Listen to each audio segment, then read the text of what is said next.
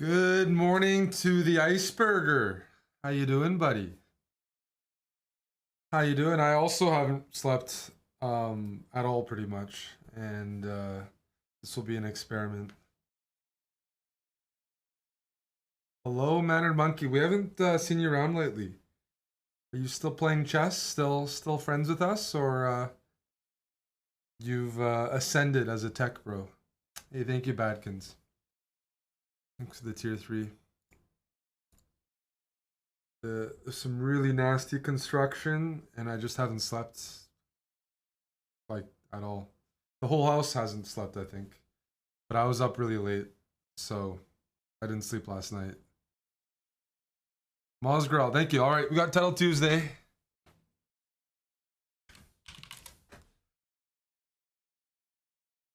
Steel, thank you for the sub as well.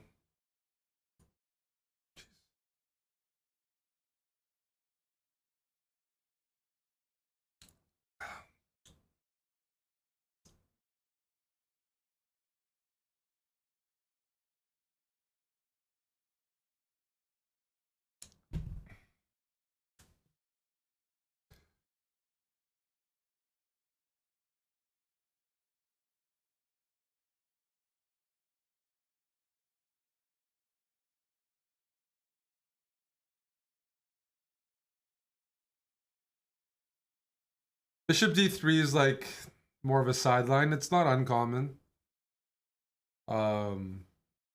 Still fairly well known, but doesn't have the same reputation as the same-ish for some other lines. Here, I think I've seen people take. And b4, I want to play b5 and win the d5 square. That might be one example.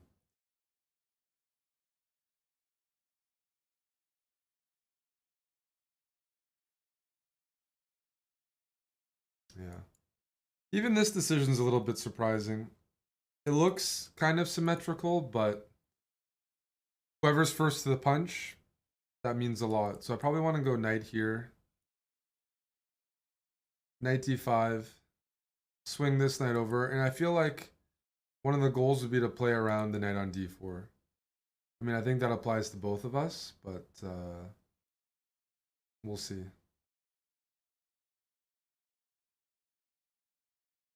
I was going to take this way.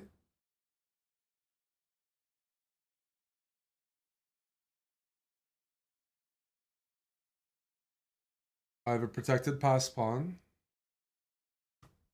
In theory, that's not a bad thing. If queen here, I'm probably going to offer a queen trade because I have the bishop pair.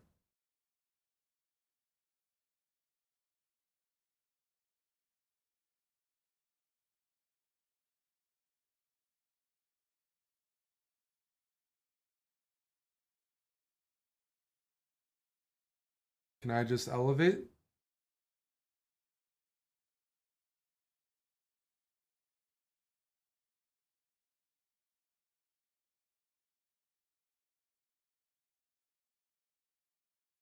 Okay. Let's try to play fast.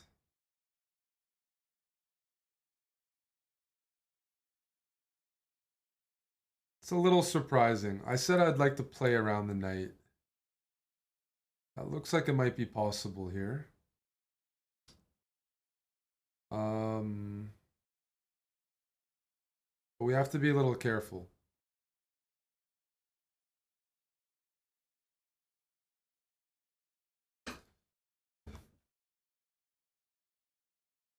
It's kind of tempting to consider taking on f5.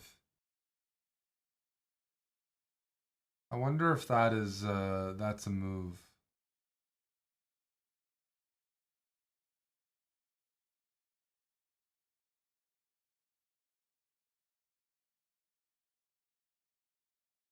Again, my brain is only working at like half capacity. I'm gonna take. Let's see if opening up helps. Okay.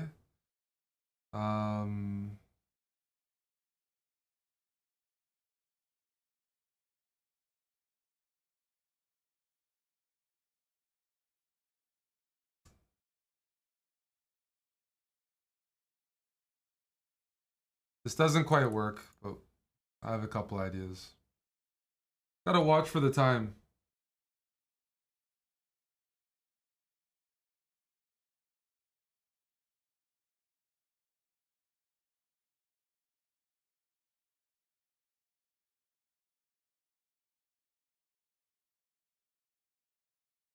That looks a bit scary. This last move looks quite scary. Jeez.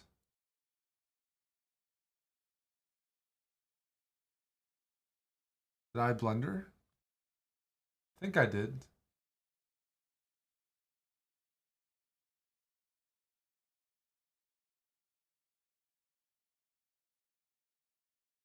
I guess technically afford.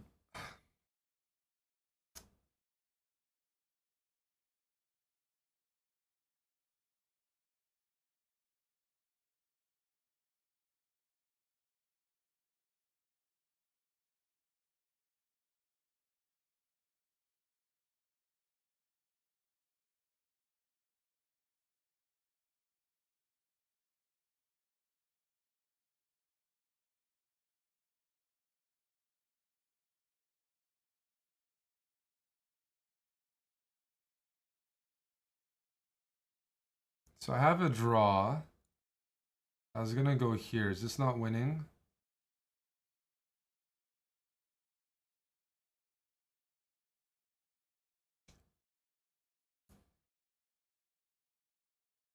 Here.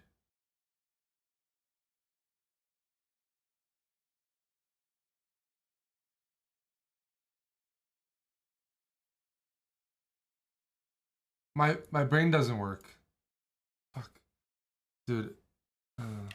Maybe it's just a draw. Queen d4 is really annoying.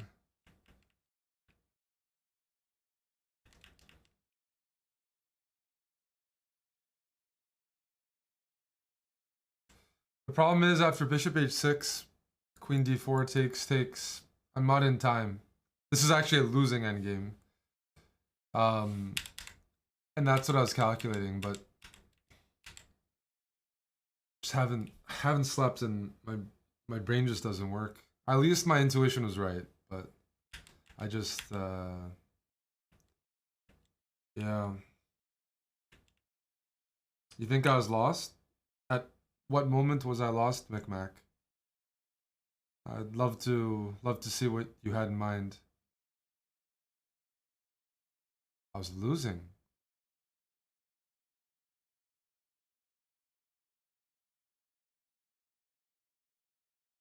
When where did that comment come from? Or what move of what winning move did Black miss during this game?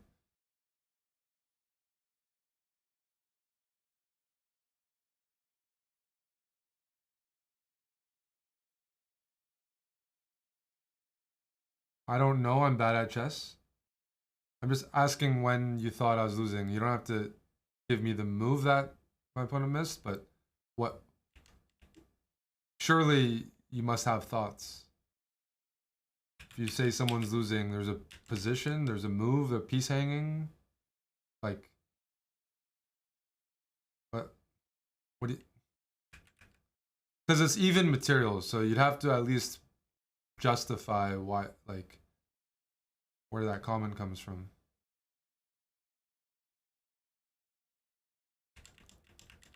I thought it was a normal, like, I just didn't think it was a very exciting game. Like, it didn't look like either side was winning.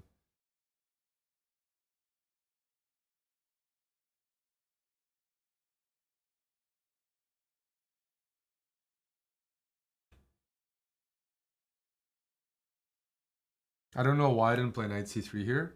It's what I was wanting to play, and then I just spent a minute and I didn't.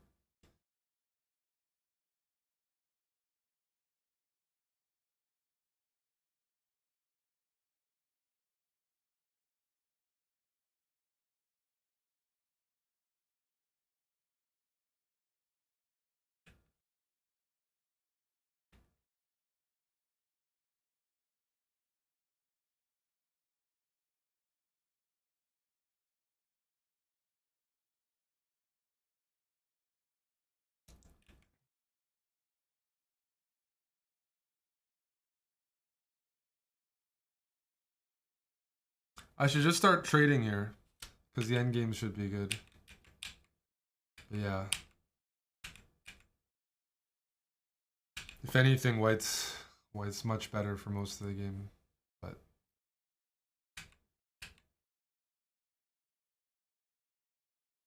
doesn't matter.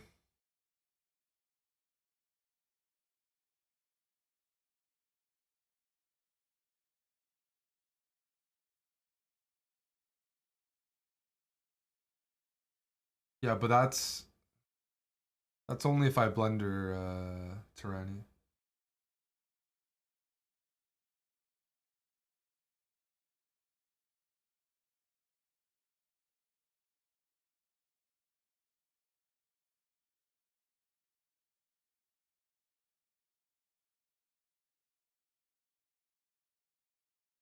Steel, Kelted, Spiden, thanks to the subs.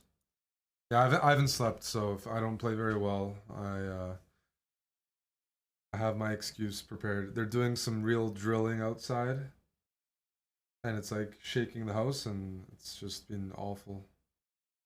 Because I went to bed at like 6 a.m. and they started drilling at 7 a.m. So, and it wasn't. I didn't know they were doing the construction. Fucking Toronto.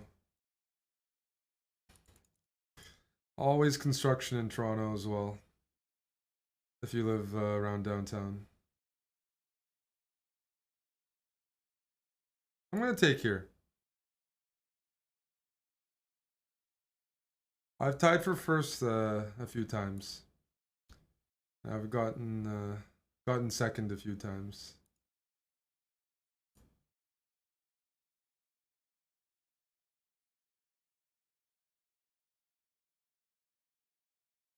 I haven't never had favorable tie breaks.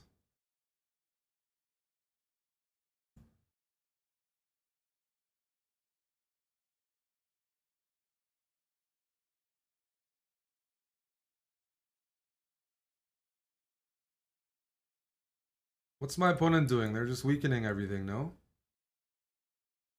I'm happy to move my queen. A few options. I'll go queen c7.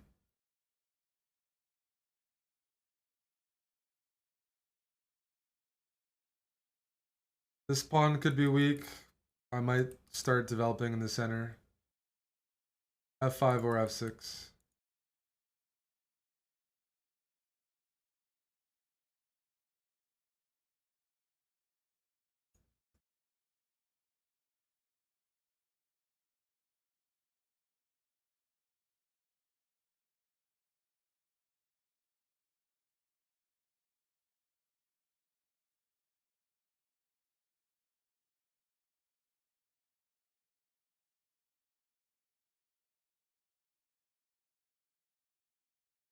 I'm gonna queenside castle. That seems fine. And the problem isn't really looking at the. The problem isn't calculating because I won't calculate much anyways. It's blitz. You should play off intuitions because my eyes hurt looking at the screen. When you like don't sleep well, you're trying to sleep. You know your eyes are like you're kind of invested in that, and that's the annoying part. Am I missing this?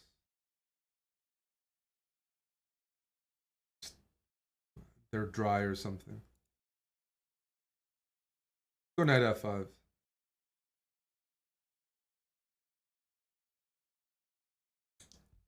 Sure.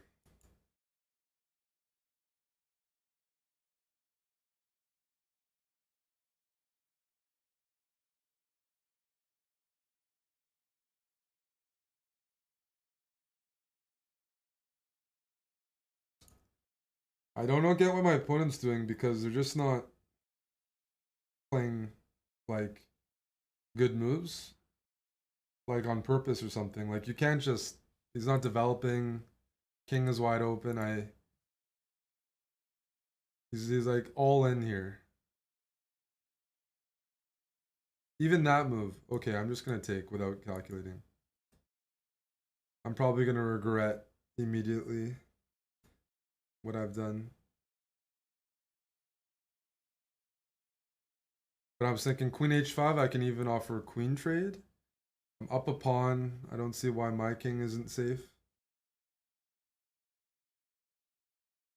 Ah, he's trying to checkmate me. All right. Queen here. Let's see if I drop the soap.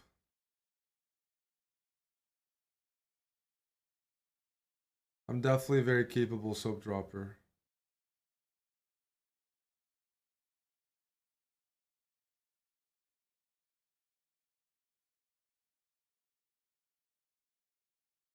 He's also, yeah, I don't know, that was weird. We'll take it. We'll take it. Yeah, I just felt my opponent was playing slow and poorly. Just defying some of the general principles of chess.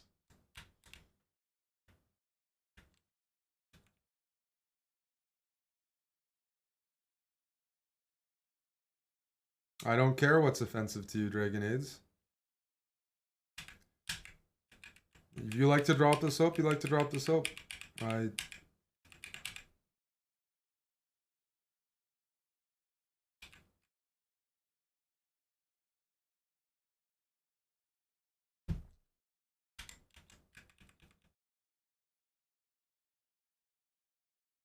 morning, bagels.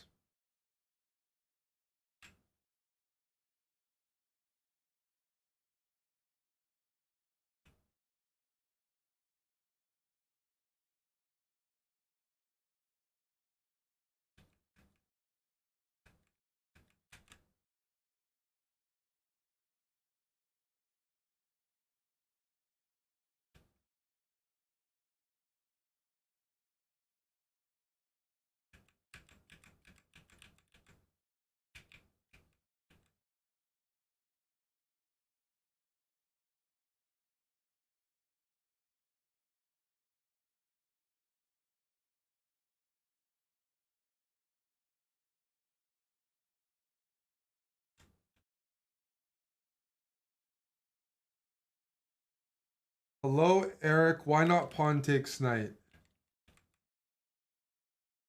Here? I just didn't want to deal with this. The idea of playing h7 is to then follow up with queen h5, knight g6. Knight g6 is not that easy to defend. Let's say I went queen f7. Then they take here, they're threatening this, and it's a lot of work. My brain's not really functioning right now. Then I have to go like knight here. I'm up a piece, but look at my pieces, and look at the pawn here. There's some compensation.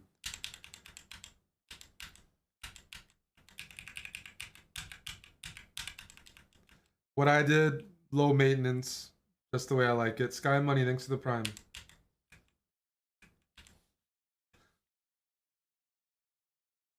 But you also have to consider psychologically in chess, right? Like, I'm playing an FM. Okay, FMs aren't very good, but they're also still relatively good for chess players.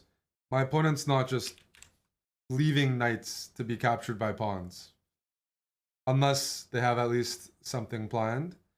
So then I look, okay, they're not a noob. They're not hanging that knight for free. And I essentially what I'm saying is I don't want to give my opponent what they want unless I really think it's worth it for me. Like it's clear if my opponent put a lot of thought into hanging the piece. I wasn't. I didn't think they would hang the piece here. Like why risk it? Why give them a position they want, even if it's not objectively super sound?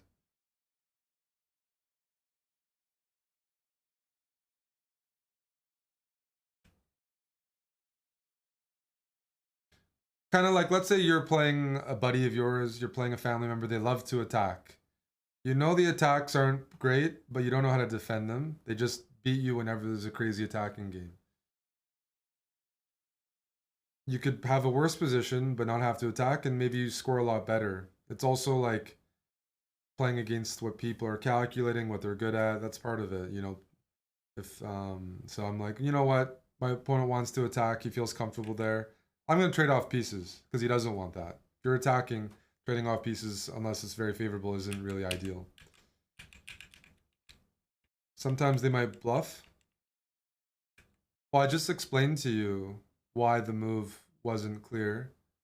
But my opponent spent 15 seconds on it. Like, again, if somebody, sometimes they might bluff. I mean, it's all relative, like what you mean by bluff. Like, there is bluffing, but I had like 2 minutes on the clock, so it wasn't like super clear to me that he would try to bluff me. It's good to try to bluff someone when they have like 15 seconds on the clock. For example, then they don't have the time to like check if yeah, if your line is good or not. But I definitely bluff a fair amount. I don't really. I've been playing d4 a bit in blitz, but I don't really know what's going on. I just don't want to play the Sicilian. It's always like hard work. We're playing Mr. Gotham Chess. I don't know if we've been paired in Title Tuesday, I think last year once.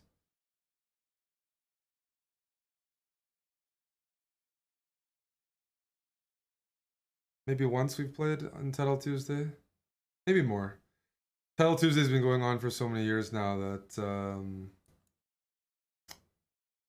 probably played just about everybody at least once.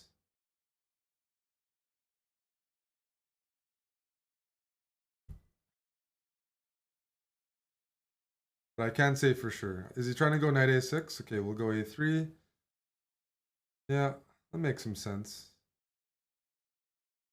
We'll go here.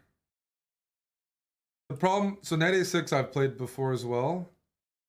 It makes quite a bit of sense, but it doesn't defend against this very well. That's the one issue.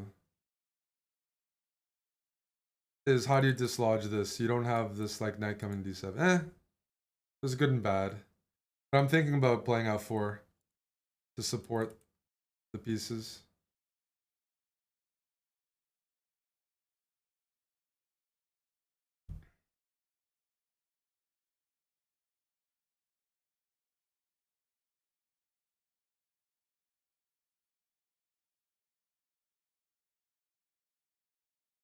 I guess I'm supposed to play this. Probably king h1, rook e1. Position seems comfortable, but I have to be wary. All right, I feel like a prophylactic move.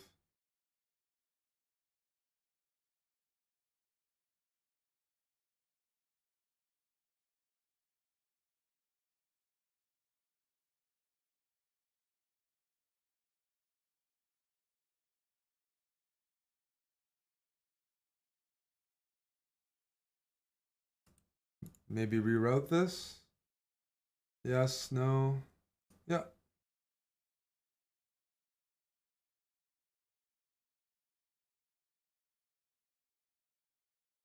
Alrighty. G4 is very tempting, not gonna lie.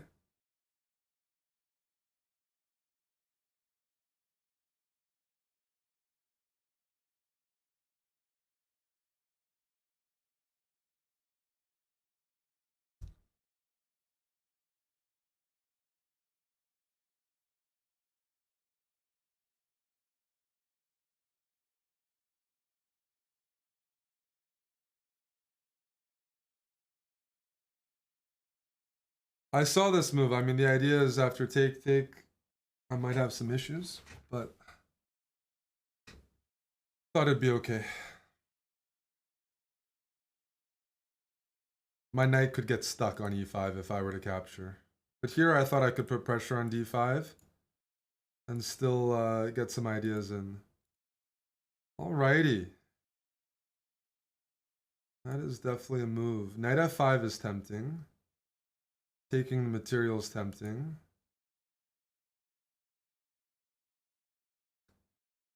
Takes. I think I can just take everything. And if f6, just play queen c6 or something. Hopefully. Hopefully I'm not wrong there. Pawn takes, the queen gets hit by the rook. I want to take on c4. Just trying to cramp the position.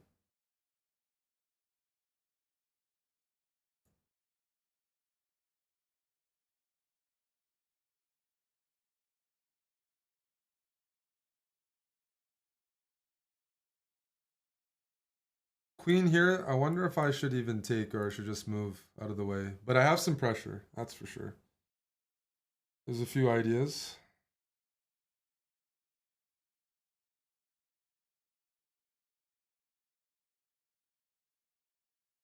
I don't see a good move.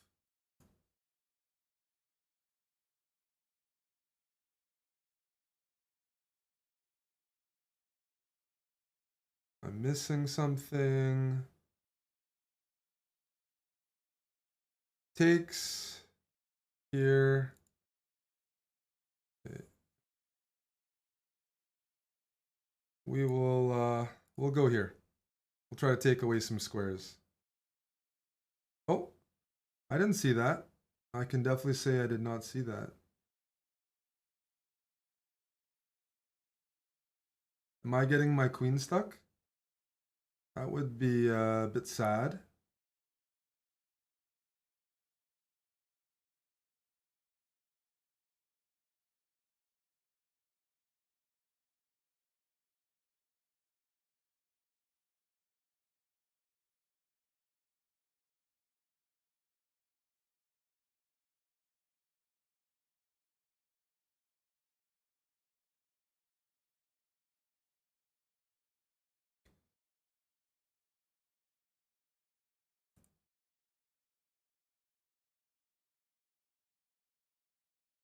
What am I missing?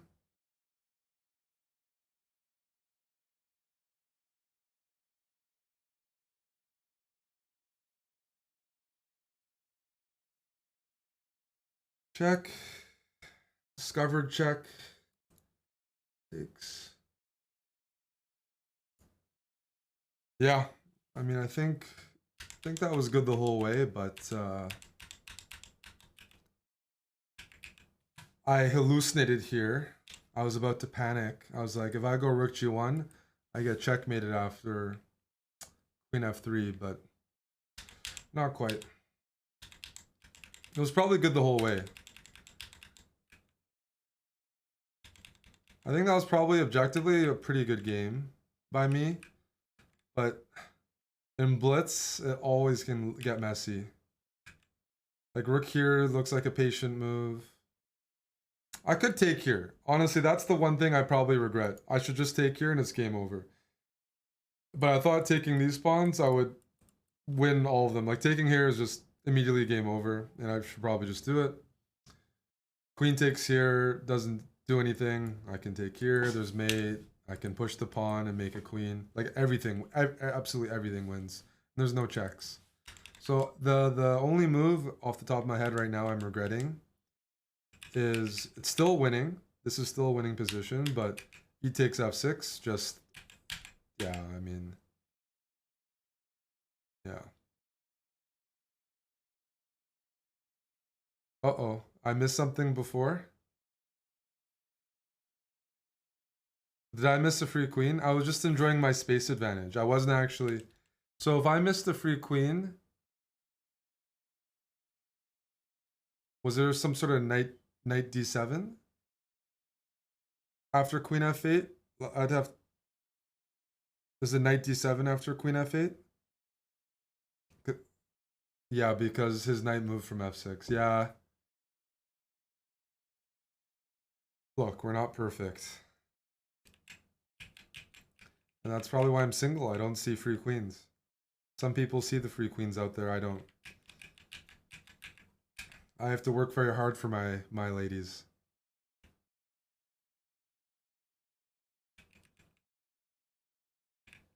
Yeah, I mean, it's not a very hard tactic. And as soon as you said it, it's like, well, queen f8 makes sense.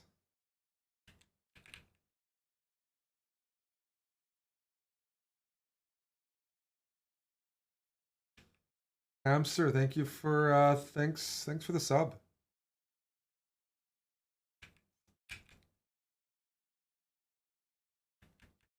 Kurt's Mannered Monkey has a question. That's priority.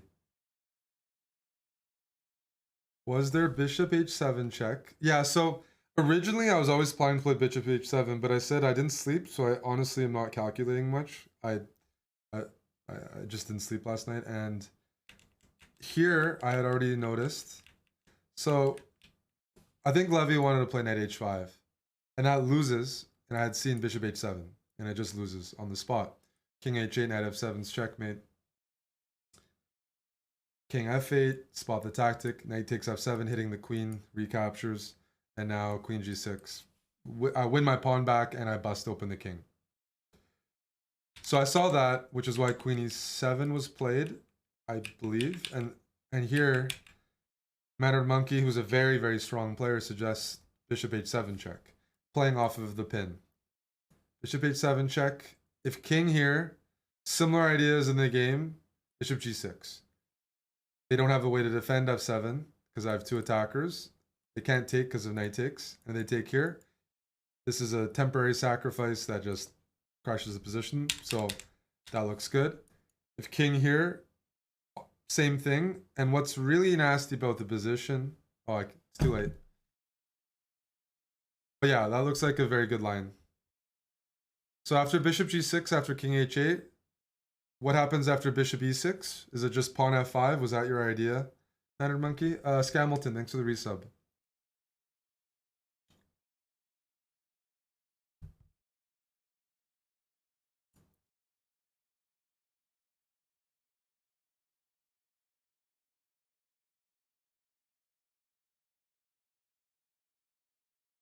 It just looked cute, says Mannered Monkey. Well, you look cute. Has anyone ever told you that? I'm playing the, who am I playing? Oh, Leandro Crisa. I played him in Argentina. He's always from Argentina, but he played the Schleiman against me.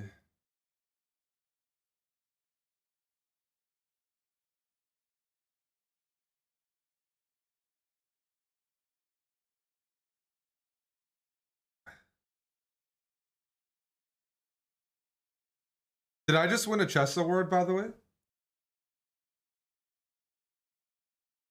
What's Hickey gonna say about me? Any points? Any points on the board? Hey, Tranny.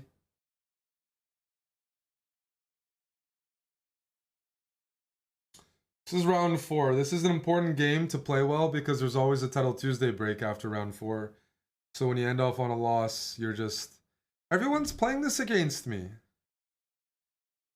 Sheesh. I don't know. I truly don't know. This is what like Alpha Zero played and now everyone plays it.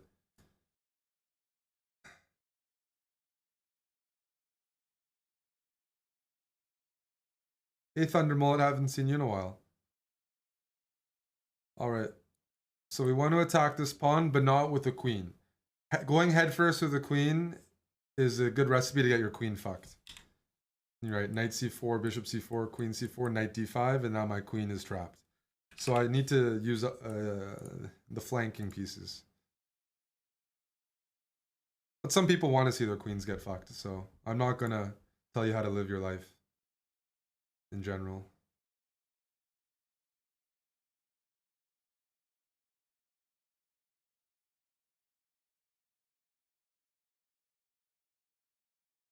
Alright, we'll just double.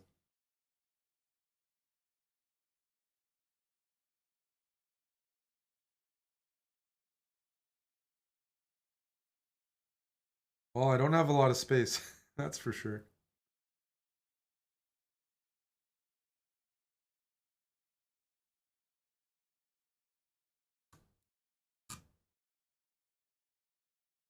If here, then I'll go e5. I haven't played too many of these positions, truth be told.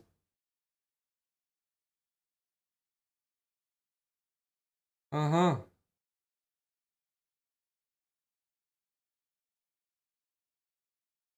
I will take. I'll go here.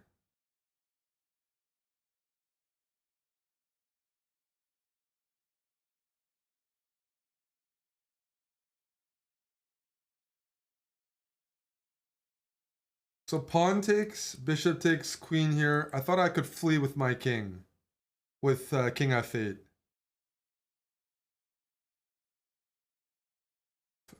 Flee like the Peruvian president Fujimori. That guy was very good at fleeing. That's not a dad bod shuffle. That's a presidential shuffle. You guys know about him?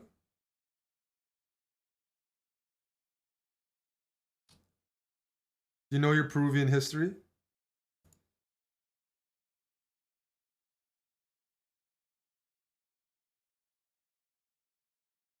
Are you cultured?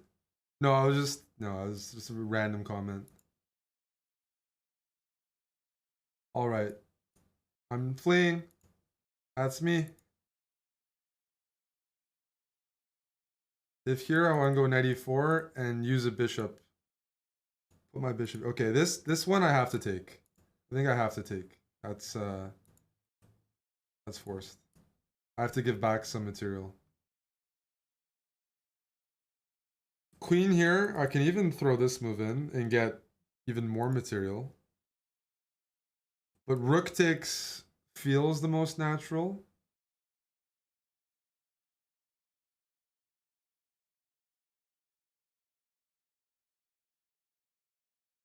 All right, this is going to be a sharp game. But after rook takes queen here, I don't see the follow-up. Am I missing? Am I missing that?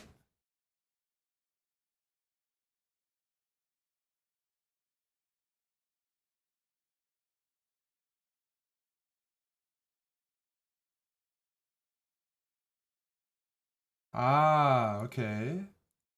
That's a good move. We're gonna have to go here.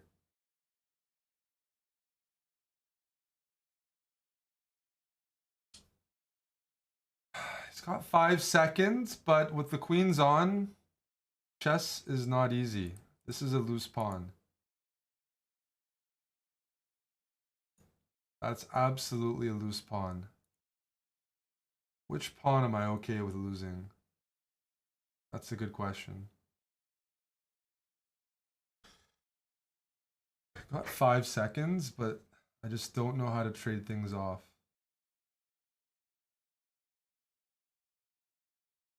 Let's try this.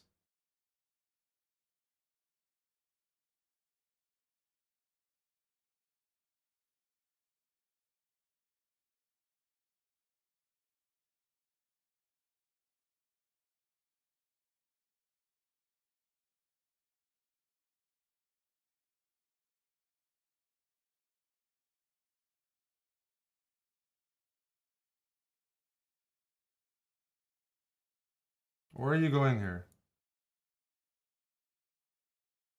Push.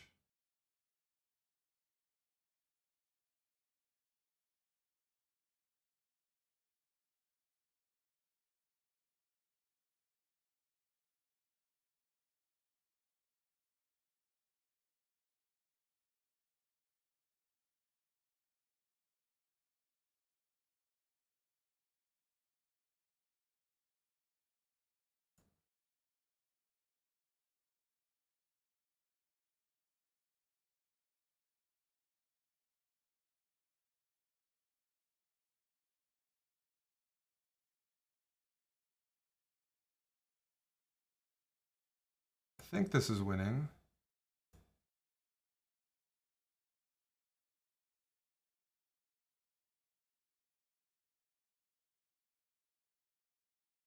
That's a funny win. It's like I'm up a pawn, but there's a outside pass pawn, but my opponent has no moves. The knight is trapped by all of my pawns. This pawn can't move. So you're almost in zugzwang. So now you can make a move. But I can just continue in that direction. King f3, right? Your knight still can't move, so you have to go here. Now I go here. Knight d3, your knight still can't move. Now you push. Now I go knight f4. Now you push because you have no other moves. Now I give a check. Doesn't matter where you go. and game over. No matter where you, so, and that's only if I want to checkmate my opponent. Because here you could be like, instead of doing that, just king e2. The knight's just being poached. So the final position is actually one of the nicer finishing positions I think I've ever had in a Title Tuesday. Every single, piece has a role. And this knight will never come into the game. Like, never, ever. That's a permanently boxed out knight. What? So I spent a bunch of time here because I have to analyze, and this is where, working on calculation, I can't calculate right now, but queen d5. And I'm like, I don't think that's winning, right? I'm up a pawn, but this knight can stop this pawn, and I have split pawn. So king here, g5, king here, knight e3, knight e3, pawn e3, king d3. But this is almost forcing. His king is just really fast in grabbing either of the pawns. So if I can't trade queens, what am I supposed to do? I can go here. Then there's queen b3, and it's similar in that the king is pretty fast compared to my king. So I actually think b5 was probably a nice move to correct my structure and create this wall. CM Roy, welcome back, 32 months. Shaved Deer for 3 years. Alexander Scamilton for the 21 months. And Torani just tipped me. Thank you for the tip. I like tips. I like servicing viewers. Whatever I can do to make them happy.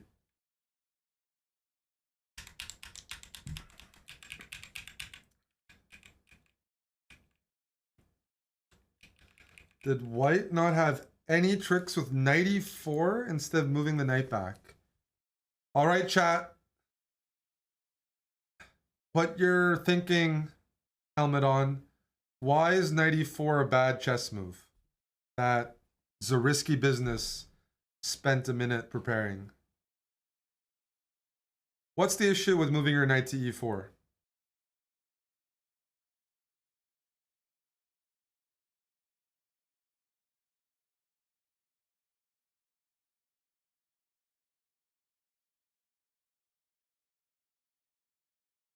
If you're rated around 500, this is a question for you. If you're 500, 600, 200, 3 digits. Let's work on our chess rules.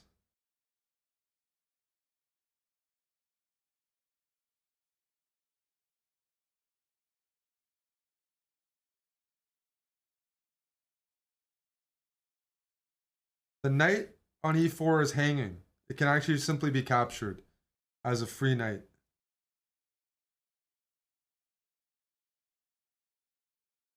There's no defenders, and there's no useful checks. So it's a very poor move. However, if this queen was... This queen was here, then there might be perpetual, but that's drastically different.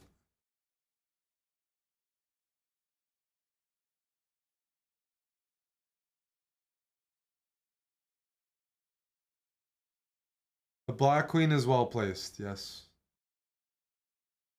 The Saint, thank you for the 6 years. 72 months. 6 years. Thank you, the Saint.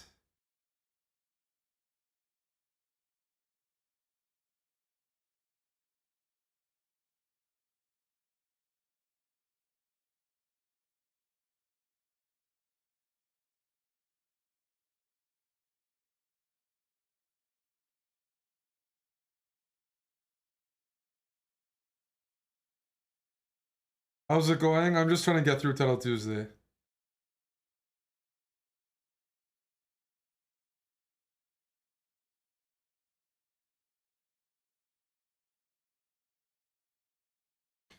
But There's a break after round 4. I got 3.5 out of 4 if you're just tuning in. My name is Eric. I have not done a morning Title Tuesday on stream since the winter or the fall, I guess. I'm usually doing the later edition. Did I win against Levy?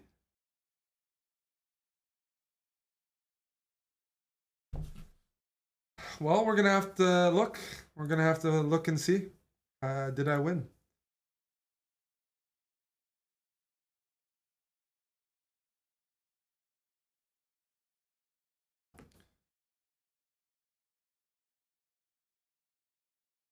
Yes. It says I won.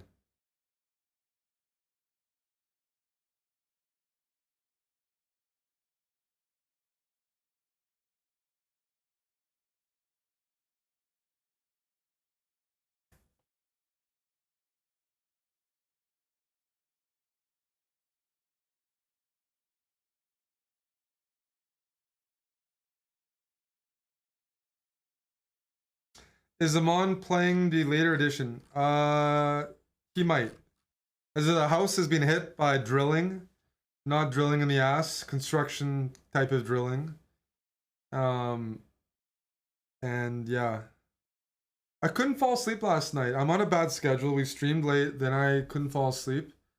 And I'm also doing no fap with a few buddies. So when you can sleep and you're doing no fap, it's actually like, what do you do with yourself? So my brain started going elsewhere.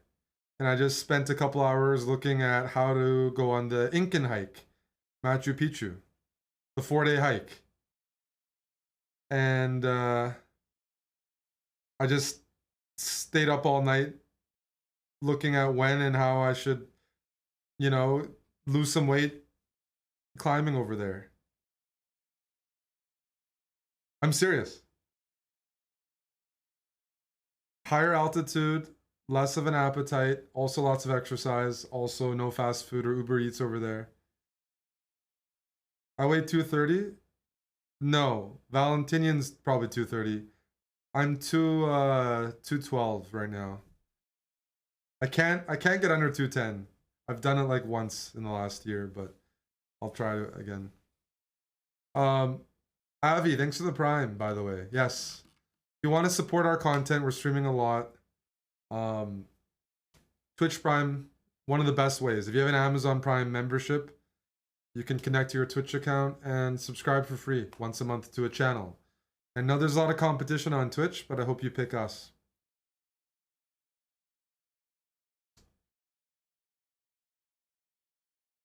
Because there will be a baking stream.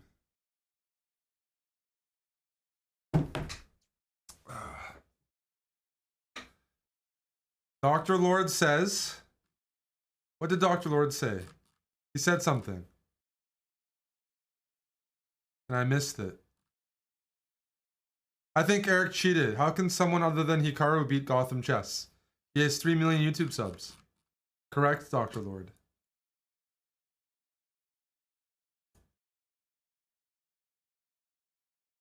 All right, round 5. We're playing a Dominican IM with 3.5 out of 4, which means it's probably pretty good to have 3.5 out of 4. And he's the streamer, which means he's even stronger. Some streamer elo.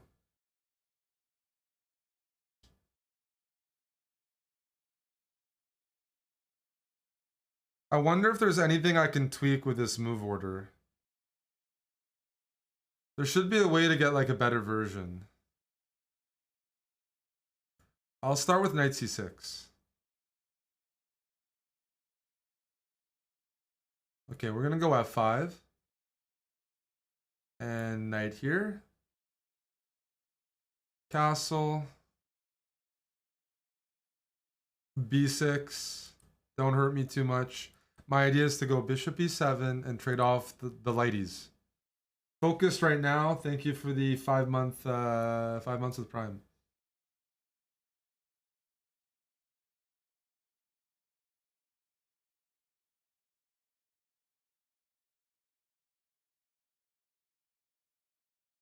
Okay.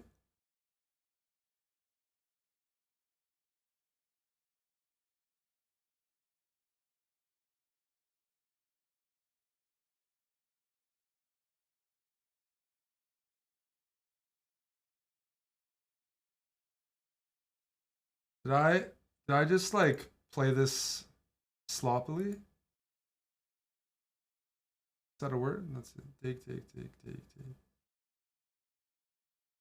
think I'm okay. He wants to go queen b3. Takes, queen b3, queen d5.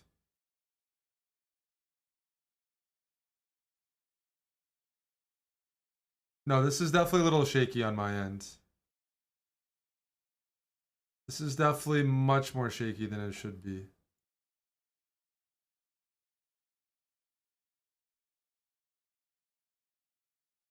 Yeah. Like if I'm given a move, I have a great position, but that's not chess. You know, it's white to play. I don't know if I have time for that move.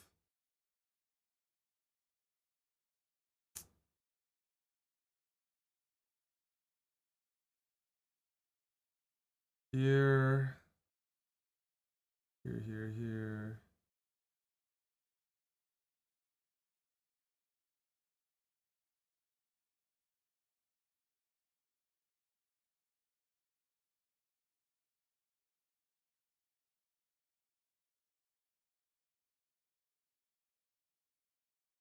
I don't want to move my rook away from the F file because in some positions my knight recaptures the queen on d5 and then f7 is hanging. Here I thought I had check and the knight hangs. I'm trying to be a tricky hickey, you know? I think rook f7 was a really good move. But we'll see. Okay, now he's just in a bit of trouble. We are up a piece. I'm inclusive.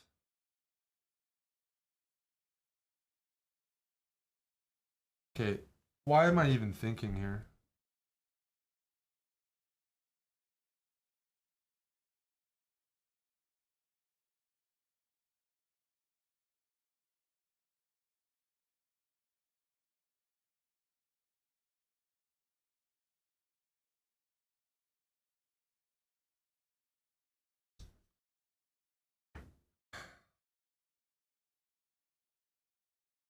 Yeah.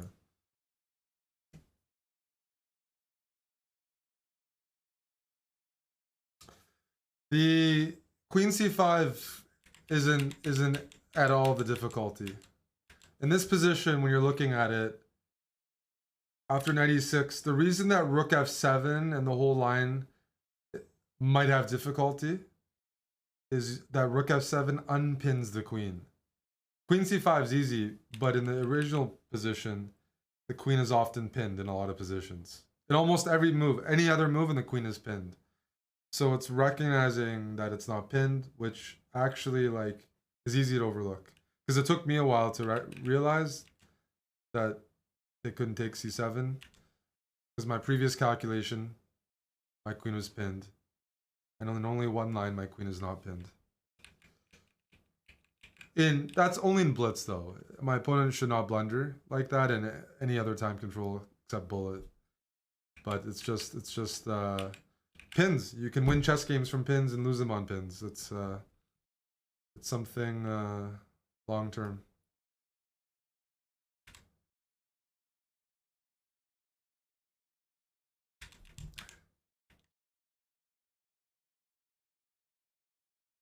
Queen takes d5, knight d5, and all of a sudden, voila! I got two defenders on c7, and I'm probably pretty happy. Although this is playable.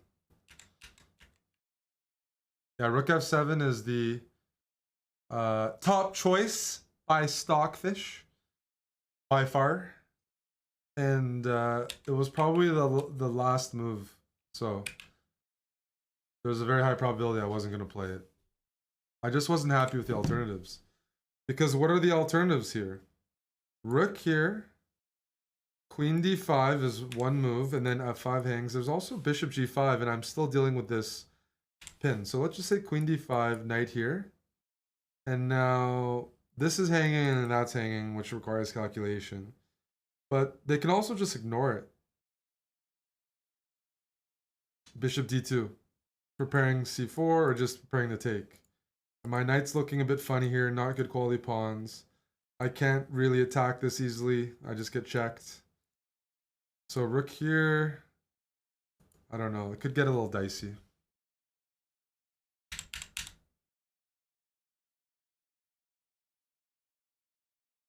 What do I do after trading queens in c4? When?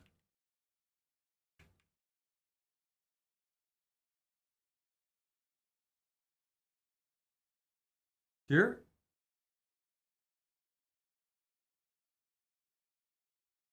No, see, Bunglet says I was thinking the same thing, Roy. I don't think you guys are referring to the same thing. Oh, you are? With rook f7. But isn't that good for me?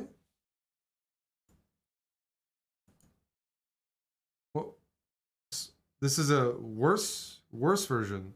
Now I have knight c3 and c7's defended. So after rook b2, I have knight a4.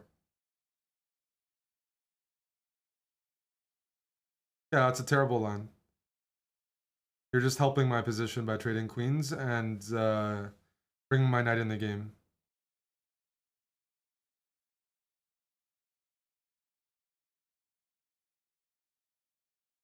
No, but knight a4 is not the only reason these are some poor lines. After rook b2, any other move. Rook e8. Now your knight has to go back to nowhere. What's another move here? Rook e7. Where's your knight going? Like, every single move here is good because you're just helping black's position. You gave me a much better version of the game because my knight on e7 is now on c3. My rook now is defending everything without any blockage. No pieces in the way. So yeah, even here. So something like this, and then knight a4. Let's just play out this position. Black has untangled and has a slightly better pawn structure.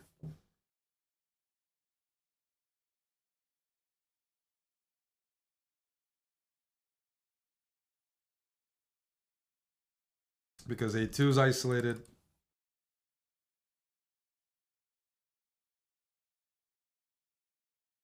Who made the new profile picture? This has been an emote in our channel for 4 years. It's not new. It's been around for a while. That's just Lawrence. Lawrence made it. You'd be happy with white here? Well, it's all relative, right? If you take a good position and mess it up, you could still say you're happy with it because your position is still fine, but you're still playing bad moves, which is what you've been, you've been playing bad, suggesting bad moves from a position of strength.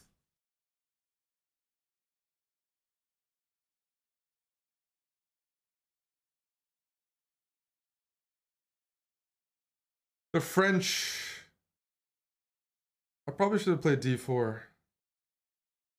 All right. Play 92. I don't think Andreken's played the French against me.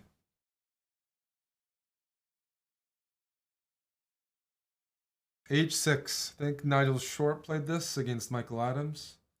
Although Short plays quite a few Frenches. Yeah.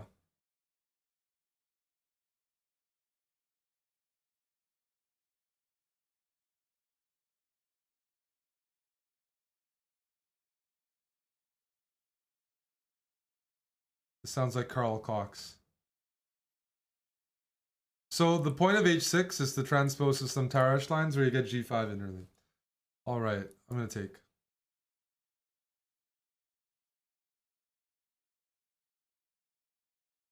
c4, rook check, and bishop f1.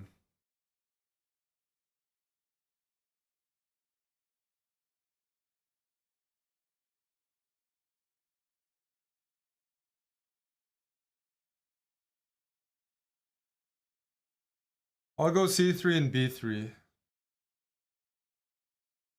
I should be in time for it. And if I can get b3, I can break this grip, and then... So here... b5, a4, think I'm in time. And if pawn takes, I should probably recapture with a pawn. Which isn't the end of the world. Okay, I get it. He's gonna go b4. This is gonna get sharp, which doesn't surprise me too much. I'll go bishop e2.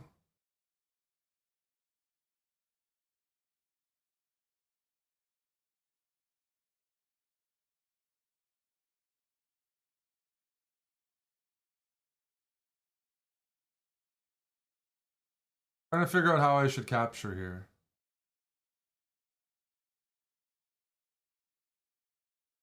Somehow c4 is tempting, but then at the same time, I'm giving black a pass pawn. So no, I gotta get that idea out of my head.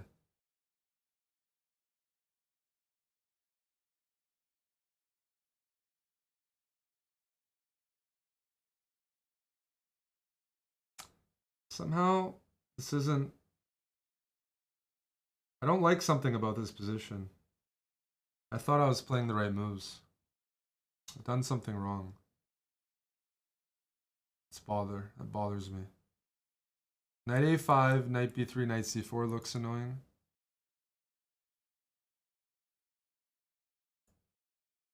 Of course he spots it.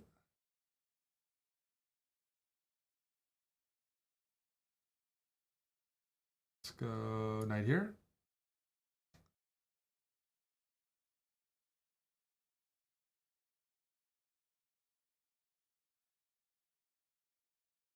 I really should be recapturing this.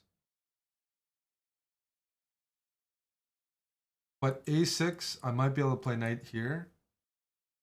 And I know it's very sharp, but I was trying to get in the intermezzo knight c6.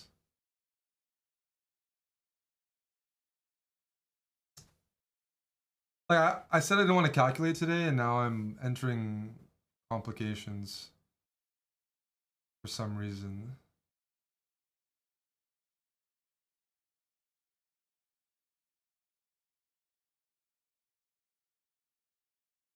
They're interesting. I guess it's because I'm playing a good player. My idea is to sack a piece temporarily because I have knight a5, knight c6 after, which looks quite promising.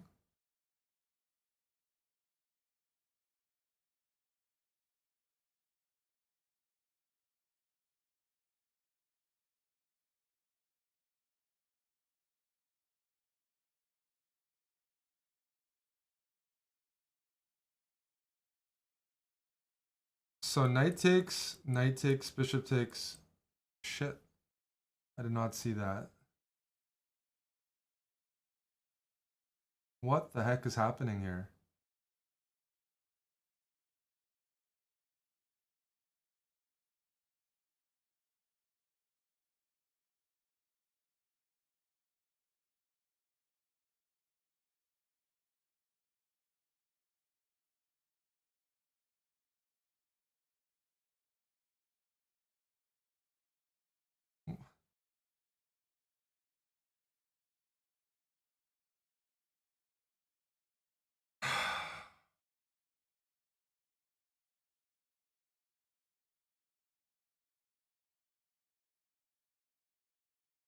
Did I miscalculate? I mean, this just feels unnecessary. I'm going to take this. I'm going to have a queen for a rook and a minor piece. That's usually good.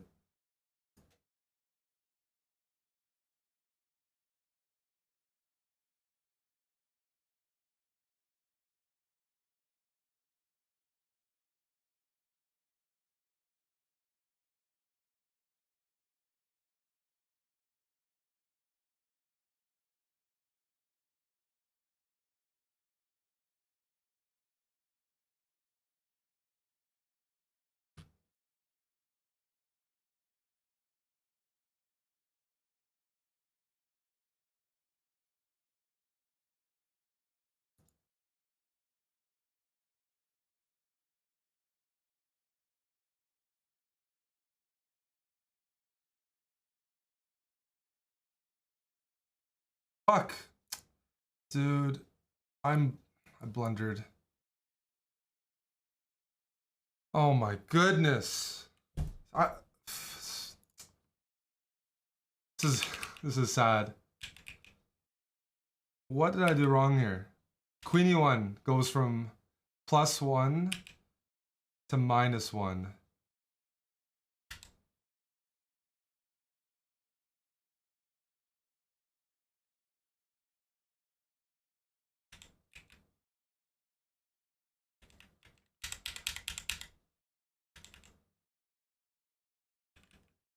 Losing these positions is just super sad. White's supposed to be trying to win this, and I lost it in like 5 moves. H3 makes a lot of sense. You just have to cover the back rank. And H3 is preferable over F3 because you want to keep the file closed, the second rank.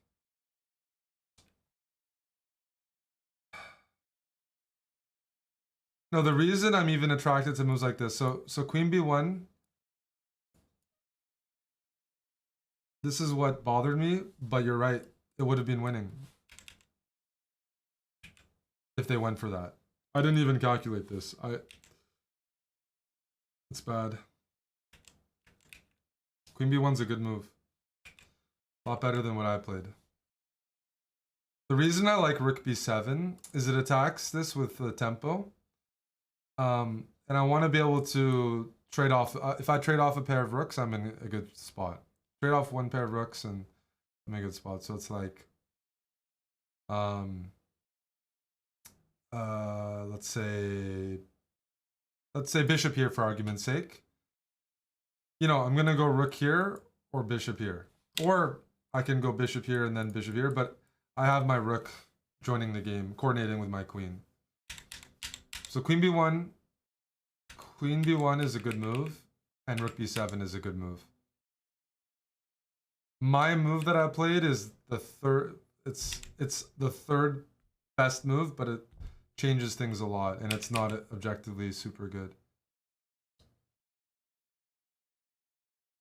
Yeah, because here I have to start playing moves like this, and then they go here, and I'm in trouble. Oh man, that's happened so many times against Andraken.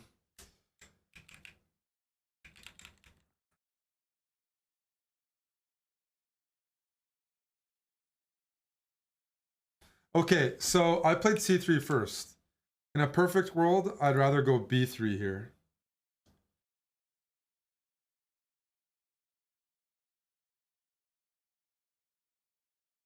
But I have to calculate a few things, such as this line.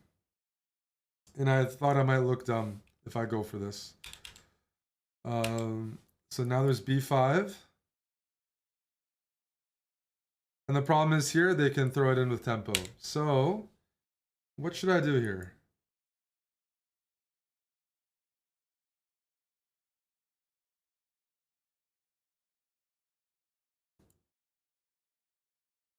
Yeah, but I wanted to break these pawns, so interesting.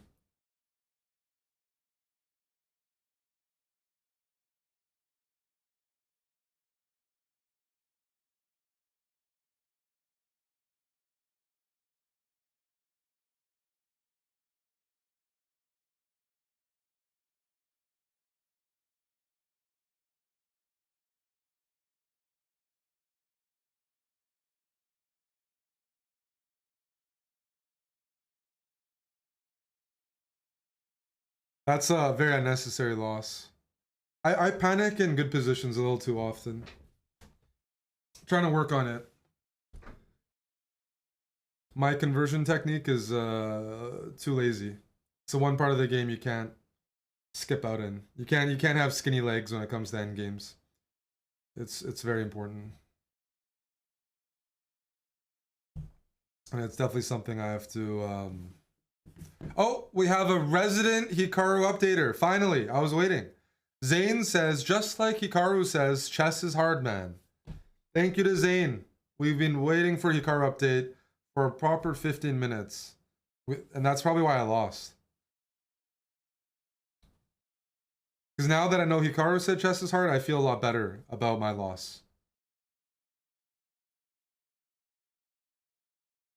I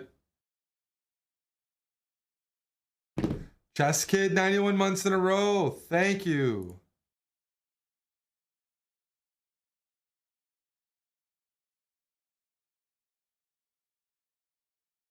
Any other Hikaru updates from the chat? That's our favorite thing. We don't care what Joe Biden's doing. We don't care what your buddy Justin Trudeau's doing. We're here for a Hikaru update. GeoVoid, hello. Cinemoto, thank you for being a sub. At 9,000, we're doing a baking stream. We're not that far off. Come join.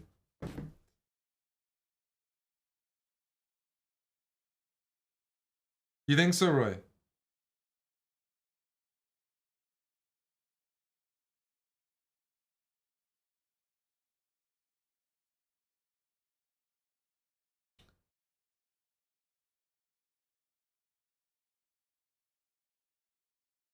We were close at some point.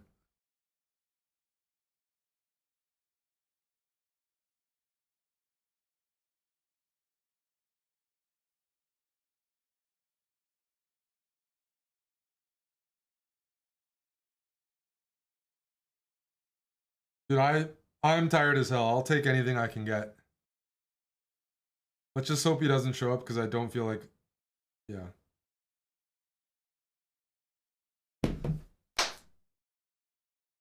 You gotta bring out the big KO button for that.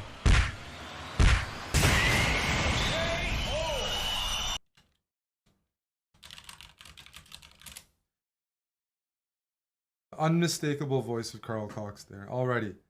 So we're at 5.5 out of 7. We're getting close to Aman's score. His morning score. I think he'll do better at night.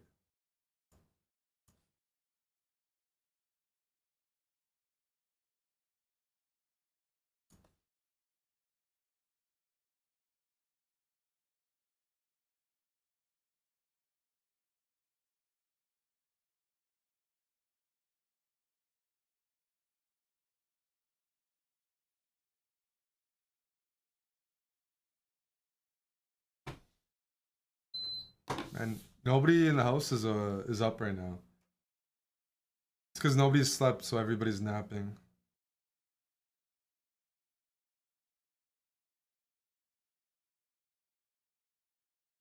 I got to adjust our sub goal. I don't think we're hitting 333.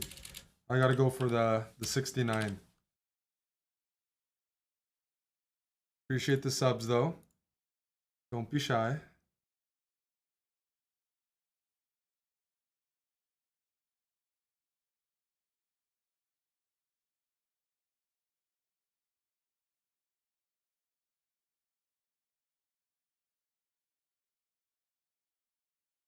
Hello, Amanda.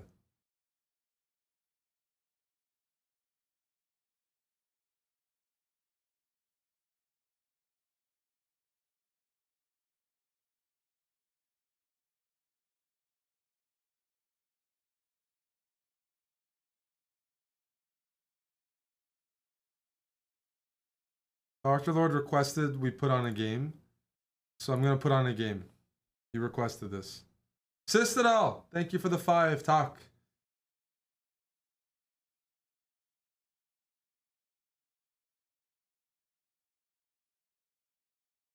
Thank you, Dirty Harry. You're liking the hippo every Friday. Every Friday the hippos come out. He's winning. Probably knight c5. Yeah, he's very accurate here. Rook d7 was tempting, but your knight's hanging, so you gotta move.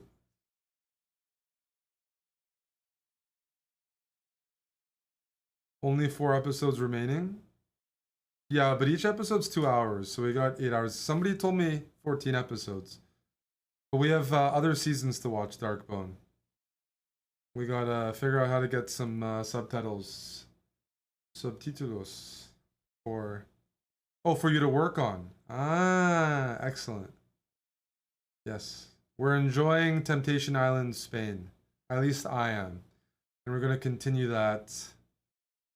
Not today, but probably tomorrow, episode 3.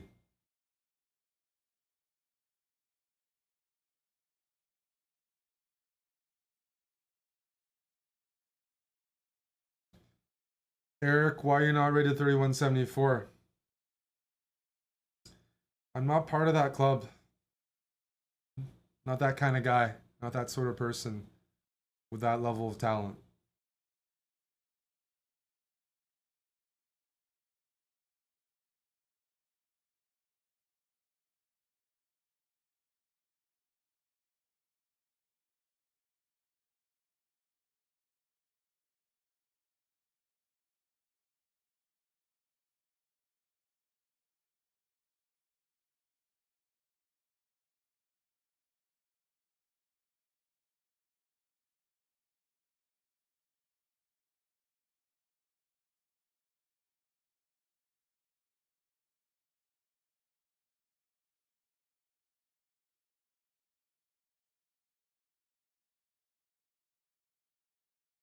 Beam me up, Snotty. 53 months.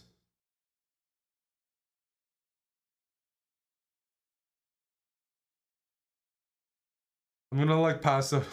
I turn on the AC. I'm passing out. I need some cold air here.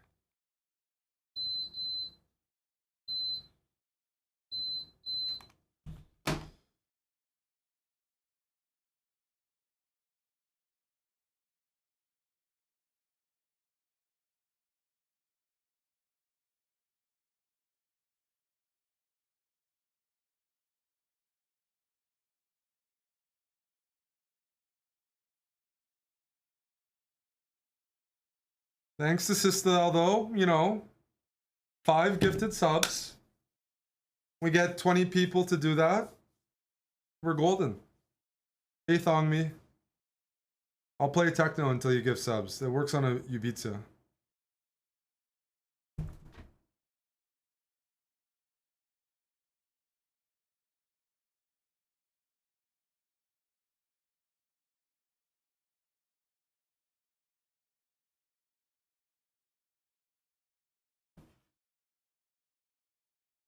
Hello to Lethbridge Chess.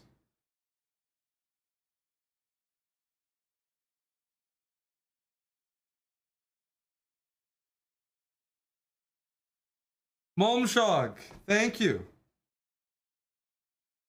Badkins, thanks to you as well. 5 and 5 and 5. I know Sistadal is Norwegian. Molmshog just gifted 5 for Jeff. I'm going to Bergen in May. And Oslo. Z Chang! He's lurking from Singapore. Hello, buddy. How's our resident Singapore chess improver?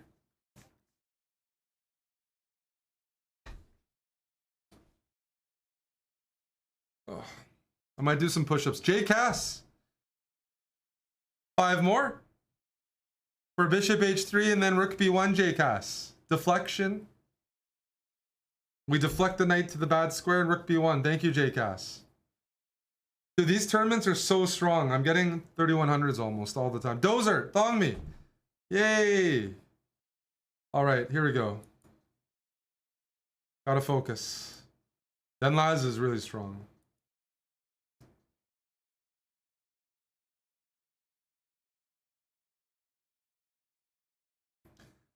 This is quite common too. Bishop d2 these days. But unfortunately, I don't actually know what I'm supposed to do. Which probably is not a good thing to admit. I just know bishop d2 is quite popular.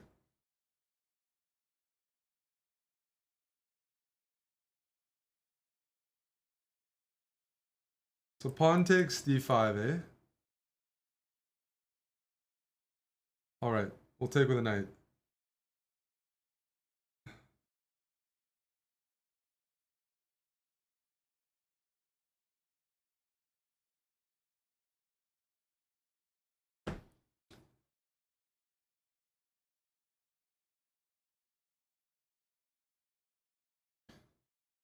Knight f3 is a little tempting here. But it probably shouldn't be. Bishop e2, knight d4, ed4. Alright, we can play this first. Knight d4, pawn takes d5. I'll go c5 and b4.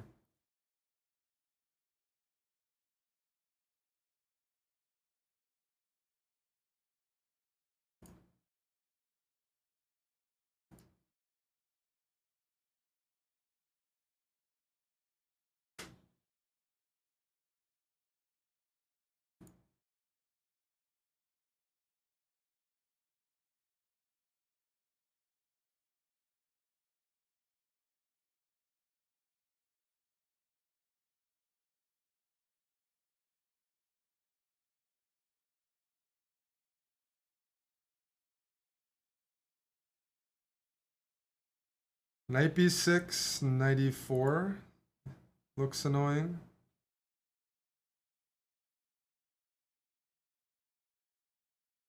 A few of these moves look annoying. Okay, let me try this anyways. Man, I didn't even see that. Okay.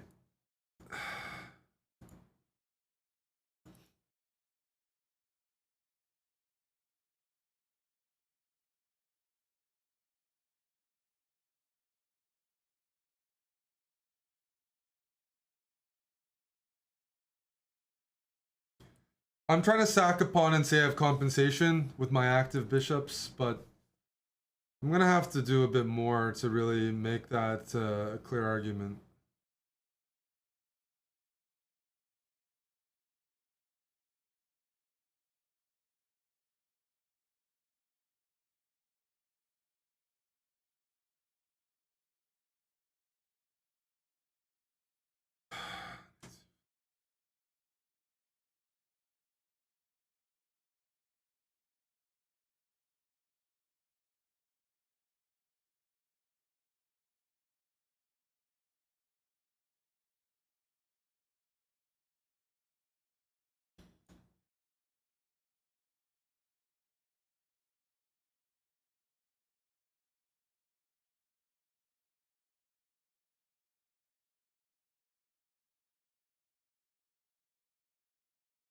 Probably something like this.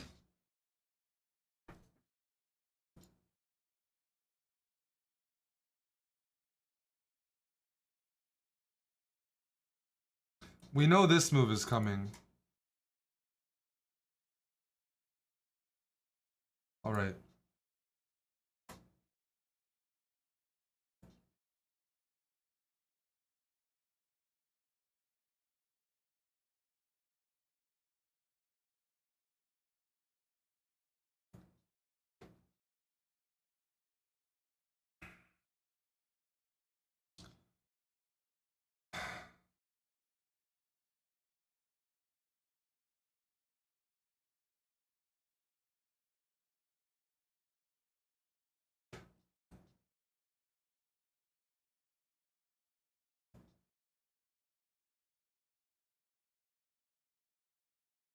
I want to go h5. I hope that's not misguided. If h5 then, I'll go queen g3, bishop here. Okay. So what happens here?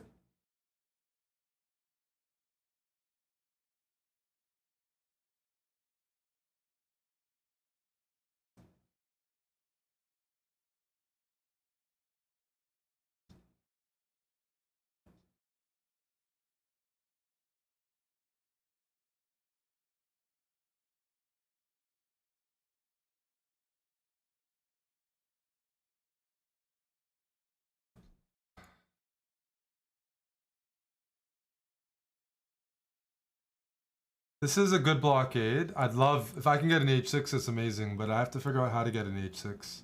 And that's not very easy.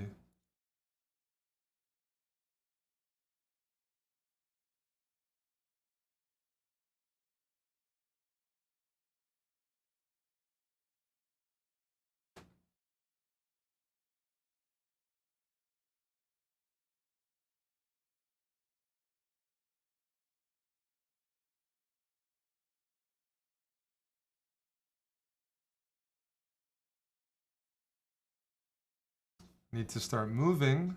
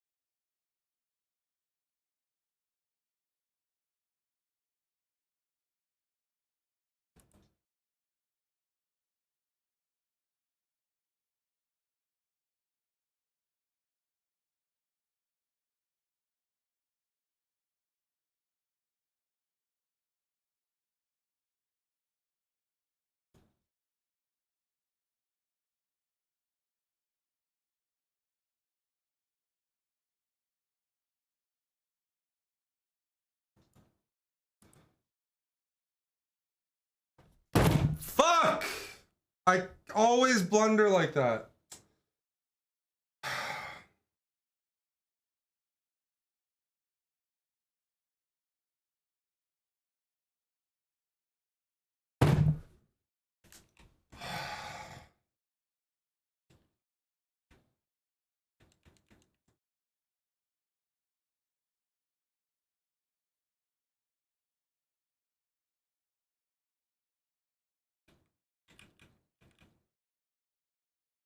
I don't know why I didn't play Rook C1. There's so many moves I just don't get why I got in time trouble.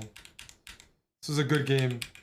Fun game, but White's doing well now with outside passer.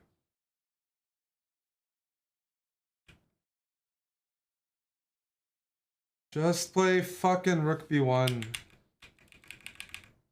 Even this though, I shouldn't lose.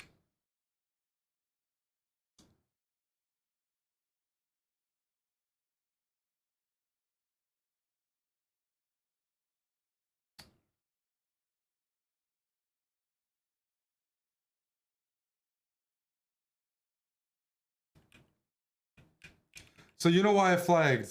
Because I wanted to play Rook B4 only after I realized I almost played Rook D2 and blundered.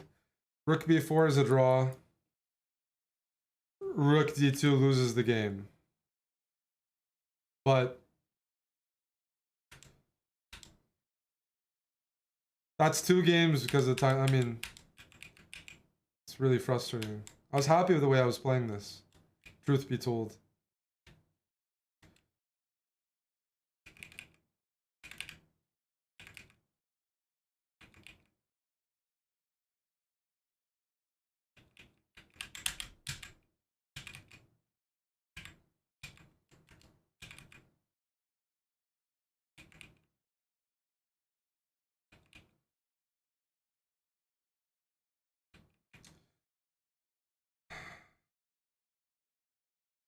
I think I didn't play this because of this move. And I'm like, am I not just inviting? Are you telling me King F1? Okay, that's the robotic. I didn't think I could go Rook B1. I'd love to go Rook B1, but this concerned me. Because I never want to play F3. Rook behind the pawn is ideal. But this move scared me. Okay, King F1 is... Ugh.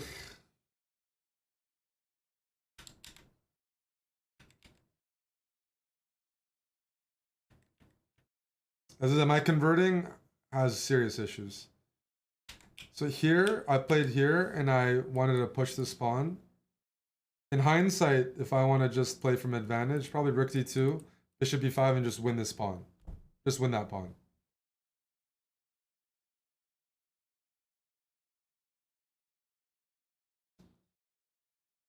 If they go here, then I go G3. Don't have to worry about getting mated at all. And I'm probably gonna just do the same thing I did without any stress. Just I thought this was a nice move because it took away knight e5. But actually, knight e5 is probably not such a concern. And I overvalued it. Because after bishop b5, the knight doesn't have good follow-up squares.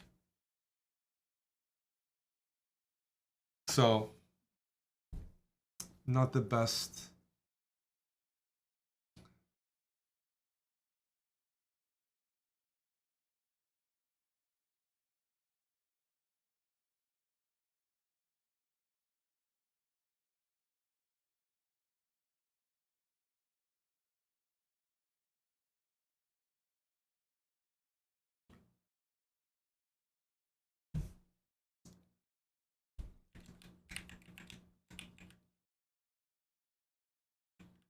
Yeah.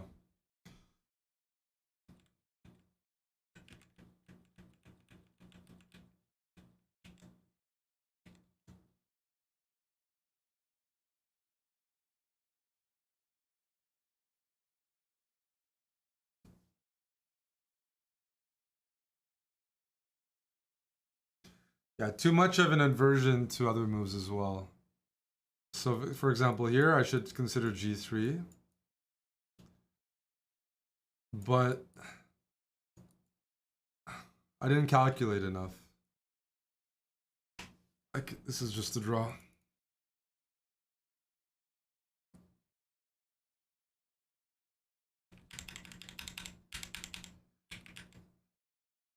I just have to just find king 8, g2.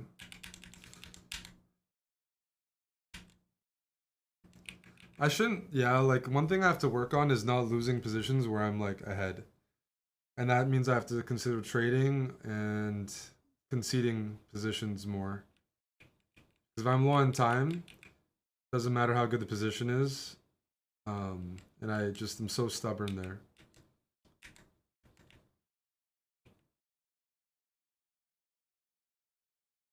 If white can trade off the rooks comfortably, you know, the a-pawn is close to winning. It's easier to push because of the bishop pushing it through, but he was quite resourceful at preventing any sort of comfortable conversion. Yeah, same thing goes with the king f1 here. I don't know why I didn't see it. But you have to see here, it looks a little dicey. But it works. And then f4. So here, f4, knight c4. And it's a draw, but if you're low on time, you can easily blunder a fork. So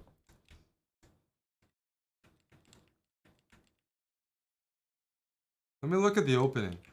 I actually end up getting an interesting position. I was happy. I'm shocked he didn't take on c3, by the way. I shouldn't say shocked. Now that I look at it, maybe this was the problem. Maybe some sort of takes, and it just fizzles out.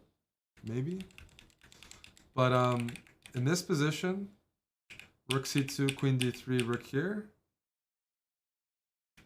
Thought I had a nice position. Queen h3, bishop d3 to blockade, queen h4.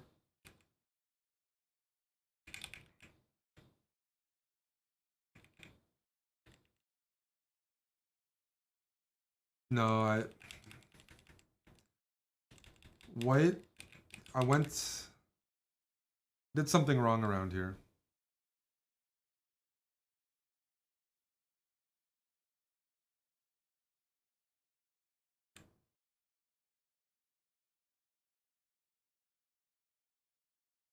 I don't,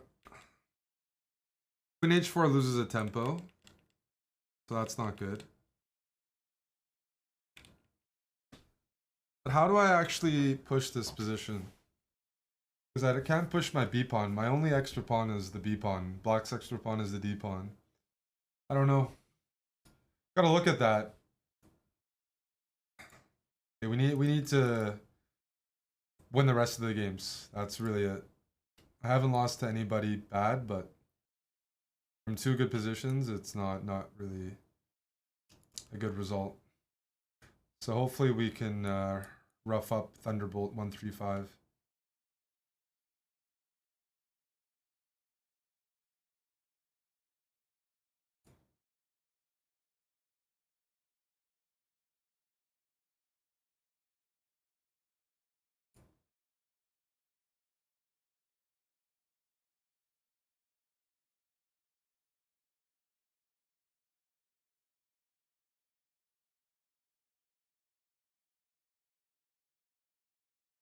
And when you need to win or you have some pent up aggression, then the Sicilian is not so bad to play. And we're talking.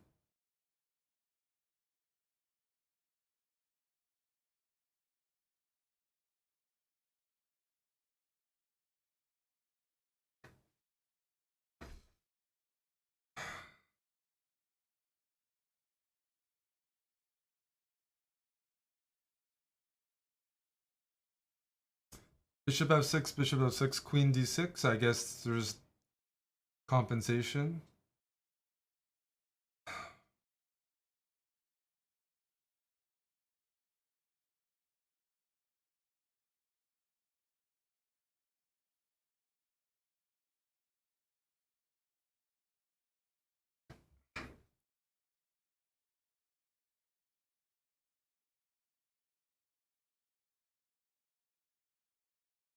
95. I just said I have to play aggressive. Need to play faster here. I wanted to go knight g3 and knight h5. Transfer some pieces over, but 95 is kind of annoying. Because I need a plan for that. At least I think I do. It depends how aggressive we want to be. Alright, you know what? Let's have some fun.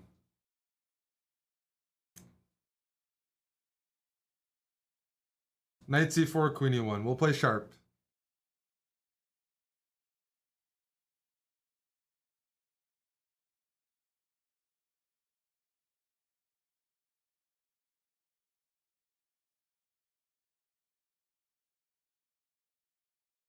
h6, knight g3. We don't care. We're here to attack and have a good time. I have to be a little careful. Here, then bishop takes, maybe?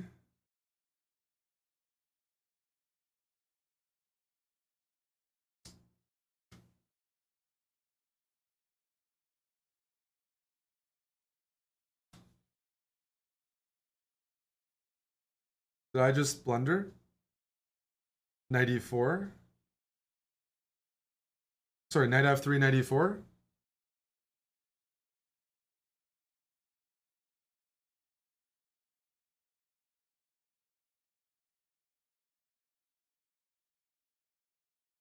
I think I might have allowed a tactic.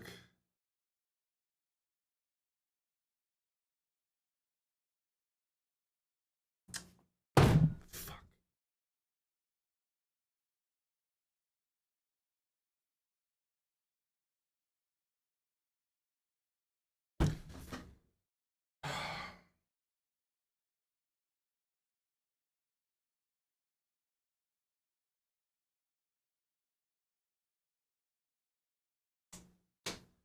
So sloppy to blunder that. It's fucking unreal.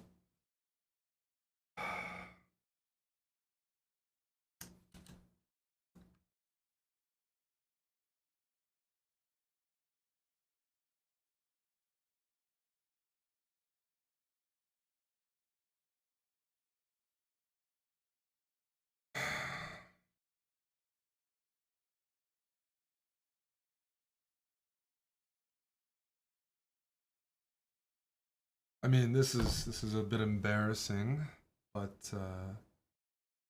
we do. All right, all right.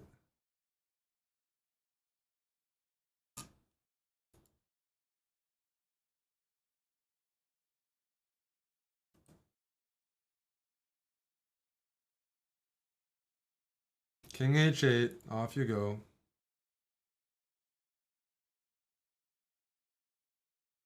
It's a really well-known sacrifice.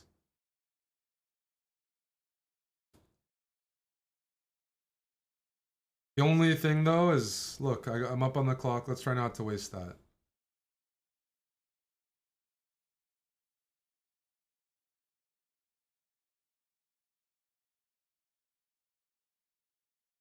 Take, take.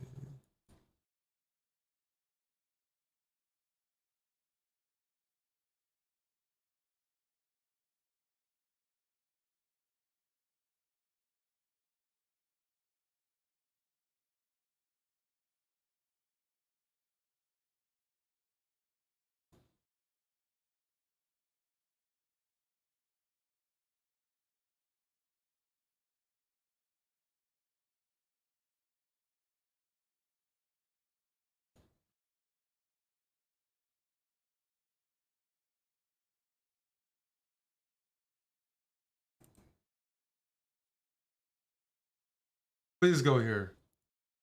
Okay.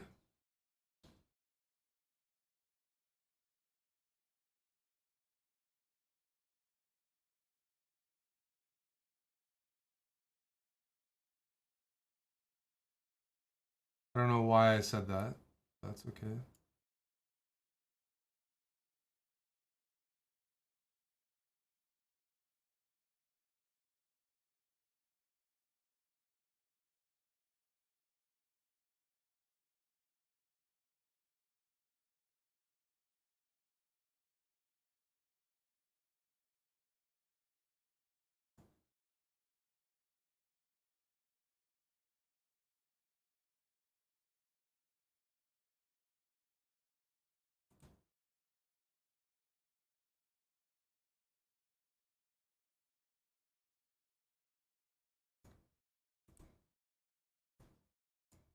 Yeah. I don't have a move. Oh my goodness, I'm tilted. Blundering that is so bad. Not the end. This position. Earlier.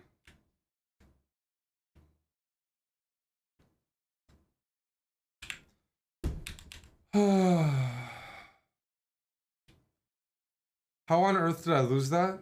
What do you mean? I was losing the whole way through. This is a really well-known tactic. I got guys like Ubitsa suggesting, Eric, why don't you play 91? Okay, like that's just based on time. There's increment in Title Tuesday. I'm sure you've watched Aman play. Having 1 second in a winning position, there's plenty of time to convert.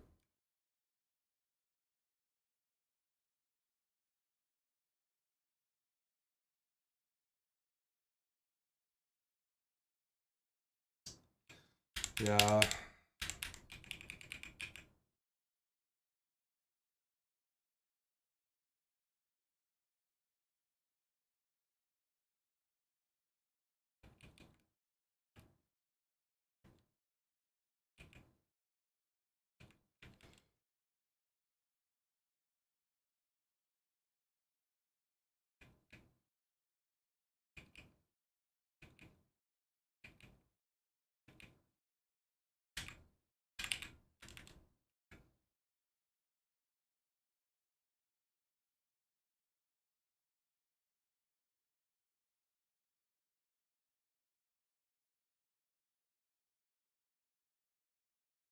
Yikes.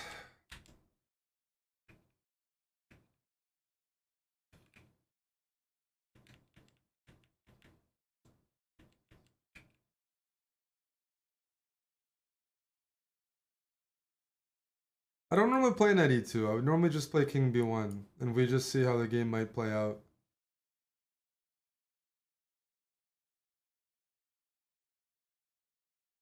It's not so clear what my plan is.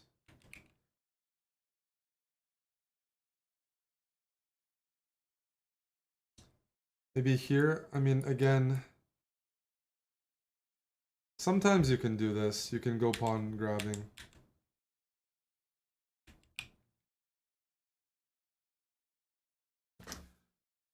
Okay, let's say I go king b1 and now b5. Now I can grab the pawn and get a better version.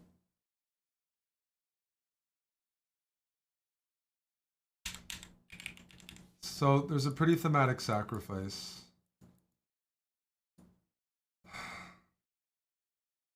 Even something like here, and black has the 2 bishops, and the d6 pawn gives black a lot of counterplay on the d file and with the bishops, the dark squared bishop in particular. So for example, I'd try to play queen c5 and try to hold on, and this is playable, but it's not always a good preference in blitz because you get the exchanges, you get the initiative as black with the bishop pair. But the way I played doesn't seem any better. Fuck.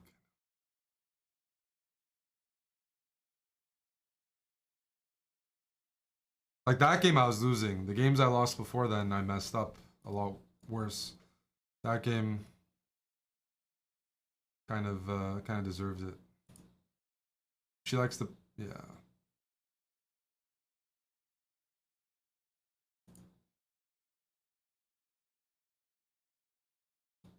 Is this theory?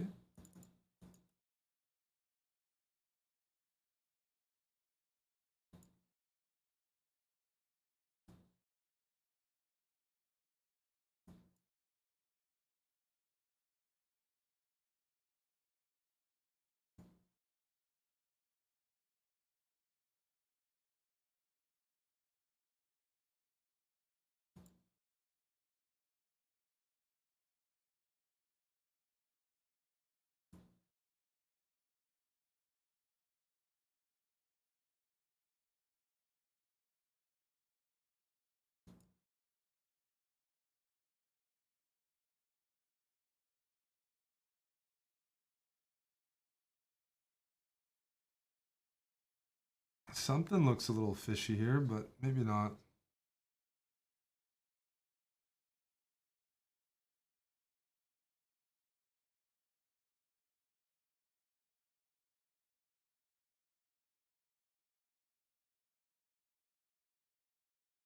Eric, stop thinking so much.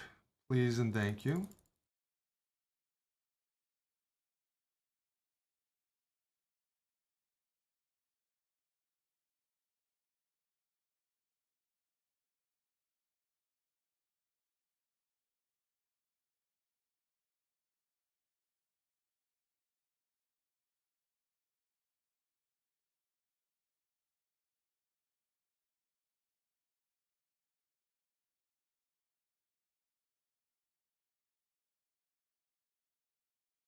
I have a good knight on d5, so if I can play knight f8, stabilize the king, put a rook on c8, generally speaking, these structures are supposed to be good. And that's what I thought this was a blunder even.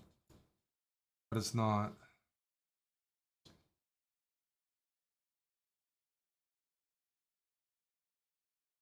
Okay. Knight here, here.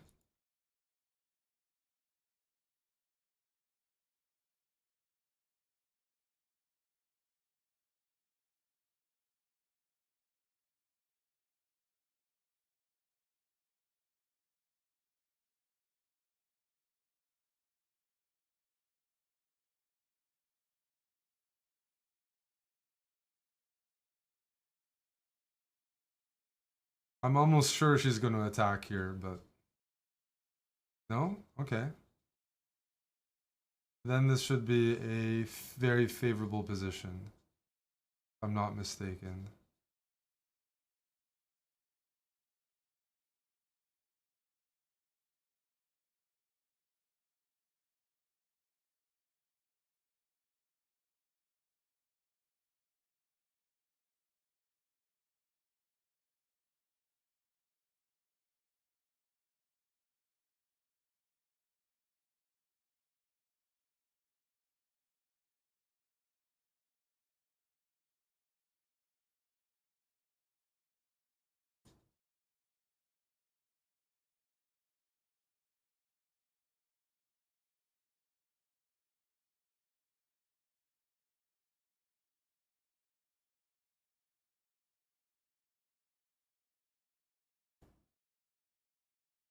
Let's put a rook on d5 for now.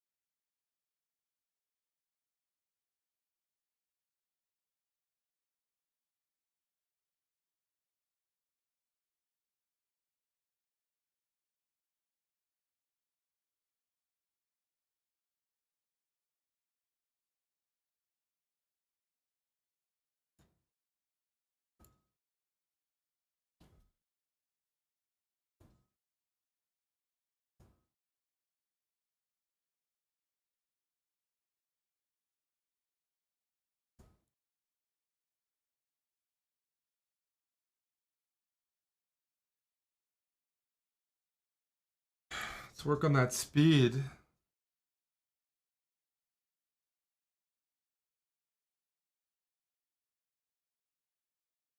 Should be a good endgame with the weak pawns, but speed is definitely not ideal right now.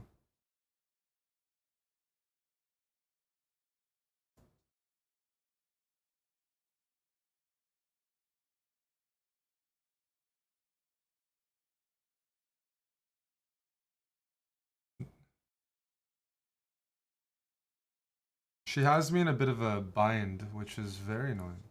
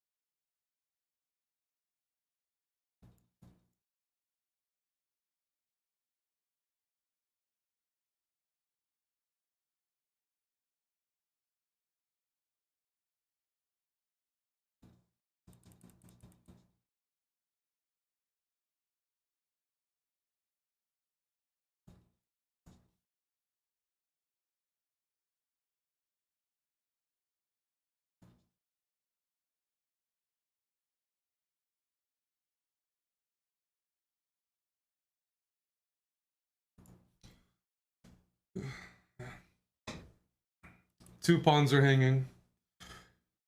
So, should be a winning endgame.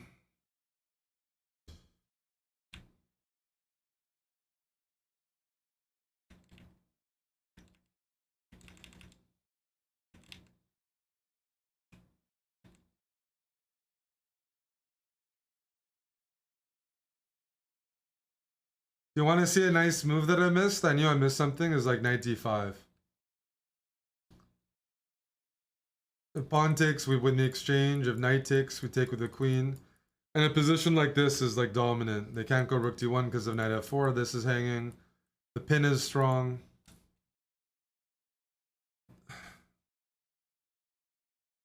If a3, there's even ideas like rook c8, rook c3. And here we're threatening knight c3. Also, here, knight takes almost transposes. They can't take here. We're threatening this, so knight d5 would have been a nice find. One day I'll play good moves.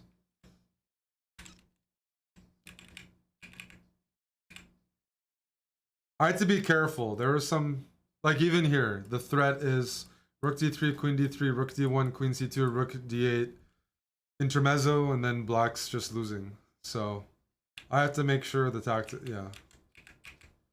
After knight c3, I thought she might trade everything, and I always think these endgames are a bit better for black. Not necessarily winning, not necessarily not a draw, but e5 is a hassle to defend, and with the queens off, my king can kind of come in and solidify, so, you know. Black should generally be preferred, I think. Which is why she didn't want to trade.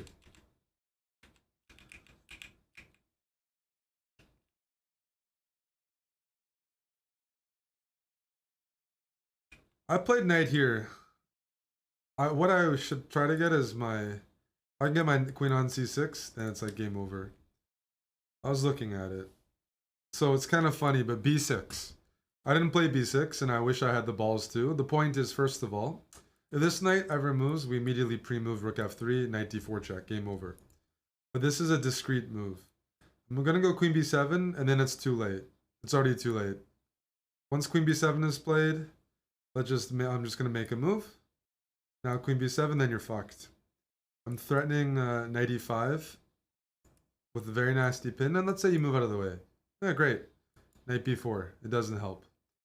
And then I just take this pawn with a discovery. Because the queen doesn't have any squares to move to defend it. The knight on c3 and rook on d3 are really, really well coordinated, so... b6 is a move I'd like to be capable of playing. Because it's a move that, you find that move, your opponent is just... Doesn't matter if they're like the top player in the world. If queen b7 is played, it's so nasty. And it's hard to see in advance. Chess Fat Bear. Is that my username or is that their username? We gotta win this. Gotta at least end on a high note.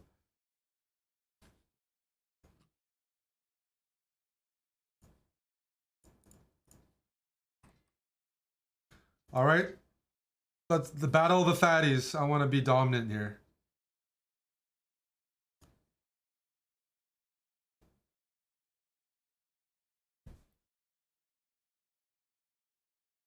Also, remember what I said earlier in Title 2? I said I've been playing D4 lately because I can't calculate Sicilians well. And I played a Sicilian and I lost because I miscalculated. And my D4 games have been, for the most part, pretty good, from what I can tell. All right, we're playing Theory. Hope you're excited.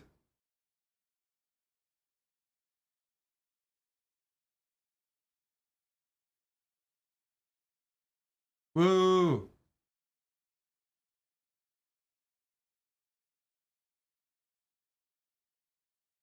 I don't know Theory. I know the structure, though.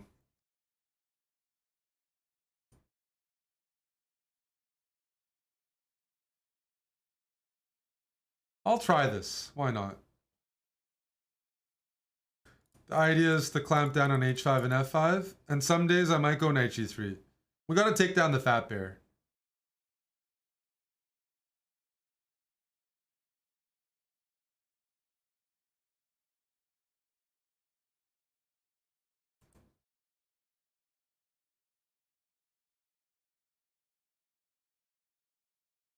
Here, we can just fatty shuffle king c2. Dad bod shuffle. No? What am I missing? I feel like I have a good version here. This is why I should play d4 more often.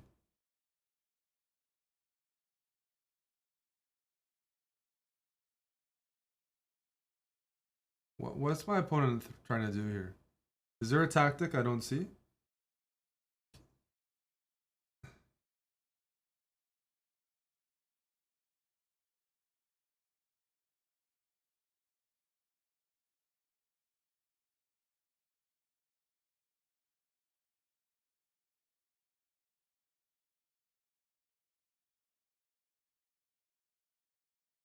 So a3 could be a weakness, right? In the endgame as well.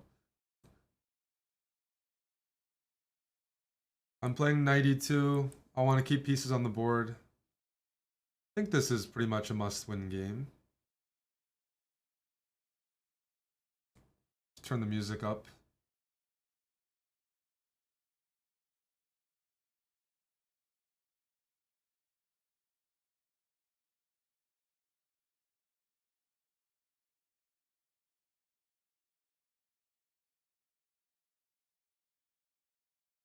I'm guessing the bishop is going to go this way. I want to put my king on f3. Is that too spicy? Hopefully not.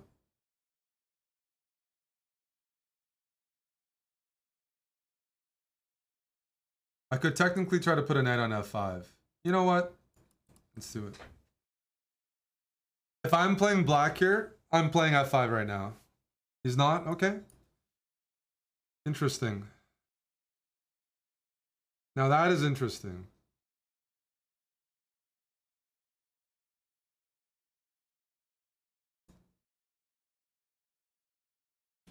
I'd like to think I'm doing well, but chess isn't so easy. I have to prove it. Who cares about my thoughts?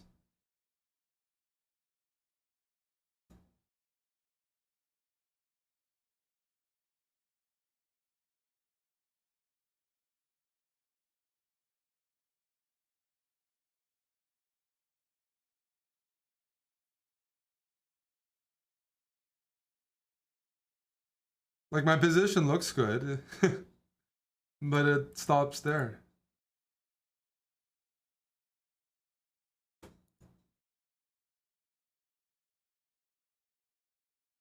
Okay, we got a knight on f5. Let's get a knight on d3. He wants... Did I just get outplayed? I gotta watch out for knight b4. I'm losing control.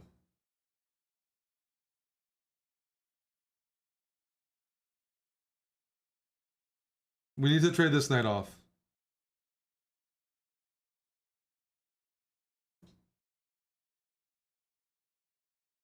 Yeah, I'm losing to... Let's trade this knight off.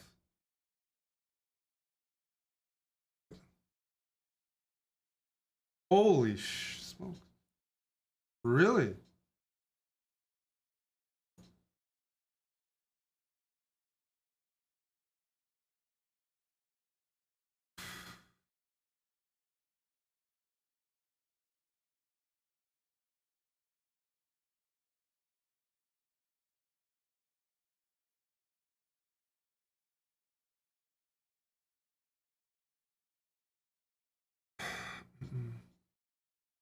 I don't like what Fat Bear is doing to me right now.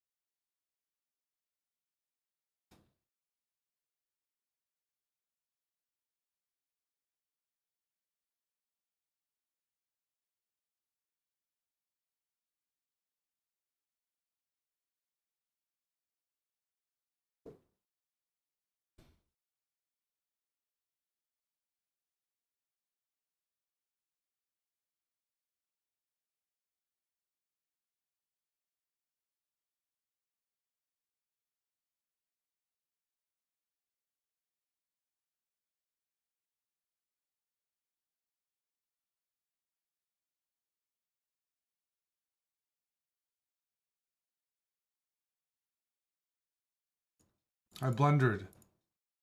Fuck! Oh, this is such a bad title Tuesday, man. I knew... Oh, man. This position is really good. And then I play a game-losing blunder. If I don't go for this tactic and I just play the end game, rook c3, reroute the knight. Oh my goodness. I've made fucking blunders. Yeah.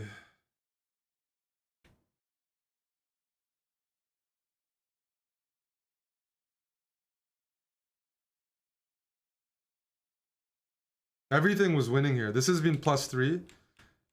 Don't check the engine, because it said I was winning the whole way through, but I wasn't playing the moves. Everything wins. I said I wanted to trade off the knights, and I didn't do it. Like knight d3, for example. Get some winning position, knight against bishop.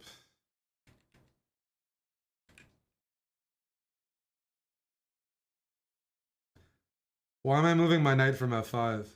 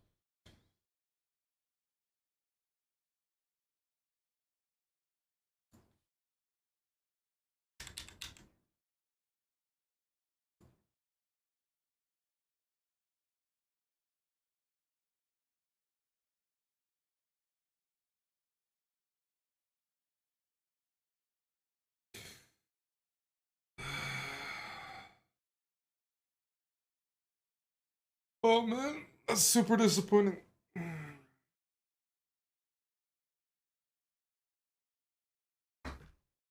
Fuck.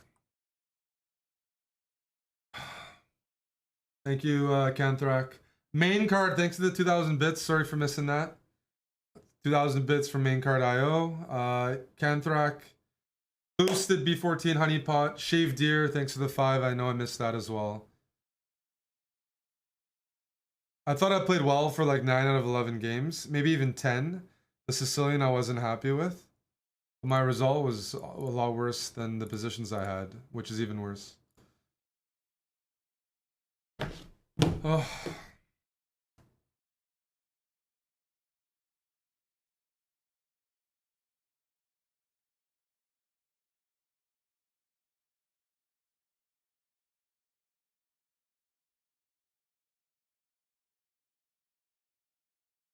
'89th. It's like the worst score I've ever had. Jer, thank you for the 20 months. Rook b1 after c4.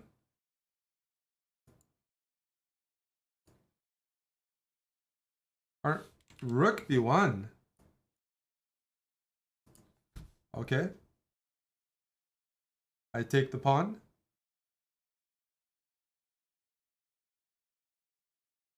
And now my c-pawn's looking to say hi to you, Tyranny SC2. What's your idea? What's the situation here?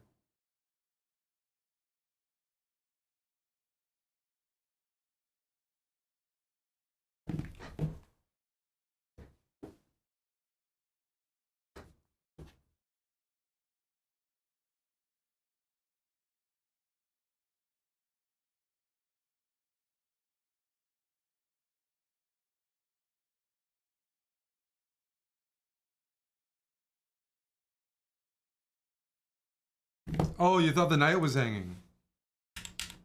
No, the move I played is the best move, but spend too much time on it. One of the reasons why this is a good move is that I'm giving the pawn back, but I'm leaving black with an isolated pawn.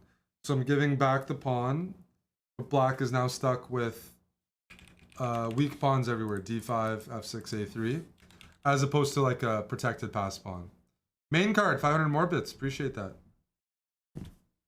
I might have to win a couple blitz games and then nap. I'm just exhausted. Do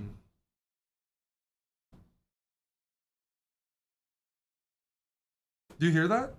The house is fucking shaking still. Man, they're really pumping the streets.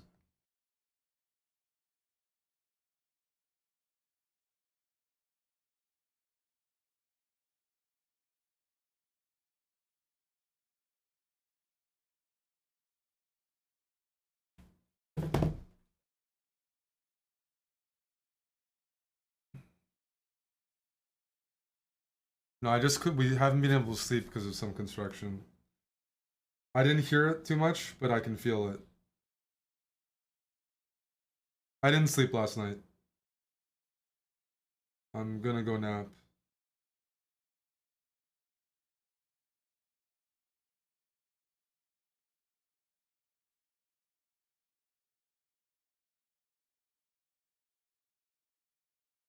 Whose fault is the title Tuesday?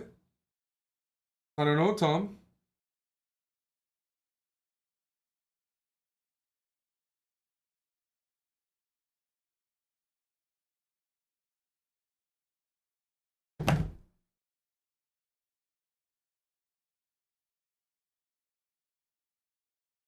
Well, you can blame the construction. That house is shaking.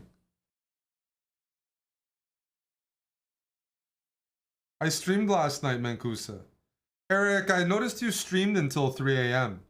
Why did you do your job until 3 a.m.? Why didn't you stop?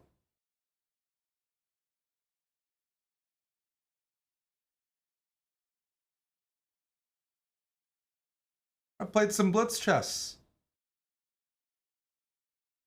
I don't know. What's everyone has their own schedule.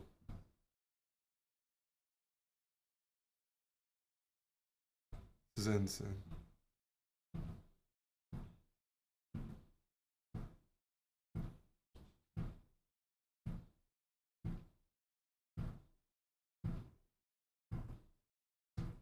Some of you guys have regular jobs, good health, regular schedules, and then there's me. But it's still work.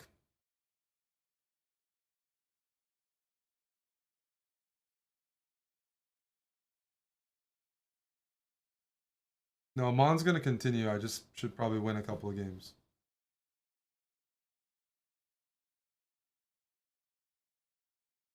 Fucking Toronto construction. Today is definitely.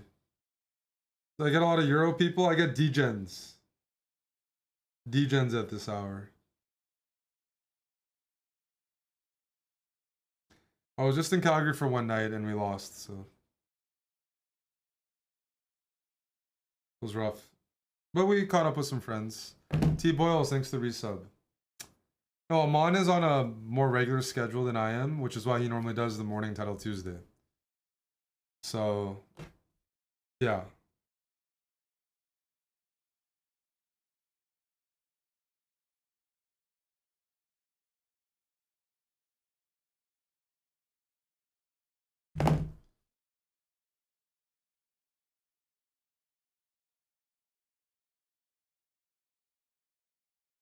Let's see if I can win a couple of games just to get the rating back up because it's super low. Can I be a Wild fan? I've been betting against Minnesota for 2 months. It has not aged well. I should have been betting against the Jets the whole time. But Minnesota has enough fans. Minnesota sports franchises always lose in the playoffs. People get optimistic, kind of like Leafs fans. And then Minnesota has Kaprizov, so you guys, there are a lot of Russian fans. And they have the Norwegian guy. So they already have a ton of fans. Is this Theory? Why is he playing Theory against me? What's up with that?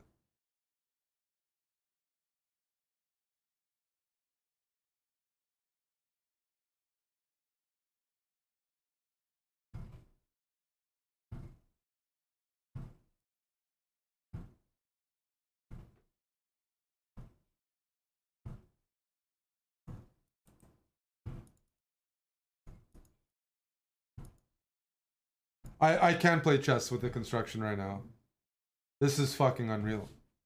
Aman, are you still planning on streaming? Because like this is nuts.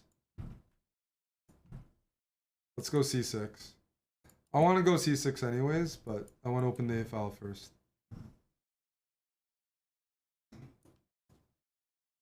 I can't. They're drilling in my ass. I can't.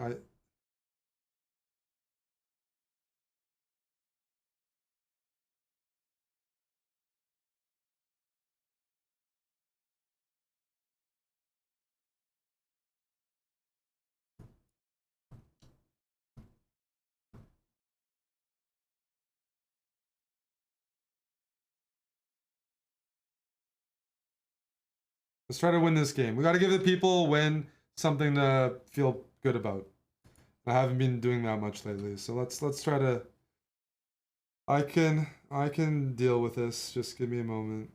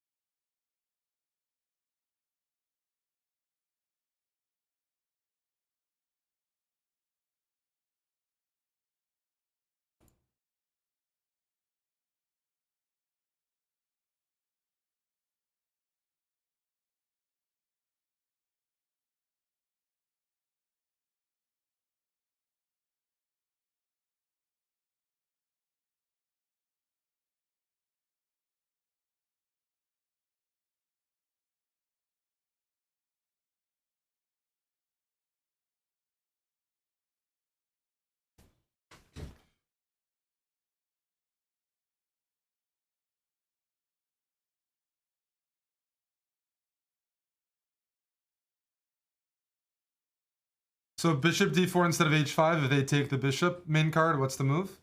What was your idea? Bishop d4, e d4?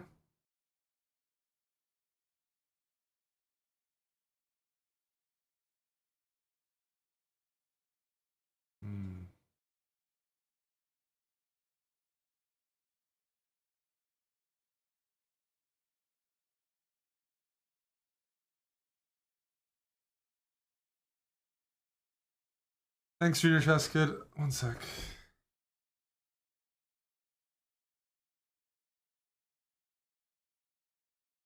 You know what? I think I can just go for this. Queen can't go to f3 because this hangs. Knight can't go here because of this. And I'd like to go f3. Okay, so you can go there, but like, isn't this bad? Takes.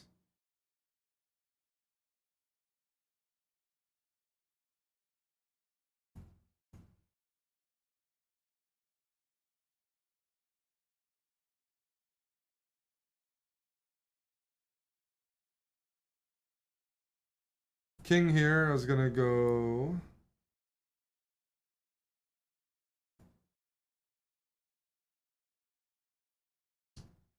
Hopefully nothing too crazy. King h8, dad bod shuffle, rook g8, and then bishop h6, followed by takes and mate.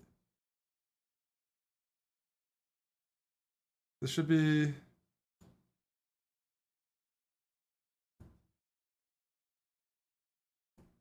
Check.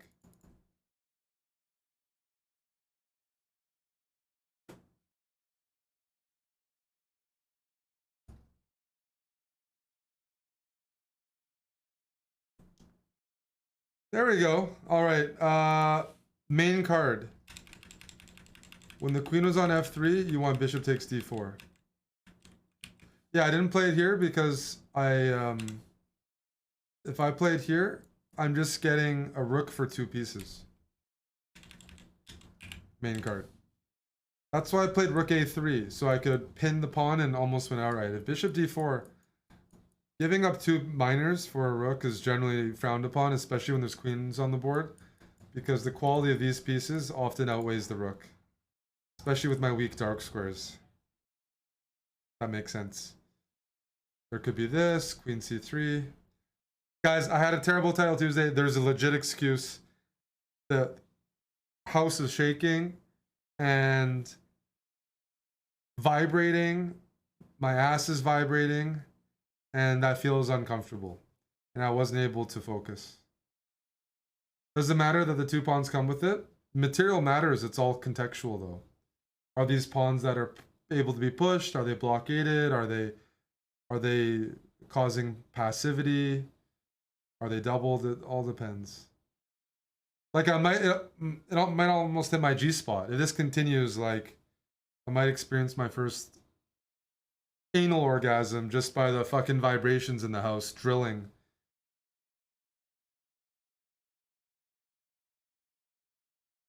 Skady Barra, thanks for the prime. Main card, thanks for the bits. Oh, by the way, that was terrible. I apologize. Sorry. I didn't realize Junior Chess Kid rated. There's probably kids here. I apologize. But the house is vibrating and my butt's vibrating.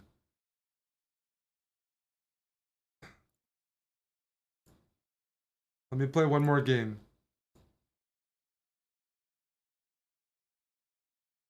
Where's the rematch button?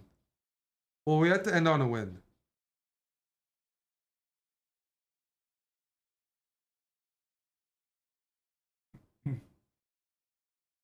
Like here, let's say we go queen here.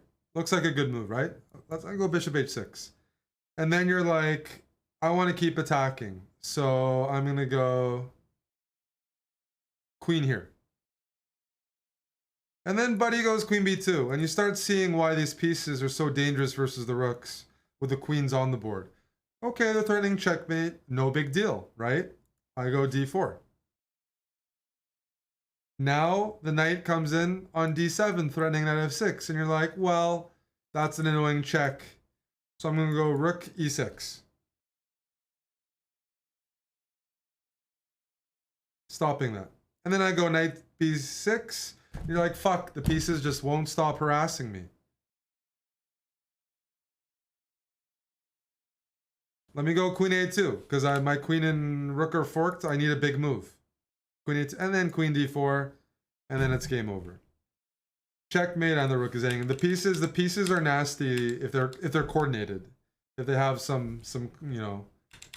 But here, this is a pretty good knight. It's protected. It has the dark squares are weak. This is a dark squared bishop, so it's all depends.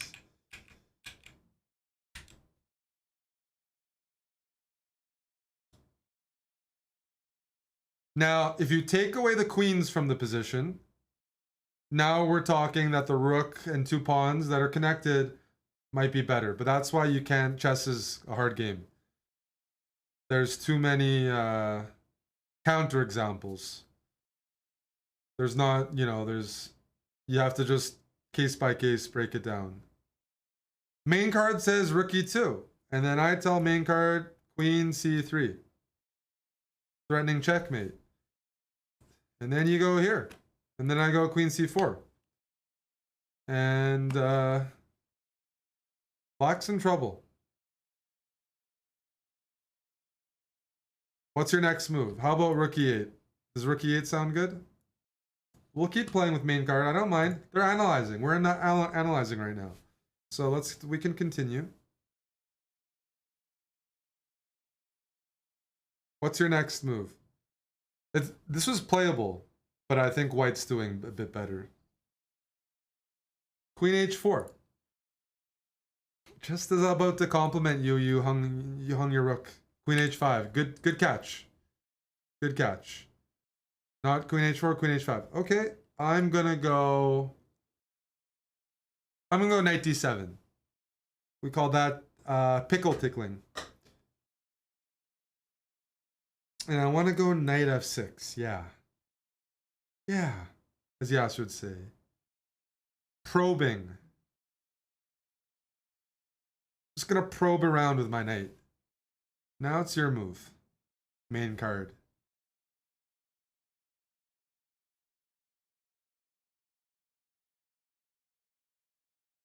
Rook e6. I'm gonna do queen takes here.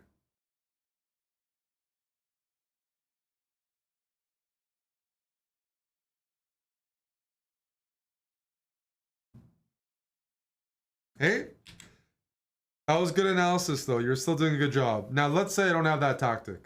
Let's say I don't have that tactic, which it's not the end of the world. I would play bishop f4. And it's still, the pieces are kind of annoying. This is an unclear position. But unfortunately, I have queen e6. Maybe even knight c5. Knight c5, if we go back here, if I don't have that idea, instead of knight d7, which I won with, what if I went bishop f4?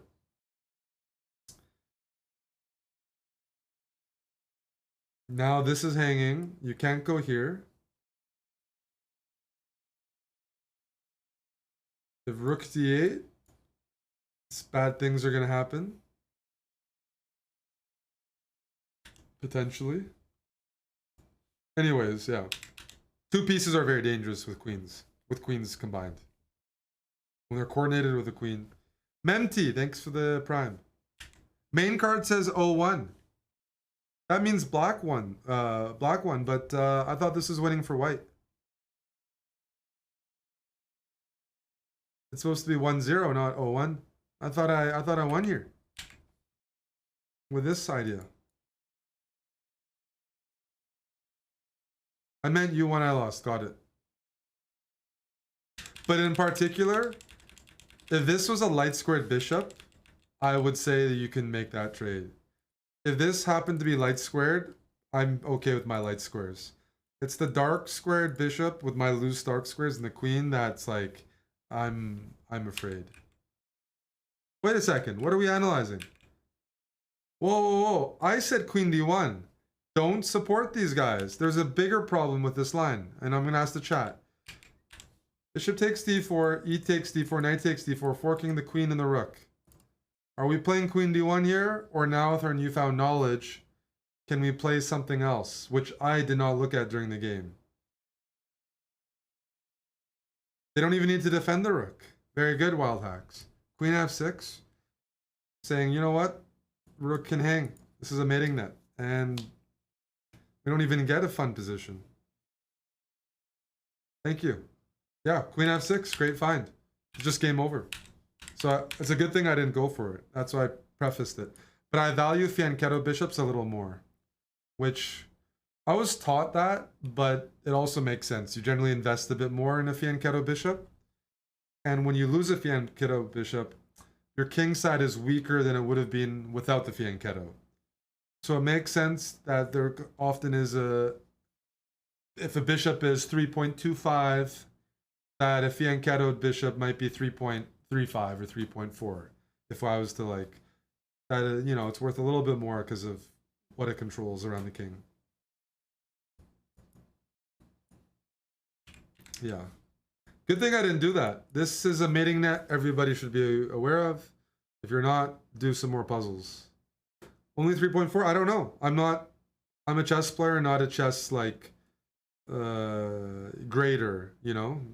I'm not a politician, and I'm not somebody who writes books assigning arbitrary values. The only thing I'm going to rate is how hot somebody is. That's what I like to do. How fuckable a guy or girl might be while watching reality TV. When it comes to chess, there's experts for chess material. I don't care. They're the people.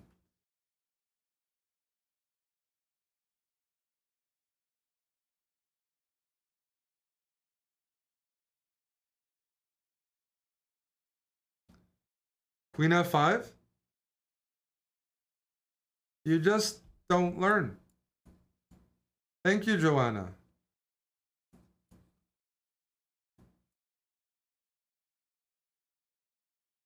All right, so we got the mating net again.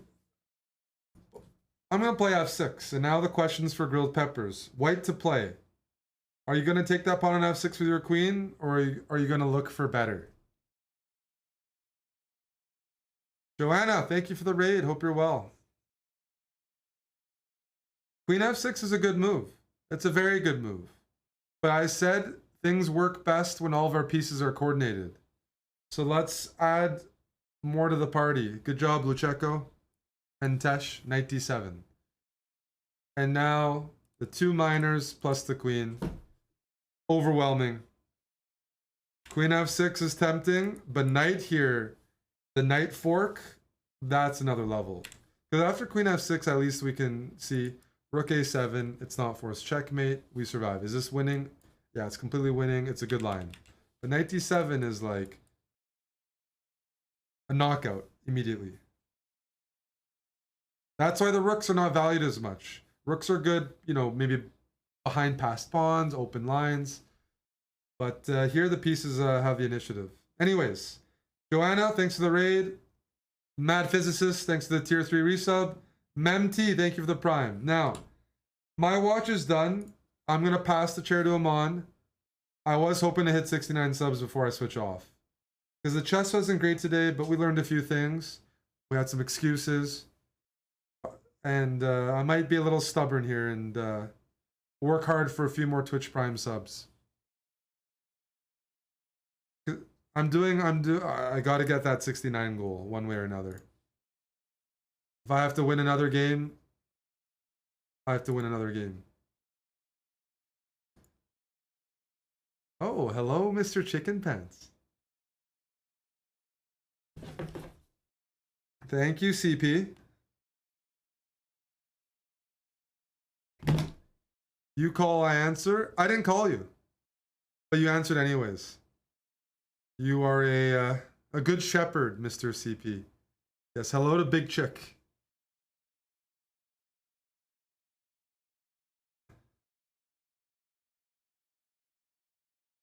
In honor of Big Chick and the 4 gifted subs to get to our 69, we will sacrifice a random 1200. Sorry, a random 600 will be sacrificed in honor of Chicken Pants.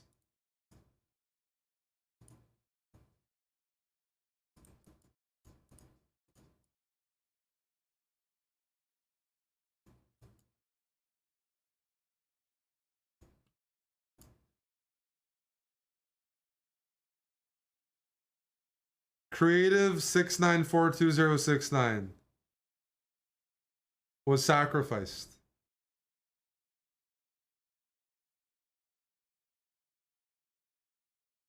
Min, thank you for the raid. Let's give a shout out. Hope your title Tuesday was better than mine, buddy.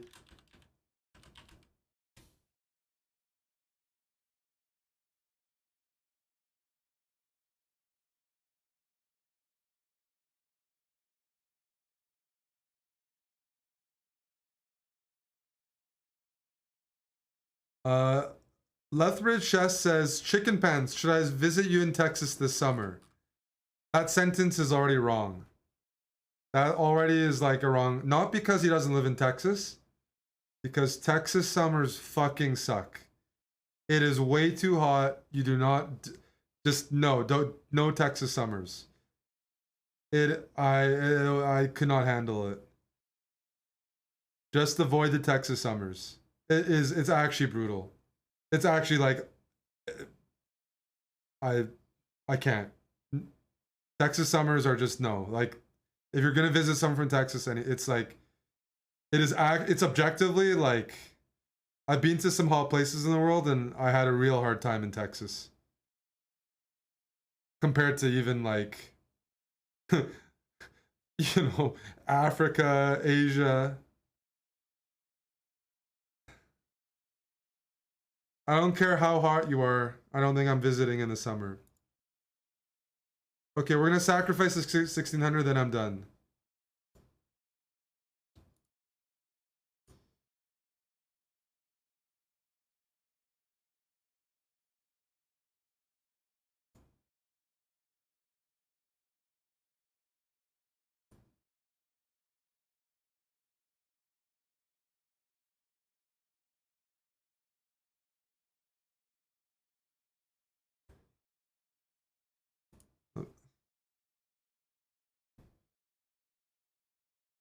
Whoa! Bishop h4. Man, this guy's got some energy. It's okay. I got some plans. Yeah, I think I found it worse than Arizona. That's why I'm noting Texas. in particular. Like I think it was worse than Arizona because I was in Tucson teaching a camp with Danny Ranch and some other guys in July. And it was hot as hell. Make no mistake, but I found Texas worse.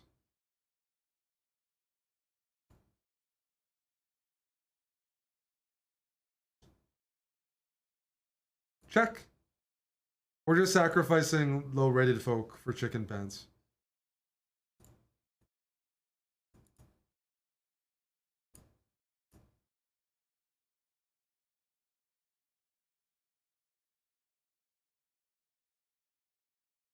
Alrighty. We're at 70 subs. Does somebody else jump in? Lancelor gifted us up to Dragonades. Thank you. I was in Boston in the summer. There's some energy. Oh, Aquila wants a game. He's a sacrificial New York Rangers fan. Sacrificing before the playoffs start, so I'll make an exception. I'll make an exception for a Rangers supporter.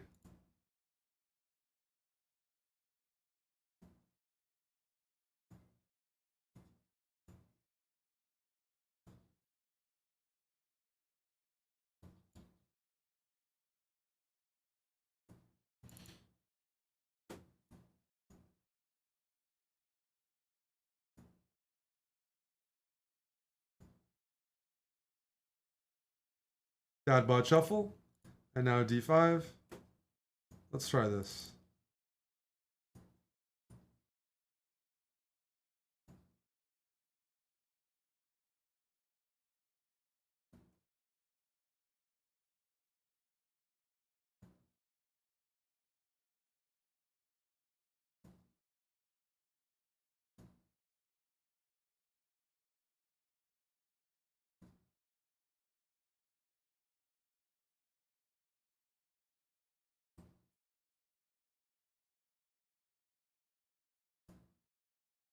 Aquila's got some speed. You got to give him that.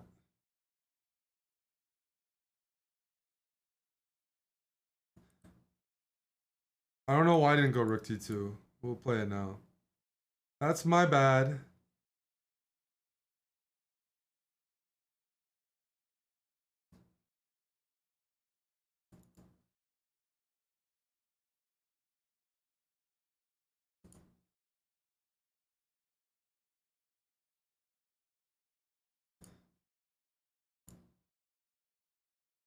We're going to stretch Aquila out.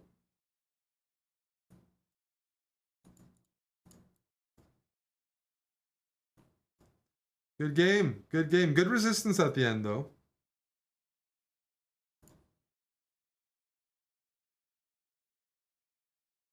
All right. We sacrifice 3. We'll make it 4 because Chicken Pants gifted 4 subs.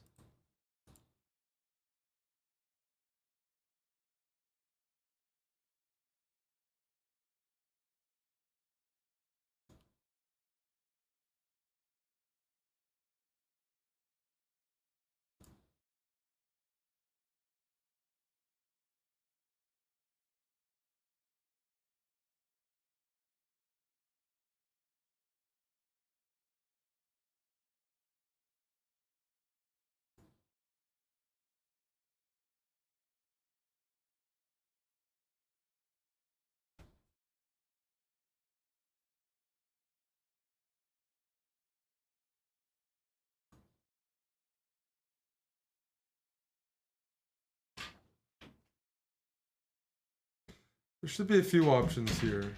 Oh. Hey, Jeff. We'll go here.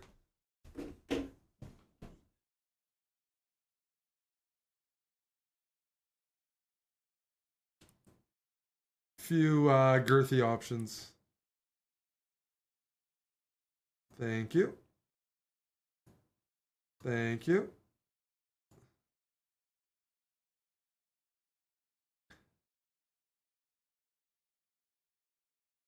Ooh, I love trades when I'm up material. Thank you to Bungo. You gonna try a cheeky move? No? I was worried about that. Well, so I'm gonna do this anyways. All right, 4 subs, 4 players sacrificed. All right. My watch is over. Thanks for hanging out during Title Tuesday. If you missed it, there's still some interesting games there. I played the top chess streamer in the world, Gotham Chess. So for those keen on that, you might have to tune into to our YouTube, the official streamer award, Campeón del Mundo. And yeah, we got a video out today on YouTube. Some bullet games against Hans Niemann. Aman's coming on a stream. We got our partners at Underdog Fantasy running some like drafts soon. If you want to check that out. We have golf upcoming in April, NHL playoffs, NBA playoffs, and we got a good promo code for you guys. We got mugs back in stock, shipping a lot of those out so you can drink even cold beverages in the summer. And what else? Yeah, so make sure to check out the YouTube. Make sure to follow my Instagram. Make sure to follow the Twitch. We get to 9,000 subs on Twitch. We're also going to do a baking stream. And yeah, Aman's been doing building habits and the Stonewall speedrun. Any Temptation Island today? No. Maybe tomorrow. We're getting close. Anyways, Tyranny, main card, all the subs. Thank you. Blame the construction for my bad chest today. It's actually a valid excuse for once. Darkbone, thanks for helping us with the subtitles. All right. Gonna put on Be Right Back and catch you guys later.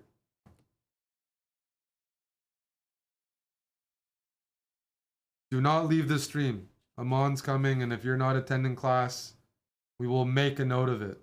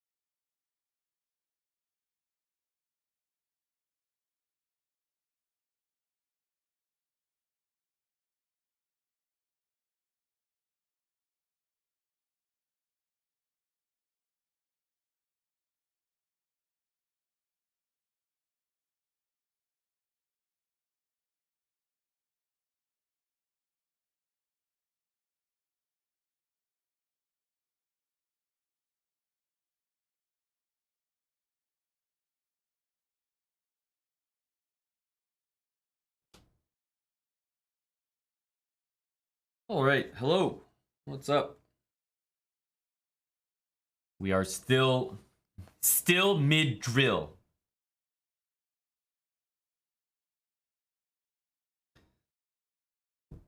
Hello, Chelsea and Gary.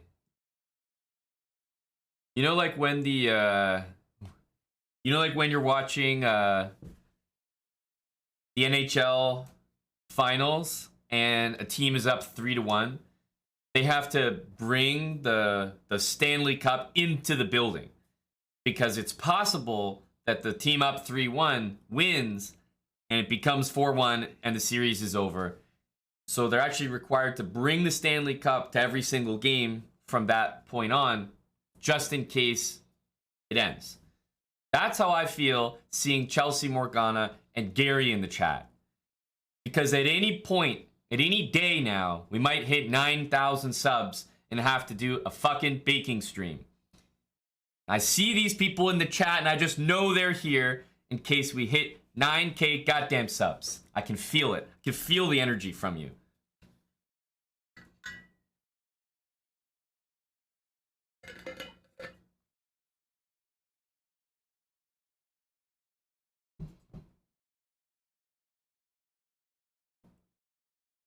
Oh, another sub from Gary. That's a baking sub if I've ever seen one. Are there less subs than yesterday? That's correct, Zentro. Twitch is a constant, voyage on a rocky ocean. We have to keep bailing the ship, Some subs are escaping as we bring new subs in.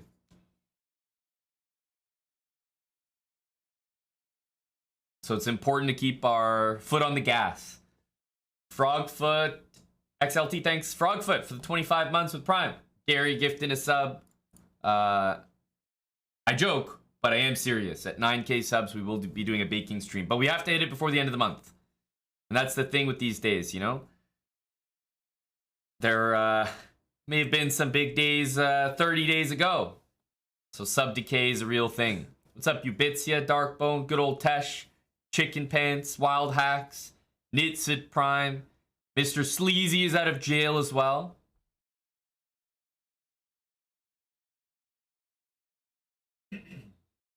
I thought we'd start with our bullet habits. Need to sit everyone down in class. Hello, Jumpy. I know, Aquila, I'm on the Rangers as well, buddy. I'm on the Rangers. Got Etienne, Curious Chimpanzee. I got my mustard underdog shirt. Feeling good.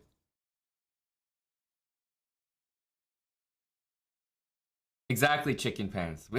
Raising 9K subs for Eric to get high. Sounds like a great deal to me.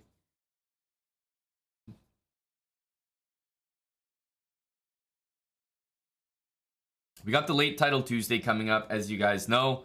2 Title Tuesdays every week. That'll be in about 3 hours. So there is time. We have enough time for a little intermission. I did pay attention, Abhinav, to episode 2 of Temptation Island. Those are long episodes, so it'll be a lot to keep up with. But it'll be a fun series, I think. It's very raunchy. I know, Aquila, the odds are crazy. I'm on the spread. We're not Benjamin. We actually only introduced this this rule set 1 to 200 points ago, so we still have some time.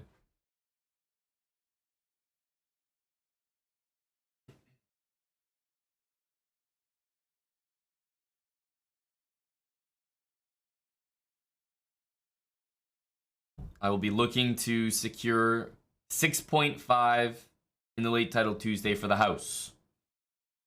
That's the goal, as always. I heard it was secured this morning. Job well done. We'll make sure to do roll call, attendance. Is everyone present for class?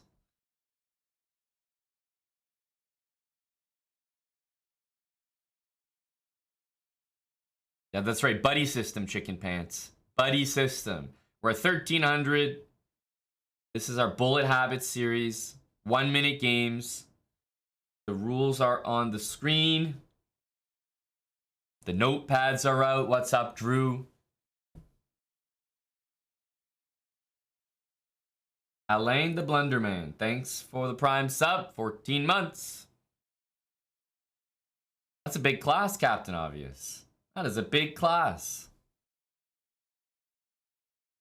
That's a great point, Ubitsia. We may have to enforce that Venus Chess takes a seat up front after a recent marbles display. Great point, Ubitsia. We may need some model students to demonstrate what they've learned as well. Guys like Badkins.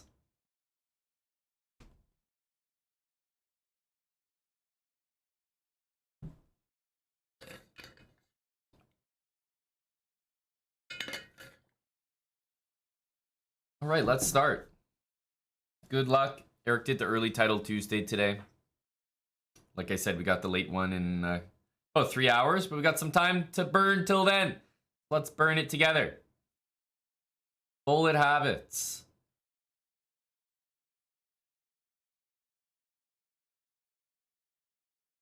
The hovering. The hovering. Aha.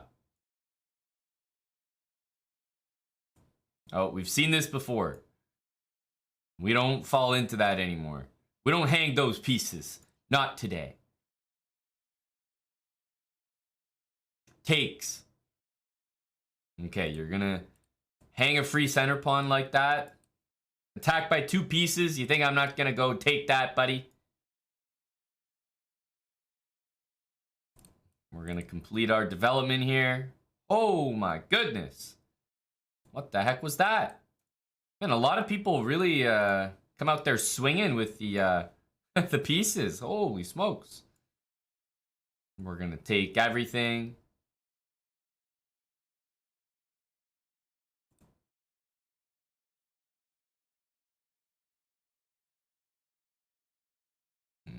Okay. Some checks for the home team here. Uh-huh.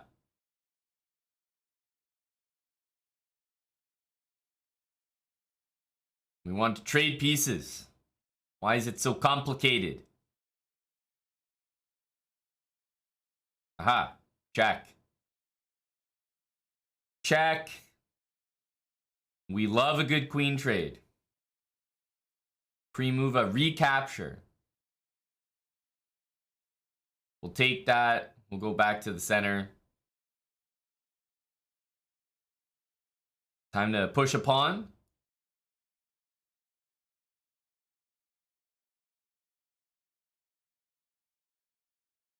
Time to push a pawn. I mean, nice and simple. More pawns. More pawns. Sure. Sure. Crabsy 200. Okay, good to start with the win here. A little +7. Just to remind everyone where we're at in the habits. Good start to class. You always want to see your teacher in a good mood. We're in a good mood with a win. That's for sure. My opponent wasn't too dangerous on the clock this game, which was friendly. Also, traded a bunch of pieces. I mean, right here, we're getting to more or less the middle game with no more than 10 seconds used. I think that's a good benchmark. Hovering a lot of pieces in the opening. If you remember early on, we were getting 15, 20 seconds just to get all these moves out. But now it's getting closer to 10, which is a good thing. We want to speed that process up.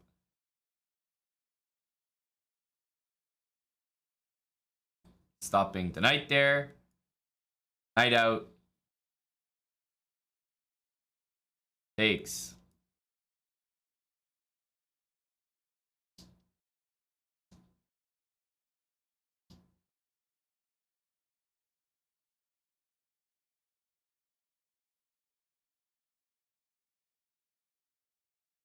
Knight to the middle. Can't quite go there.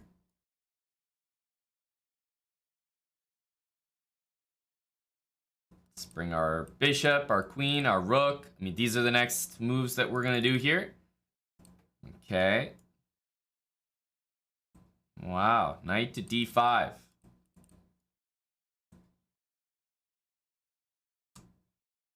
g5. Breaking the pin. Oh my goodness.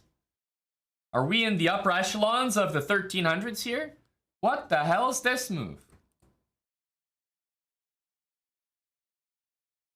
I see a free piece, I take a free piece. I'm a simple-minded guy. This is a really strong move from my friend here.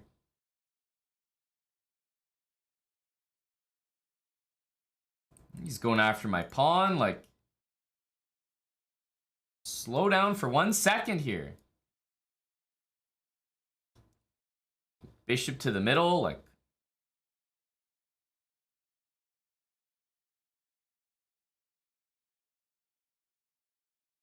pre-move something here. Oh, pre-move something. Oh. Trade.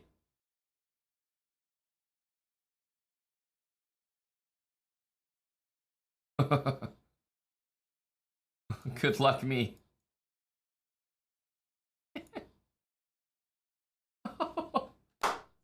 Okay. Not bad. I was happy enough with that. What the hell was this game? We're getting murdered here. D6? No, I'm serious. We need to get this guy to piss in a cup or something. D6 clearance for knight d5. That's an amazing idea. Truly. And then after g5, queen f3? Like, no way. This is hanging now. Now this is hanging. I mean, I'm impressed. Especially because here, queen g6 threatening checkmate looks particularly nasty. The only move that I can see to defend things, queen g5 or rook e6, and both lose an entire rook one way or the other. I'm impressed by this.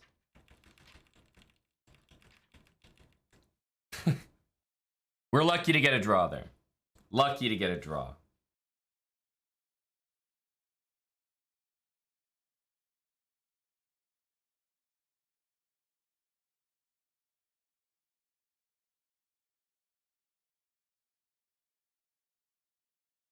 The hovering.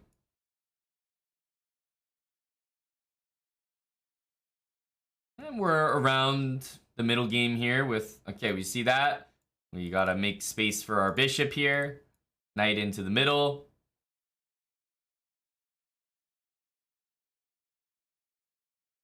He takes there. Let's proceed.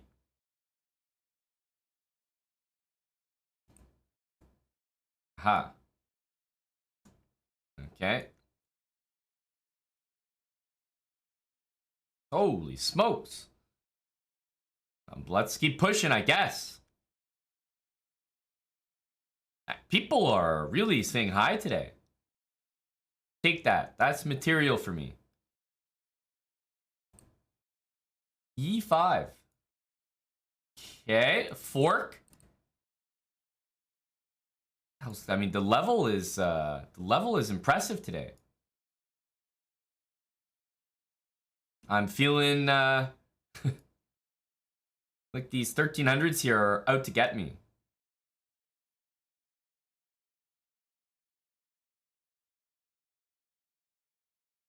Trade a queen.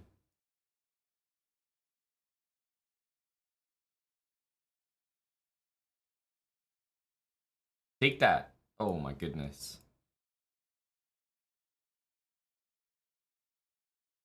Well, good luck us. That's all I have to say.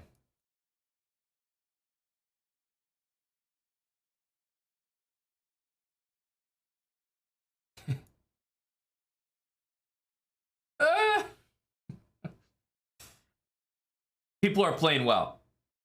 I'm just going to throw it out there. People are scaring me right now in the 1200, 1300 bracket. What the hell is going on? These guys are really strong. A weeb as well. The profile picture says it all.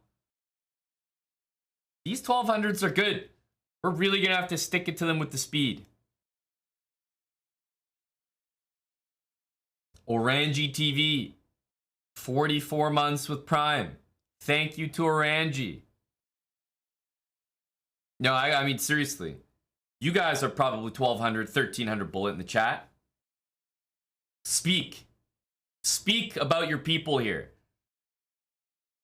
Do these guys really represent the 1200s? Do they represent you? I thought you guys were much worse than this.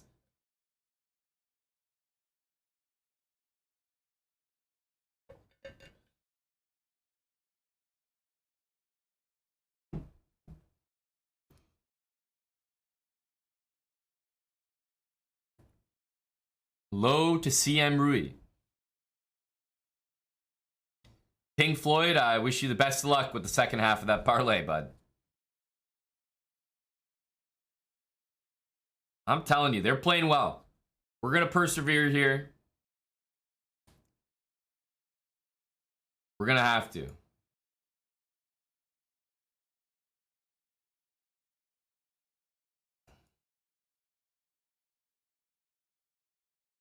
Oh, G4. What the heck is going on here? How is everybody on the checkmate sauce here? Let's push the center pawns. Push, push, push.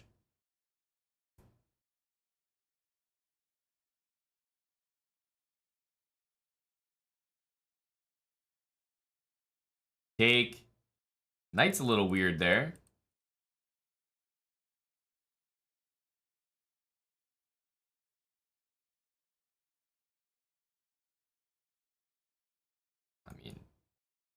I mean, what are we doing here?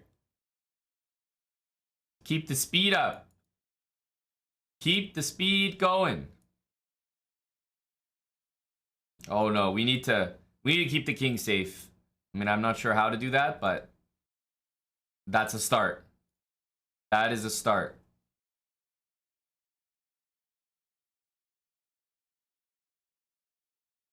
Just keep the rhythm. Random, I mean, what the hell is A5? Nobody knows. Nobody knows what these moves are. But they're just there. Take, whatever. Take. Take. Oh my goodness. Pre-move recapture. Just queen somewhere safe. Oh my lord. Okay, my friend. My friend.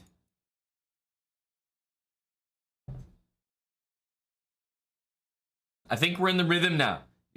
I think we can all feel when we're in that bullet rhythm where the moves just flow. Your eyes kind of glaze over. You don't have like full understanding of what's going on the entire board, but you know you're playing fast enough and you're putting faith in your opponent to not be good enough to beat you.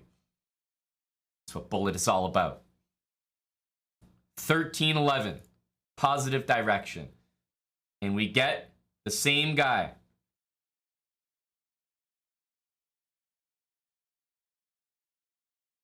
Get the hovering. Oh.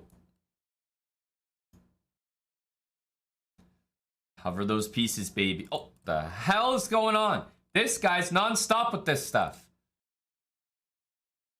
G5. Like, come on, dude. Get off my back.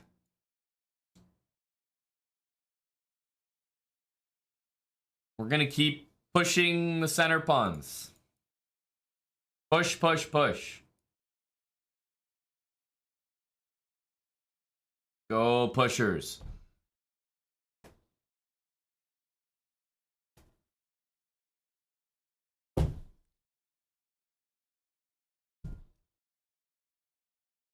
I mean, what is the open G file hack? It's like a forced loss.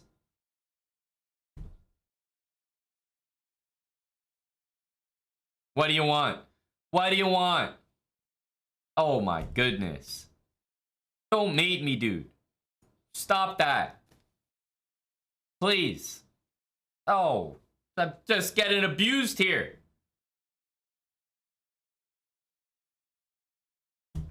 The hell, I can't even take this. You guys are telling me these are the 1200s. This is you? You guys identify with these 1200s?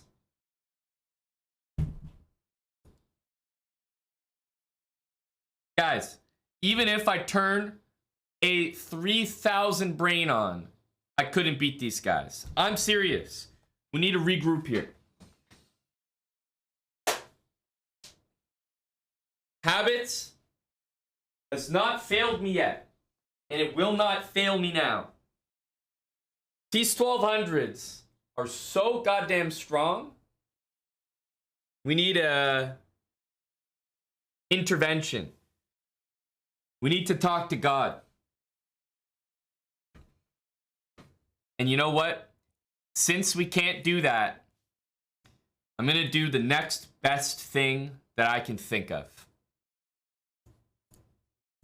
I'm going to talk to the drip god. Maybe he can talk some sense into me.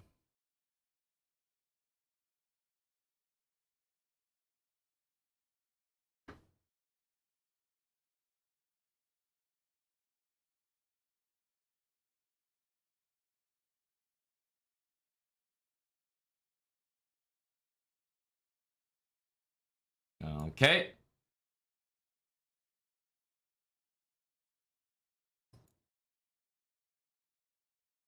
Trade that.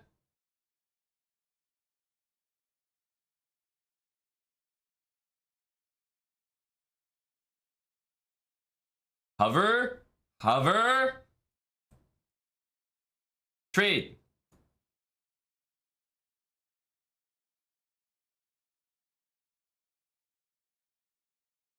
Into the center.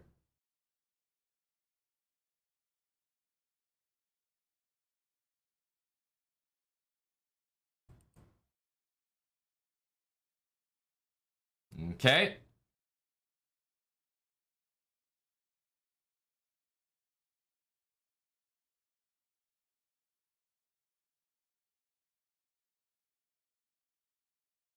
Mm-hmm. Aha. Aha. It is working. The cleansing process. I can feel it working.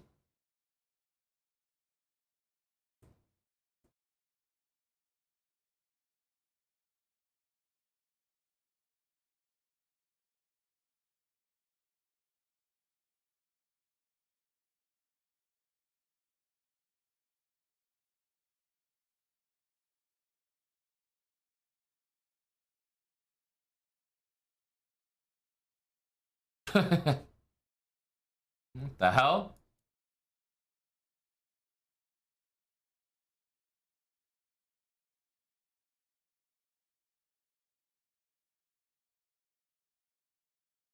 Okay. Barely. Just barely. I don't know how this is like trapping my bishop here. Like, what the hell?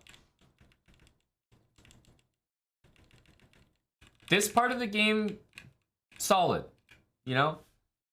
Got to a great middle game. Simple. Just gonna push some pawns now. We got our safe king. And we're ready to trade. Okay. It was nice to speak to Omid there. Thank you, Omid. That was much needed. Much needed. I feel cleansed. The right decisions were made. Queen d1 check leads to mate. Oh my goodness. Queen d1 check is a sacrifice. Can you fuckers not read the screen? There are no sacrifices. Please. You've been in class for how long? And you need a reminder to read the chalkboard?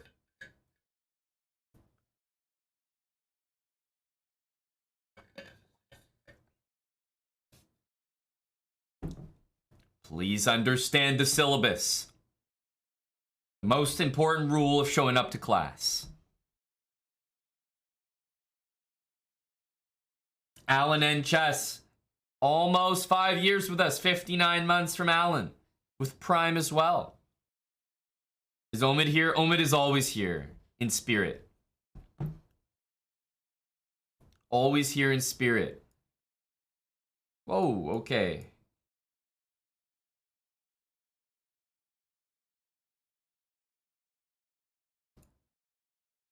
The hovering is helping.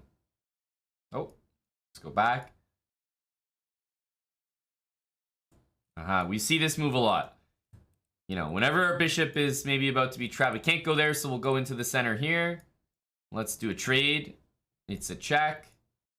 Bring the rook in. Knight into the middle, and we're going to start pushing some pawns. Bishop being hit. Okay, he's sort of attacking us. Let's double the rook. Okay, what are we going to do here? Don't know. Make a move, make a move. Pawn time. Here we go. Go me. Go trades. And go habits. Go trades.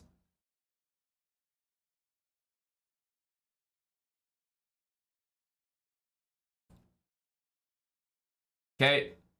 Our rooks are open. I'm not sure what that means, but they are. They are open.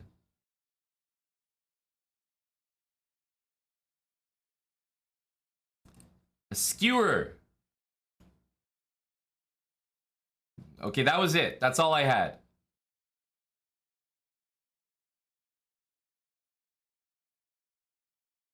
I'm doing a whole lot of nothing here.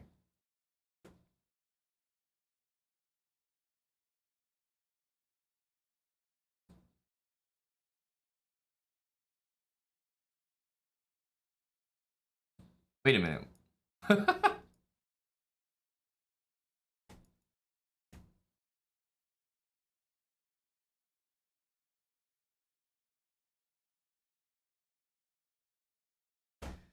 These guys are strong as hell. You gotta be kidding me. I'm trying to flag him. I'm trying to be tricky. Number one trick is check. If you want to take time off your opponent's clock, you don't just pre-move, you check. You don't pre-move, you check. So you're pre-moving here. Pretty good. Pretty good. You'll be faster than everyone. But let's say you need to make up a lot of time. You're not really going to be faster enough to make a difference. You might be taking 0.1 seconds. They might be taking even 0.5. It's not going to make up like 1 second to 10 seconds. However, as soon as you start throwing in like, you know, a rook check, that'll ruin everything for your opponent. The same thing for me. If I'm pre-moving like my queen like this, and all of a sudden he throws in like queen takes f2, that's going to throw off my rhythm as well. So I guess as best we can, especially when we're down a lot of time, we want to throw in a check. Check is going to like really throw off his pre-moving rhythm.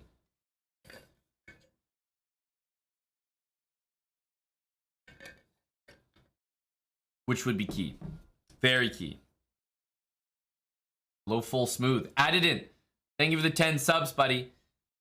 We're pushing, trying to hit 1,400 here. But I tell you, these 1,300s are the gatekeepers. This was the same way in the blitz habits as well. So we actually know what to expect. 1,300s on chess.com are the actual gatekeepers of rating gains.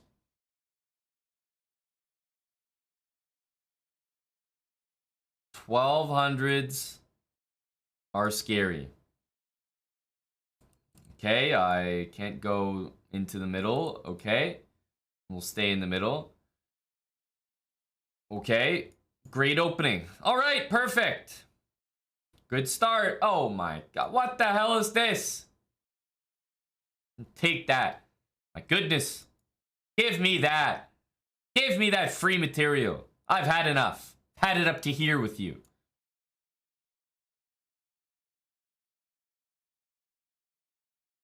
Let's bring these rooks to the middle. Oh, that's a trade. Here come the rooks. Trying to say hello. Oh my. Okay, knight c7, sure. Hitting my rook. Now hitting my bishop. Hitting everything, aren't you, bud?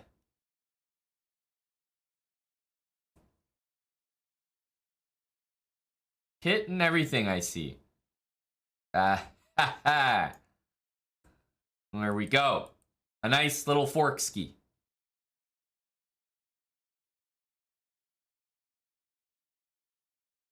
Okay.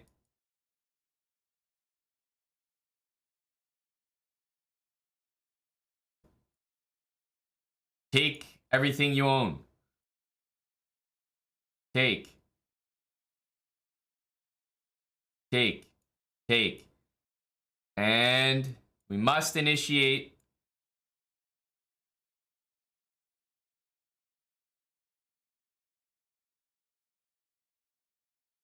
Ah, the ladder. Ah, coming in handy there.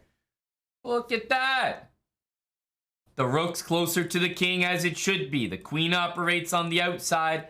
The rook gets the inside track. There we go. That's not too bad at all. At the end, it really doesn't matter. If you have a ton of extra material, like I do right here, we're trying to take pawns, and then I could give up literally all of these pieces to get rid of all the pawns. I know with a bunch of passed pawns, he can't stop all of them. So I'm ready to literally give up every single rook here and just make a queen. And then if I have to make 2 queens, I will. This is all about the checkmate technique. Added in, thanks for the 10 subs. We're pushing onwards and upwards. All right.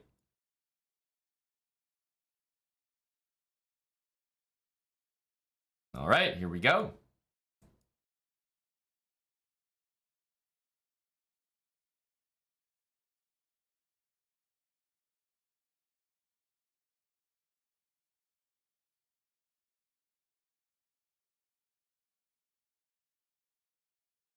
I think you guys know our next couple moves here. Get the queen in. Bring the rook over. When you take this way, the rook's already on an open file, so that's kind of nice. Let's push this. I'm just pushing in the middle here. Just pushing pawns.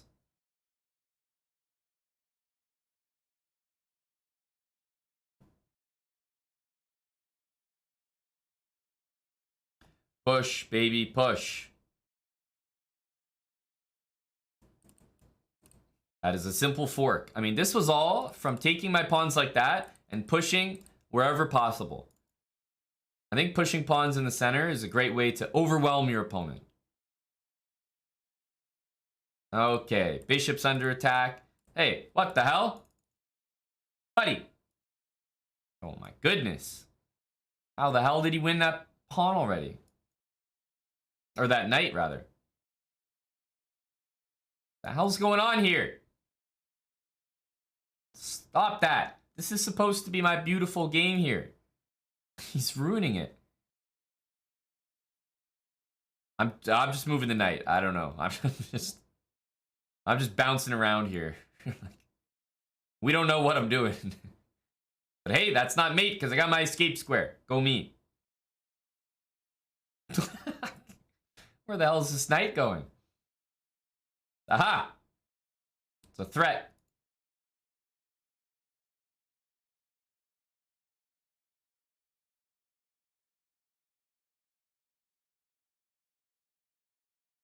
Pre-moves. There we go. End of the game pre-moves. We don't have to know exactly what we're doing. Just that they need to be pre-moves. That's all. In that situation, the reason that it was kind of nice was that we both had around 3-5 seconds. We had around the same amount of time. So in that case, you know, I don't need to make up time. I just need to pre-move. So they could have been literally any pre-moves. But as always, when you're pre-moving, the way to guarantee that you'll definitely gain some time is to check your opponent. So this check probably threw him off right there. He was maybe pre-moving his knight just the same as I was. But this check, all of a sudden his pre-moves can't happen. Throws off his rhythm.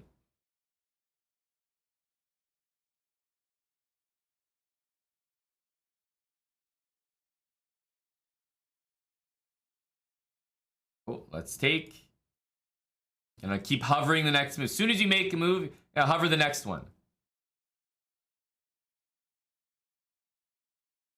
Pre-move that recapture. Little habits there. I'll take that. Rook goes to the middle. Sure.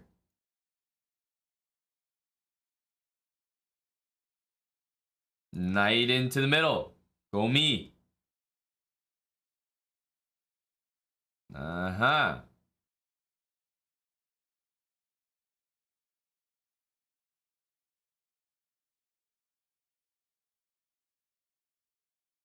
Okay.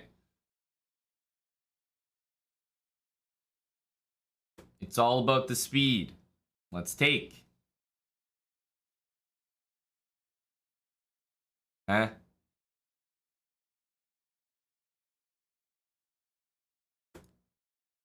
Well, like I said, it's all about the speed. Not about the moves. Let's push our pawns, because guess what? We got nothing else. Absolutely nothing else.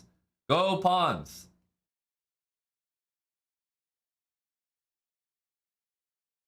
Nice little connect four there. Oh, wow. All right. Here comes the king.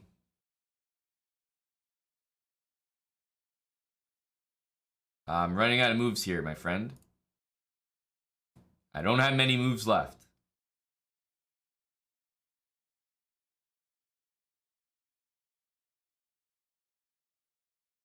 I'm just going here. Go, king. Go, my king.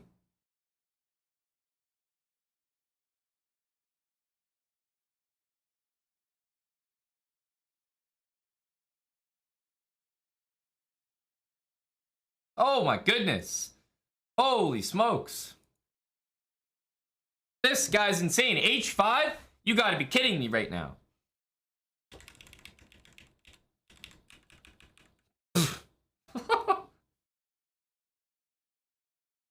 I am getting dunked on by these 1200s.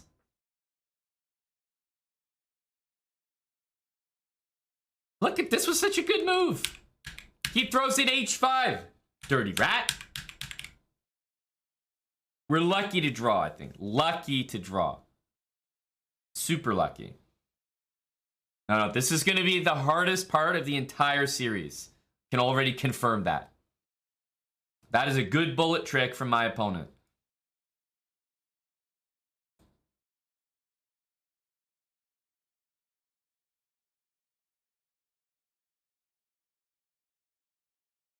Hover.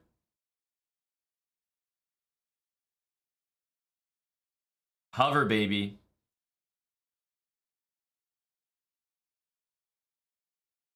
That's a little uncomfortable.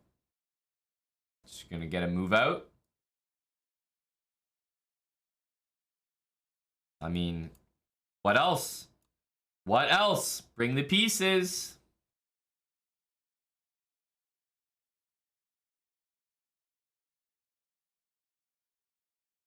Let's bring the rook to the best place on earth.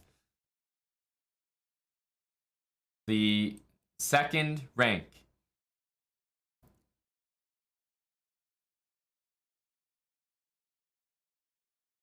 I mean, what else?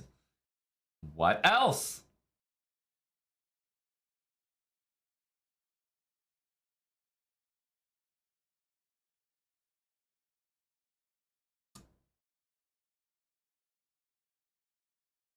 Rook e7. I mean, check. That's the most exciting thing I've been able to say all game.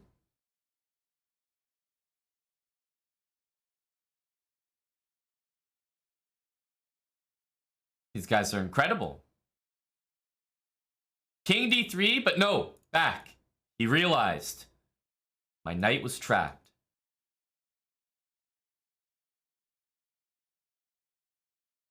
You guys know the drill. We have to move all of our pawns.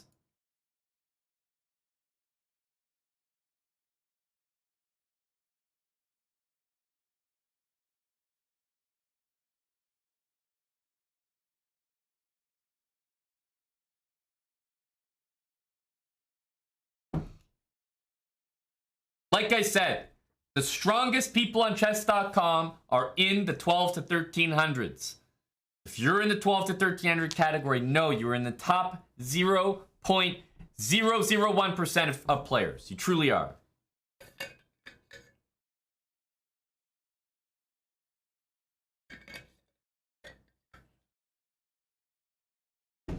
As soon as you become 1400, you become significantly worse.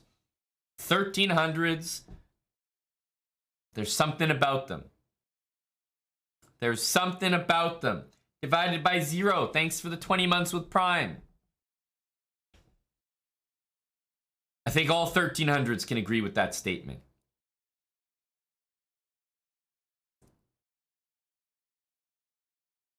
Let's keep it going here. Bullets a game you just have to stick with. Here we go.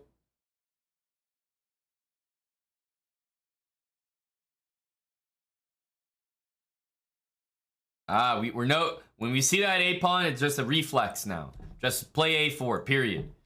H3. Little habits energy. Trade. Save the bishop.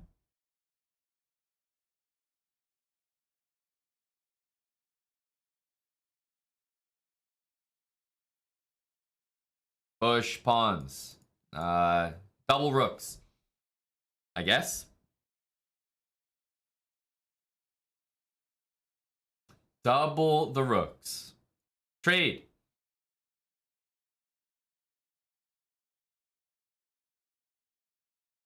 Okay, my rooks are kind of, well, they're like hitting my own pawn, which doesn't look great. So I'm going to move them to the open file.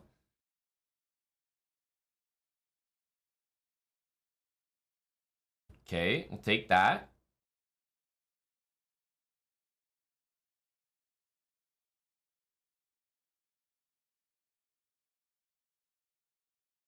Remove that recapture. I'm just pushing pawns here. That's pretty much all I've got. I mean, that's pretty much it. Try not to waste too much time.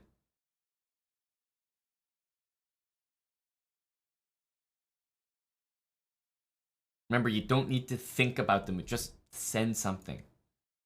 Right? I haven't been thinking about a single move here.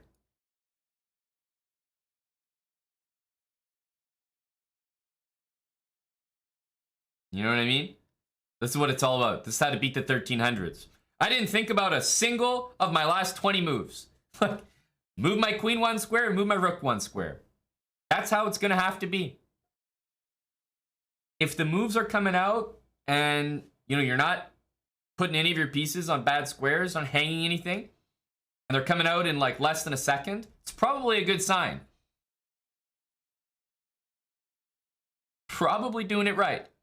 Hello to Bucko Bonsai. 19-month resub. How was TT? Eric played the earlier title Tuesday, Bucko, and I believe it was a purple ribbon effort. To summarize it quickly.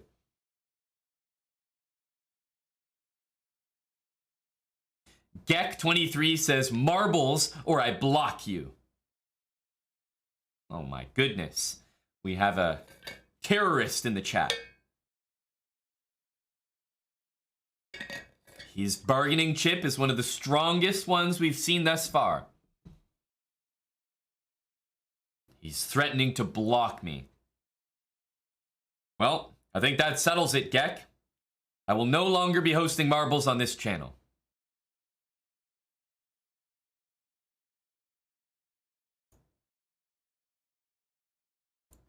All right. Going into the next game now.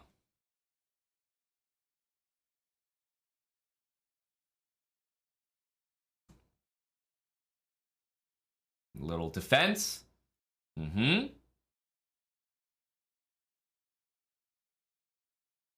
Need to get a little H3 in there. Okay. Yeah, H3. Yeah. No. You can't be hanging pawns for free like that. Not anymore, my friend. Remember, A5, immediate reaction, A4. We don't even stop and think. Just A4. Because we don't want our pieces getting trapped.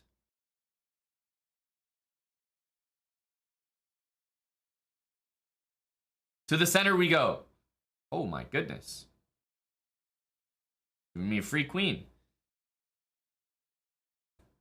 Oh, that was a tactic. What the hell? He just uncorked 95 on me. He did me dirty like that. These guys are nasty.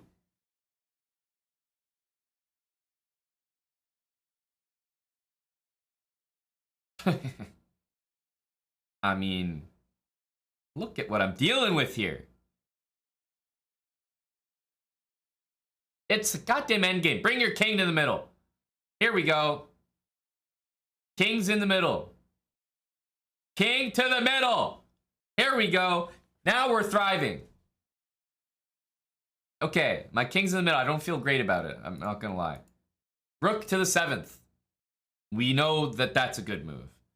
It can't not be.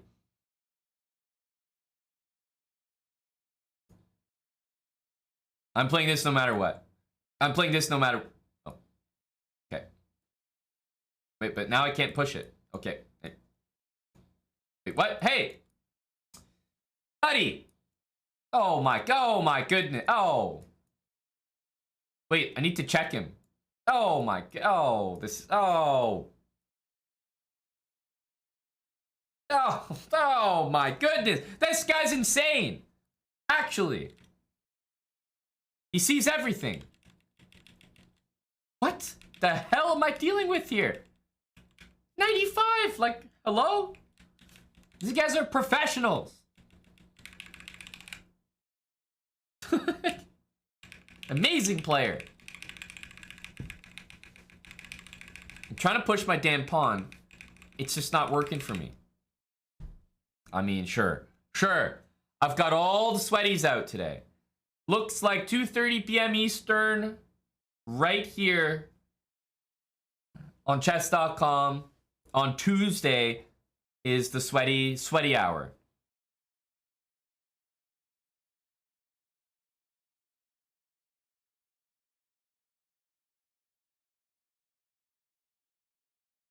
Okay, go to the middle. Go back. What the hell? This is like the 10th time this has happened.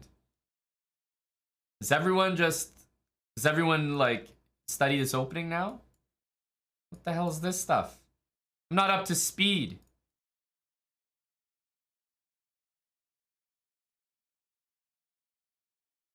Take something. Take.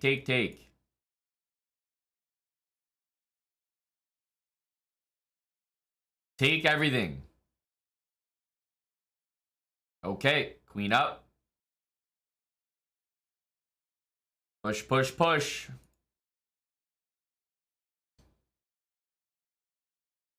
Knight into the middle. Go me.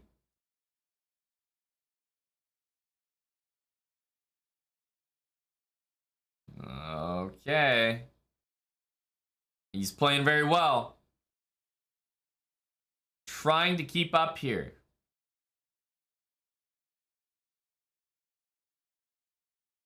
Take that. Oh my goodness. Oh my goodness. These guys are insane. We're trying to keep up, but I don't think we can actually. Guys are the best players I've ever seen.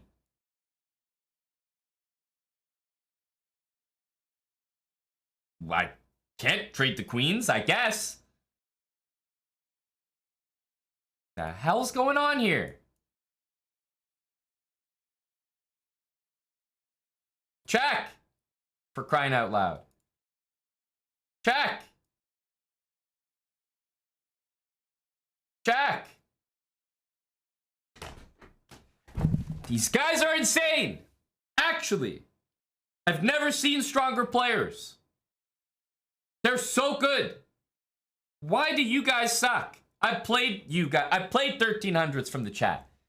You're not this good. What the hell's going on?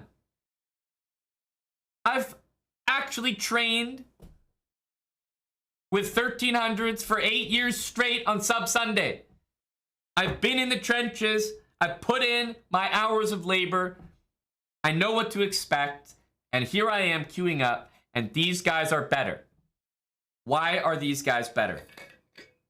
It's actually crazy.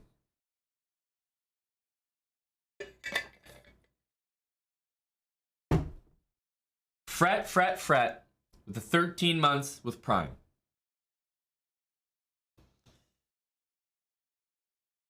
We're gonna have to turn the music up. And everyone is gonna have to pay very close attention. Because these 1300s need to be taken care of. Hello, Tin. Tien Khan. Just amazing. Amazing what we're dealing with here.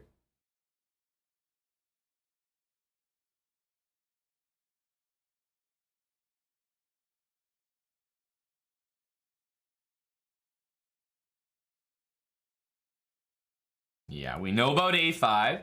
Have to go to the middle. Can't go there. All right, we're here. Sure. I guess we're going here. Little H6. Sure. Take that. Sure.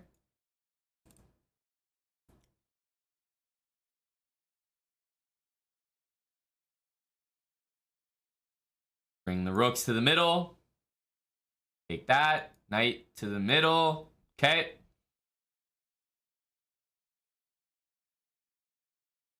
Oh, wow. One tactic in 10 games against 1300s. Unbelievable. The fans are going wild. Let's trade damn pair of rooks. Can we please trade? Trade.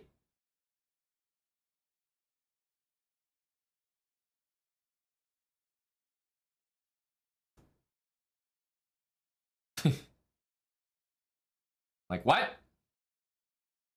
Aha! Finally, some good fortune my way. Aha! This is where everything turns around. Ha ha! There we go.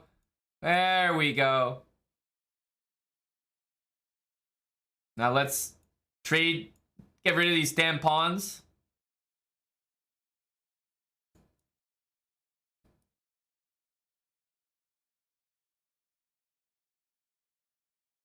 Aha. And pre-move, and we're gonna stutter step at the end. Ah, ha, ha, ha. There we go. That's a great lesson. King here. Stalemate. But instead, the stutter step. And we cannot possibly mess it up. It's impossible to stalemate.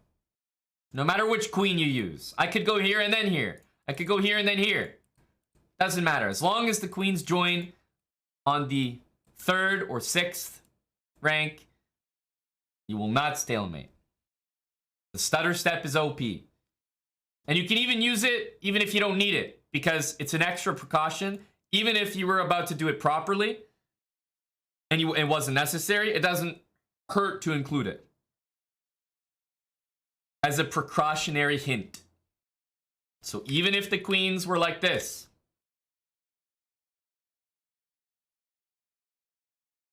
and it would be perfect to go here and here. Doesn't matter. You can always throw in this stutter step and it'll still work anyway. So it doesn't hurt. It's just one extra move. You can always stutter step.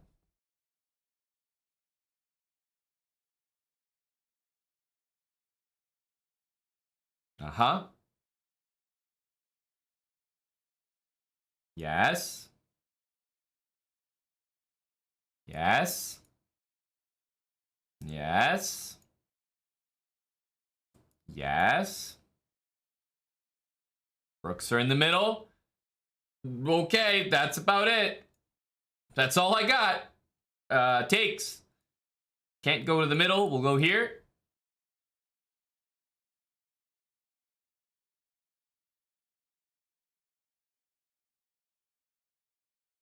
Middle. Middle, middle, middle. Pawn push.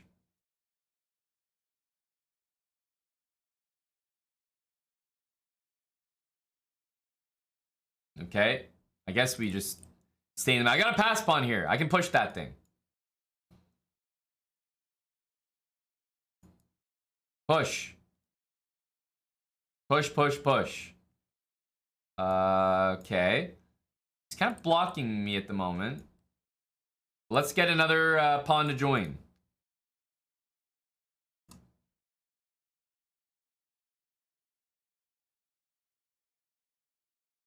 I mean, I'm trying to go here. What am I missing here? Take. Well, I'm pushing. I'm going all the way here. Oh my goodness. Wait, whoa. All right, this is mission impossible.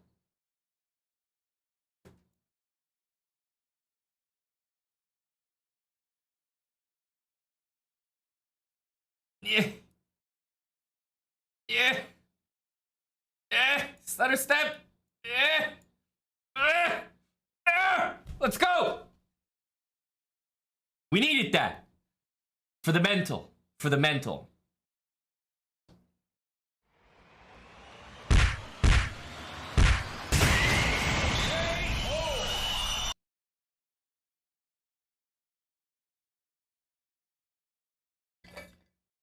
Stutter step always works, like I said. The 1300s have called timeout.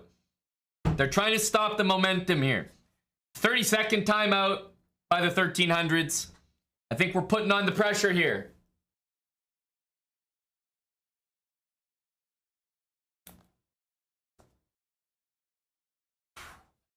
Reflex, thanks for the 2 months. Bucko Bonsai. The purple ribbon for Eric, thanks for the 50 bucko.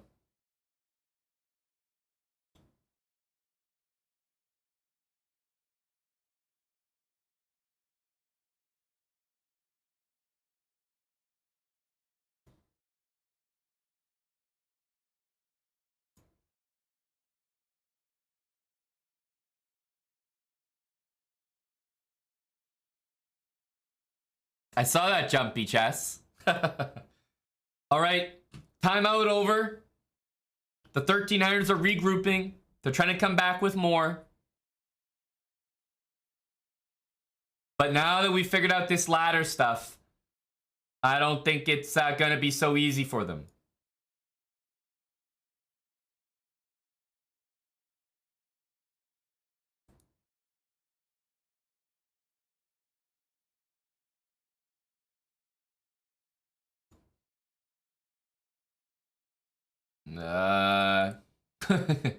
How do we defend that? Looks a little janky to me.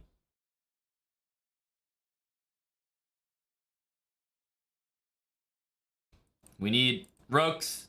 We need h6. I mean, we need a lot of things.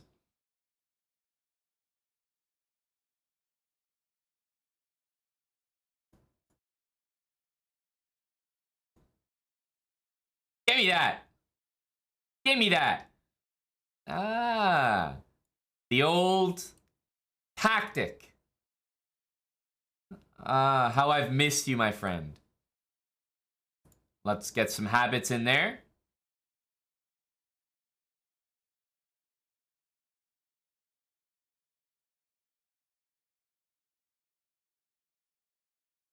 Aha.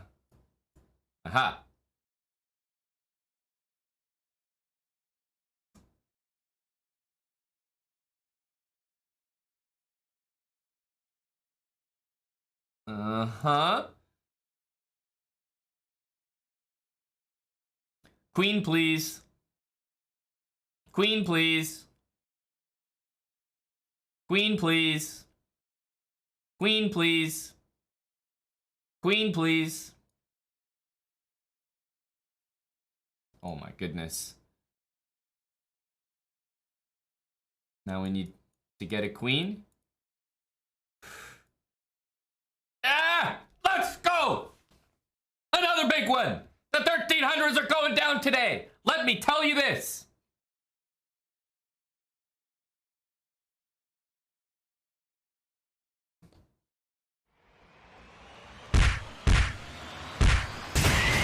The 0.1 god, they call me. Back-to-back 0.1s. Now, you might be asking yourself, Aman, why didn't you use the queen on the board?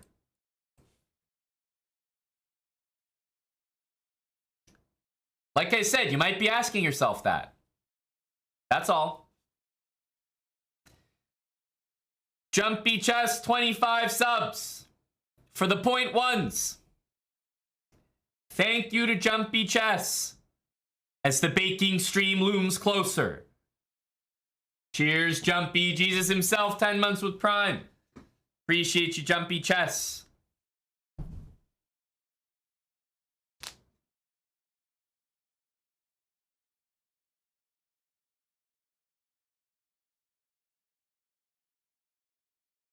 Let's keep it going. We got a pile on the pressure. We got the 25 subs from Jumpy. We got the back-to-back 0.1s.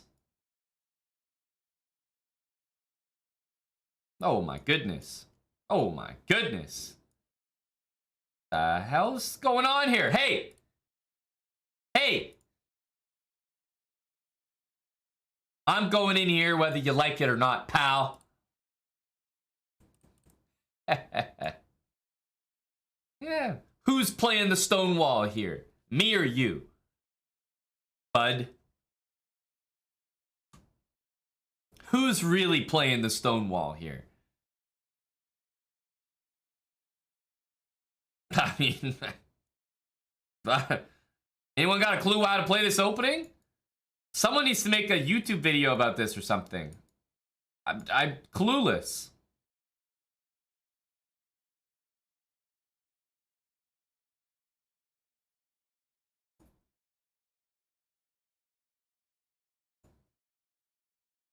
Okay. Somehow, in this cramped position, we have found the light at the end of the tunnel. The rooks have made it to the center of the board.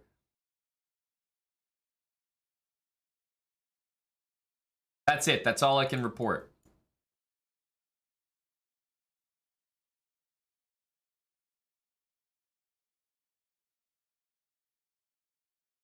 That's all I have to say right now. Oh, draw? We draw? Come on, buddy. We draw. We draw those.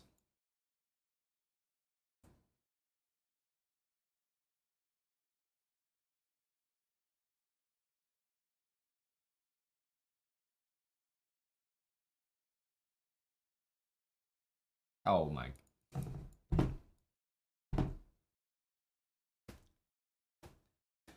You're joking me.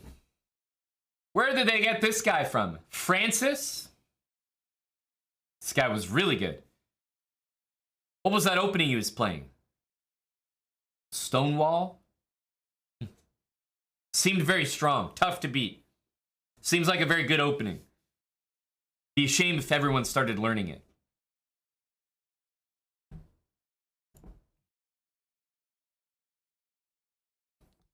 Yeah, I might have to study up on that one.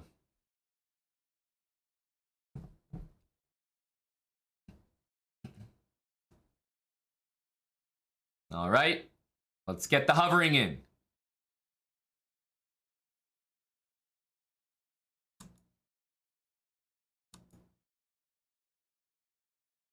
Okay. Okay.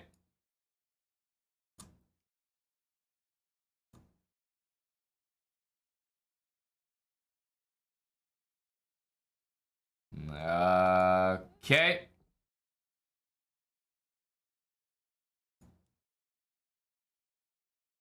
that's for me. That is for me. Nice center pawn for the people.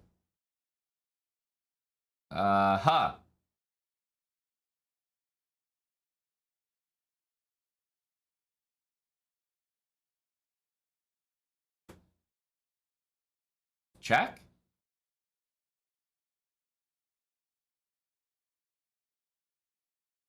Eh? Eh? Eh? I like that one, don't you? Like that one, don't you, my friend? Uh-oh.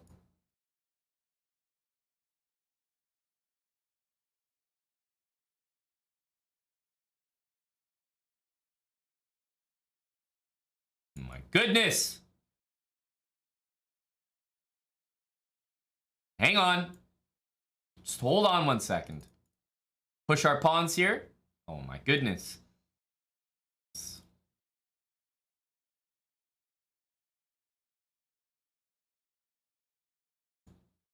Push, baby, push. Oh my, this pushing stuff isn't helping.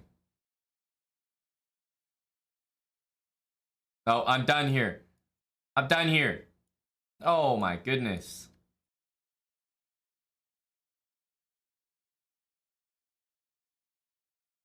What the hell happened? I thought we were lost. The dad bod shuffle worked. I don't know how, but it did. This was a pretty nasty tactic we fell into. The dad bod shuffle worked. Teletubbies fan. I thought we were flagging, but Teletubbies fan was flagging first. Fortunate. We'll chalk that up to a little bit of luck. Remember, this is Bullet Habits. You've just joined. We are doing a series. We started from 400 elo. Follow the rules on the screen. Improve your rating, slowly but surely. There are some important bullet habits that we've talked about so far. I think our game today is vastly different from where we started at 400. Improve bit by bit. You might miss some good moves following these rules, but it'll build up the fundamentals and hopefully gain you some rating.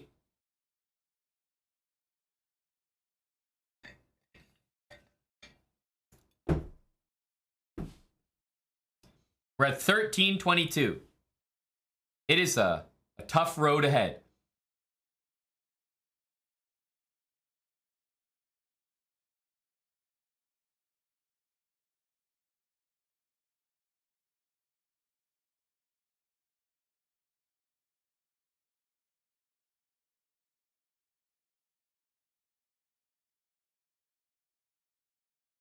Okay.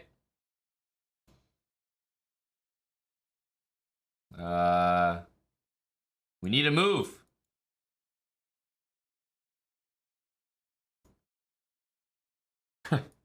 I don't know.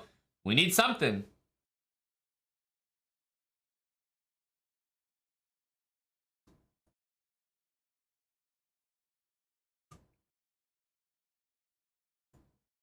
I'll take a pawn.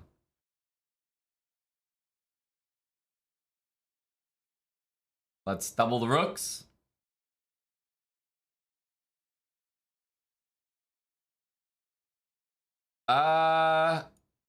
Okay, awkward.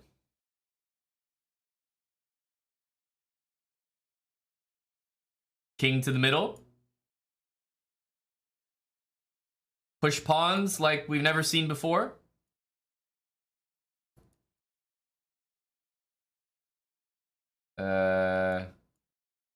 Rook behind the pawn energy. Push, push, push. I'm just pushing pawns here. All of them. Go, boys. Go, boys. Push, push. Oh, I got 1 second. What the hell?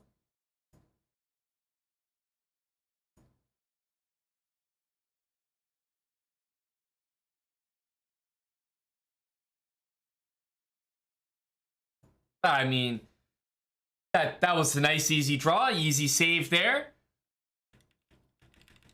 Think Juan is probably thinking to himself, well, that seemed nice and fair. Oh my goodness. I'm getting flamed by this guy. But actually, I can't tell if I am.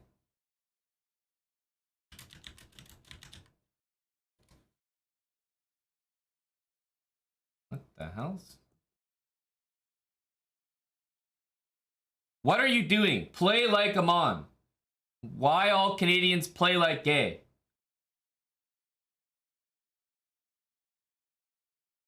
Don't think he knows who I am.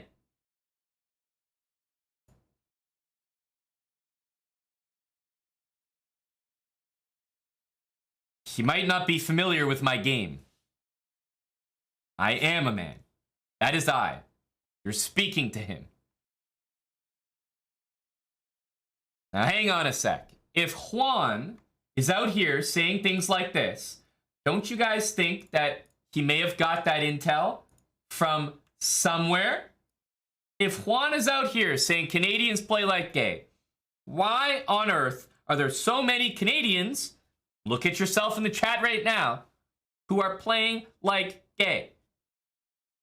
Juan is getting his information from somewhere. Must be you guys. What's been going on? How come Juan thinks this?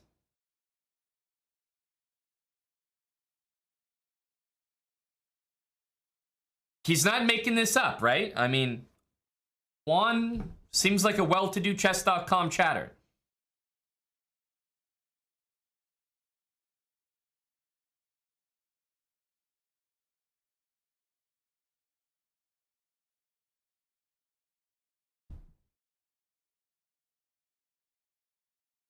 I think the Canadians are giving off certain energy with their chess, and Juan has taken note. You know what? It's fine with me. Let them think what they want to think. At the end of the day, Juan didn't get the dub here. That's what matters. And our rating somehow prevails. The hover, the hover, the hover.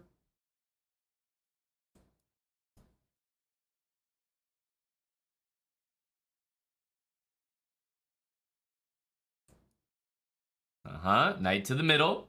Pre-move that recapture.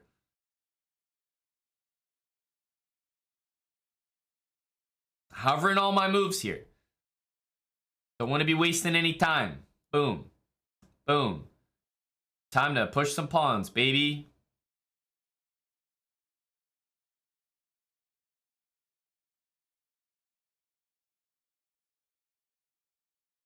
Time to push some pawns.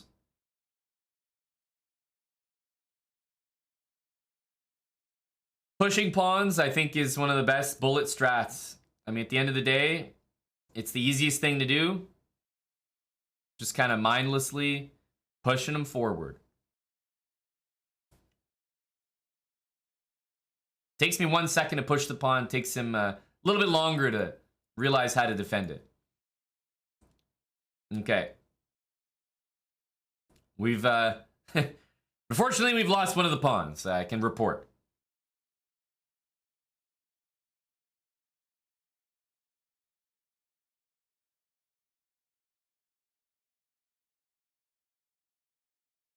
Rook on the 7th. Go me. Check.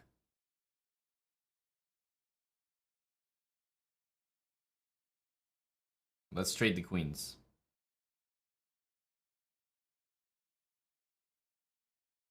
Okay. Okay. Okay. There we go.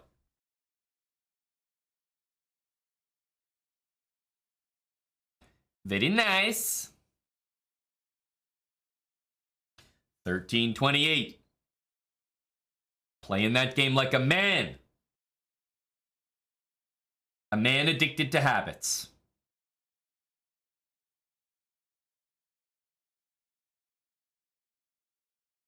Towards the center.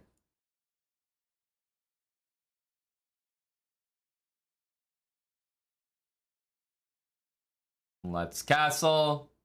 Uh-huh.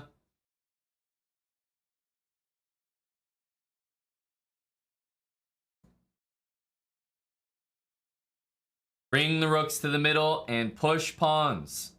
That's the strat. That's all we do. Push pawns and play quick.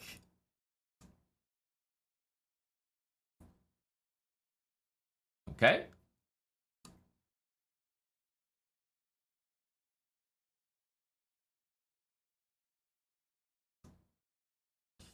Okay. This is an endgame. Let's bring our king to the middle. All right, I am here. Now what? Push some pawns, baby. We know about this strat. Push pawns.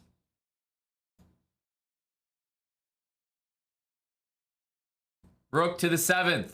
That's pretty much all I know, and that's pretty much what he just prevented. This guy's playing well. Pushing pawns. Push one more pawn, and then I'm out of pawns to push. Then that's it for me.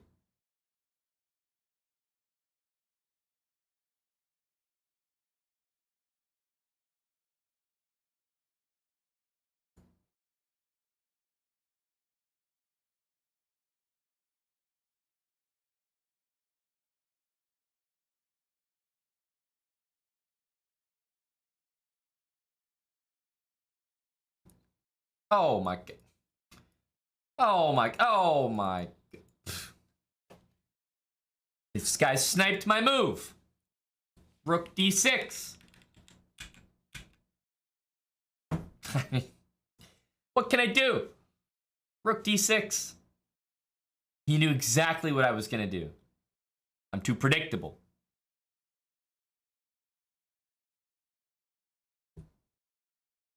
And Dusty says a FedEx driver just totaled your parked vehicle, AMA. And Dusty, was he driving like a man? We all want to know. And you did get your specialty dog food box delivered. Oh, well, that's good news. That's good news.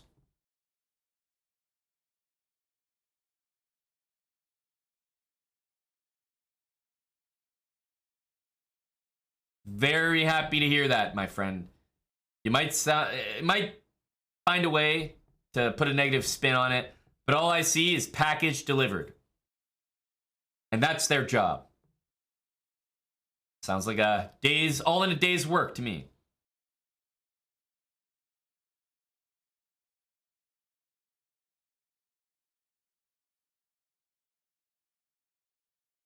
All right. We're ready for that move. That's not dropping any pieces anymore there, bud.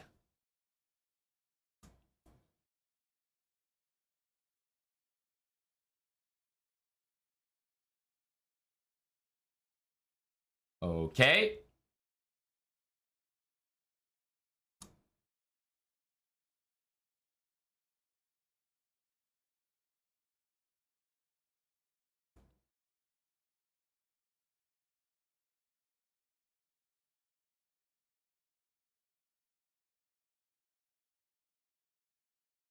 To the middle. To the middle. I can't move my damn pieces. Okay, here we go. That's a threat.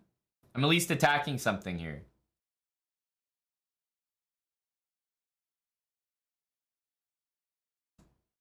This guy's on the sauce. Huh?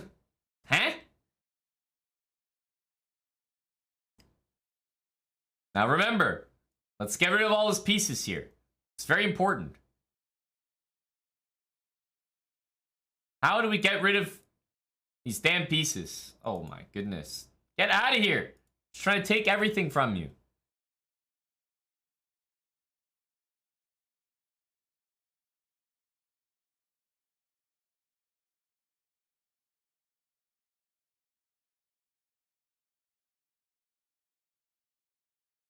Oh my goodness. Oh my goodness.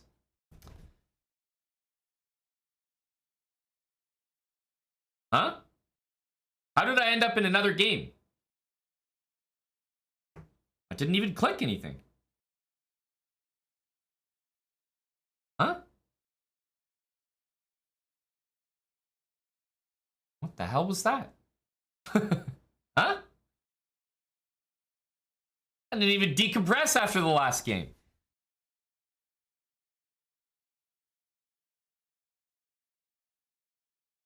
The hell? Where's my game? Where the hell did it go? Yeah, this one. Gotta decompress here. And just pop right into the next one. This is a good reminder.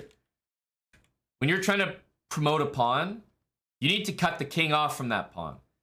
So right here, no matter which pawn I push, he's gonna be able to stop it. So if I want to push this pawn, I need to have my rook here, at least. But your rook also has to be defended.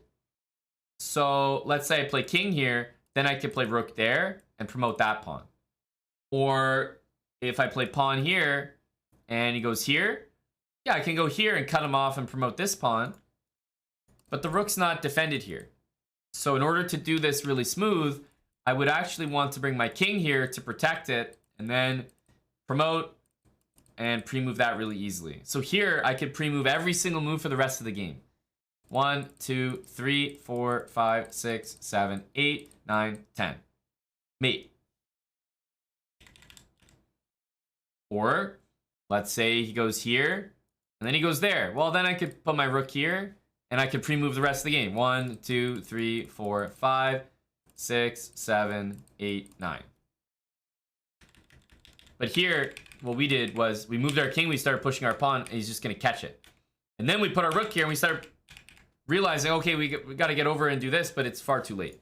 Like, you can't waste that much time when the pressure's on you to deliver the checkmate. Hello, Echo. So you can make those promotions really smooth at the end, but you have to cut the king off. So even here, cutting the king off here and promoting was good, but you do want to eliminate the pawn. So I think the best way is like bring the rook somewhere here and then just promote the pawn on the side of the board.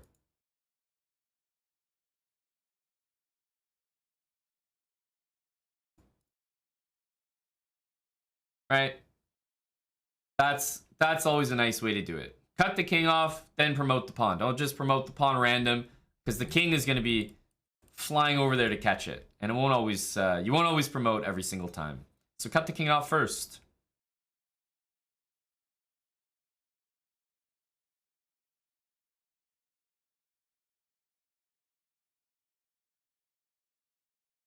Uh-huh.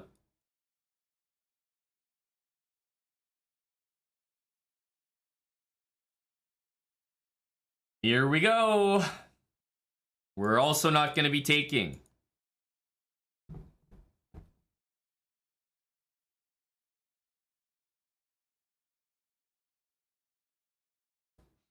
Anytime we see this, we respond with the same move. Oh my goodness. Knight to d4. b4, knight d4. I'm telling you, like, these guys are cranking moves like that out in no time at all.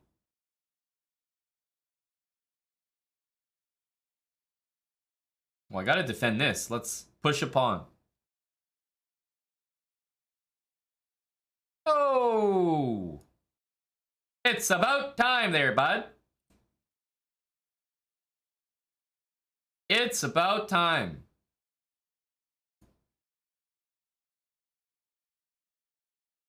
Some mistakes. That's what's needed. Take the material. Like I said, take the material. There we go.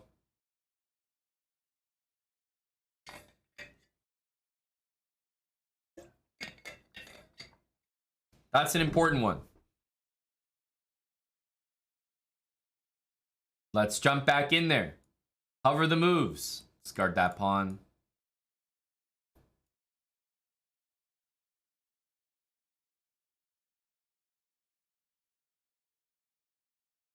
Uh-huh. Oh, the song is starting to say hello. Oh, yeah. We're climaxing. The rating's going up. Let's go. What the heck? It's working.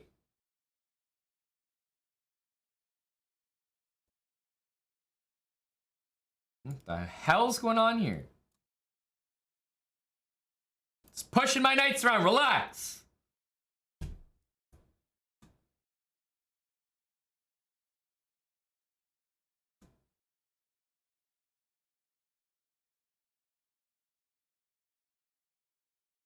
Okay.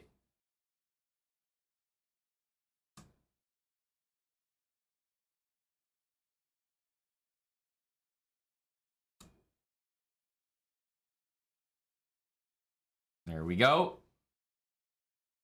Rook here. I mean, I don't want him taking me. King to the middle.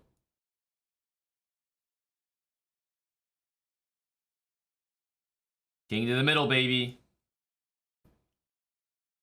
I'm tired of this. Get the hell off me.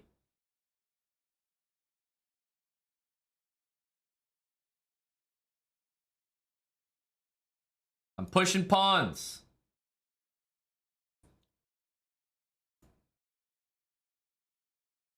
The hell's going on?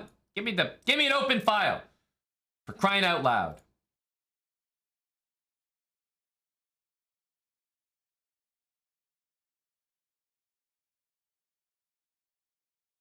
We take those. That's a positive thing there. Nice.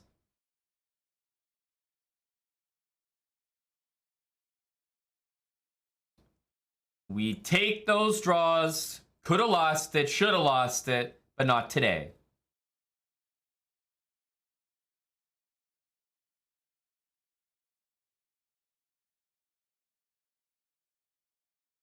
+1. Easy +1.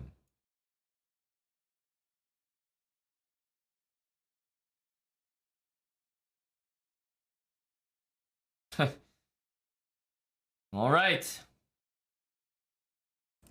H6, castle.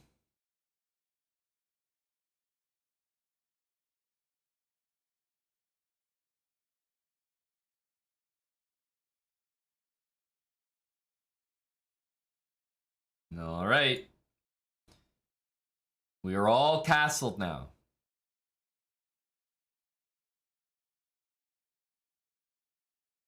Okay. Knight to the middle, sure.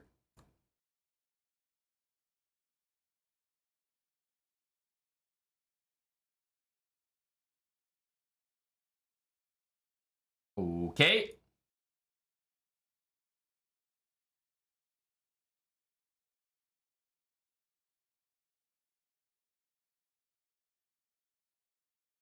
Okay, I don't like that. I don't like that. Bring our king back. Okay, trades are good. You know I love a good trade. Opposite bishops. So we are in a position that we can learn a thing or two about. First things first. All the pawns. Put them on the opposite color.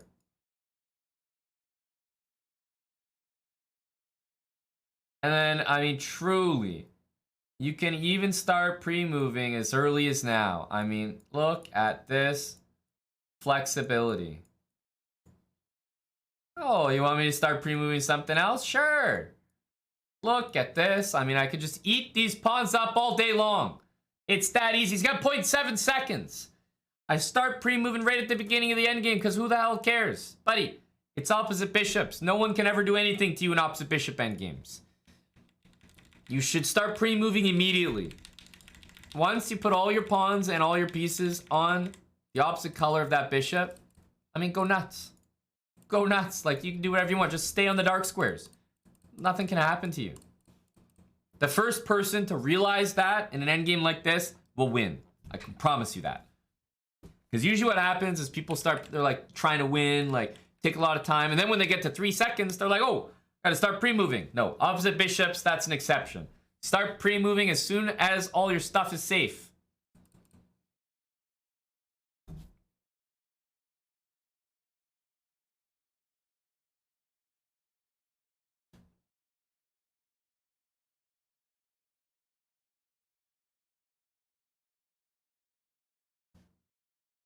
Bishop b5. Got an aggressive guy here. Okay, go in the center here.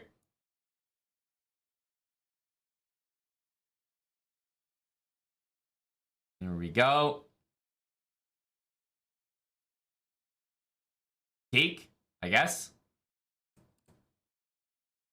Can't move my bishop. What the hell's this stuff? What the hell is this?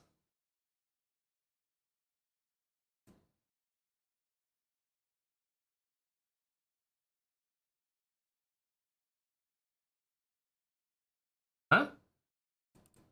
This guy's like big brain. I can't move my damn bishop on c8. Like, I need like 20 moves here.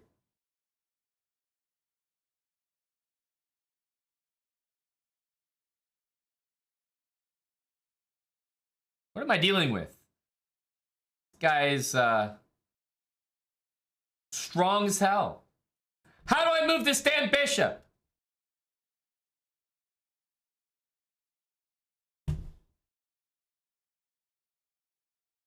I mean, what?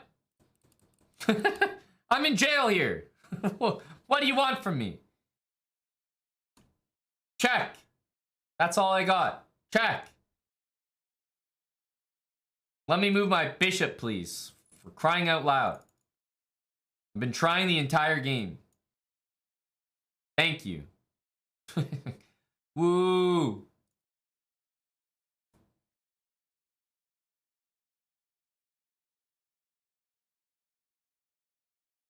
Oh my goodness. Oh my goodness.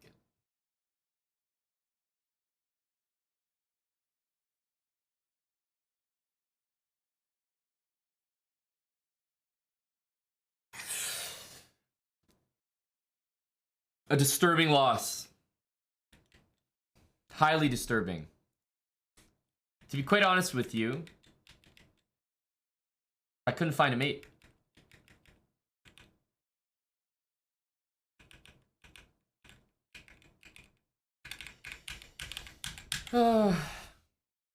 Anyone see a mate in there? What did I miss? Anybody?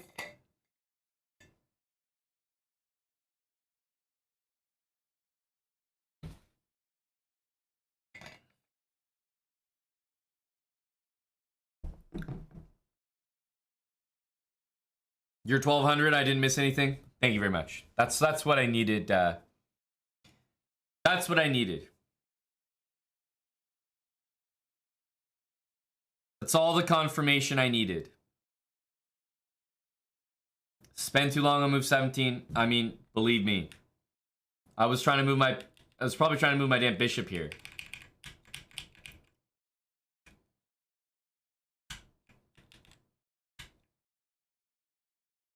Just brutal.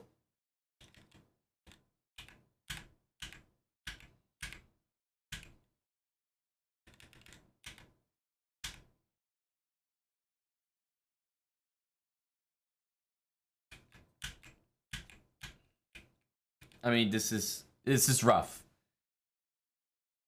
Rook takes a2 and back rank mate. Rook takes a2 and back rank mate. Rook takes a2 doesn't work because it hangs your rook, unfortunately.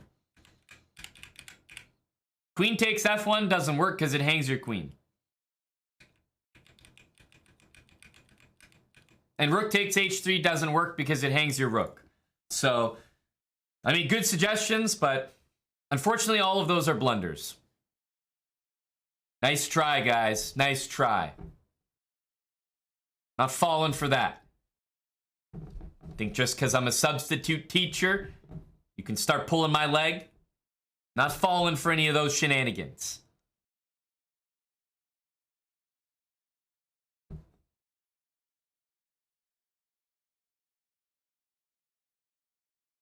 A little hover energy. Hover. Oh. Right there, I'll defend. And I'm going to boot you out with h6 next turn. Get going, boy. Whoa. What's this all about?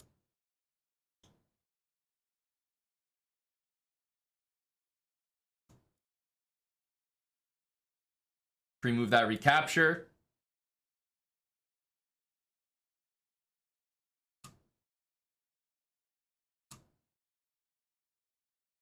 All right. Some trades. Some pawns.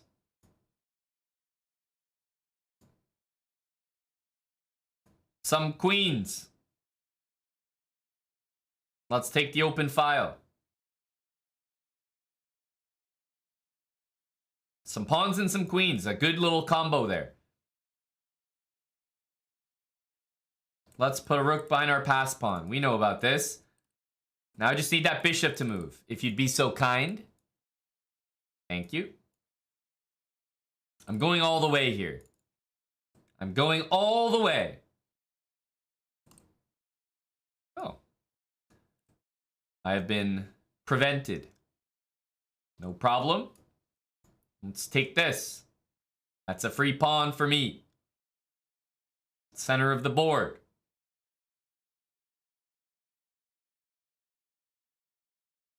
Check.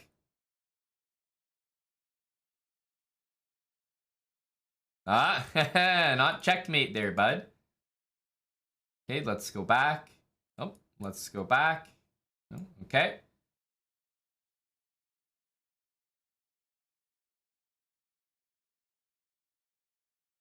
Yes. Yes. I had mate again. Oh, not this again. Guys, I'm not falling for it, all right? I'm not falling for it. Smothered mate? What the hell is smothered mate? That's about enough out of you guys. I don't think we missed the mate here. I think we played clinically. We attacked a rook. Okay. And then we saved our knight. Then we took the rook. I mean, it's a free rook, so we had to take it. And then as soon as mate presented itself, we played it. As far as I can see, nothing wrong with this game right here. People need to pipe down and pay attention in class. Zeeg, thanks for the 2 months with Prime.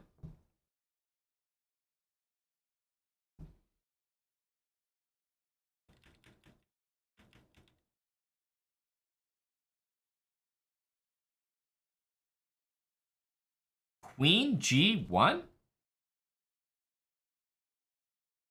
No, that's about enough. No. That's about enough out of the... Pipe down in the back. The classic troublemakers are trying to get their voices heard. No. That's, that's called a blunder, my friends. That's called a blunder. I'm not falling for it. Next game. Hover. Oh, we're gonna say hello. What the hell is this?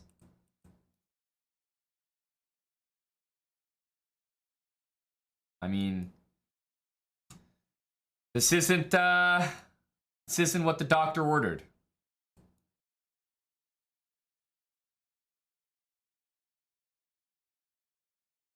No, we don't want to castle that. We've got to castle this way. Okay.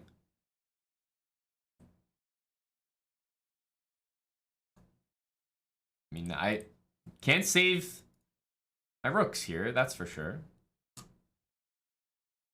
Okay. Take that. Boot him out. Push some pawns. This is the I don't know. This is just what people do.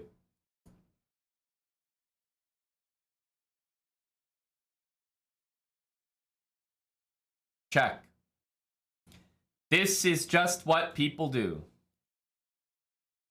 Check. Free pawn for me. Okay. I'm going to the center.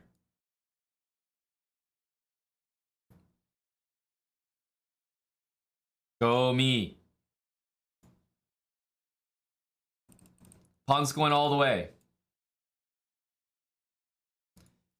Pawn's not going all the way.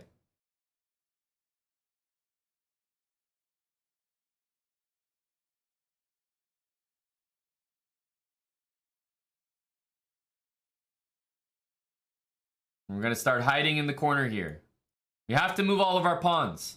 We have to. It's our only chance. It's all we've got. Yeah, we still can't do it.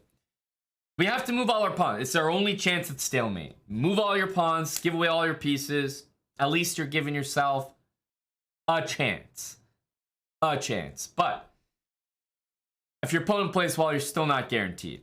But guess what? You have 0% chance if you have random pawns on the board that can move. So I'm improving from 0% to maybe 1%. You know, I'll take that. I'll take that. 1337. The numbers seem familiar.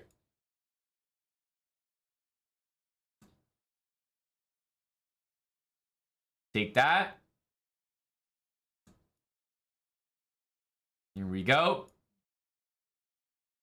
Whoa, what is that move all about? Queen h4.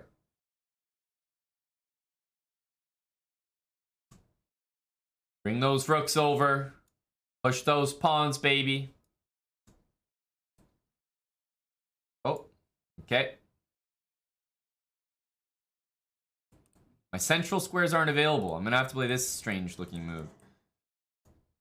Takes, as always. Takes. Takes. Push in the center.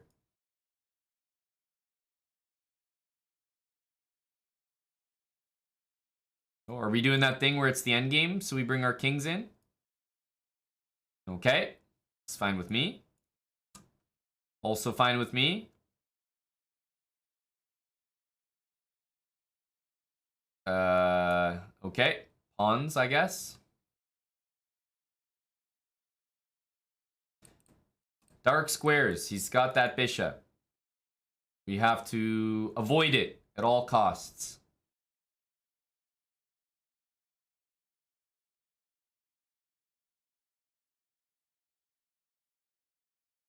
Go for the pawn.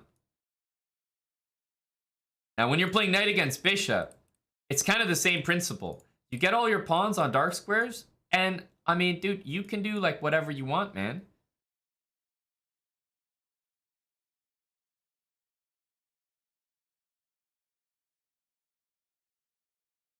It's such a freeing, liberating feeling.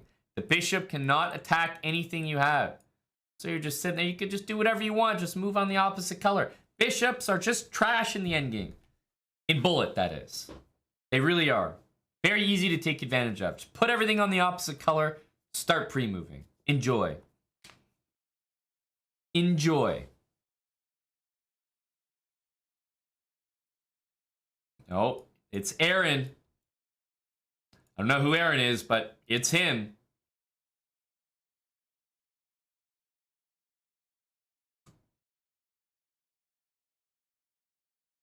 Oh, my good friend Aaron. Why, thank you. Why, thank you.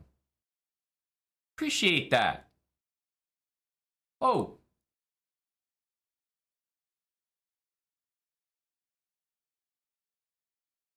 Trade that any day of the week. Don't we there, my good friend Aaron? Oh, Aaron's very friendly.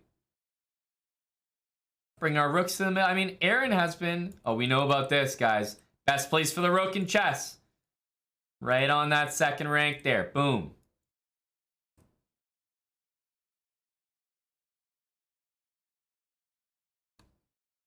Check. Aaron's being very cooperative, I must say. Very cooperative. Let's take everything.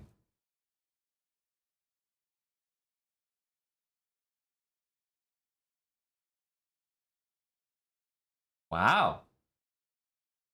Let's push this pawn. I mean, Aaron has been so friendly. Oh my goodness, the knight as well. Aaron, you shouldn't have.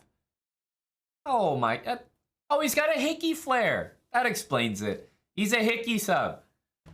I was confused for a sec. I was like, wait a minute. We've seen some strong 1200s today.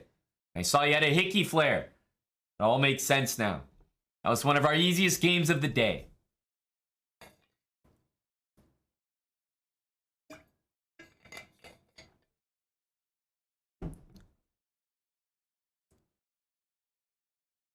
You think my rating goes up with more gifted subs? Well, either more gifted subs or more hickey subs as opponents. It works in both categories. If you have the same color bishop, Corpse Slime, of course it works. But if you both follow that rule, you can imagine, in that case, that your bishops might touch eventually. So you have to be careful you're not pre-moving and lose your bishop. Obviously, the rule can still apply, but the bishops are on the same colors, so you have to be careful where you're pre-moving. In this case, if you're playing against the bishop, opposite bishops, or knight against bishop, there will be one specific color that you can always put your pieces on, and it will always be safe, because it's the opposite of that bishop. But if you have the same color bishops, I mean, you can kind of use the same logic, but eventually the bishops might run into each other while you're pre-moving, so you still have to be a bit careful.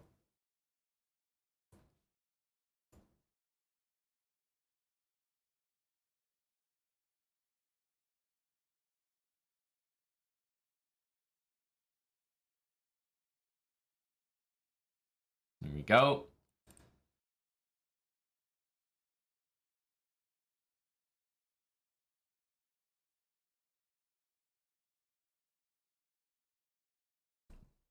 Whoa. What the hell kind of move is this? Mario. My God. Mario's just dropping heat right now.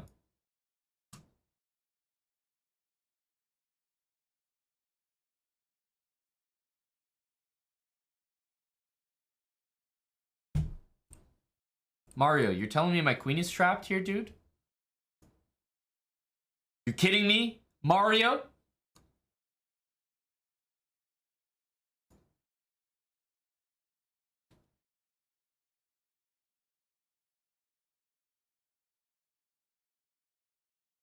I'm taking stuff.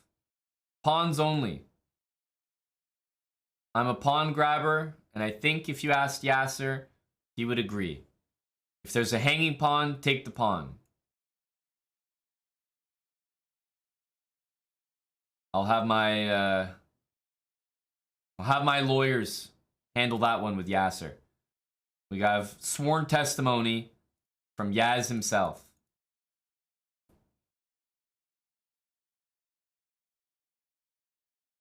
Check. Check. Okay, let's trade this.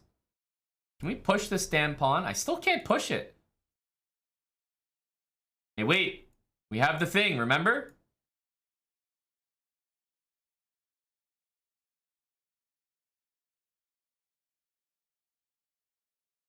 Like, this is what I'm talking about, where it's like,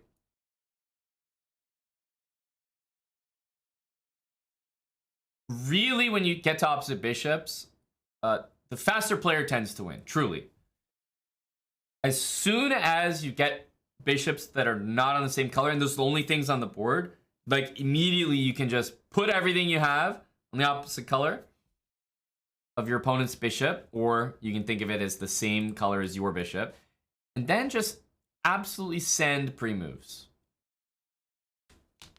Absolutely send them. Like, That's a good preliminary way to handle opposite bishop endgames, because trying to win these endgames, let's say you even have an extra pawn, so difficult to do. You're gonna like burn your time trying to win it. It's not gonna be easy at all.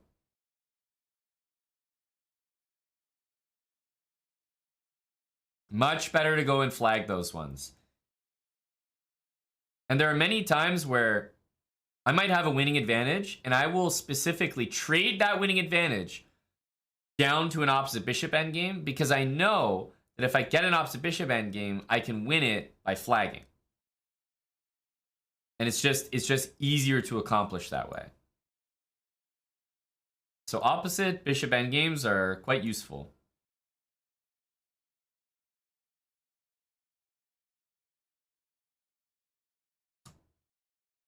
Okay. Whoa! You're giving me that juicy square there.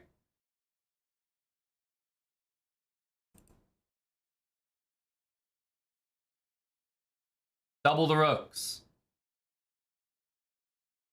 Ah, the rare tactic. Rare sighting. Let's push some pawns.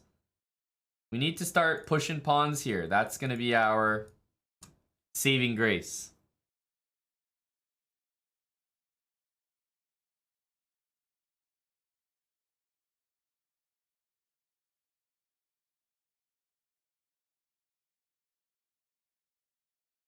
Can we trade pieces, dude? Trade with me. Oh my goodness. Trade with me.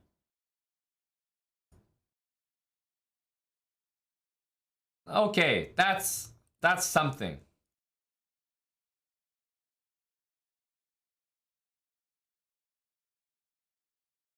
Okay. We will protect. Ah ha ha. There we go. VBKN not looking too shabby anymore.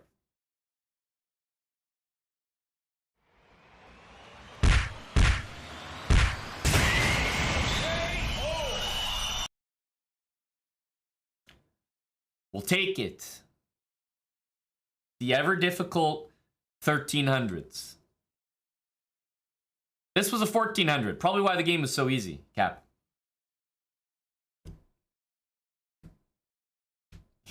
Like I said, I'd rather play 1400s and 1200s than 1300s.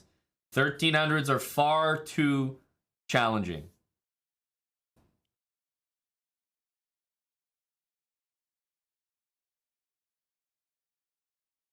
We hit 1350. Oh, that was not easy. 1350. Like, this is difficult stuff. This is the most challenging segment, I think, of the entire run. Is this a speed run? Not quite. No, this is not quite a speed run. If it was a speed run, I don't think we'd be doing it very well, because we're not being very speedy with our ascent here. This is just a struggle, is what it is. And that's what going to class is all about. It's a struggle, but you learn something at the end. This is a classroom. VBKN class in session.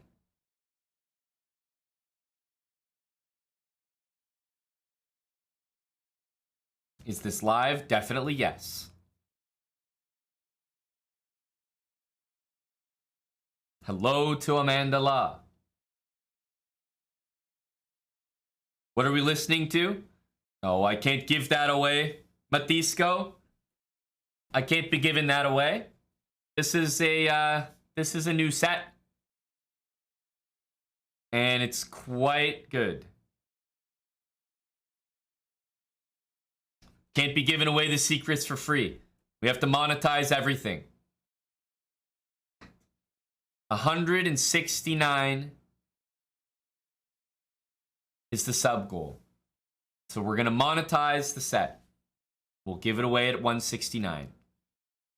But only to subscribers. Everyone will get a personalized messenger pigeon. Right? It's going to have the link to the YouTube set that we're playing right now. Will be delivered by carrier pigeon, and I think You may be familiar with this method, as we've used it before. This is the way that your Chessbra merch gets delivered as well, all that.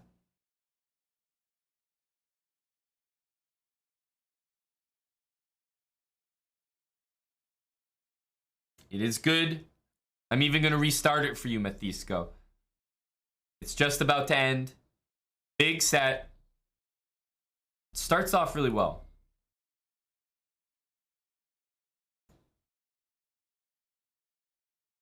There we go. There we go.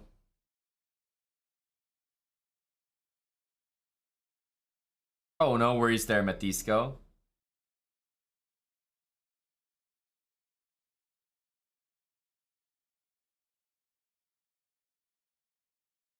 $13.50. Remember, we have Title Tuesday in a little bit more than an hour. So I think I'm going to try to get geared up for that. We have a baking stream at 9,000 subs. We're closing in, but we only have a couple more days to hit it till the end of the month. So before Saturday, right? I'm going to get some warm-up games in for Title Tuesday. See if I can't get the speed flowing. The blitz going. Title Tuesday's in an hour and 15 minutes, so I'll switch over accounts. Leave the habits for now. Like I said, I think this is the power hour for 1300s on chess.com. I don't want to keep messing with them. See if we can get the speed going ahead of Title Tuesday so we can put in a big performance. We need to get higher than 6.5. That's what we're trying to do. All right. I'll be back in a few minutes. Far too saucy. Thanks for the 6 months. Welcome back, Far Too Saucy. What is the pigeon's rating? We always send a pigeon higher rated than whoever we're delivering to. And since we are only delivering to Chessbra subs, the pigeon is rated 1200. I'll be right back. Stay where you are. Title Tuesday soon.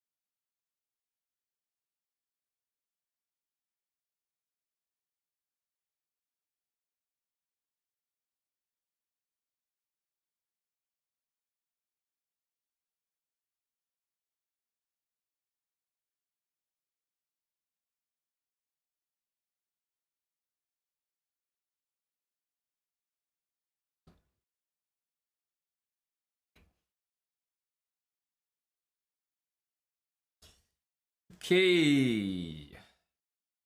We're back. Hello, Lucheco. Yes, maybe some warm-up games. You know, I almost never do warm-up games for Title Tuesday. So today will be a first. If we do well, we can give it full credit. And if not, we can blame it. Genius. Playing the 3+1 pool, I definitely don't want to. There's probably like 2 people in that pool. I don't want to be one of them.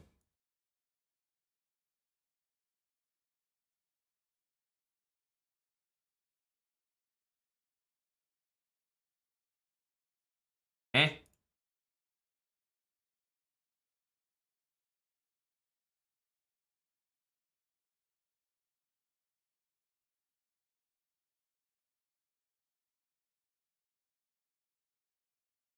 Okay. Bit strange.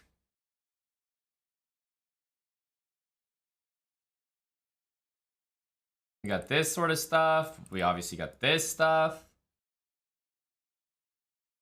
I can't buy what this guy's selling, that's for sure.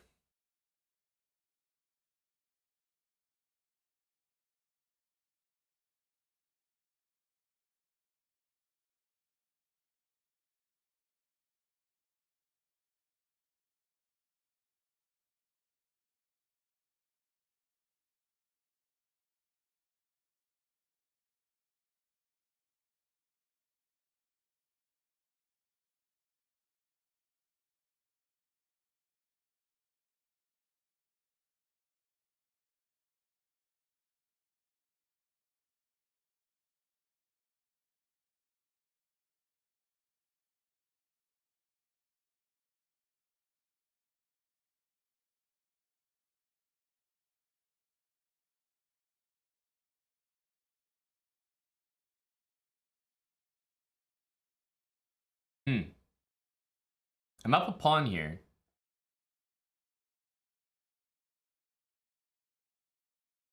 Is that enough to do something?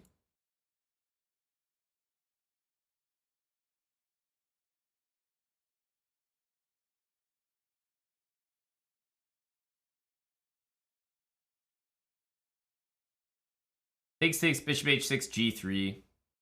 We're not going to lose a piece there, so I'm going to say that's fine.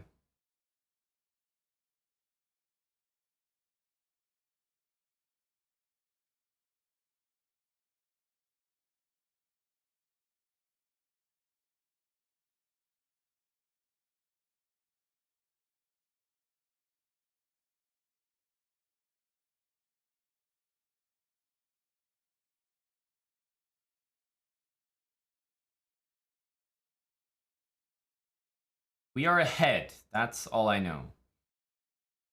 Not by much. Maybe we're not doing that well, but we are ahead.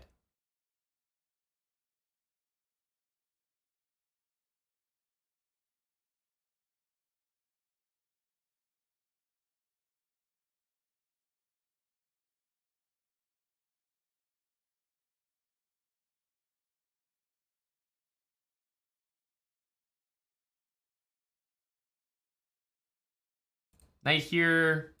Maybe we can even take it. This isn't technically mate. Not the most scared of that move for some reason. King b1's probably just fine though.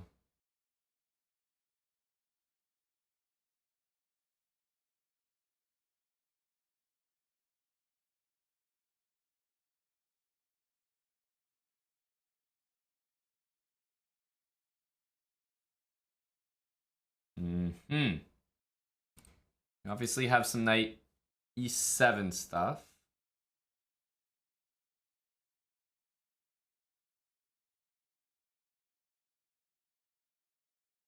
Yeah, Omid said his song was dropping on March 31st.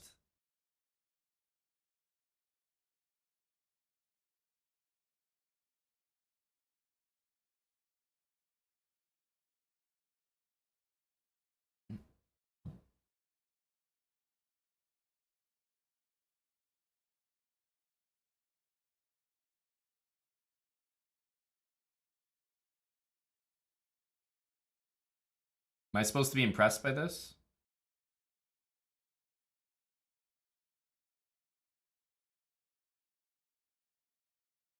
Am I supposed to be Myron?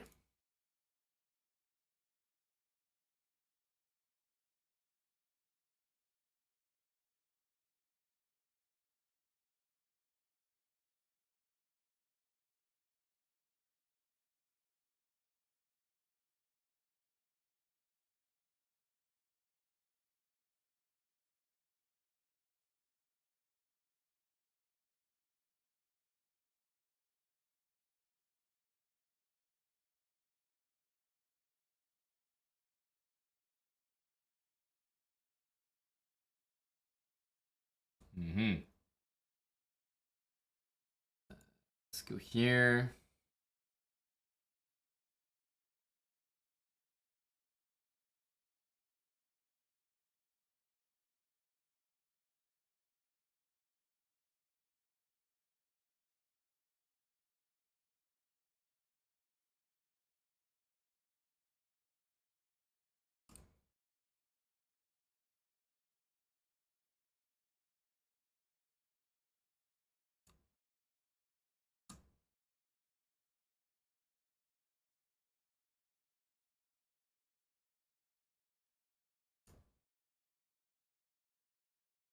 That takes care of that. Wayne, thanks for the prime sub. Wayne Hayworth. Or Howarth.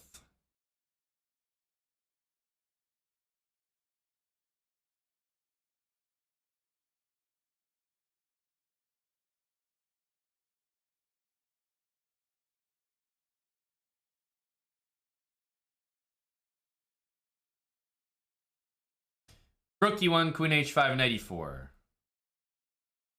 Let's see it, big fella.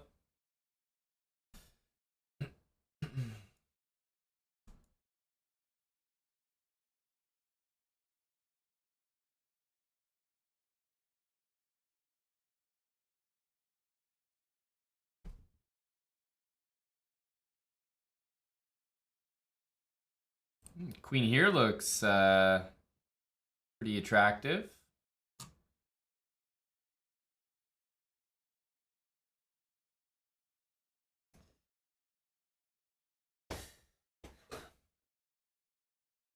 That's Bishop H2. Tricky, bra. This looks like a blunder, but he might try to make it work somehow. H2 pawn got ripped off the board. Now it looks like a piece is going to be taken. Takes. Does he want G4 or something? I mean, we just got to take this, right? Whatever happens, happens. Knight here. Okay. Back.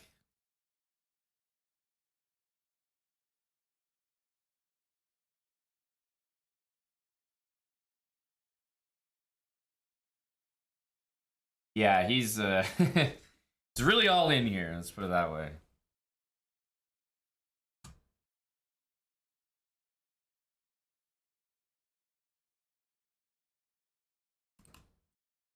Takes. I mean, we're up so much material that it has to be winning.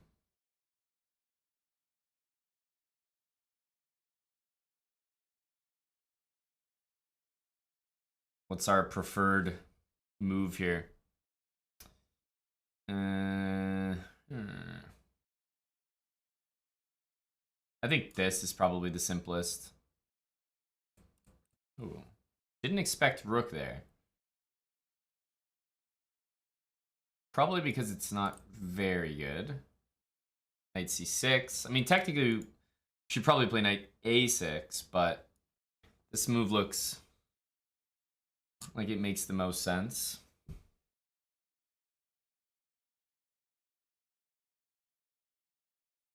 We're up so much material, like I can play knight c6 without even worrying about hanging a knight. Like, I'm up like so much there.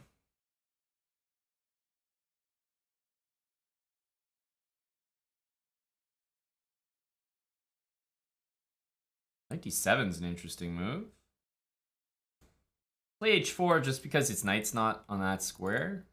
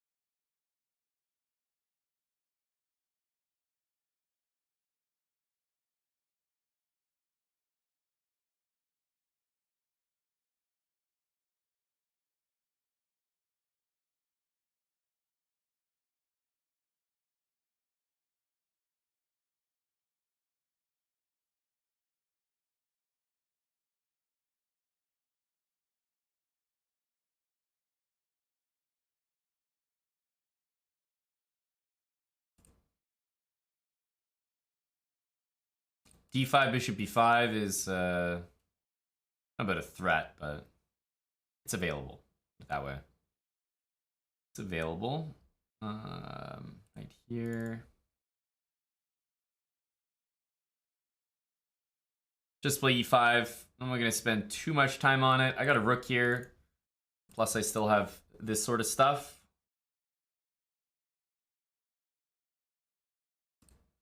E6.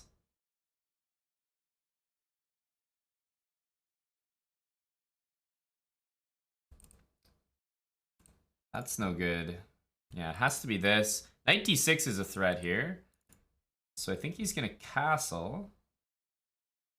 And I wish we were able to drum something up here.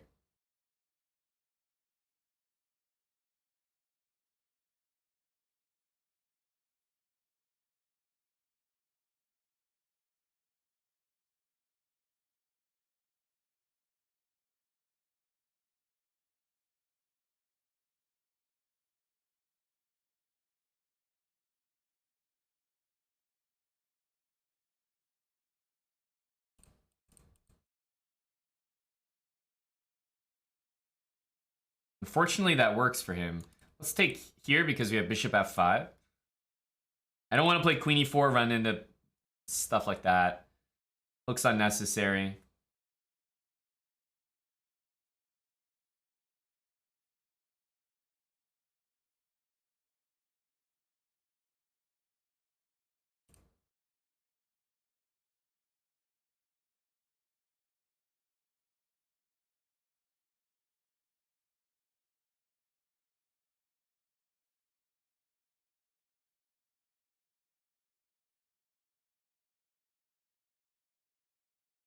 V6 as well.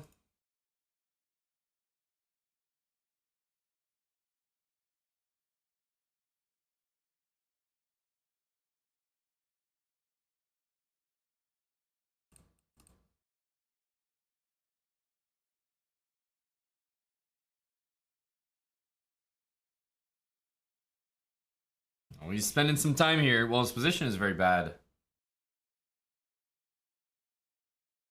If the queen goes here, we always have e6. Queen goes here, we always have that.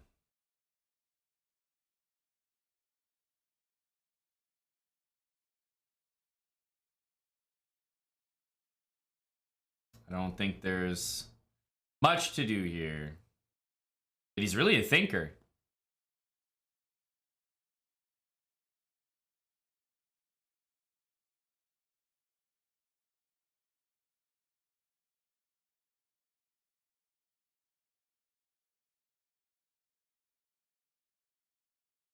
Just get the king out of danger.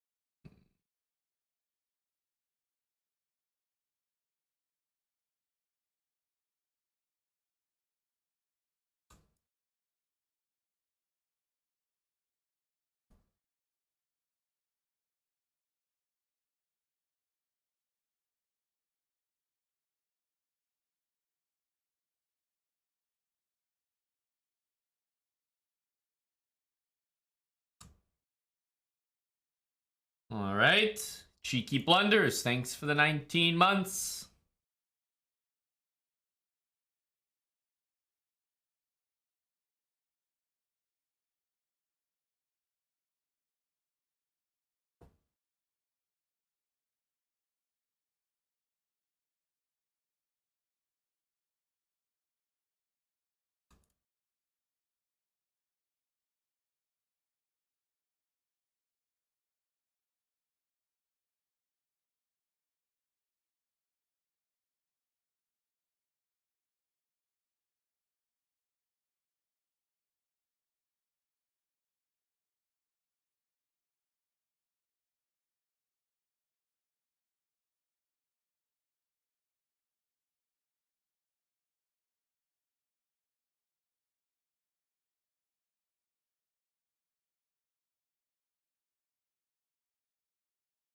Okay.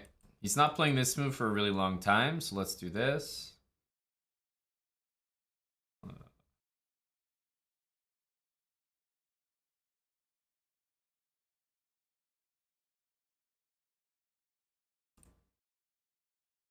We'll probably play knight d2.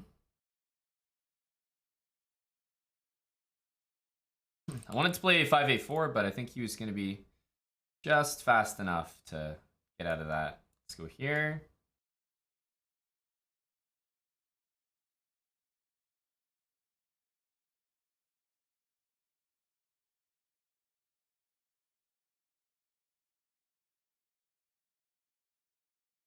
I think he almost has to play that move, I would say.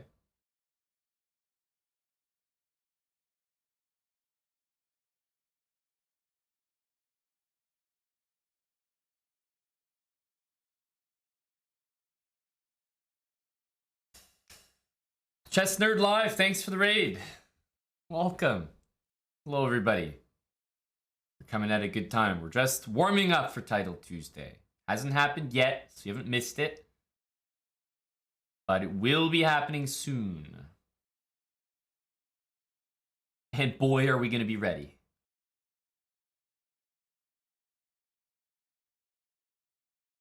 Starts in about 50 minutes on the top of the next hour.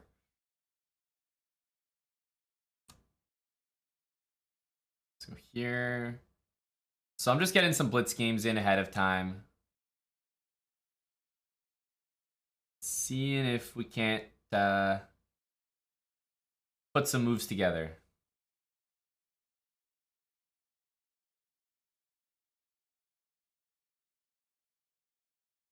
Trying to warm up, which is something I almost never do. The weirdest chess warm-up that people have seen. I'd also like to know the answer to that. I've definitely seen people do full-out calisthenics, like stretches and stuff like that before a game.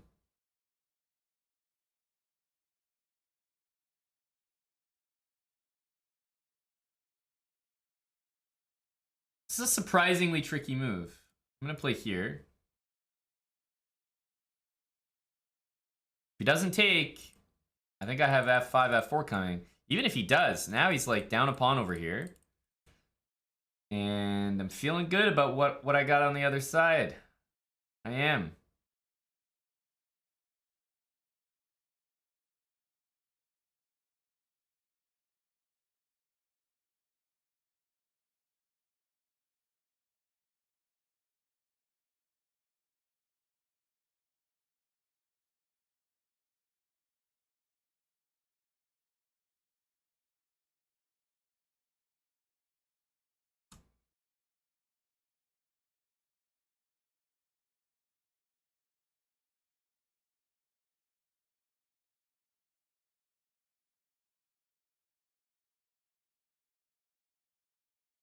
Okay, so what's my plan going to be? I go here. I'm not really threatening anything. How can I actually threaten something there?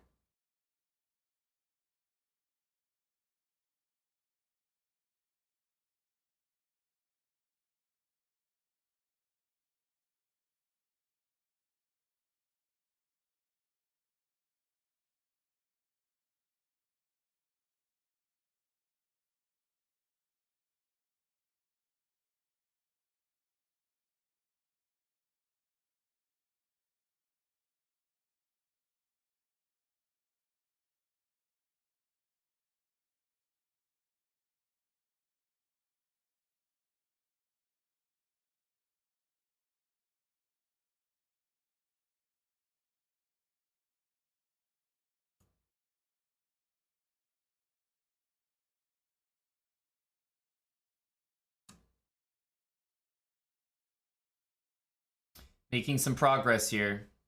This is good.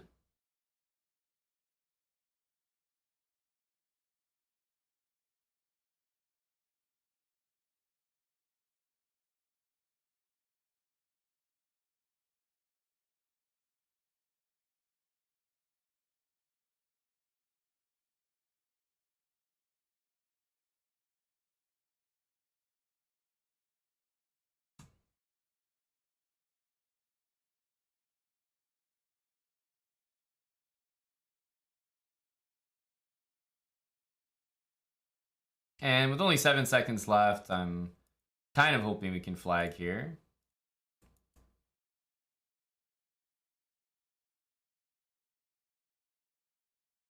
There we go. I think that was a pretty well executed flag. Shuffled around just enough to make some threats. Could have probably tried to play it better, but you're not going to get any brownie points for playing the position correctly. It's all about that end result.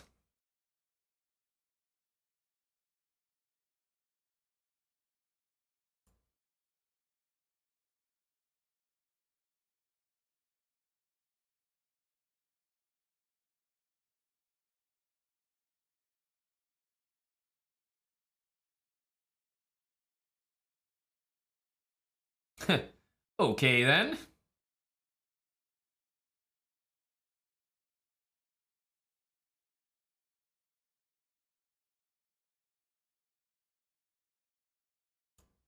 Let's just keep it simple.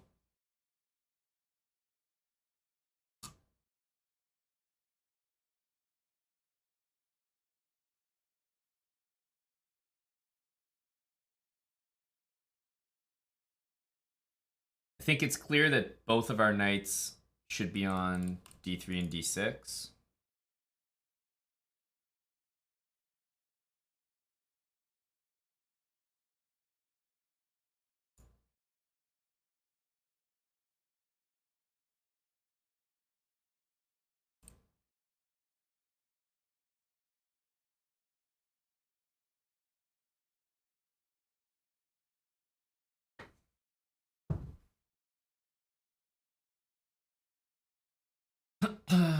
Yeah, queen h4.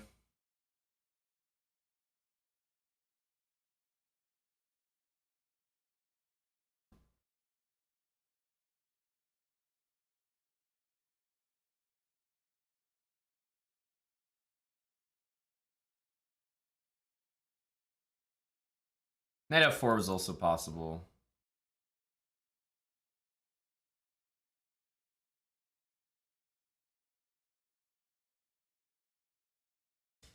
Position is getting bad. Didn't see this move, but I've been playing pretty quickly overall, so kind of expected at some point. But now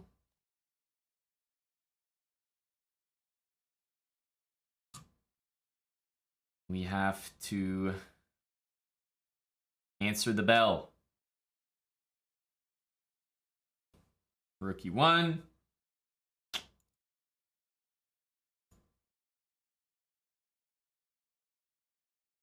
It's like sort of a threat, but not really.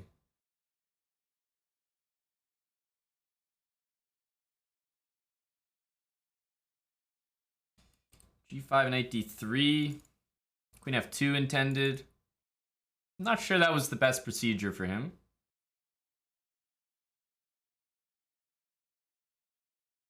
It definitely doesn't look super convincing. He wants to take this pawn, I understand that. But if he takes and plays rook takes, I don't think he maximized from that position.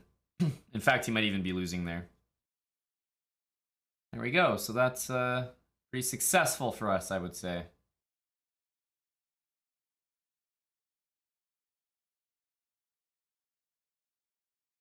Knight's hanging, f7's hanging, knight g3 always fails to e5. I mean, on the previous turn. Now, of course, it fails to that, but...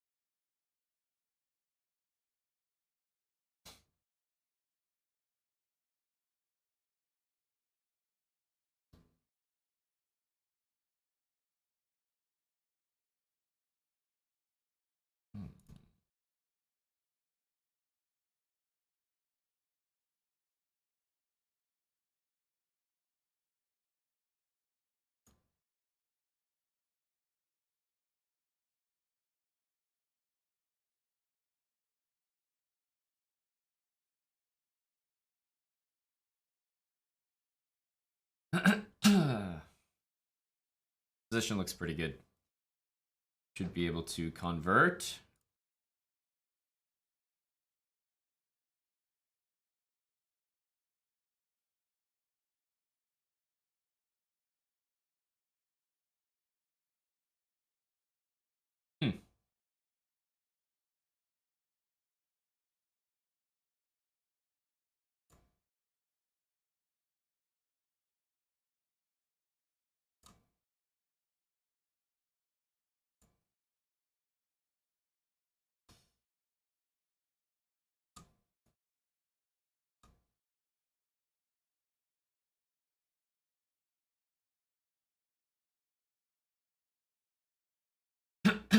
Okay.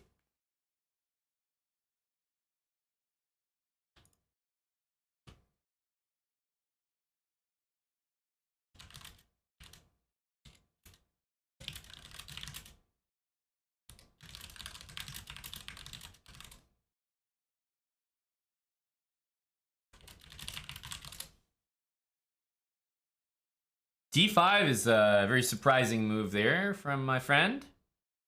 My good buddy.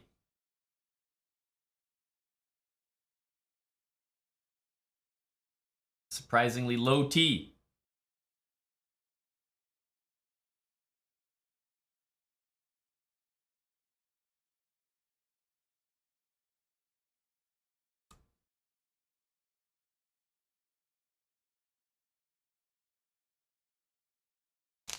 Exactly, JKA. Except I have the F pawn push, so maybe a good thing for me.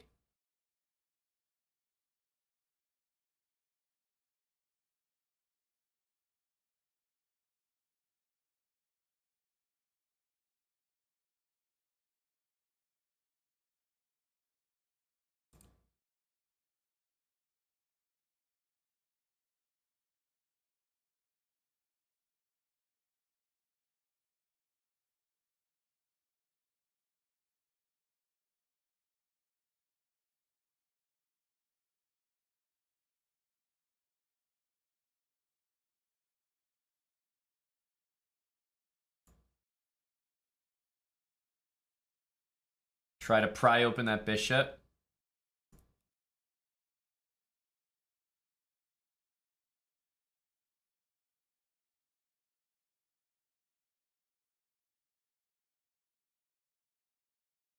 Bishop on A7 is a really nice piece.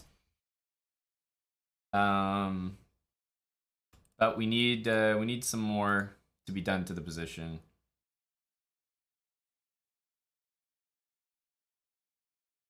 Bishop D7. He wants to have this trade. Surprising.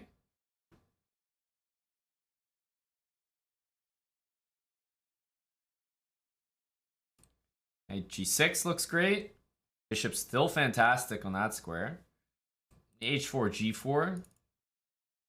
Can also go Knight H7, F6. And decide what's better. Bishops just look really good.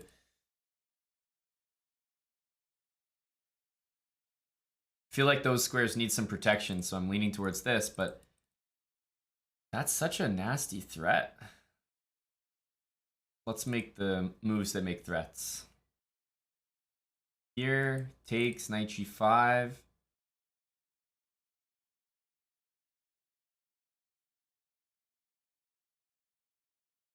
Go for the aggressive stuff.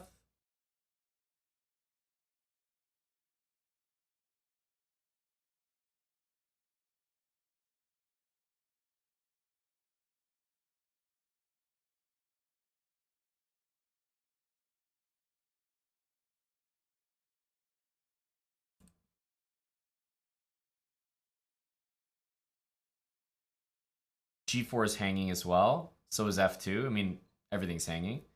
Knight F3 check. King here. Takes.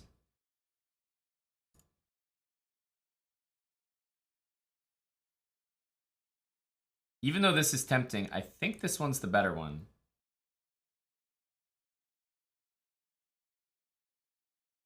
Take this with check, and then this is hanging next.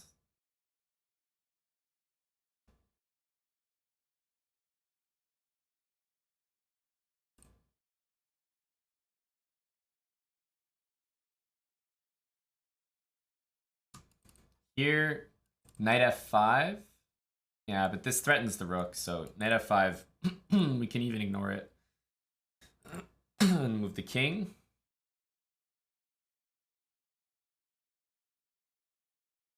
Queen d2, rook f1. Is one threat, but we'll just play rook there.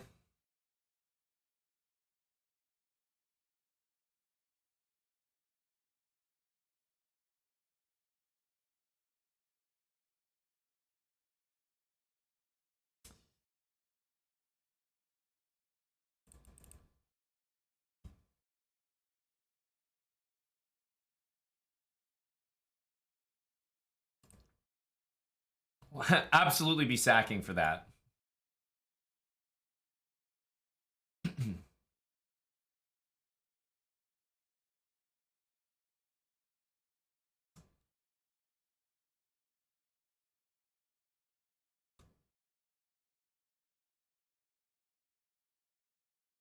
That trades the rook. Now we trade everything.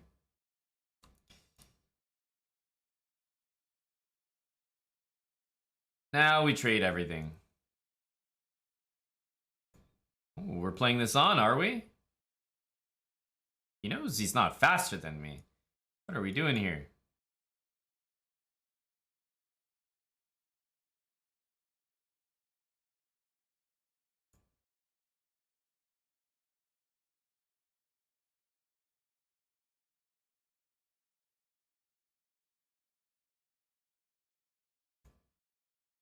What are we doing here?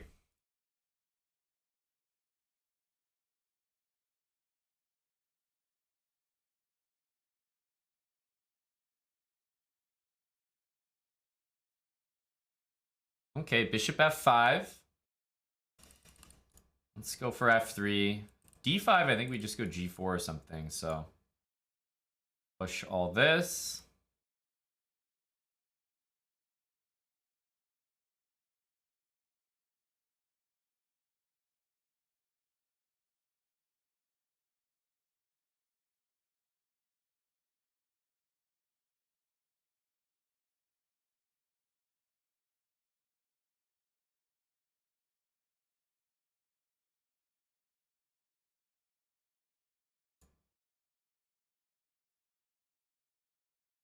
Not gonna let him have the bishop.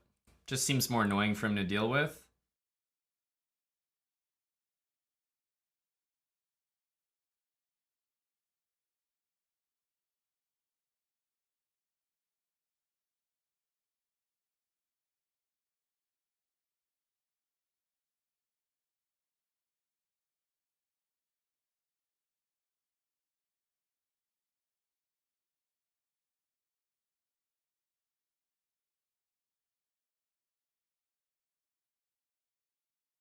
Maybe bishop back and knight f4.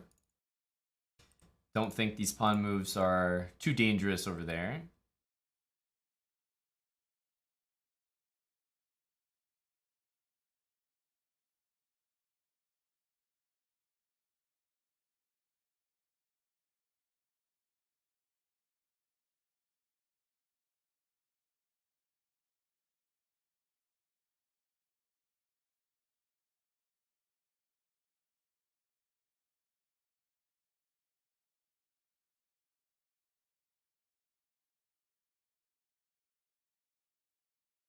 Okay, it's really closing it up here. Or he wants to, at least.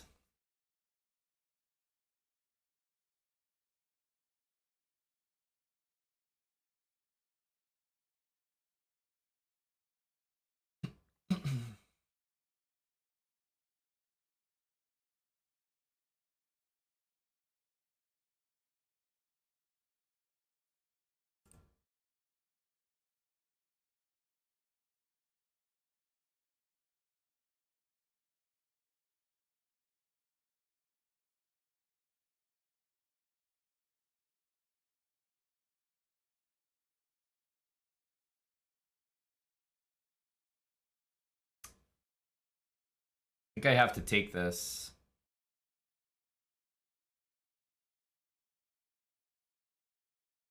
Which I don't like doing.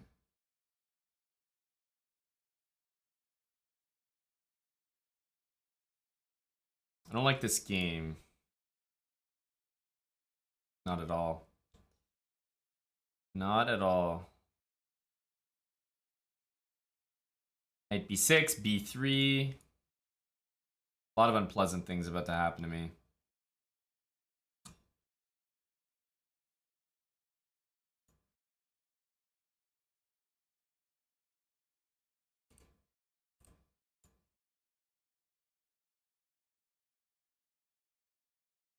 Knight on d3 is good. That's all I can say. As my only good piece. This bishop holds things decently. Bishop's not bad on b1. Don't call it a comeback.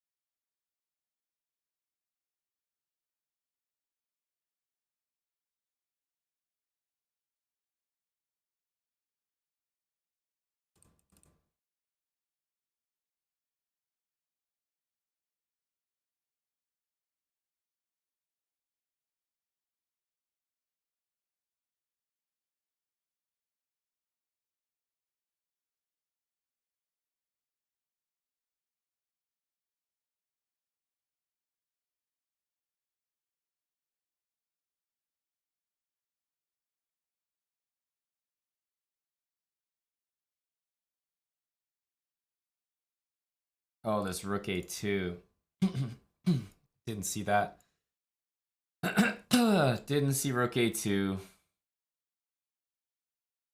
I was thinking I was taking this at the end and still being a bit tricky, but rook a2 is a bit too nasty.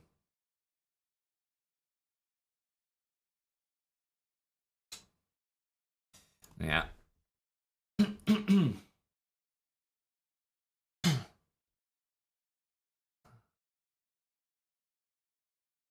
That b3 move was way nastier than I thought. Like, I knew he was going to get the moves that he got, but I guess I didn't think they'd be that strong. So it's more of a misevaluation than a miscalculation, which is admittedly a little bit more common.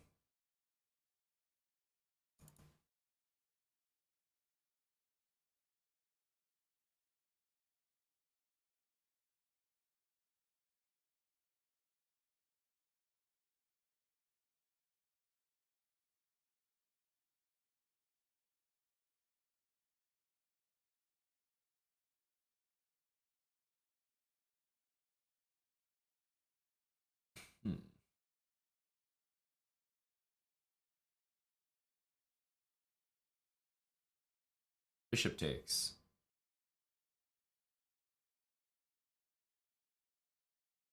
Queen e7 and e5.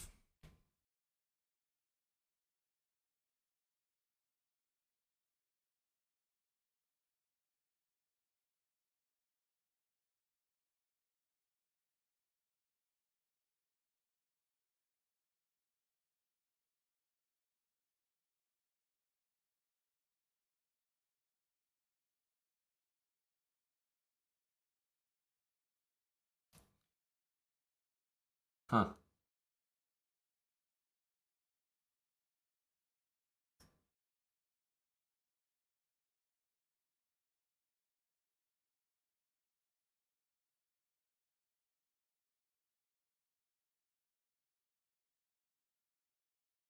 Should this move be that strong?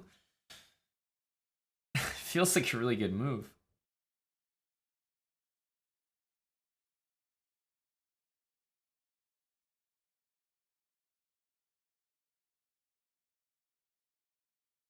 Someone's gonna have to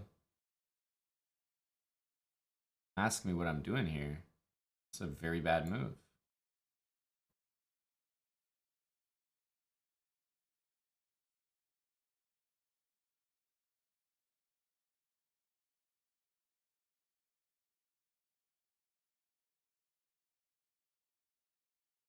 He had e5. I don't know what I'm doing.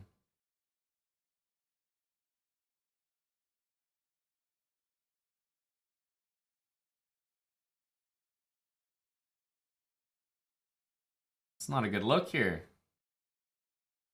Let's go here.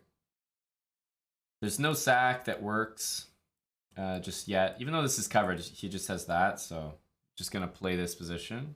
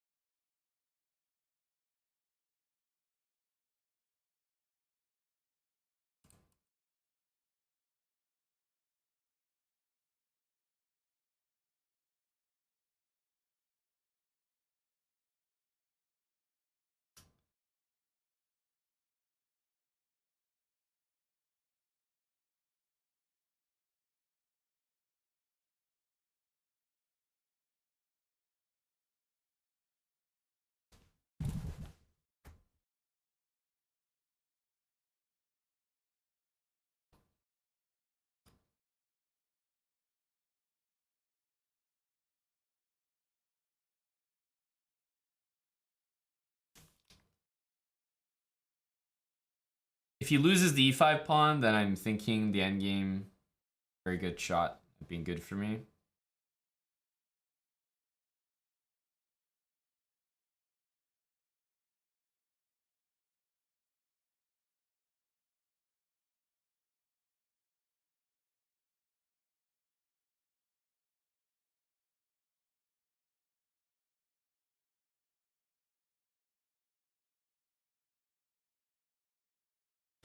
Taking is not necessarily desirable, as we can see.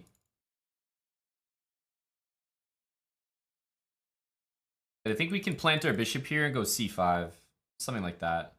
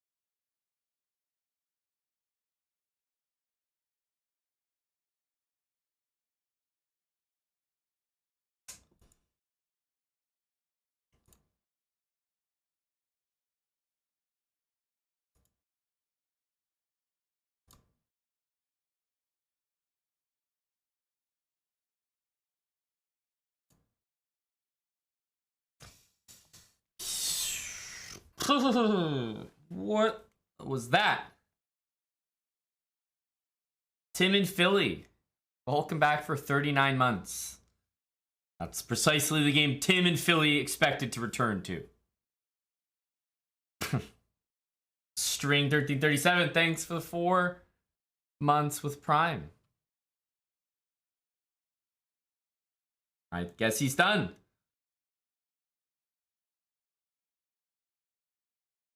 It is not a Lily Palmer set, no. Jumpy Chest, thanks for gifting us up to low stress as well.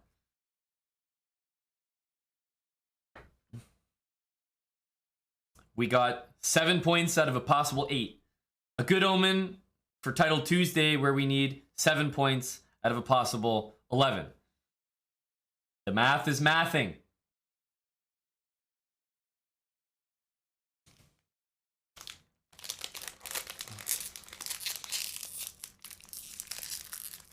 Yeah, somehow these guys were a little bit easier than them, Jumpy. The 1300s, I'm glad not to be playing.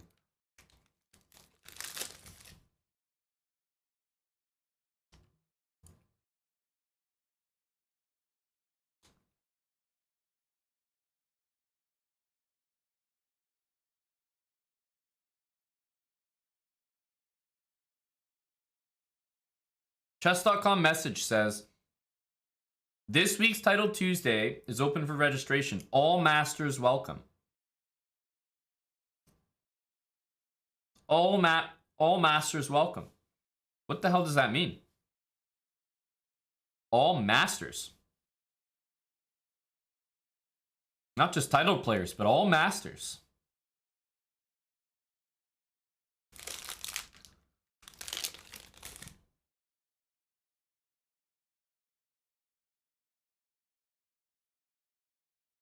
Java Bandit says, I have a challenge. Uh-oh. 7 points. And no flags.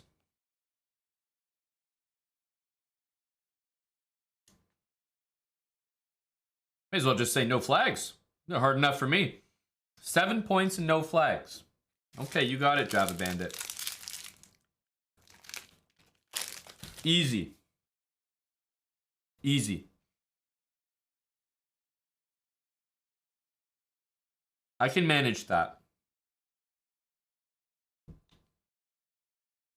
No flags? I assume it means no flags for me, Jumpy Chess. I can't flag. I will absolutely be flagging other people.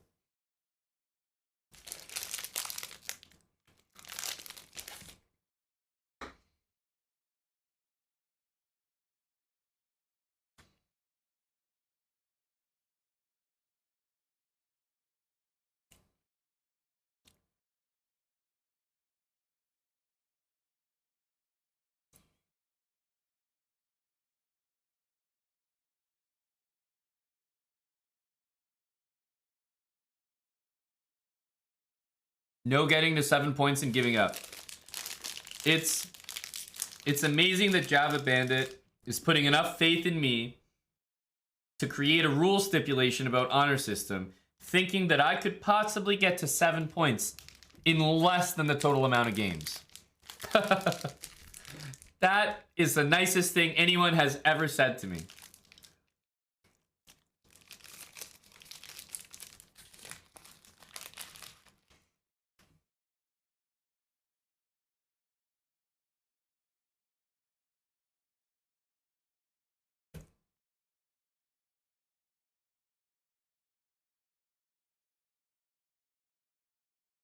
I think it's a sign, Benjamin.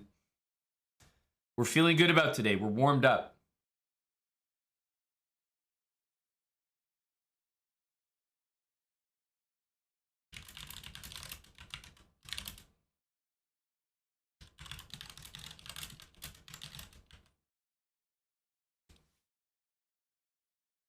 We do need Savitha. Yes, you guys remember. Savitha, the only person I can deal with. Okay, Java Bandit, 7 points today. And no flags. Well, the easiest part will be no flags, of course. We never do that. But there were no rules against going down to 1 second for 20 moves in a row.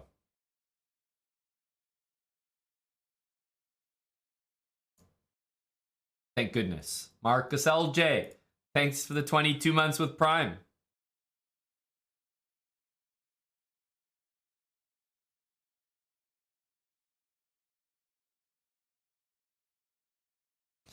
Oof.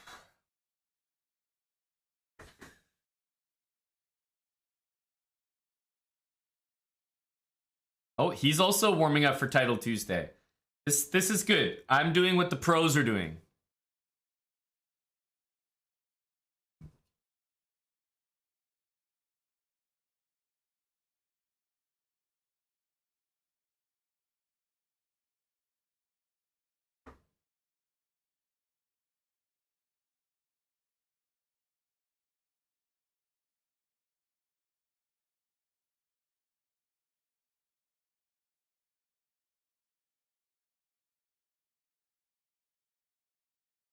Oh, Java Bandit, if I can get top 20 in Arena Kings, even without the flag thing, I'd be impressed. The thing that I got top 20 in Java Bandit recently was Bullet. It was the Bullet Brawl Arena, not Arena Kings. So it wasn't the Blitz Arena Kings, it was the Bullet version of Arena Kings. For me, top 20 in Arena Kings would be a good result regardless. I don't think I've done that in a long time.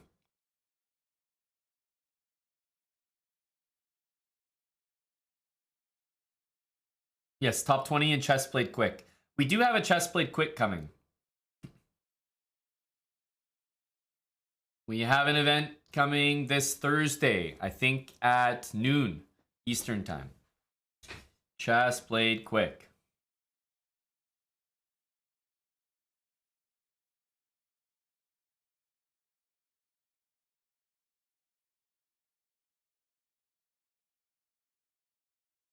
What's the theme? Yeah, Gory has it. It's Bug House. Bug House.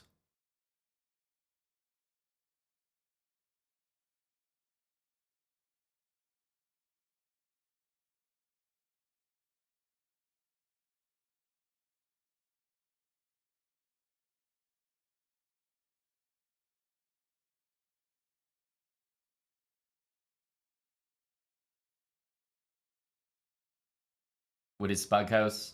2-player chess. Team chess.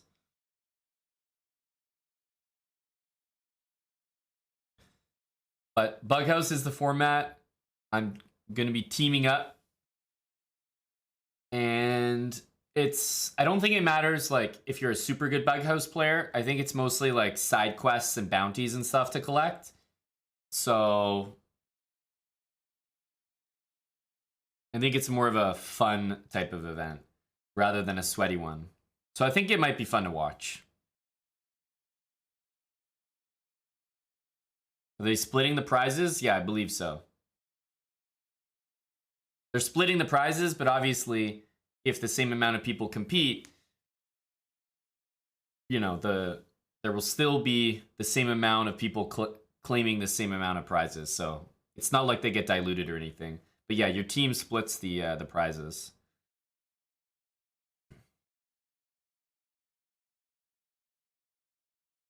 No, I have a teammate, Mr. Serious. I'm gonna be teaming up with CM Rui from the chat. CM Rui just served a 2-month ban from Marbles. A 2-month ban. And he was recently unbanned. So we have to rehabilitate some of the young members of the community. Yes, a 2-month ban, for real.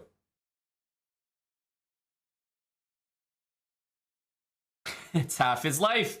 TJE Sticks, 10 gifted subs. Ahead of Title Tuesday.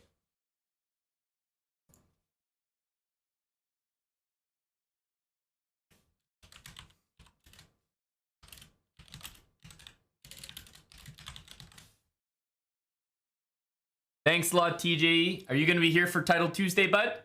We have a goal today. 7 points and 0 flags. And I intend to deliver. Wiki name, thanks again for the 8 months.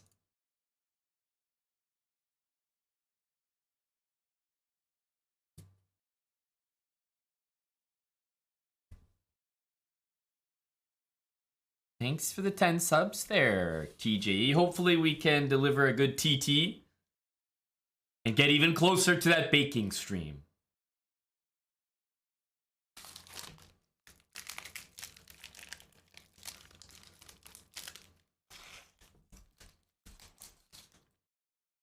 You expect a top 50 finish. Booked, Chicken Pants, booked. Top 50 booked.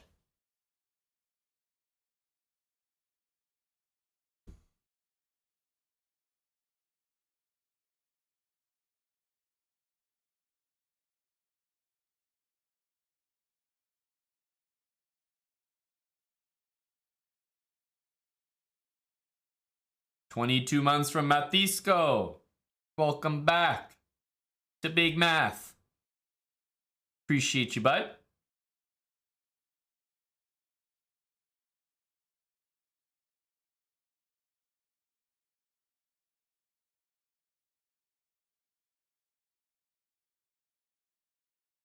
Title Tuesday starts in 10 minutes. Let's see who's in the tournament. I can tell you that my starting rank in the tournament is not even top 50. So, Chicken Pants, I'm going to have to overperform. Hickey is here, MVL, Bortnik, Andrejkin, Fabi, Denlaz, Mishanek, who's playing right now, Yospim, Kramnik. Ugh.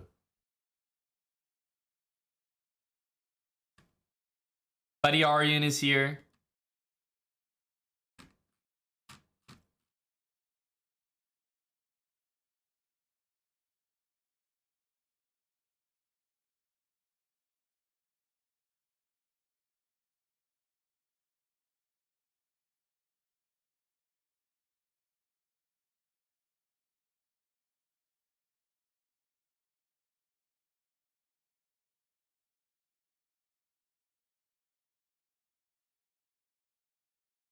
You really have to wonder if moves like this are playable, you know?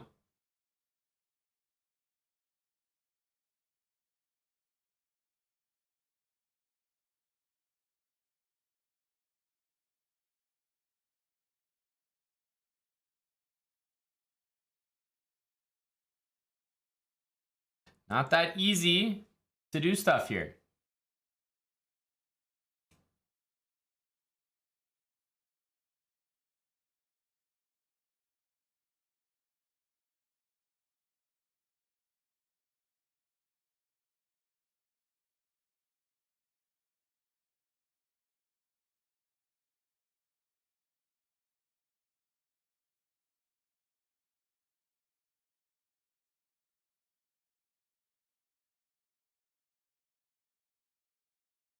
Queen C3.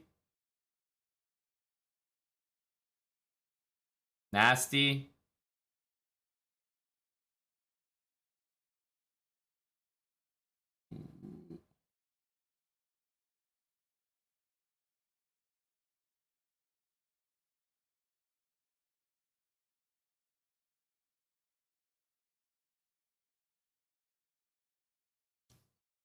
Thank you, Java.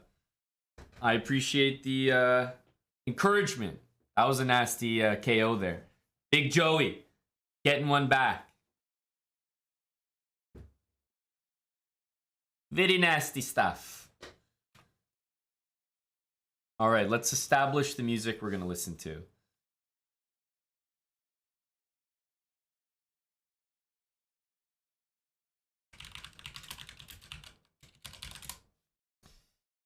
Let's establish.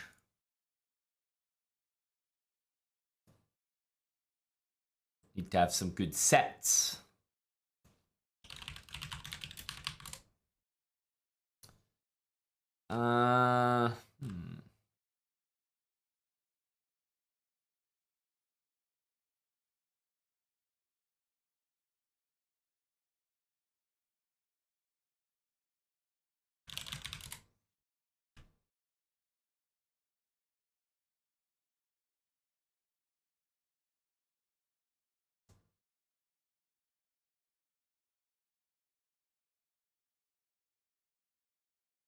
Okay, I have a few sets here.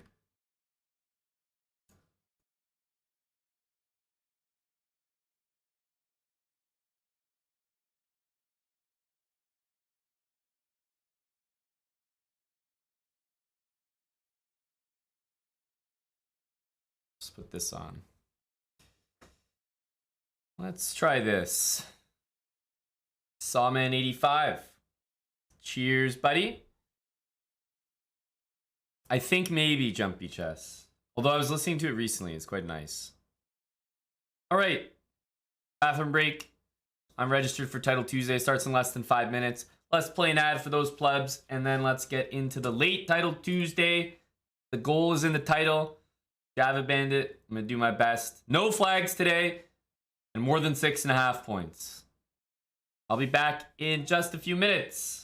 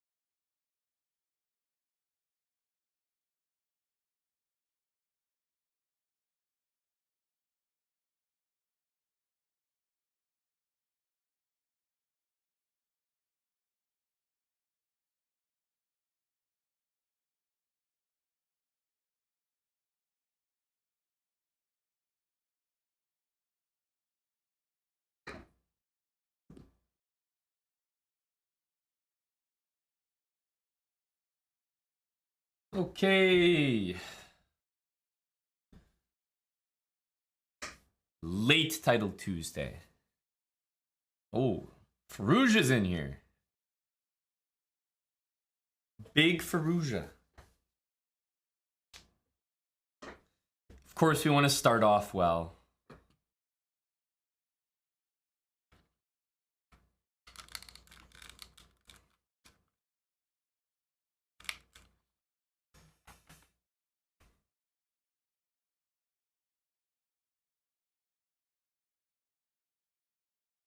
Starting out with the chill set, but I think it should pick up. Good luck, good luck. Welcome to Late Title Tuesday. Let's go.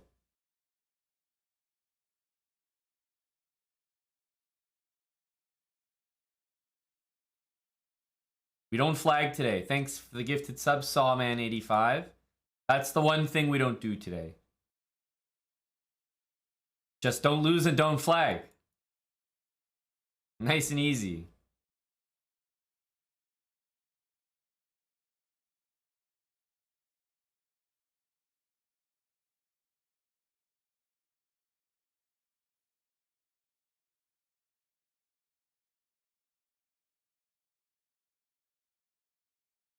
Carlitas.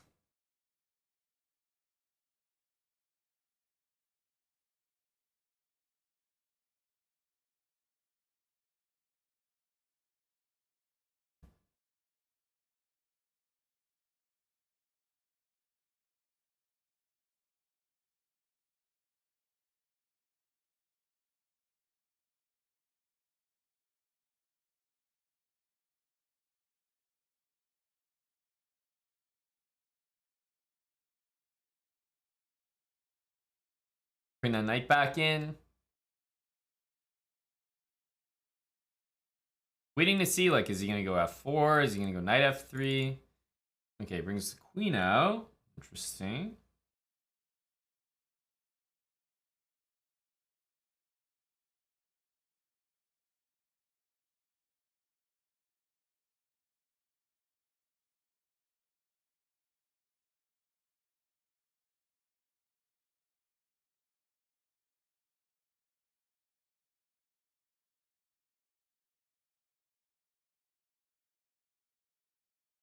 Knight here coming.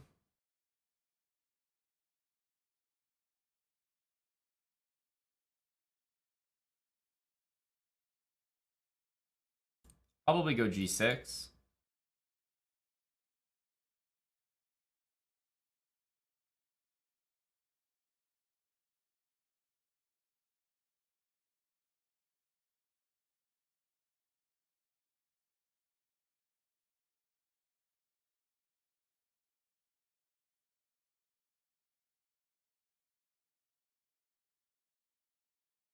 Suppose we could even go rook g8. But if I'm fine to accept the sack, then there can only be better moves available. I don't think he's going to do it. h4 he might do. Yeah. So h5, queen has to go there. It's an awkward square for the queen, so I think we should be playing h5.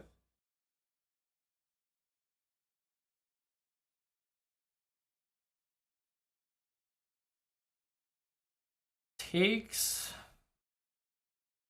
It's like knight there is not too impressive. He plays rook c1. I'm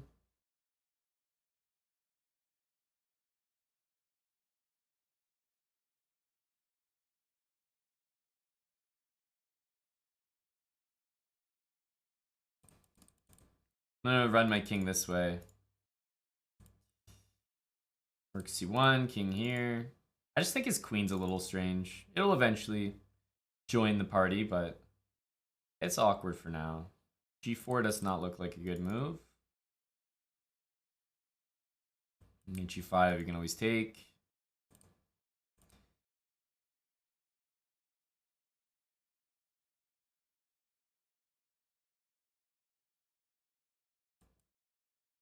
King to b7 is surprisingly safe. Queen's way offside from where my king is about to be.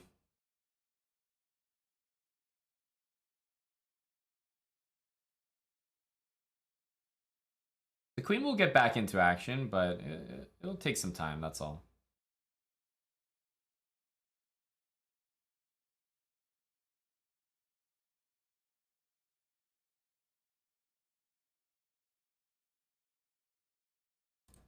It's not hanging.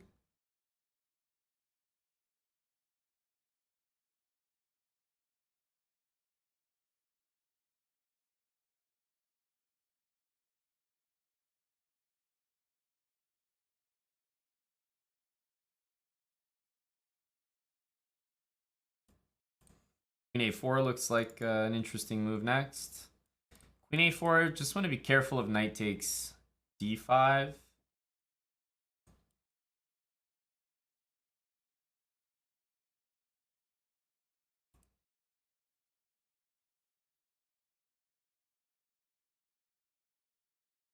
I mean, it really shouldn't be concerning, but...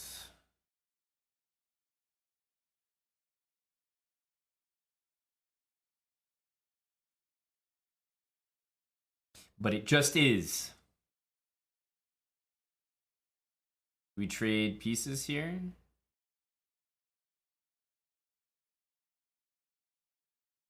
Just try to keep it simple.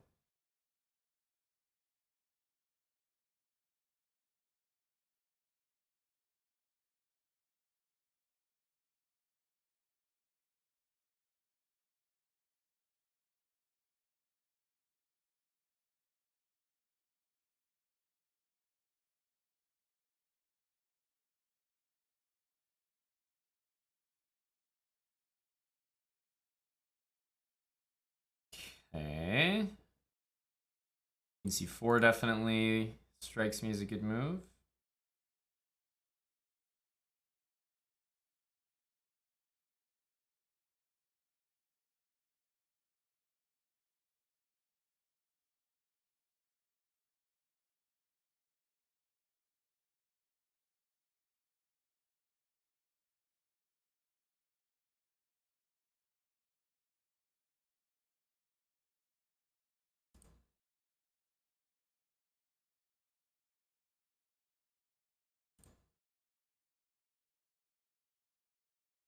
Knight f3.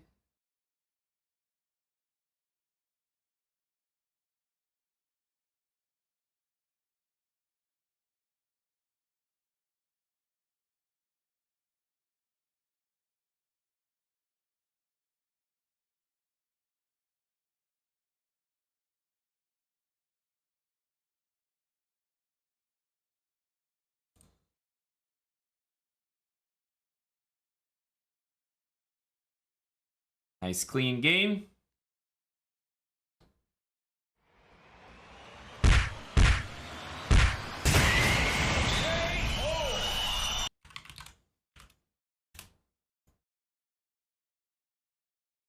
Nice clean game. No issues, start to finish. I don't know about this plan of king d8, but I kind of liked it.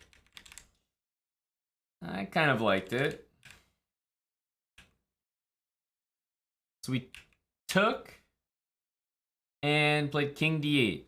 The other way to go was king f8, king g7, but I couldn't really be sure which one was better. I think this was reasonable. Not the best move, but nice, safe way to play.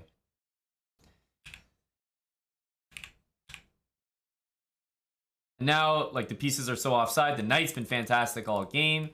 d4 is just loose. And we're about to trade pieces, play queen a4. No concerns about my pawn structure. And the bishop's pretty bad. Kodiak TW.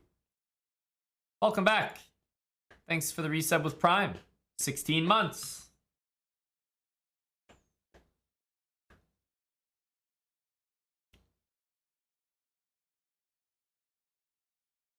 Hey, for sugar. Continuing the gifted sub. There we go. That's one of the best feelings. Wait a minute. Why didn't he queen that pawn? Why didn't he queen that pawn? Why didn't he queen it? Because it's going that way. That's why. As soon as Buddy played this, my brain just went...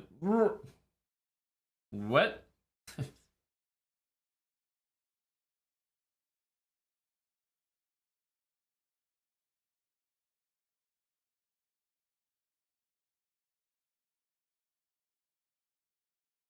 For sugar. Thank you. for the 5 gifted subs. Pretty fair draw. I mean, really hard for black to mess this up if you just keep pushing the pawn. Thanks very much for the quick Cinco. Smother checkmate, 14 months with Prime. He's got the clover emoji.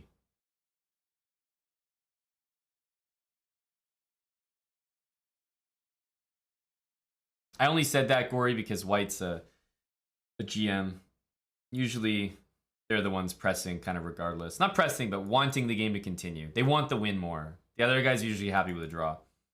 But the thing about that position is if black tries to win it, he might just be worse. He might make a mistake. And if white tries to win it, then he might also just be significantly worse. So one of those weird spots where you kind of have to take a draw because it's too risky to try to win it. Do we keep pieces on the board or trade here? Keep a piece, I suppose. Only because, you know, he's 2450. Keep more pieces, more problems, more threats. F5 could be an idea here.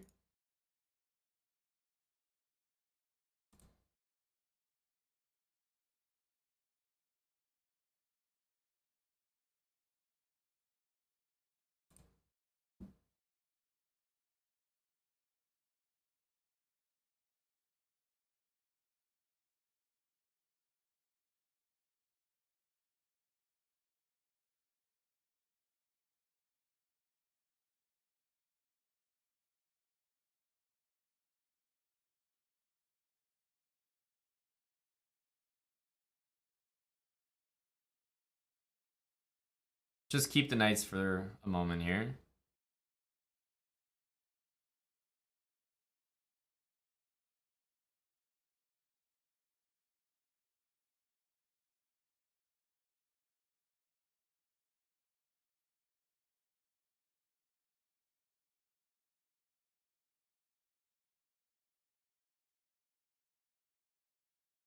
Okay, so he really wants to trade the knights. That's what we're learning here.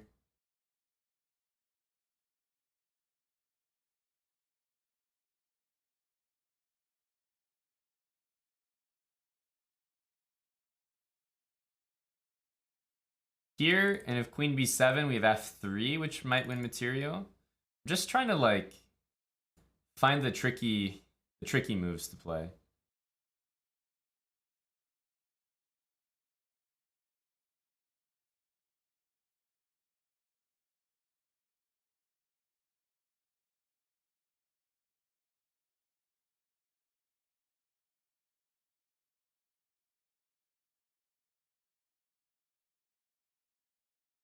He's so far up to task.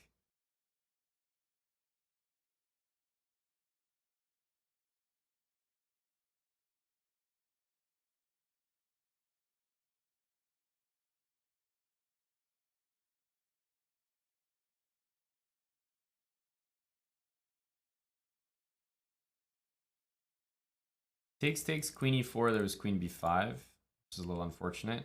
Here, if I take just knight c5, and knight d6 is like good, but perhaps not that good. If I take here, though, am I not doing stuff?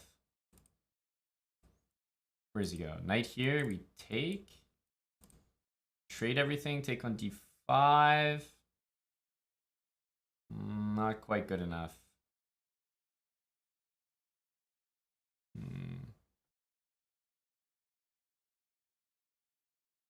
Takes knight c5 and c4. Definitely feels like the correct move.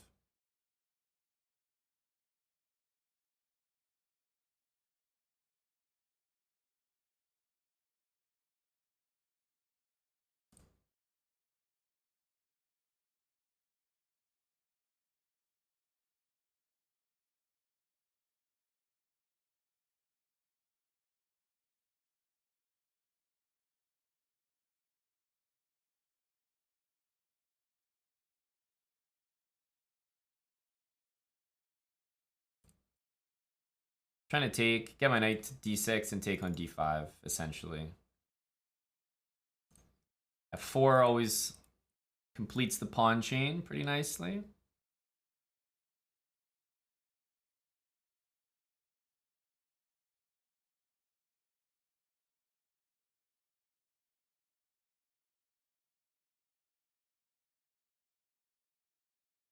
Suppose that move existed, eh?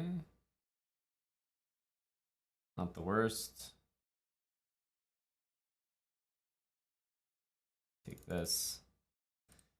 Take, double the rooks, queen f3. It's kind of what I'm looking at.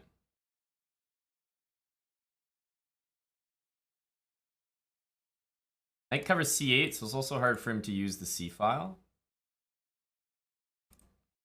Double up.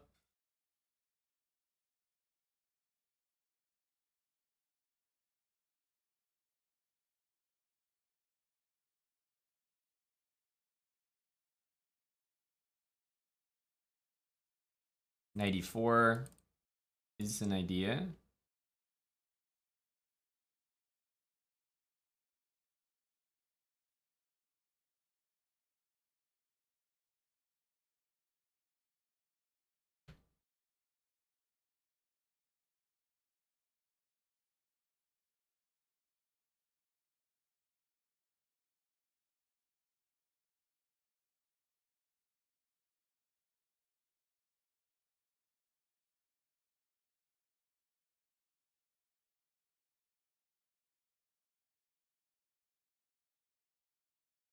Knight on g7 is pretty bad.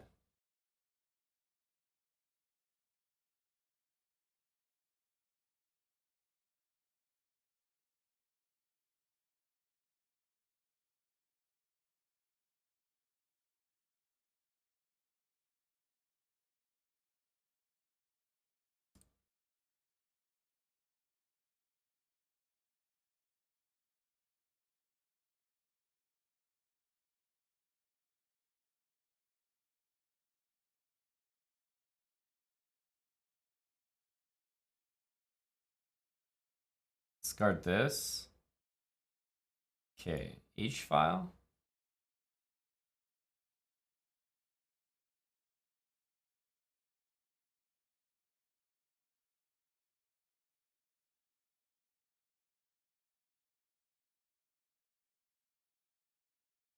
This last move I think was not the best. It's a good move. It's a pretty good game. But somehow this last move was a little iffy. But I mean, I'm trying to just go here.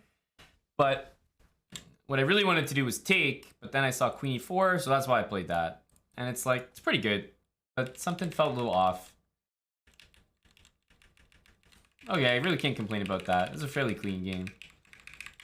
Don't think he was ever better. But I think I converted that like a weirdo.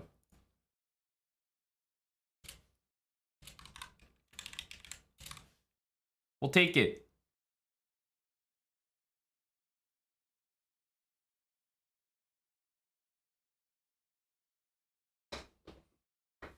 Hello to Dr. Lord Mayo. Boo Dog, thanks for 65 months. Big Boo. Jumpy Chess, gifting a scorp. Thanks, Jumpy.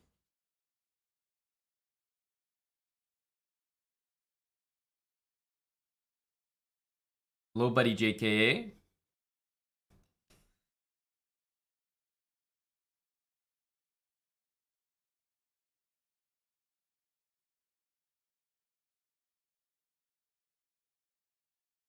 Ooh, Latinum. A quick Cinco for a couple KOs to start off. Thanks, Latinum Blonde.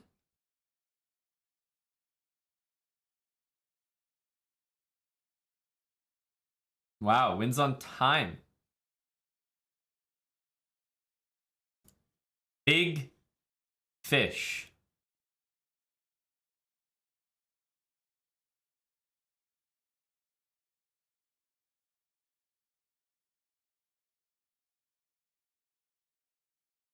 Thanks again, Latinum. Quick Cinco for the couple early games here.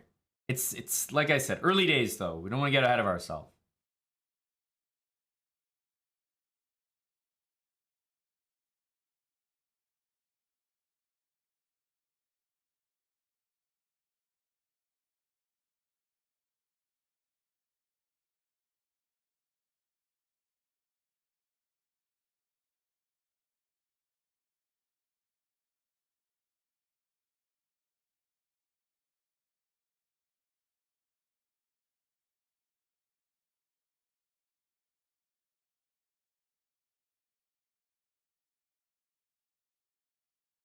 The knight is actually making progress here.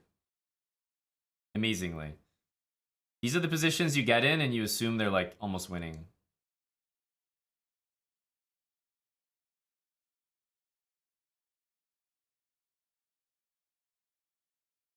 Oh. Draw by 50 move rule. That's hilarious. It's checkmate in 1. I suppose there's rook a7, amazingly. Just doesn't lose? Maybe. Rook a7 might save the game there. But it is a checkmate in 1 position. Okay, we got big fish.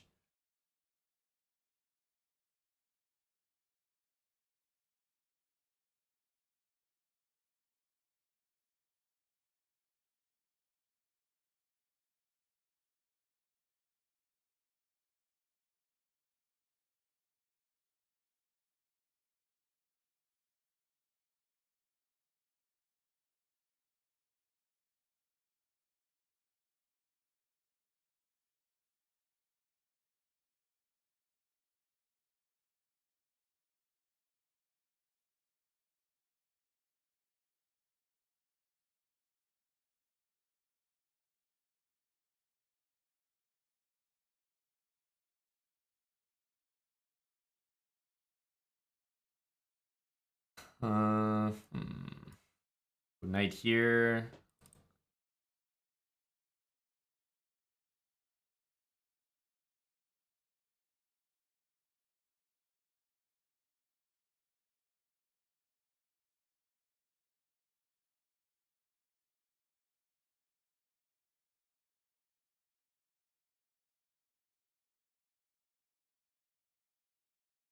So f4, I suppose, is incoming. Looks like a move all right. Looks like an annoying one all right.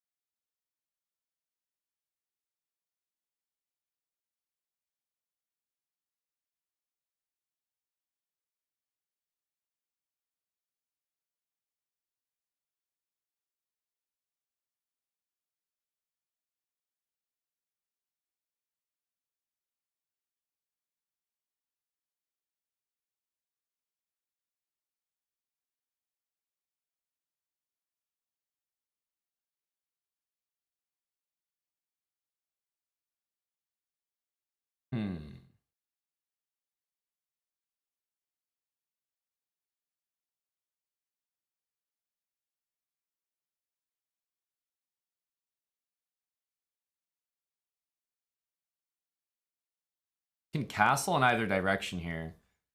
Our queen is the only oddly placed piece. And we're missing the dark square bishop badly, so there's no doubt we're worse. But knight on c2 is a little bit of a hero right now, kind of covering everything. Yeah.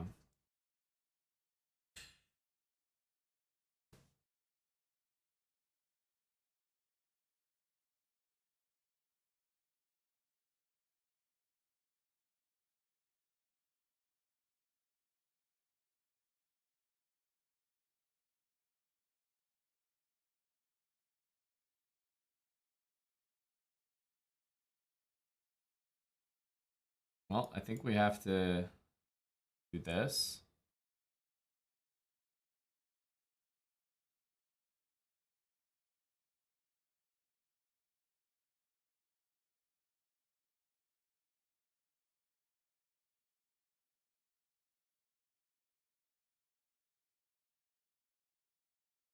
This one definitely wants to appear there. And what happens if I go d5? Takes c4, he can go back. Oh, that's annoying.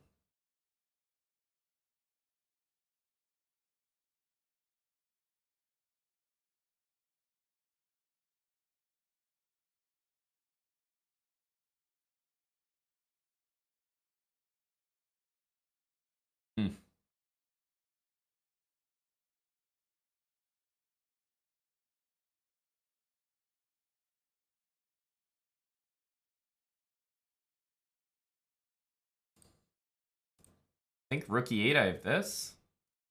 Ooh, is that another good move?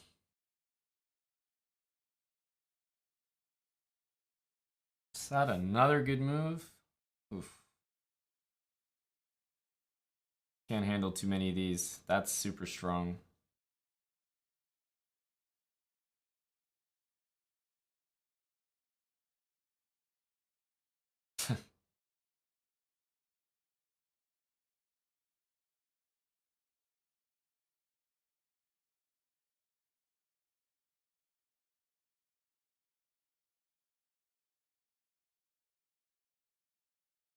Oh.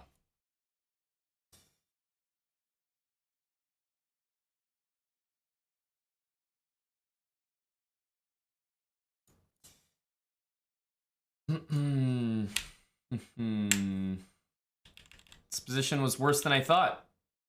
No other way to say it. I mean, I would castle and then play f3. I simply thought I could play f3. Again, this is another kind of like similar situation where I'm not really miscalculating. I'm misevaluating. Because me and my opponent both ended up in the same position that we calculated in our heads, except he knew it was better for him, and I thought it was better. Not better for me, but I thought it was like, okay, manageable, let's say. Because I knew bishop h6 was going to happen. And I would say the move that really caught me off guard the most was bishop c4. I mean, there's a lot of good moves for black, but this is the most devastating because I can't even dream of pushing these pawns anymore. I just thought everything is so well defended here. And I also thought that rook e8, I play king here. And I thought I'm very tricky. But he just found every single move. Like, bishop c4 is super accurate. And then here, bishop d3 is almost the only move to keep a really clear advantage. Bishop d3. And it's like ready for my king to go to b1. So, I don't know. Just played some fucking strong moves. Bishop c4 and bishop d3. Those are not moves that I foresee ahead of time. That's for sure. Like, I just assume, okay, I'm in this position. I'm up the exchange. My king's all over the place. My queen's bad. But I'm like, okay, everything's like defended. And I'm just going to run my king. The bishop here and bishop there, those were two of the nastiest moves to face. Two of the nastiest moves. Oof. Rook g2. Guys, rook g2 is just hanging. It's just a free rook. Are you the guys that hang out in Eric's Title Tuesday and suggest moves? I don't usually attract that crowd around here. RLB improving. Thanks for the 44 months with Prime. And Shane, cheers for the 3. Watch from Australia. What's up, Shane?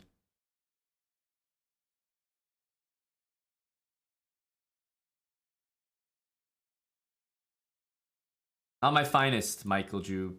Not my finest. So I would have been a bit worse if I castled, no doubt. But I can play f3, I think, no matter what next turn. So this would have been a lot better. I thought I could go here and then castle, but I just underestimated the sacrifice, honestly.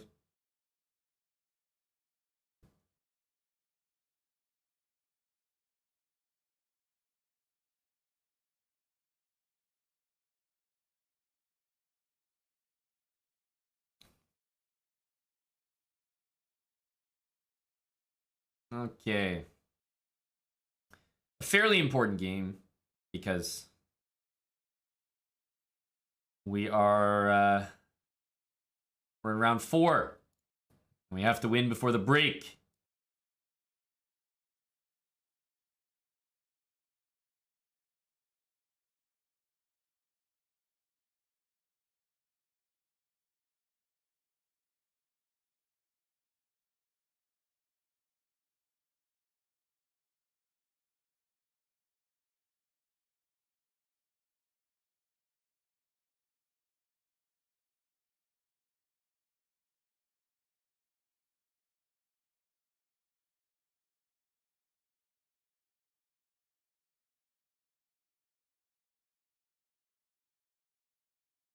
Bishop here. Could also go here, but I think this is a bishop d7 angle.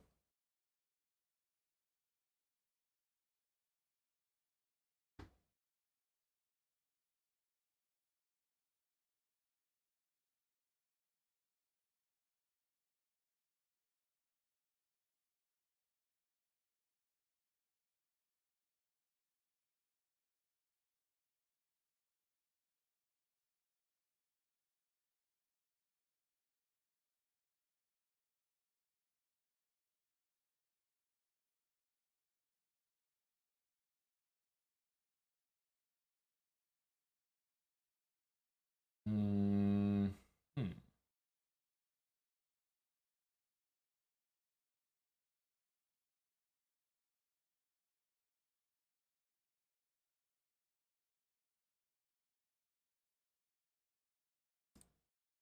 Thought that was pretty much the move there. Okay, so we'll play bishop c5, I suppose. What else? What else?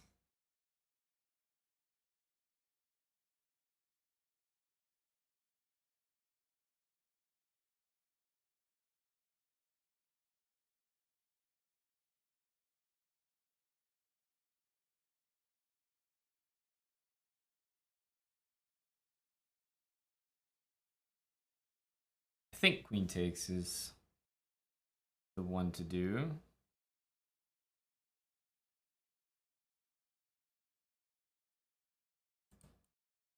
Is there any advantage to doing that? Or knight c6? Because then we're kind of threatening a6.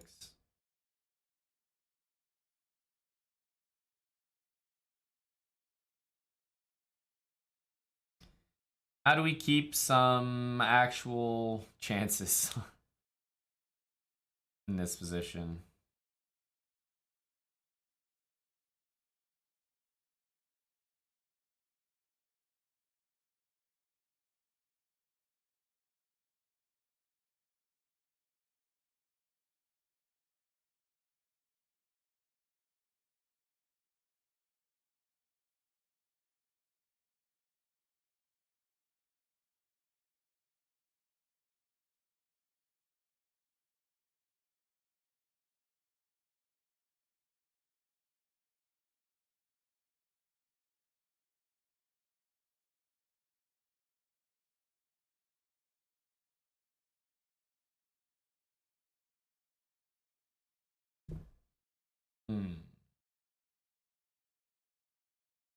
Queen d7 looks good.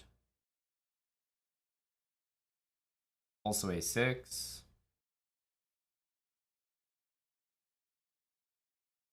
Trying my best to keep life in the position.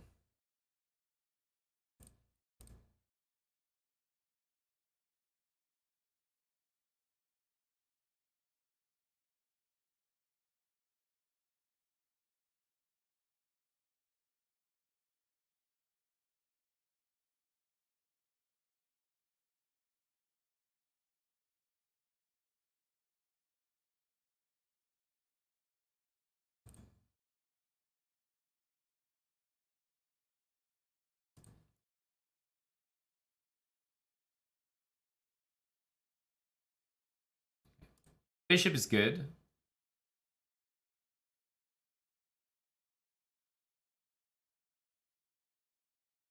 He wants to bring the other knight here.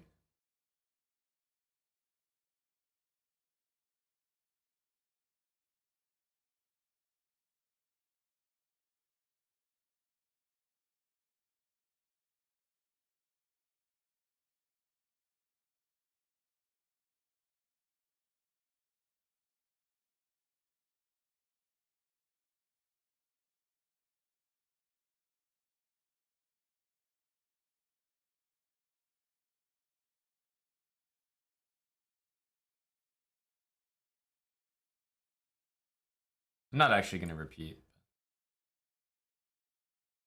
Maybe he'll do something else.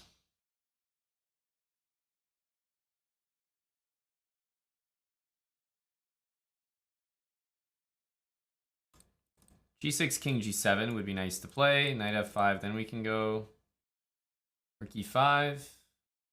Queen A4 is also a decent move to play sometimes.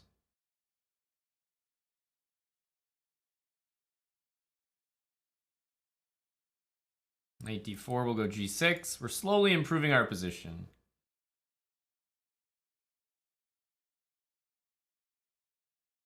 Wow.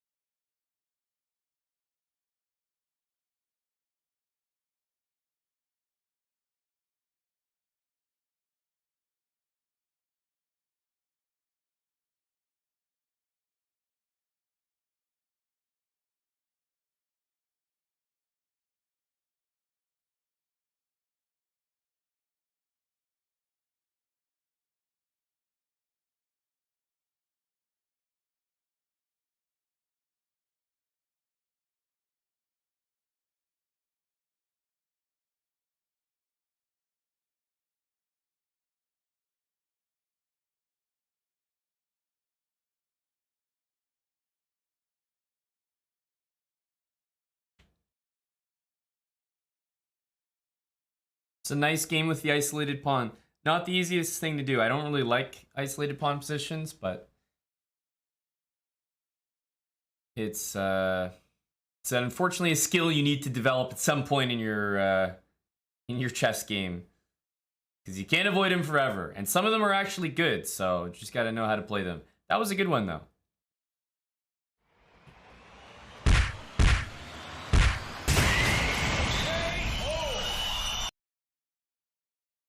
And of course, if you need a win, it's always a good way to play, because you know that it's going to be in balance, that's for sure.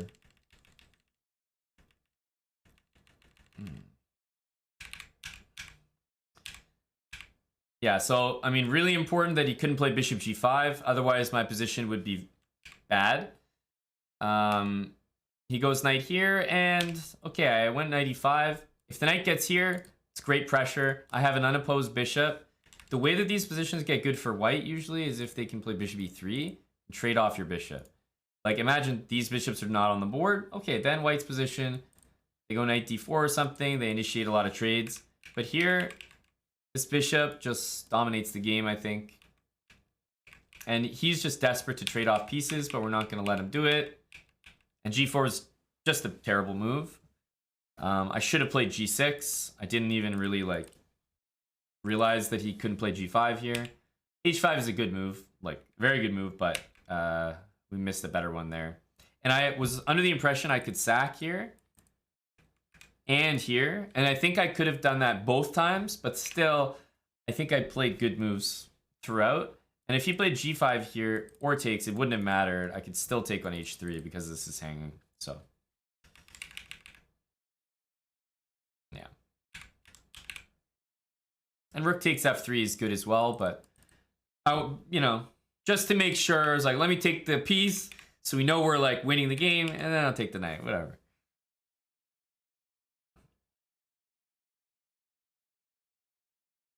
GG. Yeah, g4 was a very bad move by him. Helpful for me.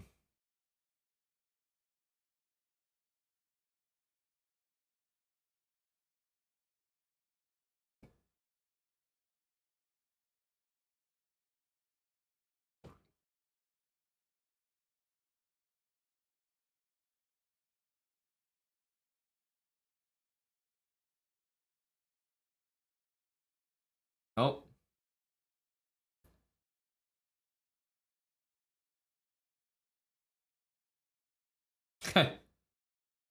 Nice try.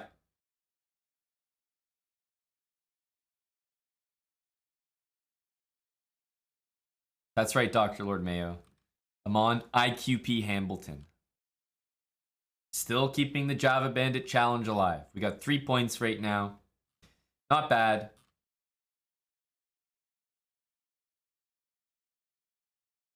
Some of the usual suspects have 4. 4 points out of 4.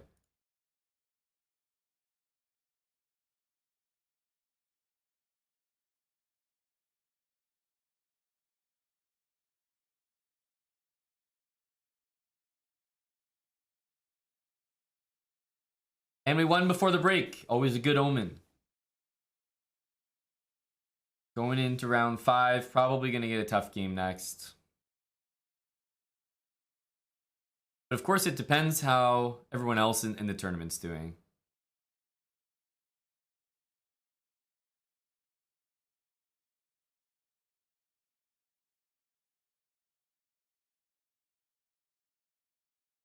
There's a lot of people with 3 points right now. That's for sure.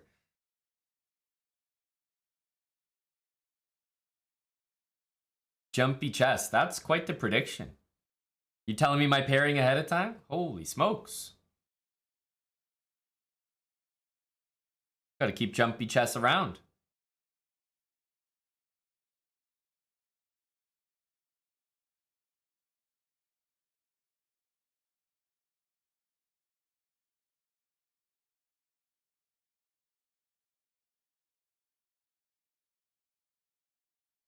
Do we have a Jeff sighting? We had Jeff sightings earlier. I believe there was many a Jeff sighting in the early TT. We may be lucky enough to get a Jeff sighting later this evening. Only if we're lucky, though. Chicken Pants, I'm not trying to get to 9K. That's a baking stream.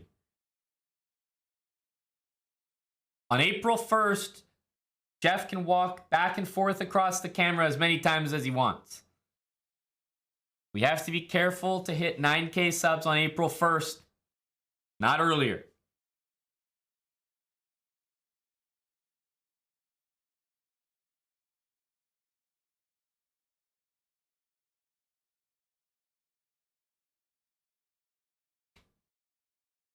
Why not earlier? I thought it's obvious. Exclamation mark goal. We don't want to have to do a baking stream, do we?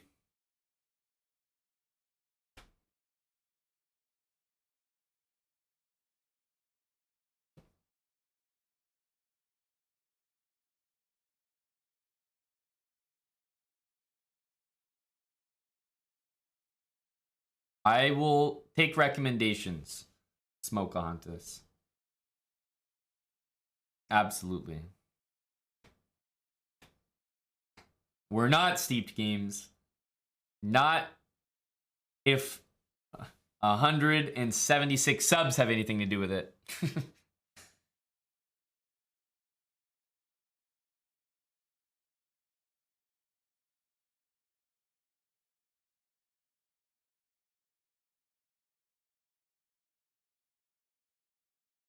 I wouldn't chicken pants, but I think pretty much everyone else in the house would. Also, we've done those streams before. We've already done a get baked stream. We haven't done a baking stream.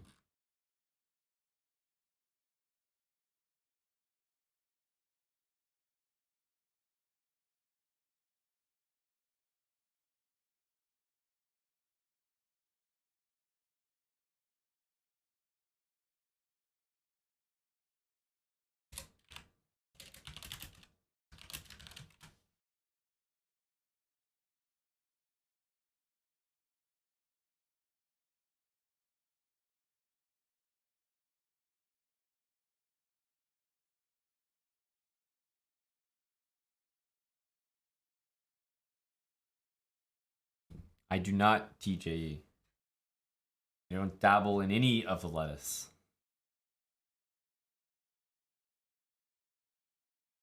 How's the title Tuesday going? Well, we got the score updated in the title, but that's going well so far. I got pretty ruthlessly outplayed by a strong player. Not afraid to admit. But I thought the other games were played pretty well. So far, at least.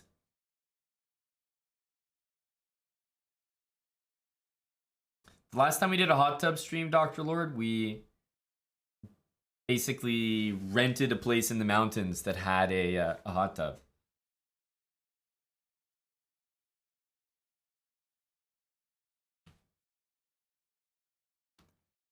So we never actually owned a hot tub.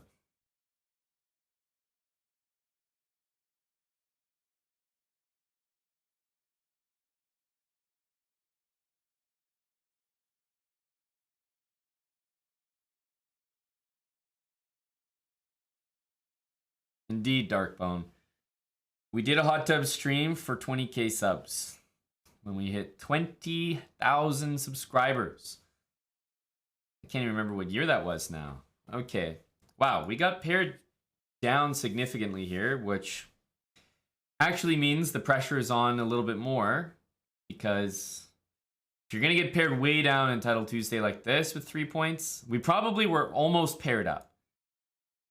It was probably like just a couple games away from being paired up, so we definitely have to win this one.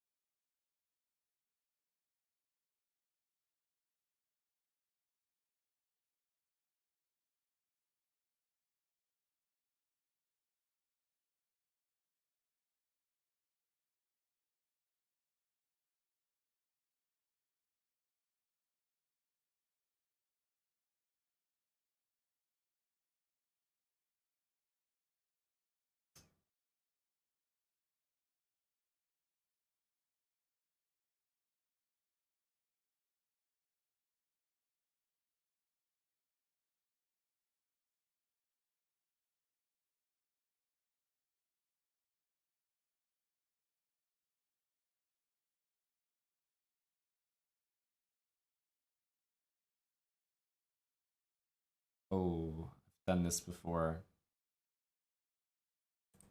I think 94 was available there.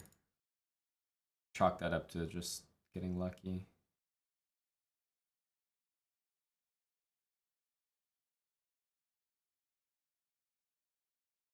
Pretty sure 94 was there.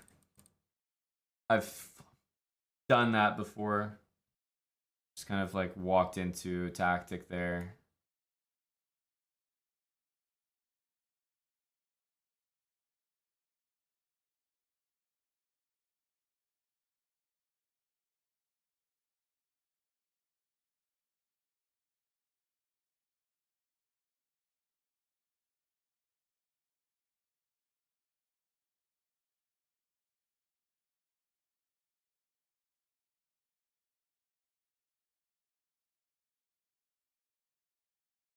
Not really thinking right now. Can tell from the very start this hasn't been a good game. This has been a very sloppy game. Plundered 94 here, like I'm only barely in the game after knight g4.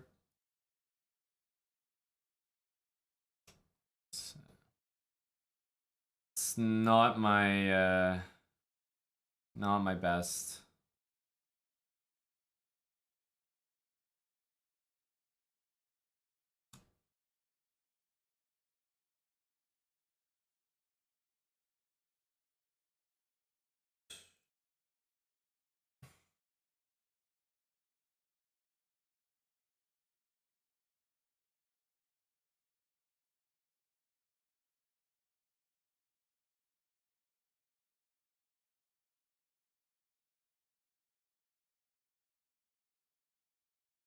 Yeah, this has been a really bad game.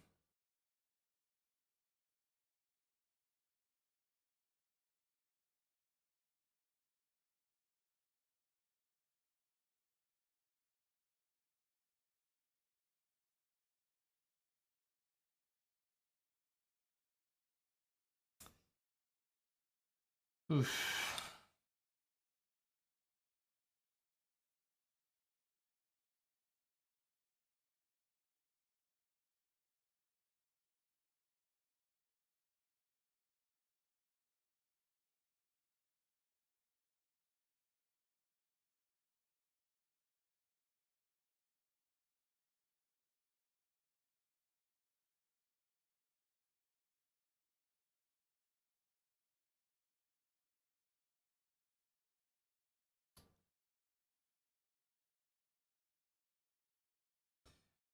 This has been really bad.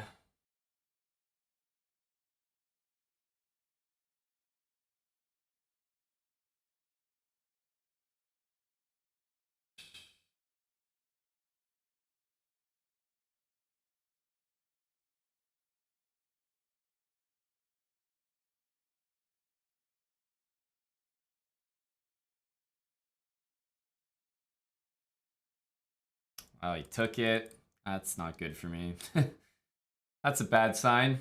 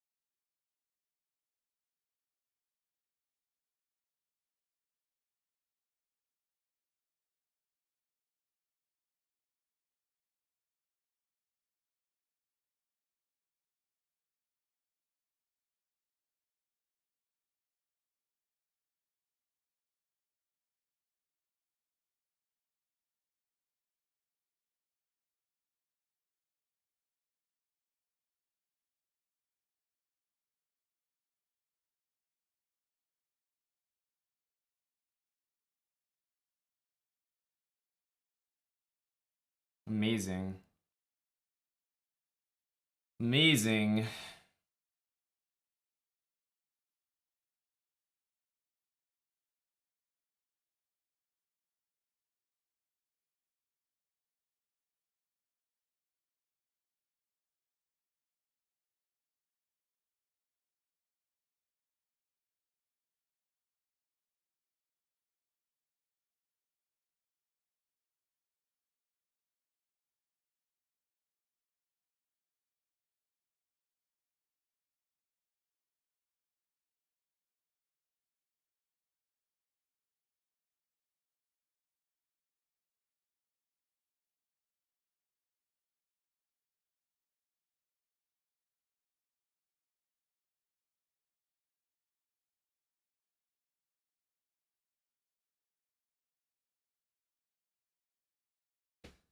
Needed to find something there. He gave me rook f3, which is like a lifeline, quite literally.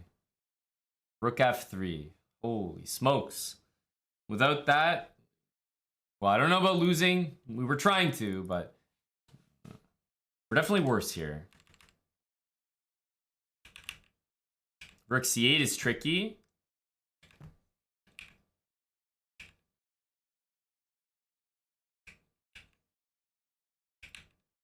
Rook d2 is not a good move, probably, but yeah, we're much worse here. But king d3 was not good. Now here and rook e3 was probably a very bad move.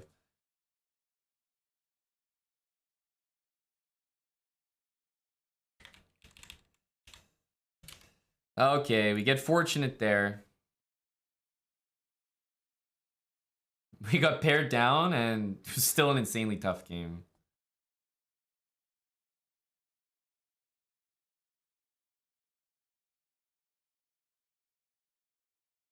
Wow. Bortnik finds a way to win this position. Incredible.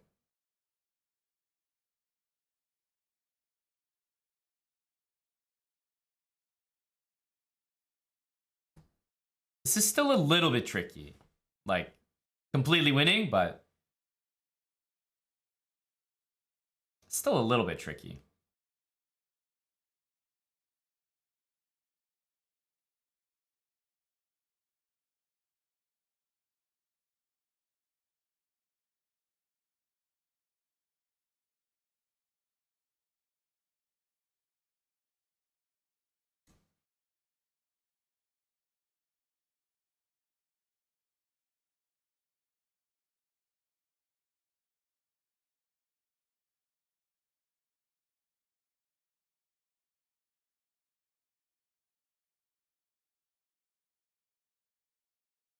Did someone just lose a rook here? Black tried this. Black definitely did that on purpose.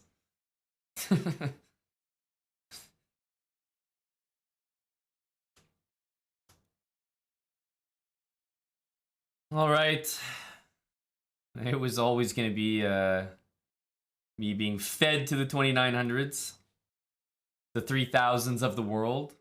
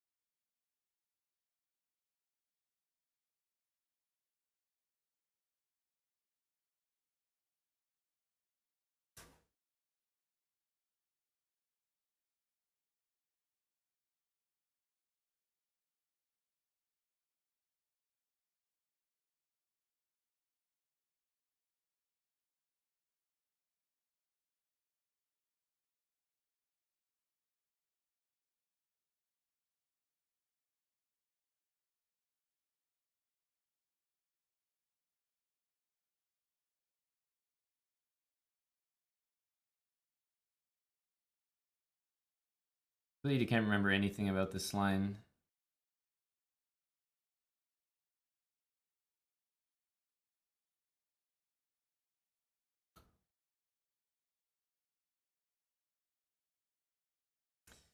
We're already going to be losing a pawn here.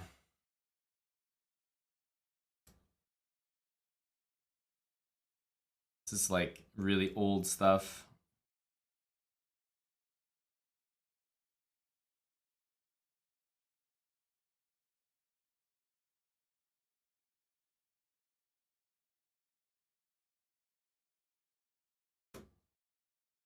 Not much to do. That is just a clean pawn.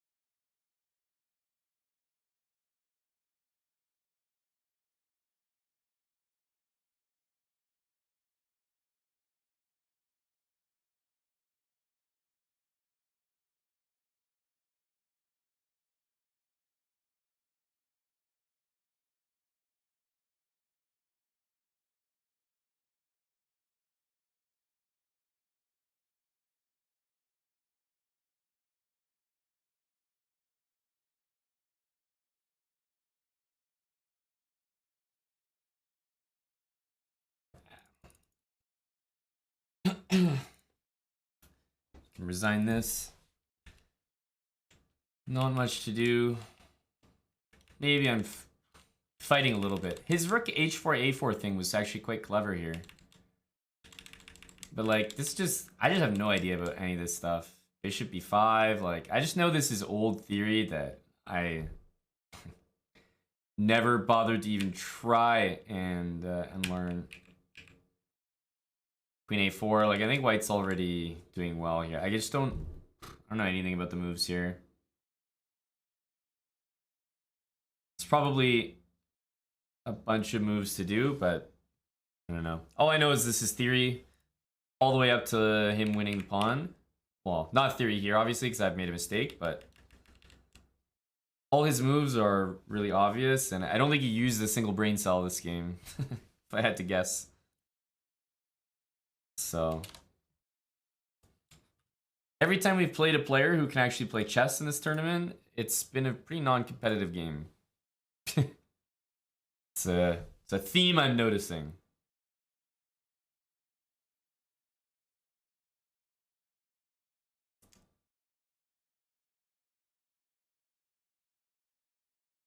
Yeah, pretty boring game because it was pretty much over before we got started.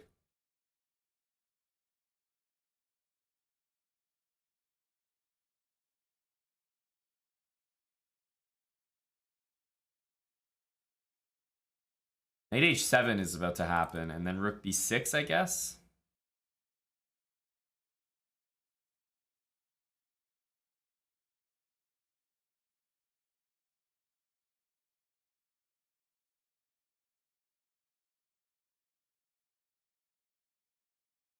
Firouzja finds a way.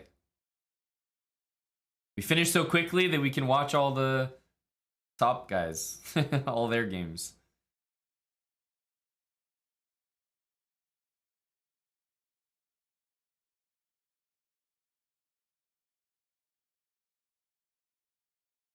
Wow, he's really making a statement here. Wow. A statement game from Big Kamsky.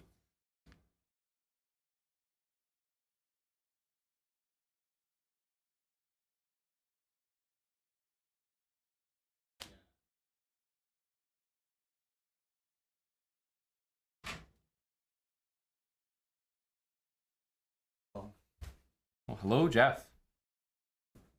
Oh, it's a good thing I changed my shirt. Would have been matching. Yeah, not straight.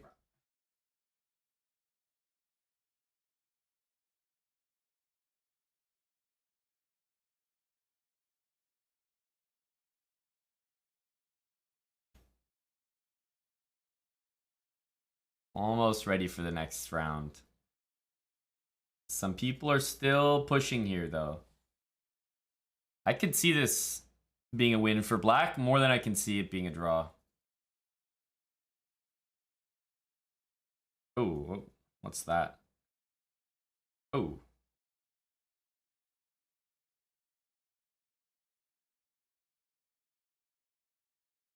See, in my opinion, right here, white should absolutely pre-move this. Because if black pre-moves, white goes here and wins the game. It's like a risk-free move. Because, okay, if it gets caught, then you're still making a draw. And black actually did pre-move this, so he would have won the game, surprisingly.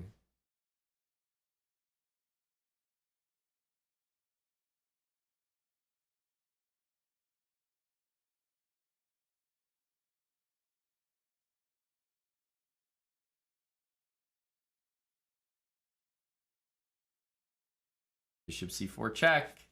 The king's gonna get around. I don't know if that does much, but I suspect black will win this game.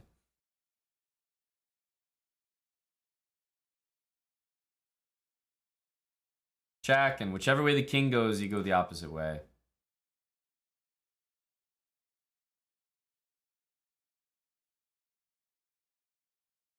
Pretty nice game.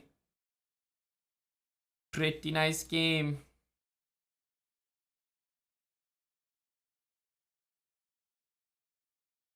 El Blandy, thanks for the 20 months. Okay, oh, the chess prof flair here. One of our very own.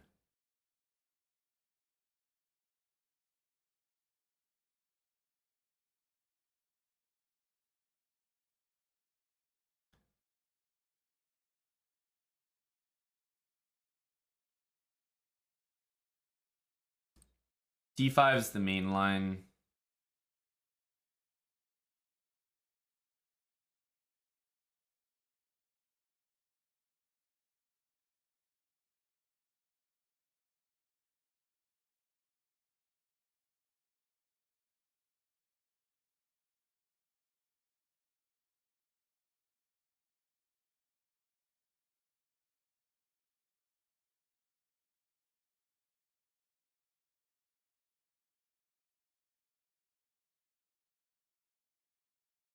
Okay.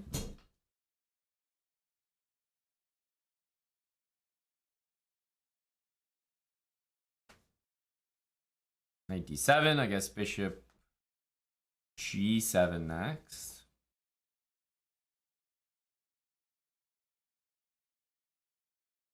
I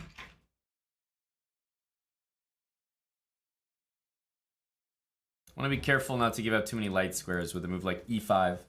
Although it's tempting, doesn't feel quite right.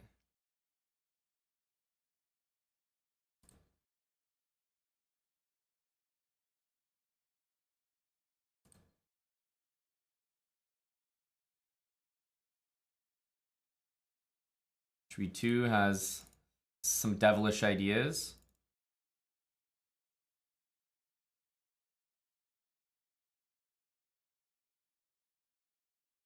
You definitely don't want to take or push. I probably need to leave this pawn on e6 as long as I can.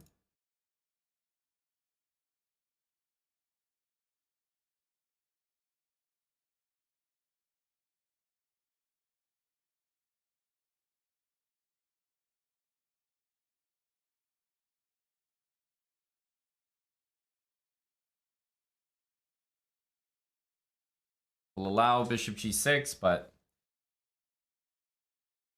we'll just hope it's not the worst news we've ever received.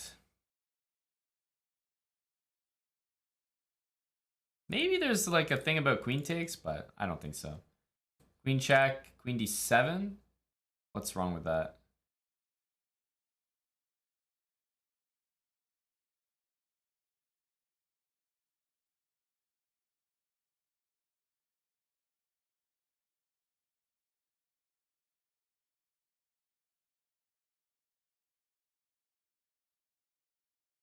Okay.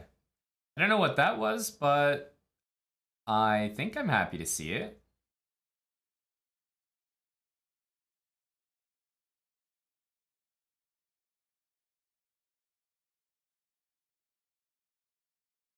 I mean, queen trade should be fantastic here. I have 2 bishops.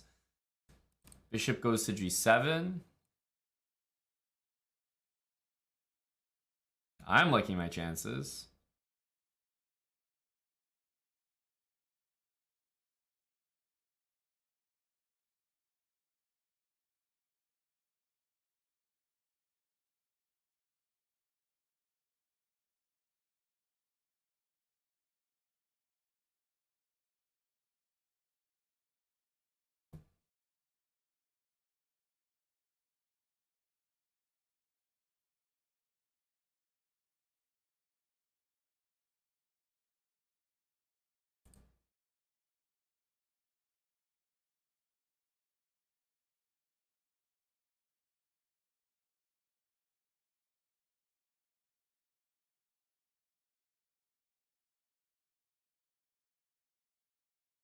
Hmm.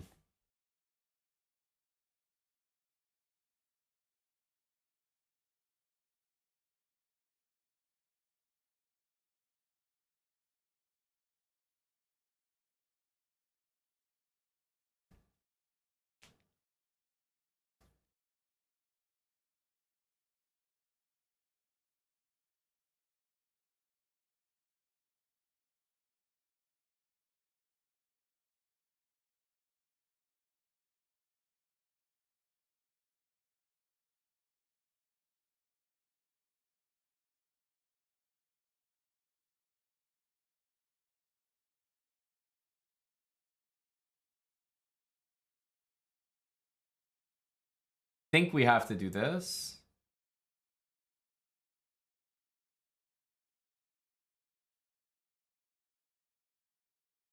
Don't love it, but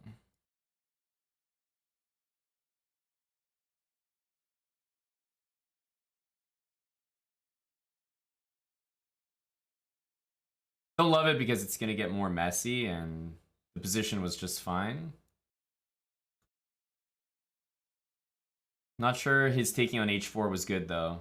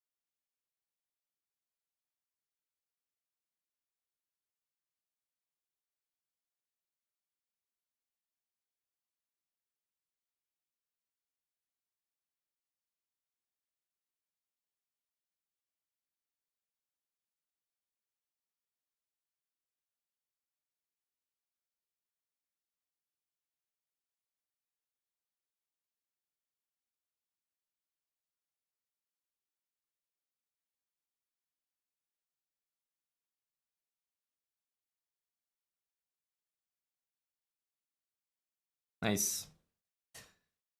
Nice.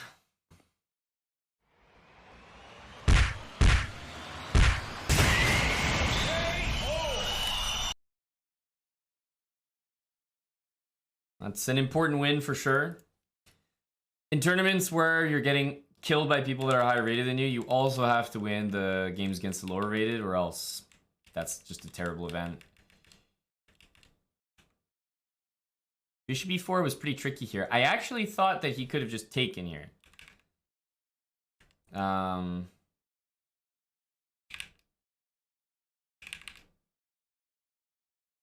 this was relatively tricky by me. I wasn't sure about knight takes g5. I thought he could have done that. It looks like I have bishop h2, bishop f4, but he has knight h3 back to block the check. And then this move should have been more winning than it was, but maybe I did this fine.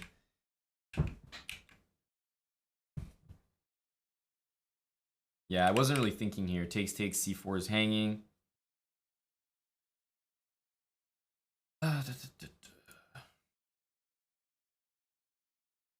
Start another set here. Yeah, c4 was just hanging, nice and simple, but I was not fully aware of the position.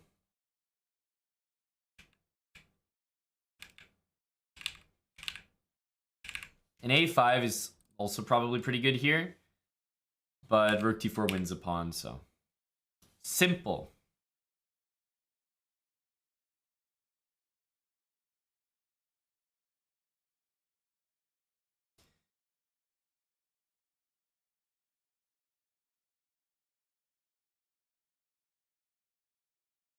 All right.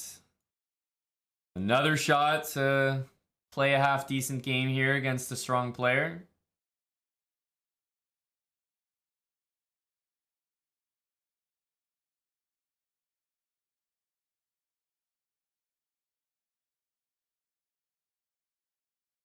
Bishop d6.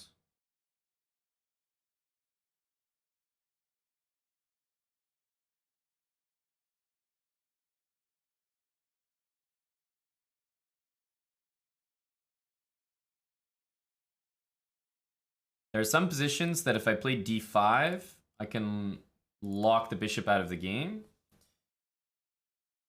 I'm wondering if those are the ones that I can get right now. Like, do I play d5 here?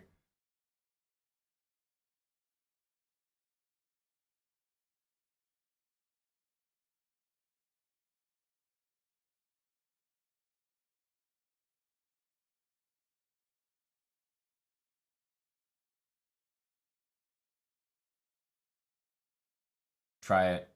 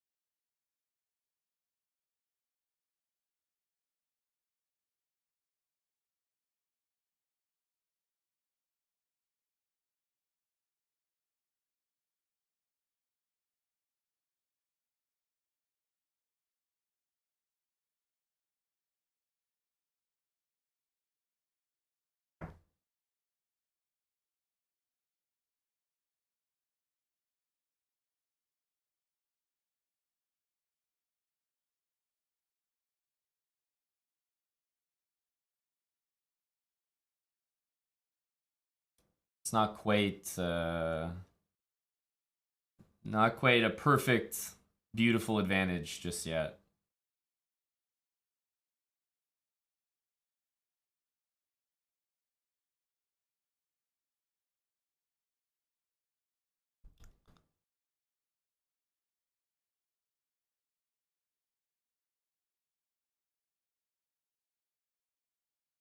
And there's queen a5 too.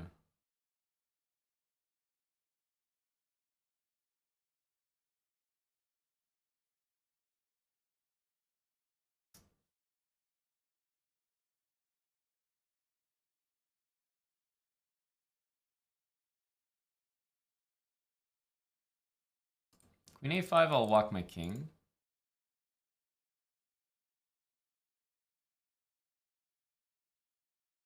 Bishop takes. Looks like not a good move.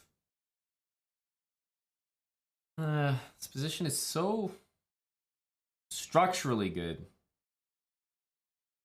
but feels like it's about to fail tactically.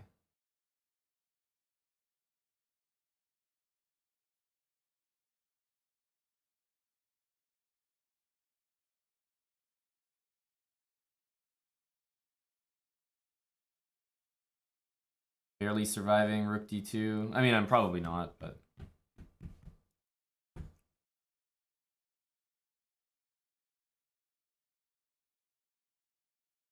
annoying. It felt like such a good position, honestly.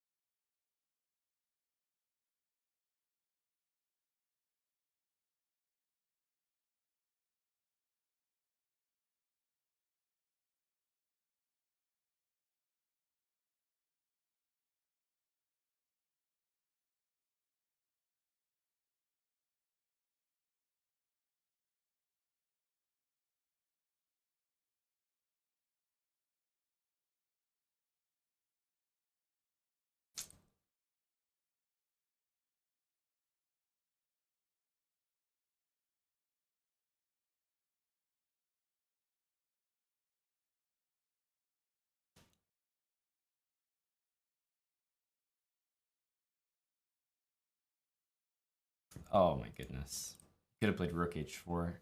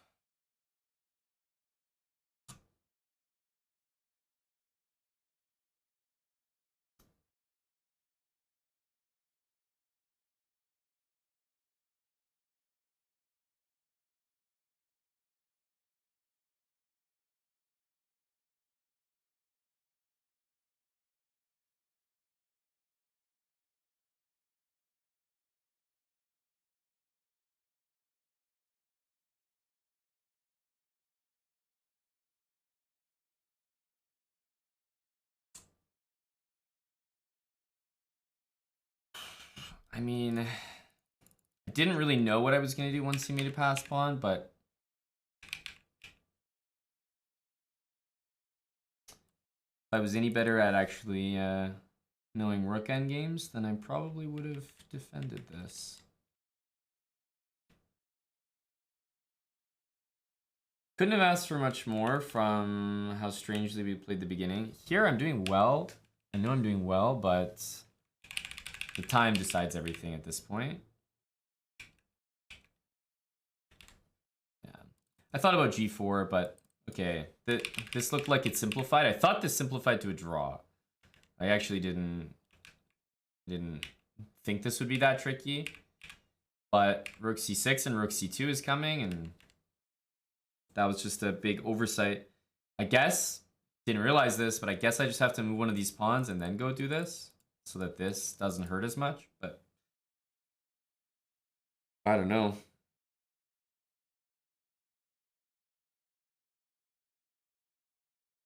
Can't complain because it's, I mean, it's just a dead draw. So I couldn't have really asked for better from what the game looked like.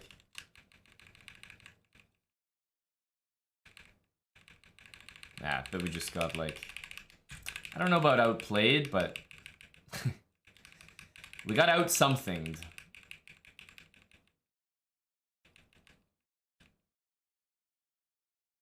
Just couldn't like play a move here for some reason.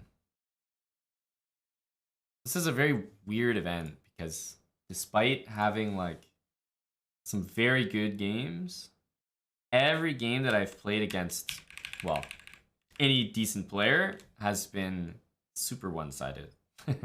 Not in my favor. Like all my games against 2900s have been pretty bad, pretty poor quality.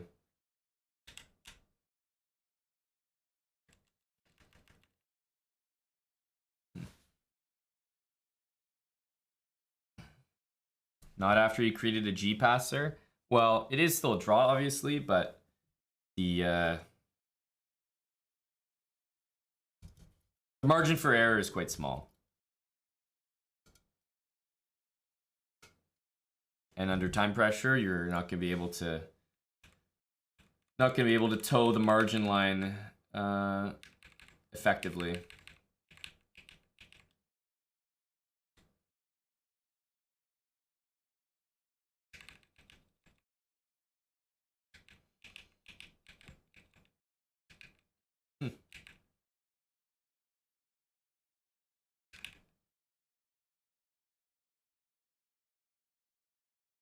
Wow.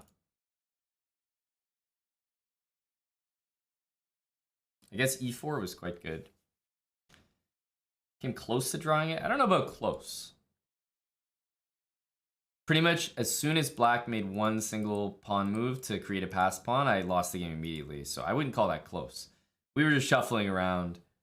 That's not me getting any closer to drawing it. That's just him exhausting every possible avenue before finally playing g5. Because g5 could have been played at many points during this endgame. But ultimately I displayed that I didn't really know how to handle it once it was. Blau Schuber, thanks for the prime.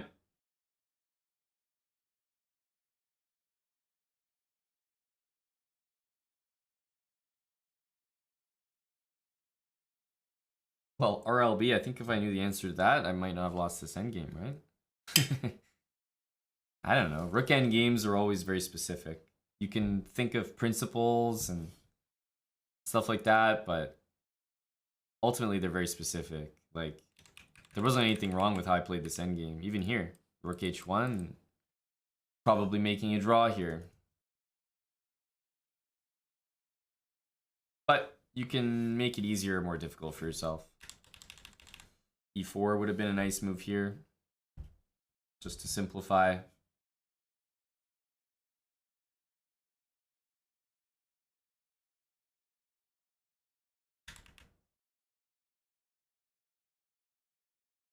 But this was overall like I thought a tremendous opening. So I thought. I thought this was amazing. And I should have probably taken the time here to stop b5 because I knew it was going to happen. But, I mean, I couldn't bring myself to play a4. Even though maybe it's an okay move. Like, couldn't bring myself to do something like that. So maybe I should have played b4. Knight e2, b5. I was just, like, scrambling for the move. b4. Ultimately, I was never super comfortable playing this move. I wasn't. And I needed to just do this. Because it's a great position. Knight c7, I was worried my bishop never comes back there. You know, this concerned me. But, like, there's always queen d6 and so many reasons why this is not good. But it just, I was way too scared of bringing my bishop away from this diagonal that it kind of controlled my entire opening. And I wasn't playing good moves because I was so apprehensive about moving the bishop from there. That's why this move was so strong. Again, I should be taking this and no.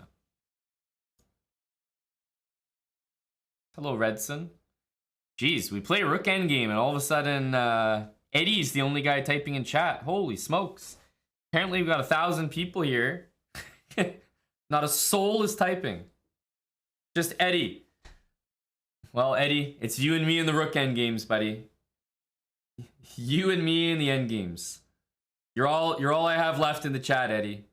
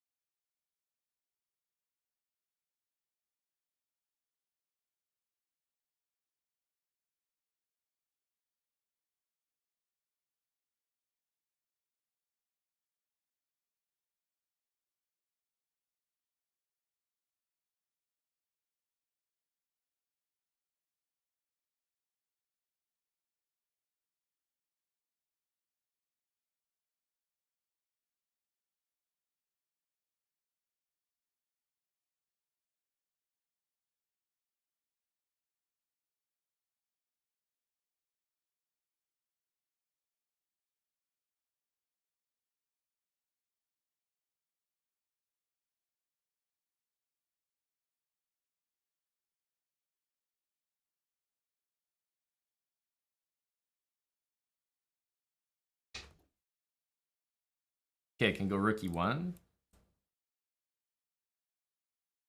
Bishop b5 also stands out. Bishop b5 looks pretty good.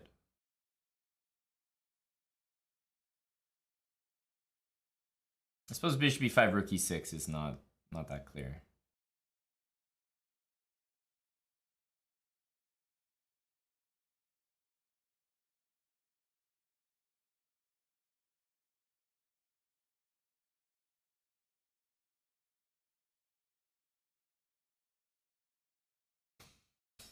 This bishop on b3 is going to be great if it can be achieved.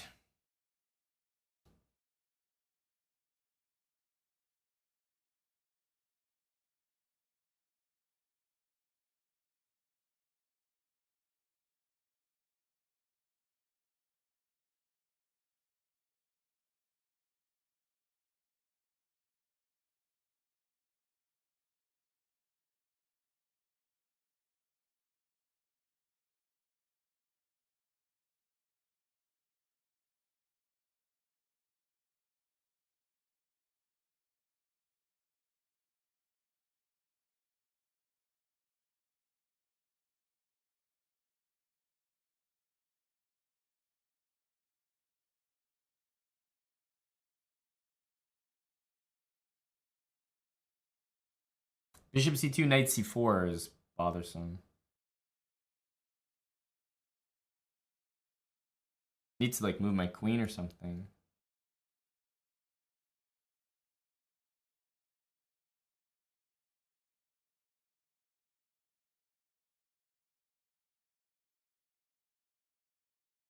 Bishop c2, knight there. For some reason, I couldn't get to work. Oh my god, there's queen d5. Queen d5 was available.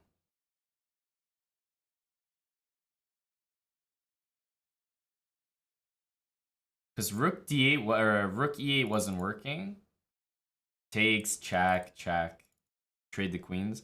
The queen d5 was there. Dummy. Yeah, queen d5 I think should be good.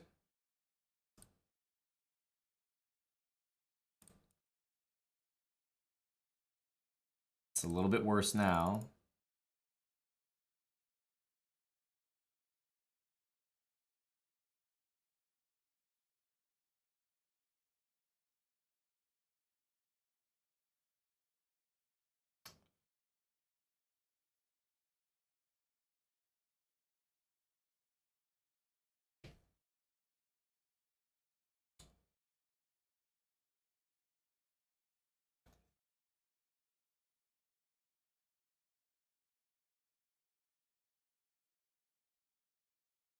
It's definitely worse with this pawn here. So much worse because b5 is there. Bishop b3. Yeah.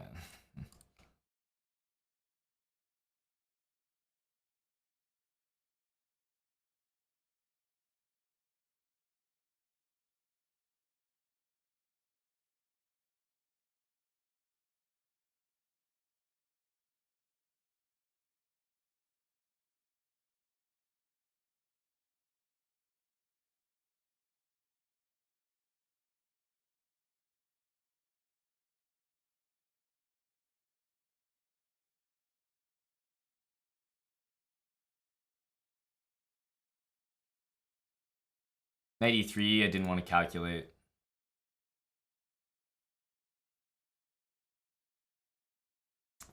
This is not going to go well. Can already sense it.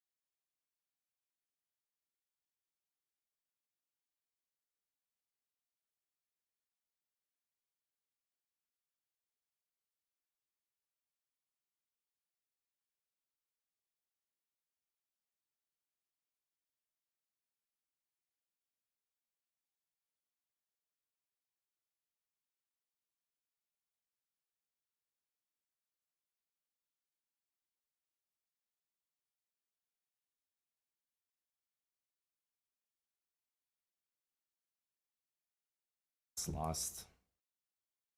It's lost.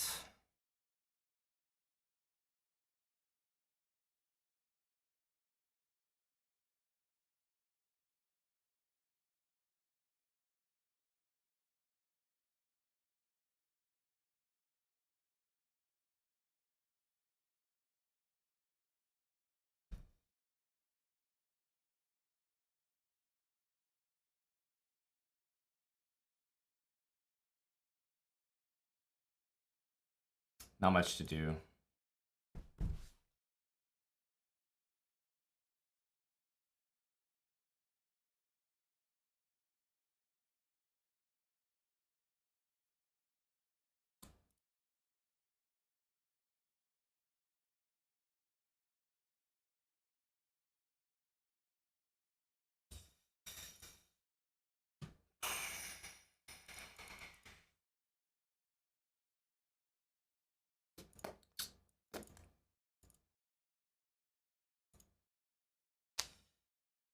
Okay.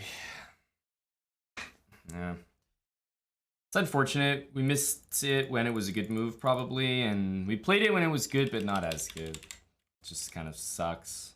Bishop c2 is a great move here. Knight here, and now queen d5, and it's like, this is exactly what we just played, except obviously it's so much better here without this a6 move. It seems like nothing, but It's so meaningful. b5 isn't playable. Bishop b3 is actually a real threat here. This is completely winning, and I don't know. We're just shit. We can't calculate because we saw it too late. And now it's a good move, but it's not a great move. And this is too tough. I think the rooks can coordinate pretty well here. So again, it's like we didn't play poorly, but we didn't really deserve this game. Played so many bad moves. Queen c5 is like ridiculous as well. Ugh. Yeah, this was horrendous. It's a really bad game. This is a really bad game. And then it slowly went downhill when, of course, we should be making a draw. Oof. What an awful game. Well, we finally lost a game to a guy who's, you know, not really a strong player. We, now we can safely say that our tournament's bad. We were maybe getting by, winning against all the lower rated players. We lost to this guy, and we should have put him away by playing bishop c2 and queen d5. We saw the tactic, but it moved too late. We burned all our time.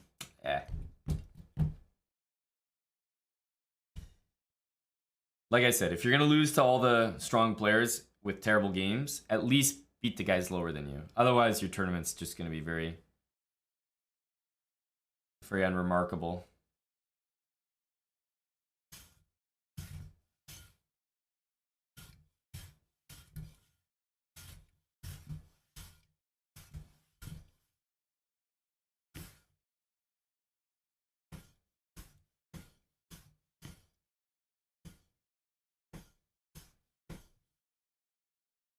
Knight f6. Nice one, buddy.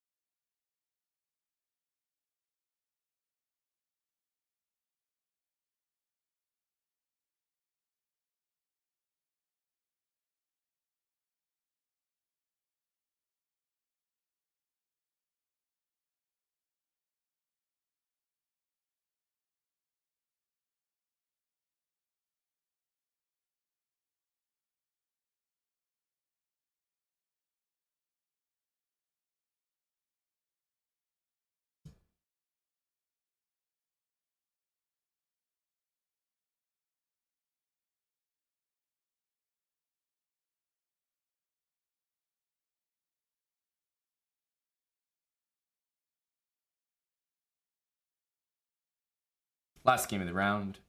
Might take a while.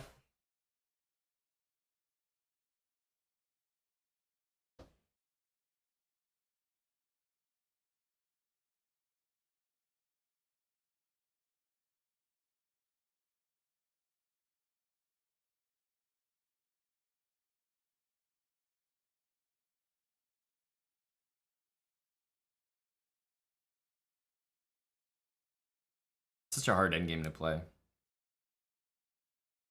King c4? Nope. Doesn't blunder.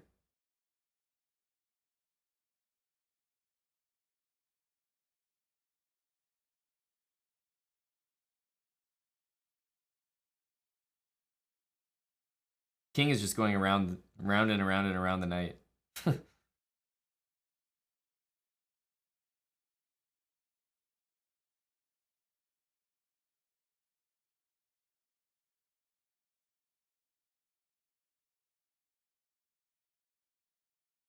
No, Mizu. Hard to win as white, of course. JL Pauls, thanks for the 9 months. With Prime.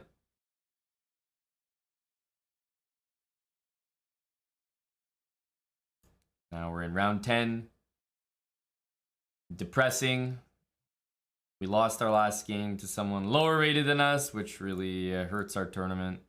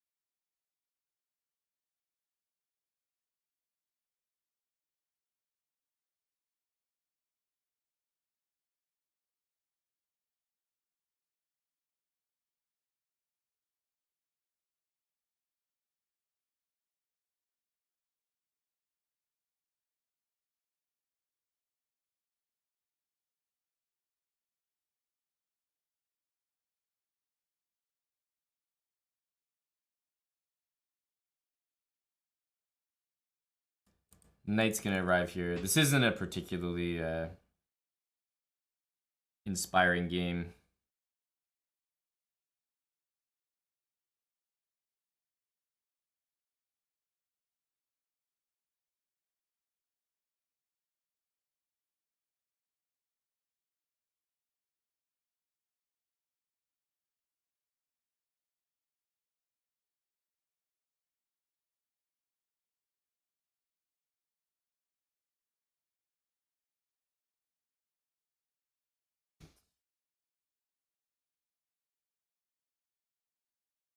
Playing just playing tilted right now. Not playing well. We're basically lost here.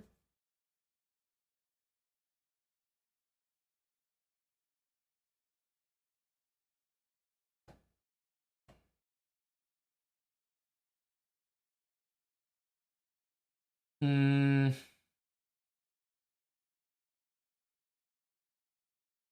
much to do with this bad looking position.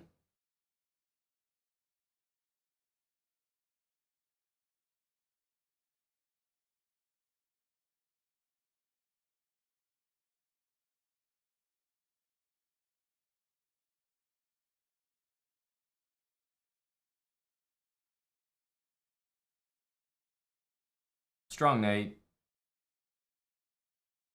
I have d6 covered for the moment, but his bishop is loose. Not a lot of good things about the position.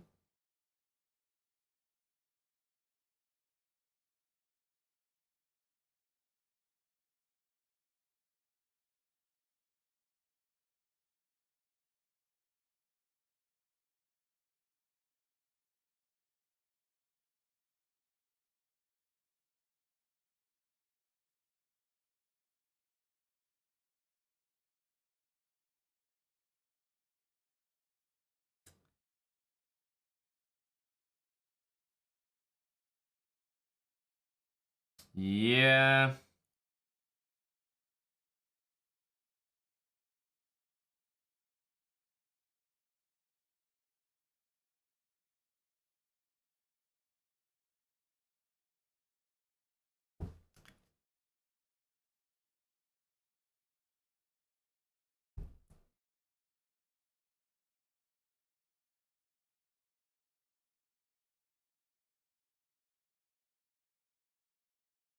This move was particularly nasty there.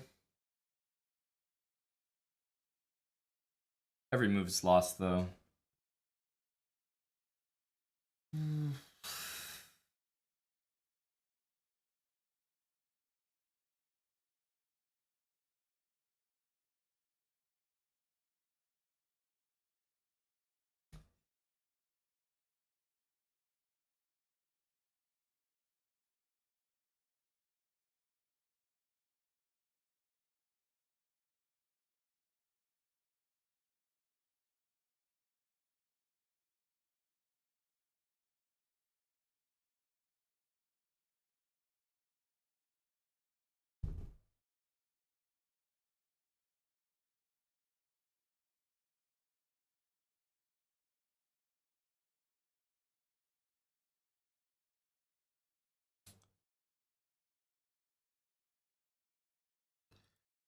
Not much to do. Just tongue the knight. Wanted to play knight e8 and king there, but just did it in the wrong order.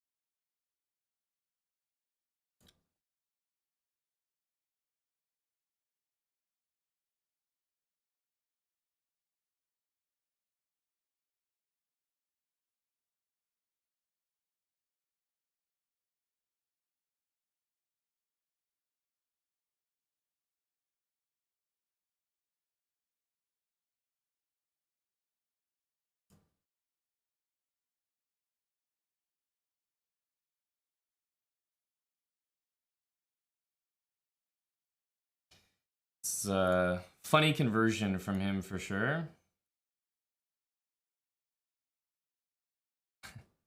I guess it's good enough.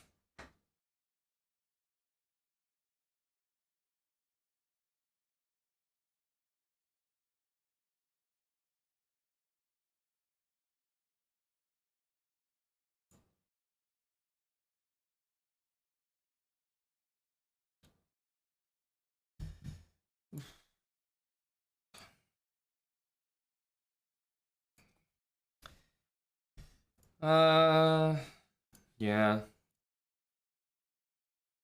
Only really upset with one game this tournament, and it was the second last game. Obviously not this one. This one was pretty whatever. This game, yeah, this game sucked. This game was disappointing because it's like, I have 5 points. This should be a pretty easy victory. But now everything sucks. The middle game, he got me. I mean, the last game I pretty much lost on purpose. As close as you could get to losing on purpose without actually doing it, that was me. Because I'm definitely playing like I'm trying to win, but I'm making moves that just are no good. Also, us taking here. Oh my goodness. Oh my goodness, taking here. I just realized I had a draw in this position. Just checks.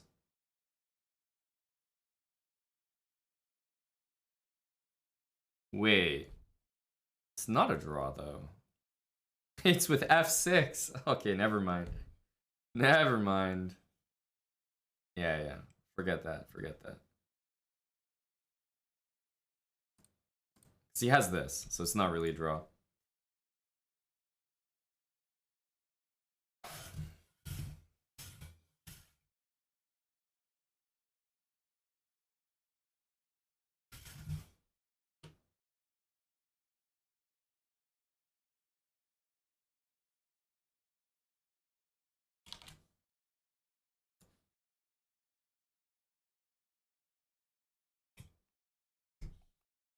Music has been pretty good. It's been hard to notice it in the background.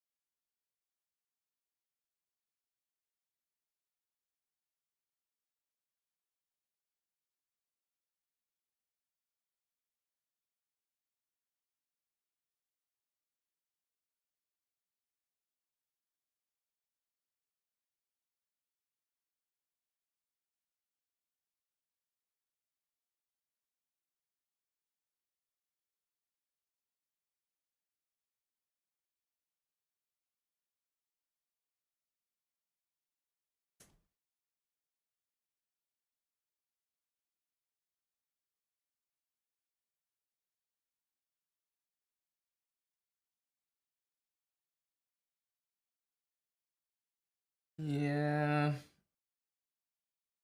Obviously, this is completely lost, but sure we'll mess it up.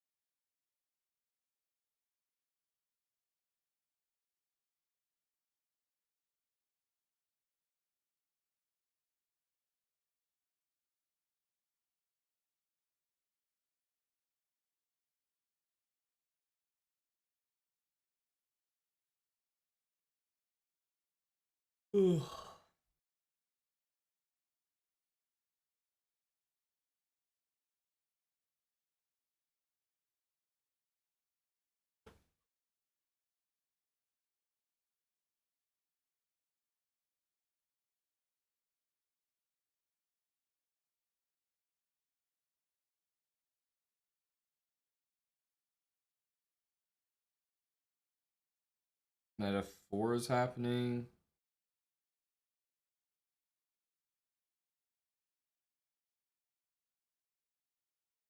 I don't think we care.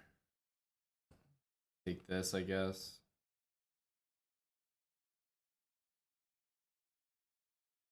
Knight G3 was probably just a better version of that. Now I have to deal with Rook D6. Should still be fine, but not the kind of stuff you like to deal with. What's this? Want to take that?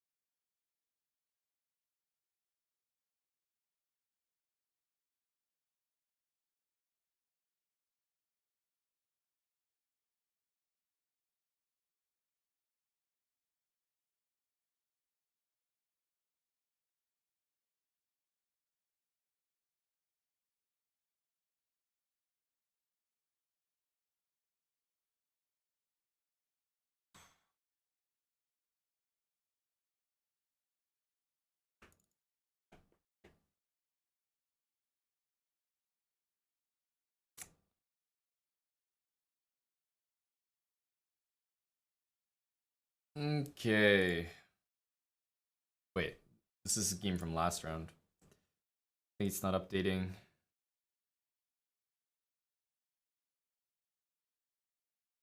There we go. Oh yeah, pretty boring. Cobra, thanks for the 9 months. Askana, welcome back for 2 years.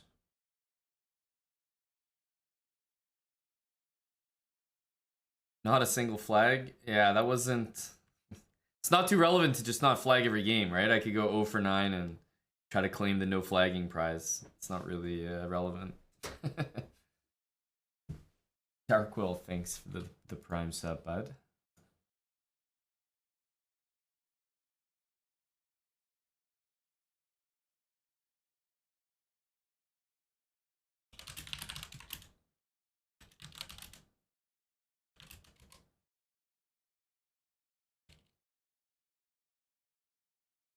Thanks, Texas Toast. Yeah, thing is, Java Bandit, it's like I probably only played well for the first half of the tournament. The thing is, if I beat everyone below me and lose to everyone above me, then as soon as I get one result out of the ordinary in either direction, it'll either make it a very good tournament or a very bad tournament. So if I beat everyone below me and win one game against someone above me, might have like 7.5 or 8. If I beat everyone below me, lose to everyone above me, but then I lose one extra game to someone below me, which is what happened in this tournament, then kind of all goes out the window. Then it's a terrible event. So more consistent players will generally score more points against people above them, but I'm not sure we could really say it was a good event for me. Seemed like it, but ultimately the results tell the story. And the results were very bad. I think we should flag. the no flagging thing actually, you know, while we accomplished that, we also brought in one of our worst results almost ever. 6 points. I mean, I've gotten 5.5 before, not usually less than that, but 6 points is incredibly low. So I'm not sure if the no flagging thing helped. Maybe I'm better off flagging my games because somehow I end up with more points at the end. Just wait for the final result, but be surprised if we come top 150 at this point.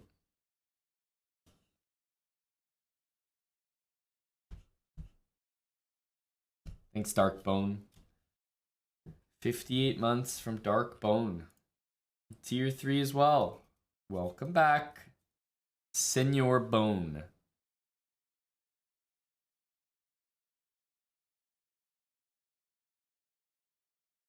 Should be winning.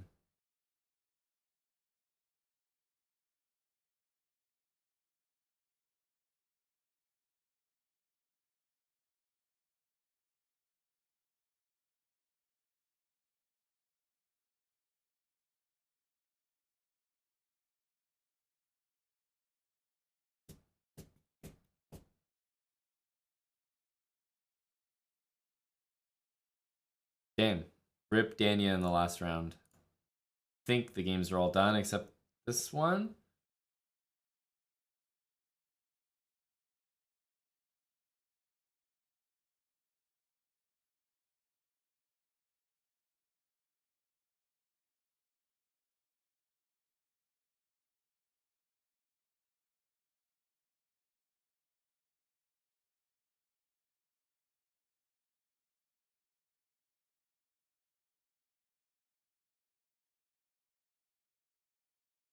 I definitely thought the pawns were going this way the entire time.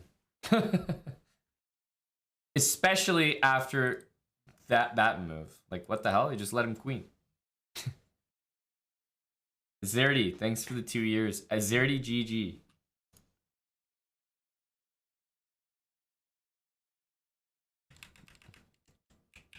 This move makes especially no sense. What?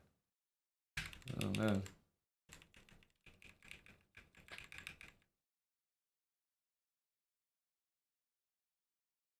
Thanks, Zacer, for 41 months. Oh yeah, let's get these final standings here.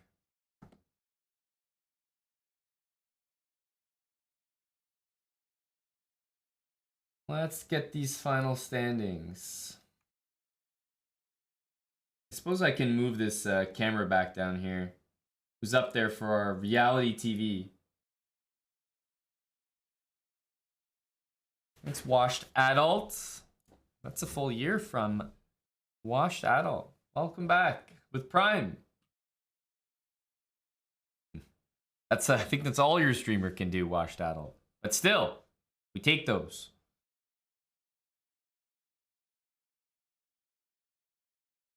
Ferusha, Den Laz is like killing every event he plays, it seems.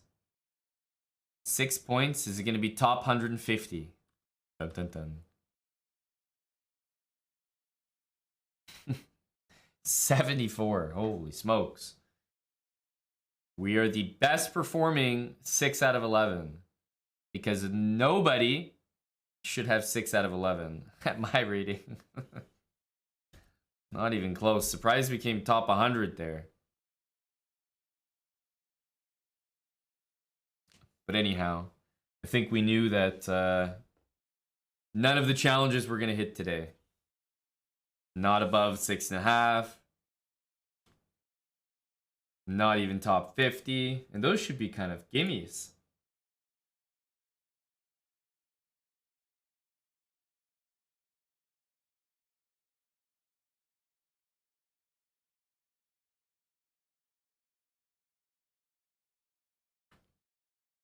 Yes, I didn't flag. But like I said, I could lose all my games and just not flag them.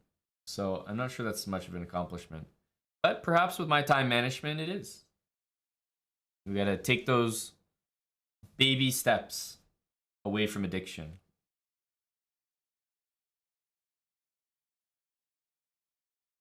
What's my best finish? I couldn't tell you. Couldn't tell you. There's no way it was ever 9. So start from what you know is not true at all and work backwards. 8.5. It'd have to be my lucky day. 8 points we've gotten. So somewhere between 8 and 8.5.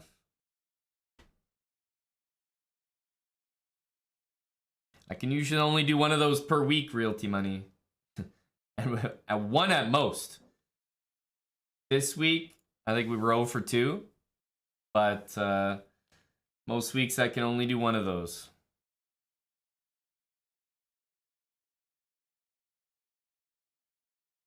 Not much I could tell you, Irish Frank. I'm sure I didn't understand it either.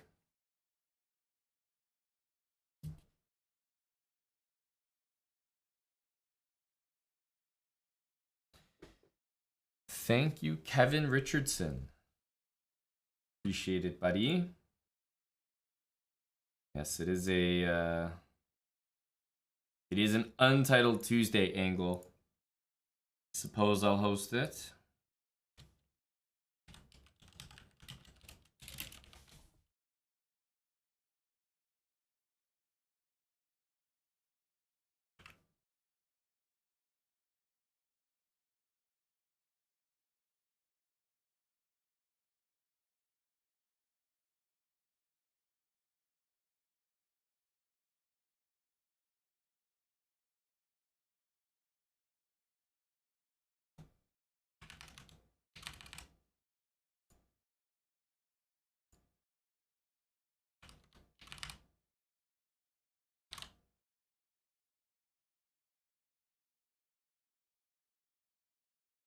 Seems correct. Seems correct.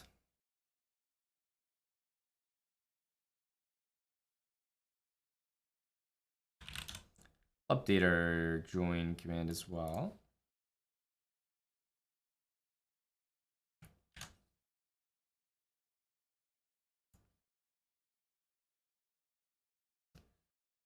Exclamation mark join.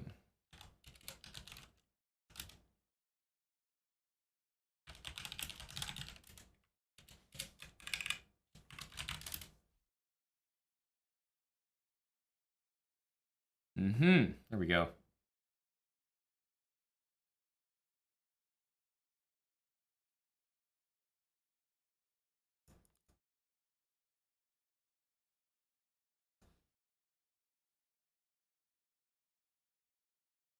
Exclamation mark join. Seeking. Good night, buddy. Okay, I'll take a few minutes and refill my drink. And as you can see, we have a tournament you can join. Exclamation mark join. Gotta be in the Chess Pro Club. We run this every Tuesday. Today will not be an exception. I'll see you guys in a few minutes. Tournament starts in about 10 minutes. ERB.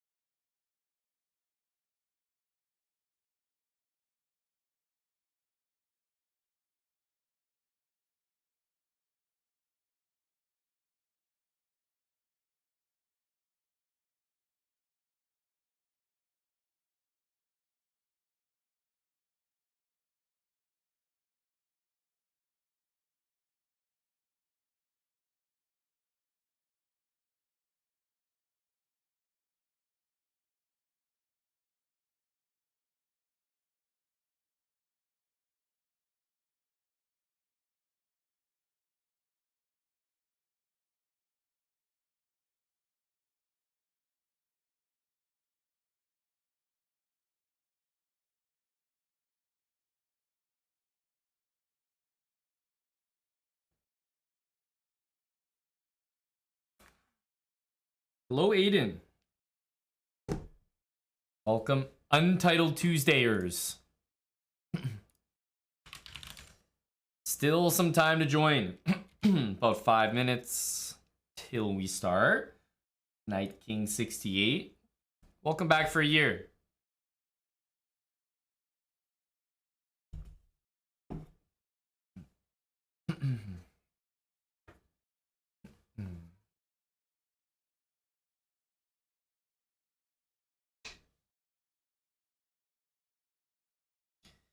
Bunglet was actually top seed until HBM joined. He got brought down a notch.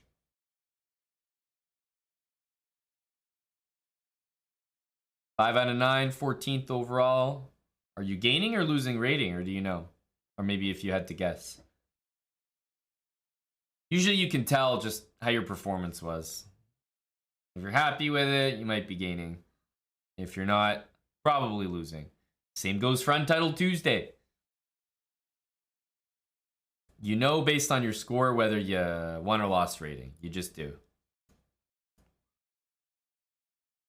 Like I could tell you today that I definitely lost rating Untitled Tuesday.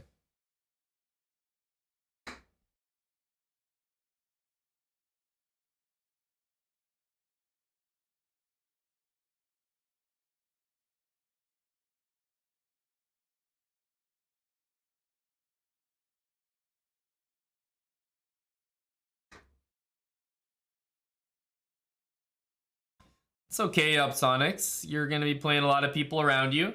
Lots of chances.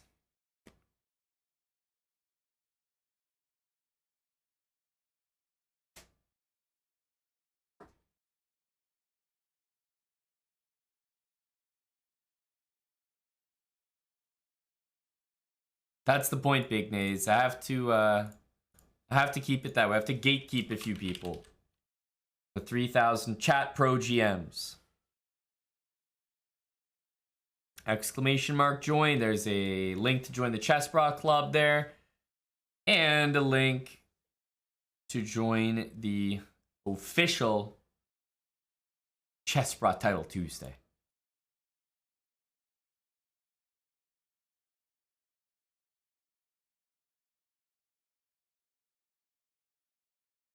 It's 3 minutes, 1 second increment. Just like the Title Tuesday you just watched. Can we get 100 people in here? There's 3 minutes till it starts. You can leave whenever you want, so you're not locked in to the whole tournament.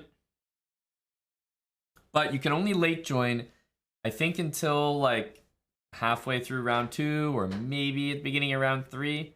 Definitely not after that.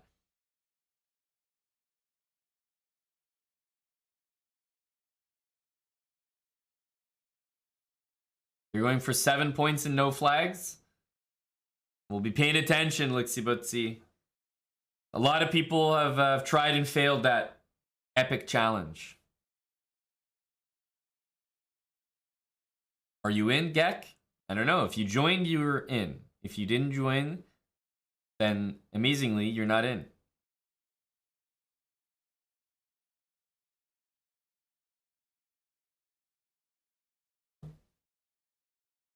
Eight and a half points in all flags.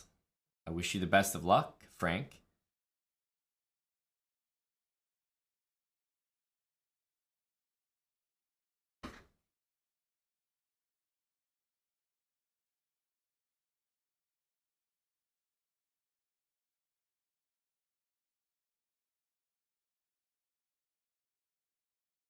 Does it look similar? 14-inch rod? Are you a fan of Temptation Island, Azizi?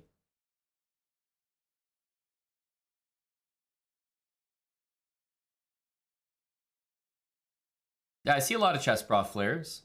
It's good to see.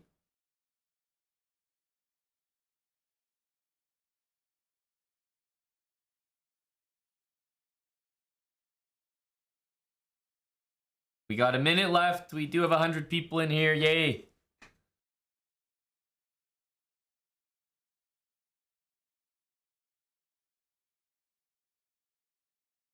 Andrew Harness, JKA. Big Chad.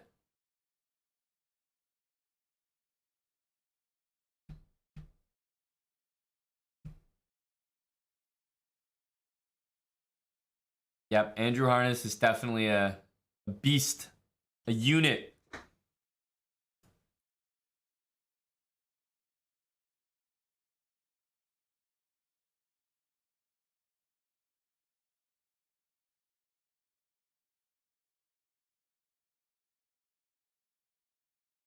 Hello, Ramen Roman.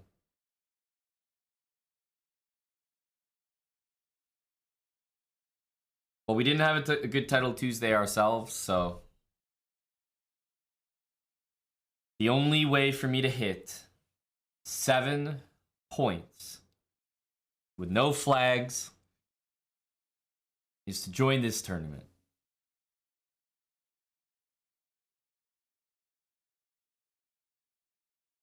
We have to end our Tuesday scoring 7 points with no flags.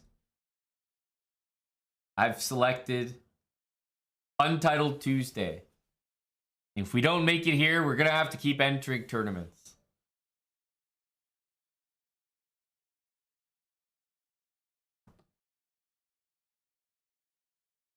We have to make it someday. We can't let Tuesday be just a horrific fail.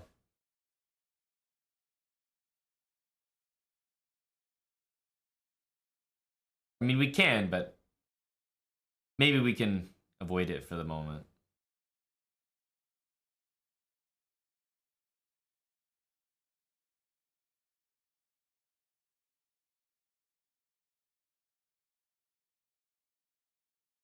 I'll take that one. I'm greedy.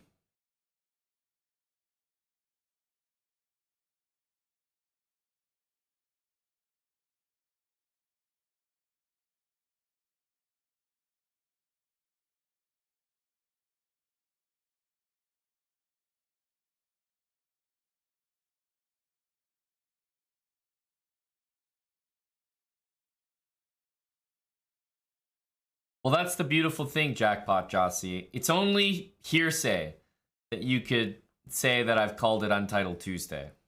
Truly. Because it's called Chessbrah Titled Tuesday on chess.com, and it's called Viewer Titled Tuesday right here. So I'd have to see the definitive proof that this is an Untitled Tuesday tournament.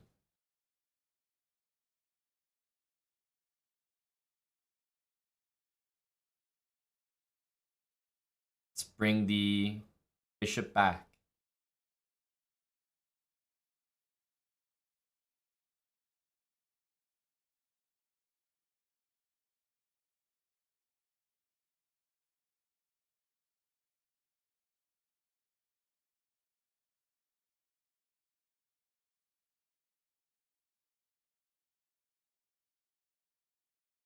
Takes.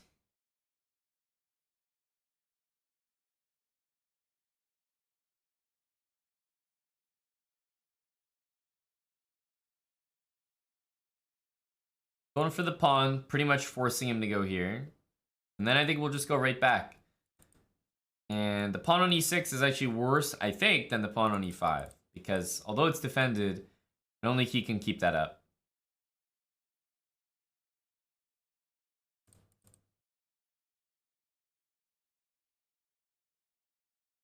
Well, Eric did the early title Tuesday, and I joined afterwards, so we've been live most of the day.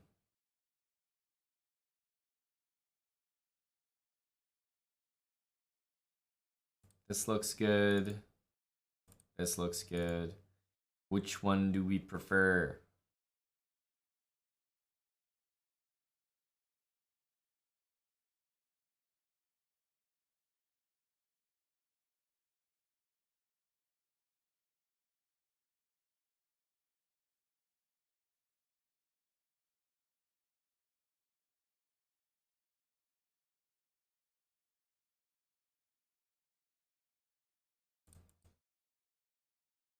This is unfortunately going to be a winning endgame. The reason I went into this is because I thought it would be easier to play.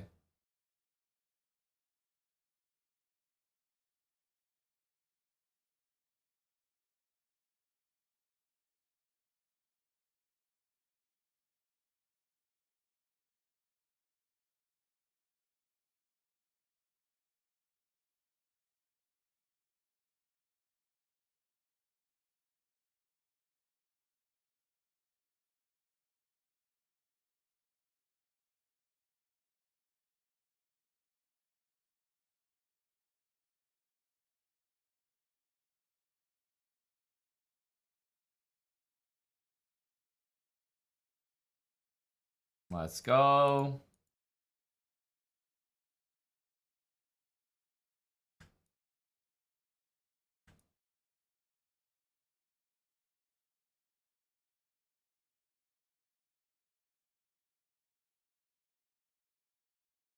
Mm-hmm.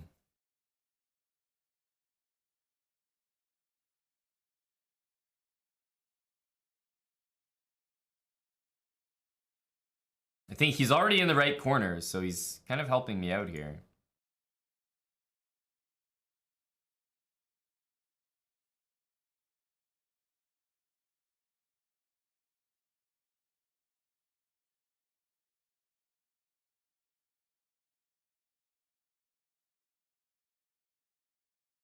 Didn't even go in the wrong corner. GG King Crucify.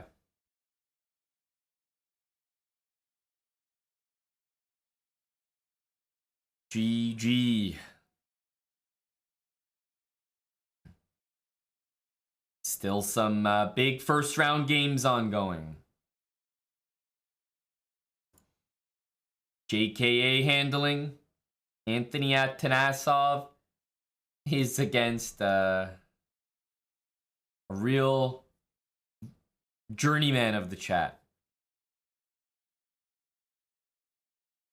Oh, Shax and Eddie had a good game, it seems. Ooh, T-Good just dropped a lot of pawns.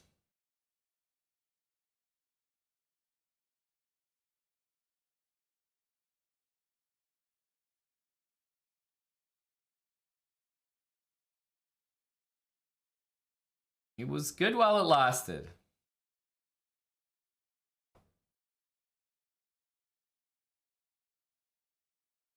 Three pawns against the rook. I think he can even let the rook hang and still win the game.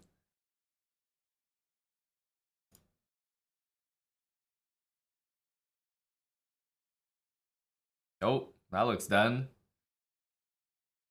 Irish Frank, a big upset here. Oh my goodness. White was completely crushing this game, it looks like. Wow, what a serious upset. Holy smokes. 1300 is also winning here. Willie Flag. I'm going to say yes.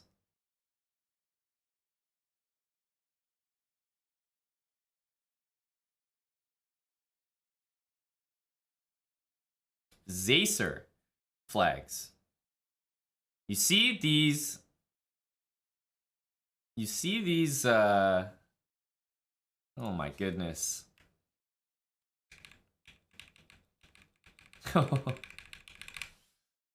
My god. Salty Clown Massive BBC with another dub. I don't know how he did it. These are some serious upsets we're seeing here.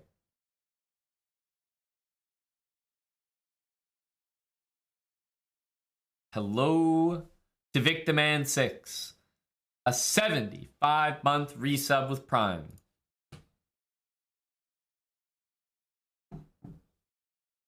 Thanks, Vic.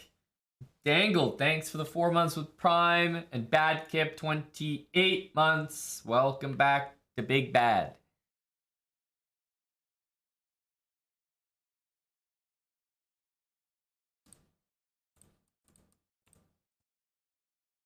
Oh.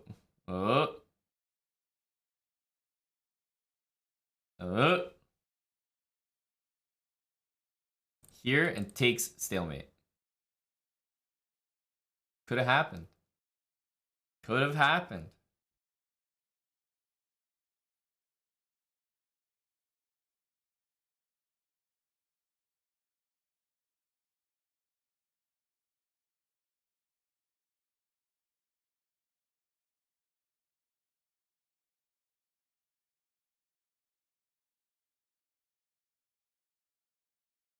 All right, let's go for E4.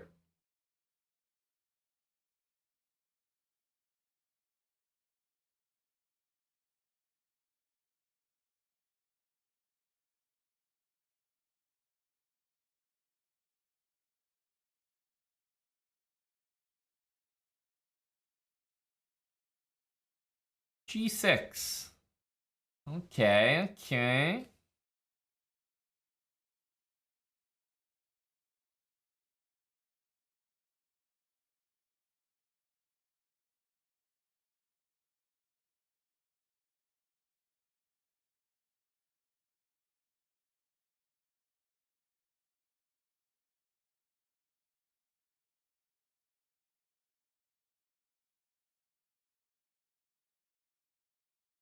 I have a serious threat.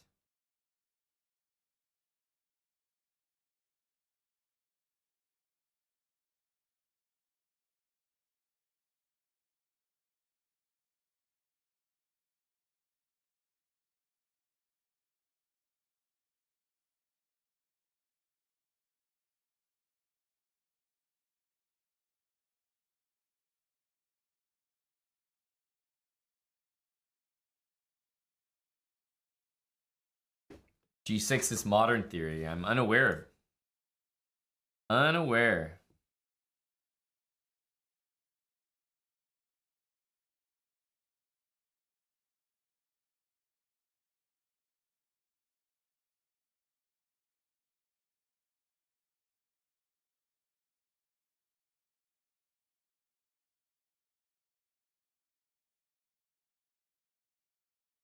Go here.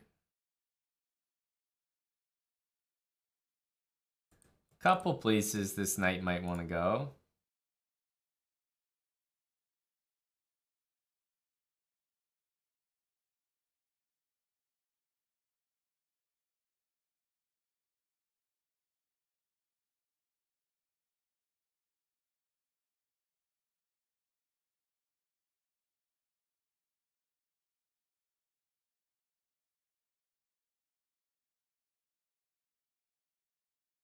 All right, it looks fun. Let's see what happens.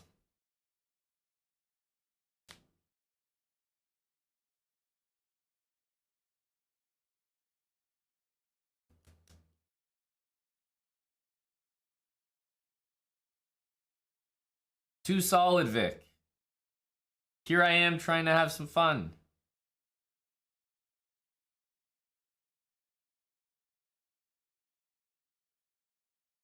Fun is not being had.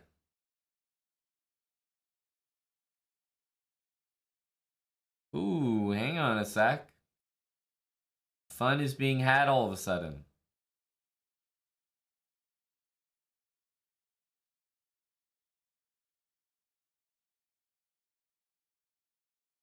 We are having it.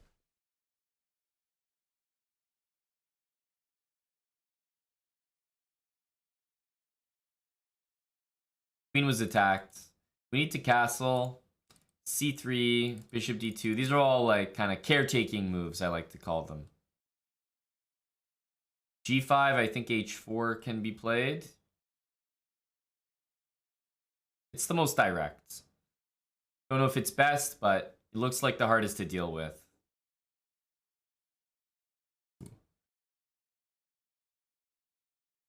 Check. Bishop d3 is looming. Bishop h6. Would be surprising if he managed to survive this.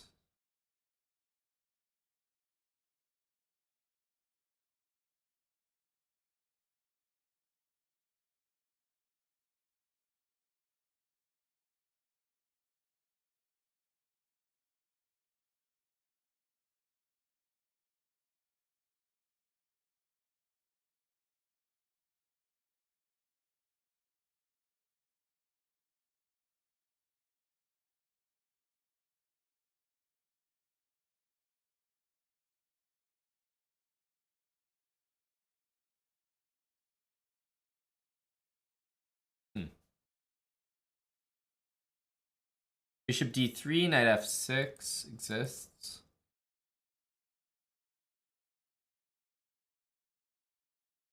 Takes. Takes. Here. Here. We're not quite mating. Not quite mating.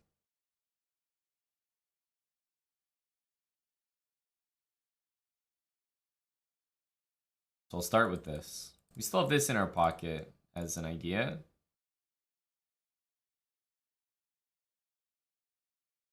Thank you. That's a nice mate. That's a nice one.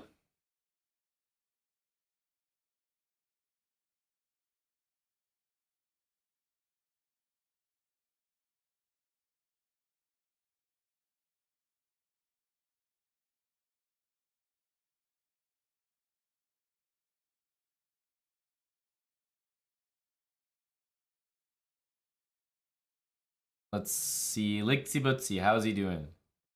Well, he's got at least a draw against Anthony Atanasov. Who, yes, I was going to say, it looks like he played the opening. This is great for Anthony. What the hell happened here?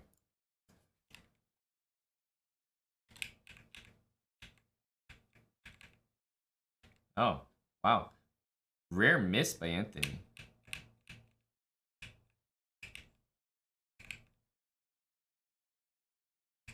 Definitely winning for white, so good survival.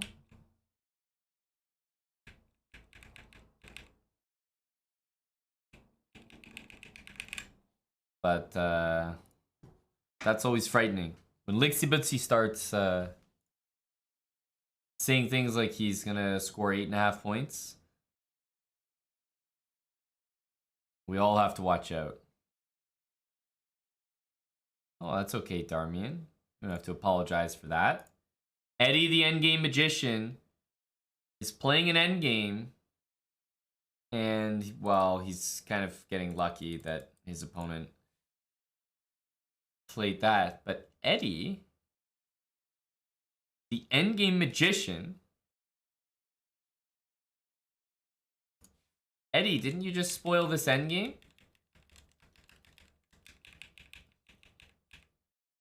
I mean, first of all, Eddie, you know you're not supposed to trade pawns in endgames like this. You're supposed to keep pawns so that you have more pawns to take at the end. But you took, which is still winning, but E3, and how are you planning to win after king to E1? You can't call yourself Eddie the endgame magician and play moves like E3. Let's say he had defended the king and pawn normally and played the king back. I'm thinking, what the heck's going on here? This never works. And if you go take the pawn, you're too slow. White's making a draw. So yes, it's still winning, but I think you had to go take the pawn right away. Shoulder the king away. All right, Sleazy.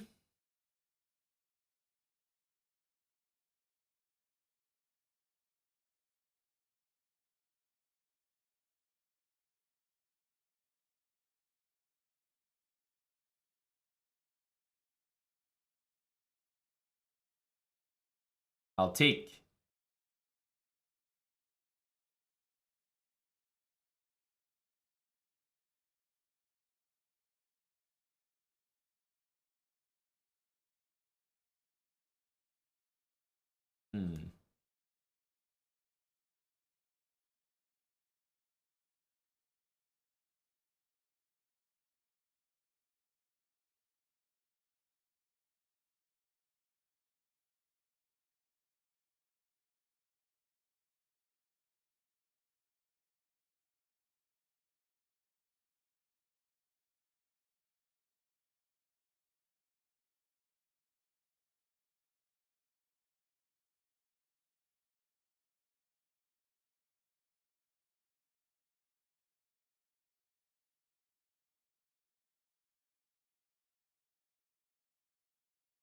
Trying to decide how we want to play here.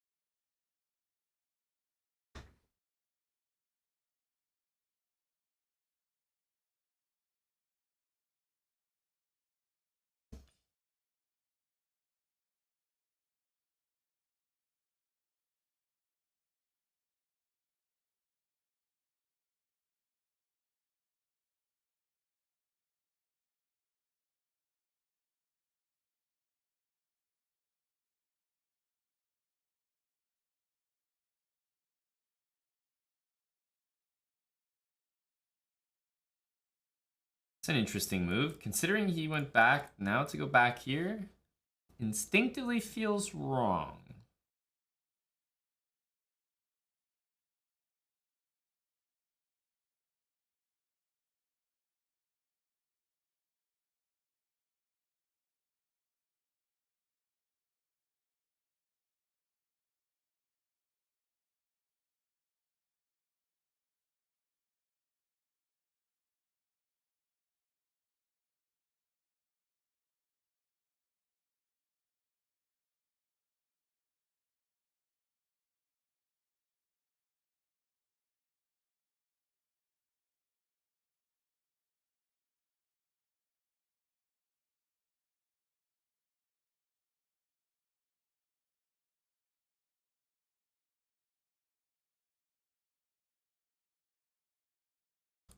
Wow. Okay, did not expect that.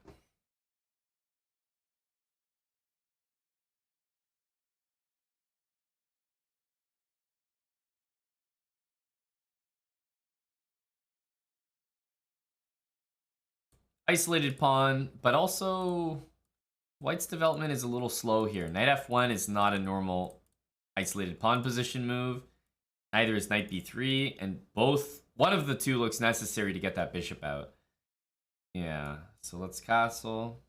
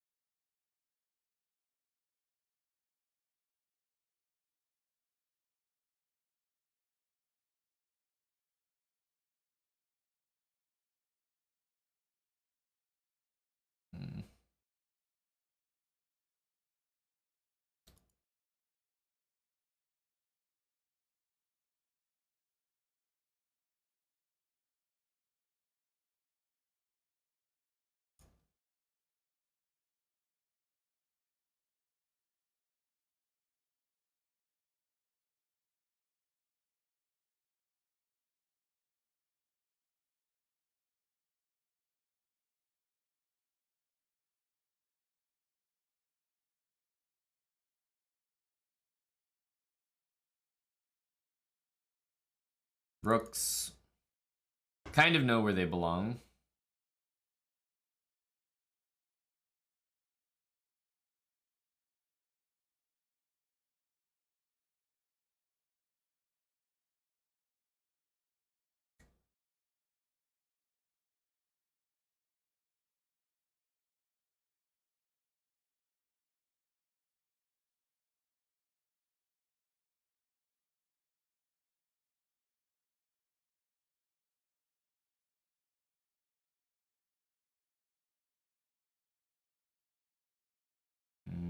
Hmm.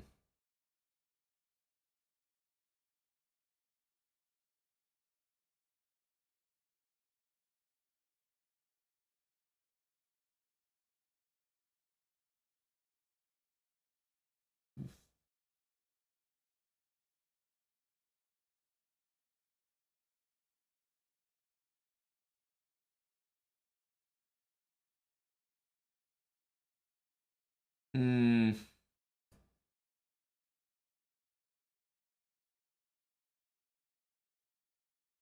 Well, we can't flag the game, can we? That's against the rules.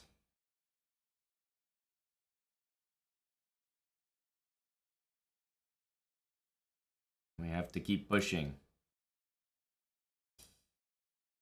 Hmm.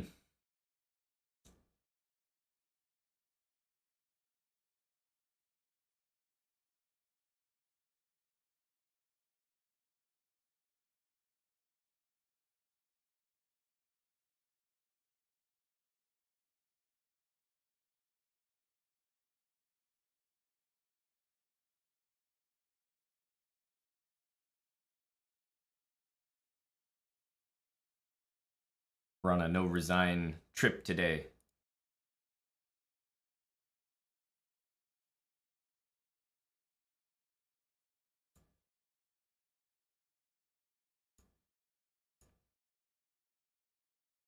GG, Sleazy, McCheesy. Queen's Gambit accepted. I was trying to play a different line, but I kind of got roped into a isolated queen pawn position. But I really tanked at the beginning. I was like, I don't really play this stuff, but I wanted to keep my pawn, and I was like, you know what? Sleazy's going to be too happy with that. He's going to be too happy with that. But then he's probably happy with this position. I don't know. I thought I was doing well here, but Sleazy really played it like he was confident. Knight, you know. Rerouting. It's good stuff. It's good stuff. Well played, well played. Luckily we didn't flag. At least we're still alive here.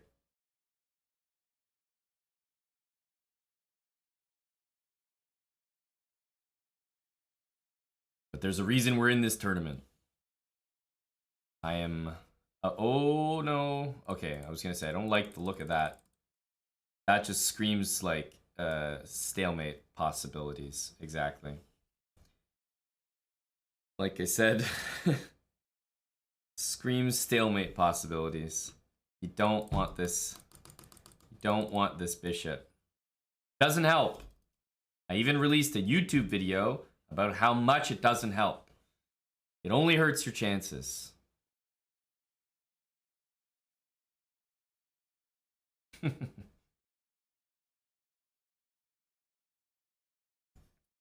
I think the games are all done, are they not?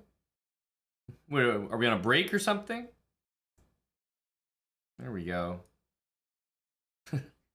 We're on a break for a second there.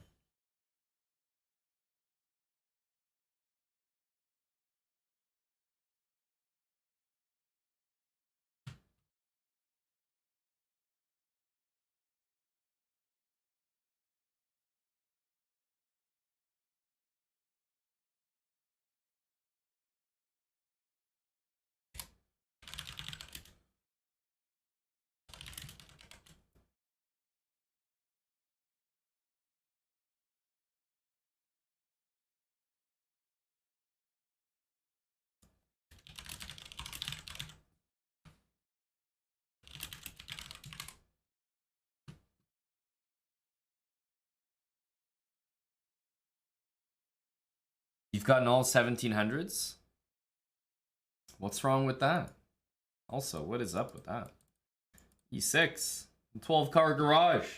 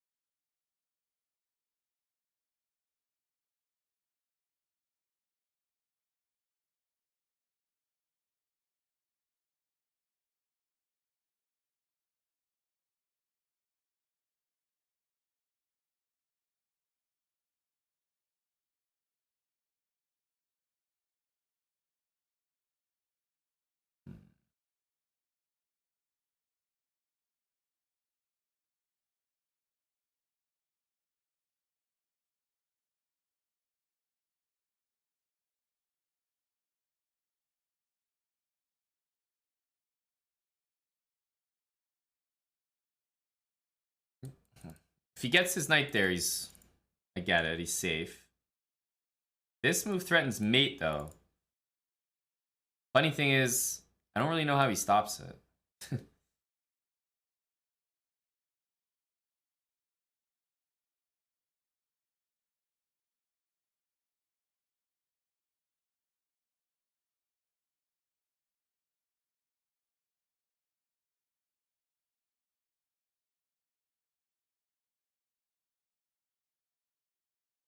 GG, killer number. Good game, good game. All right, we'll watch Big Bunglet.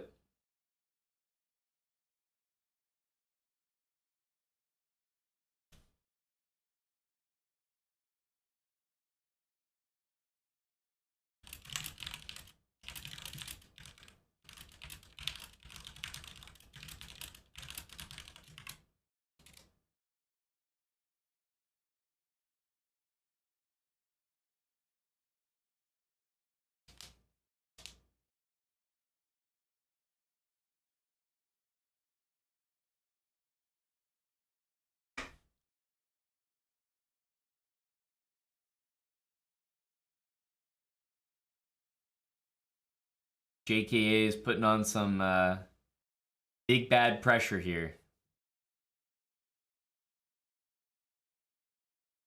Ouch. Ouch, ouch, ouch. It's hard to stop knight c7, so I guess you go, I was going to say castle. This move loses much easier. Eddie the endgame magician in a tense battle.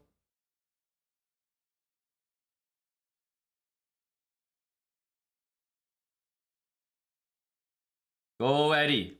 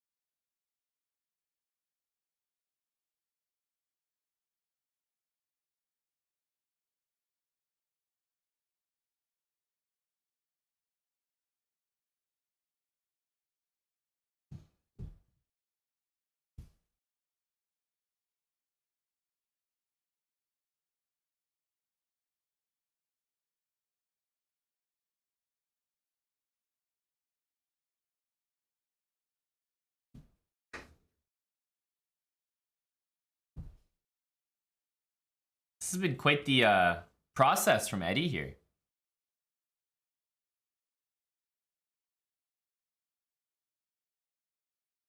Just a slow, methodical game from Eddie.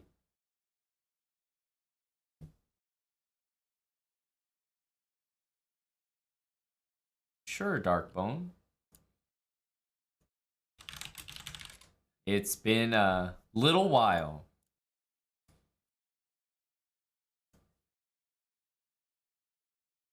You think Eddie will flag?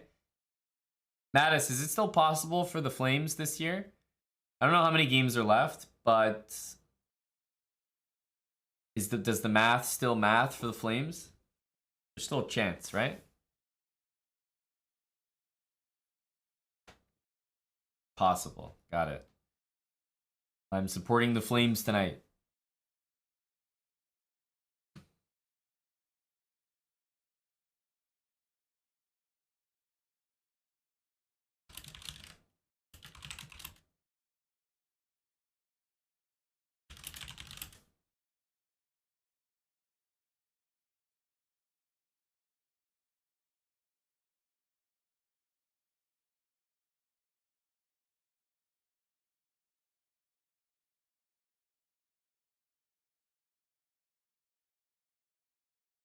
Fred again.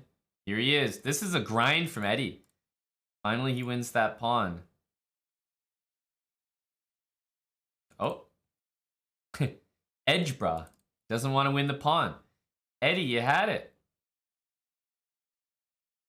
This is a good game from Eddie, but I think he's losing the thread a little bit.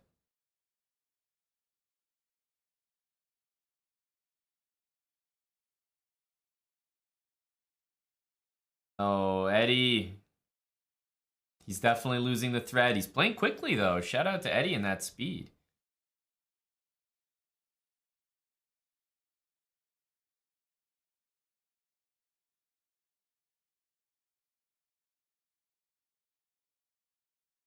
Oh, rook f7. Now rook f6 and they make a draw? No. Black wants to win. Is this winning? Oof. I think it's a draw. Yeah, should be a fairly easy draw, actually.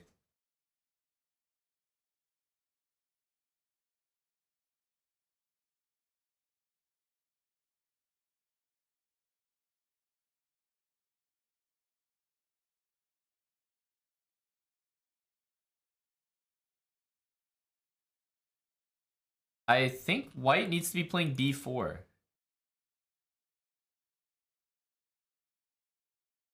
Like, when white's king's on b5... No, I'm serious, isn't... Because that's probably winning for white. And this is no good.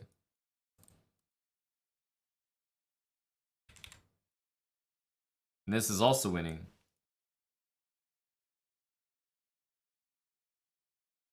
That's also winning. Huh. Wow.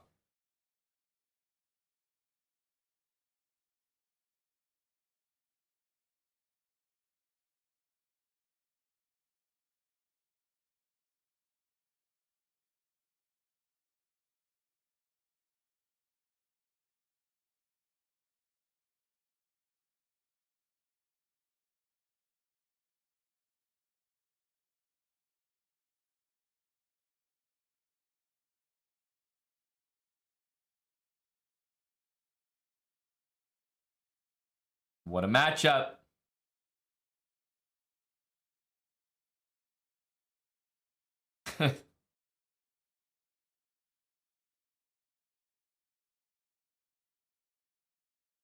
Salty Clown, massive BBC playing for the win with rook to e1.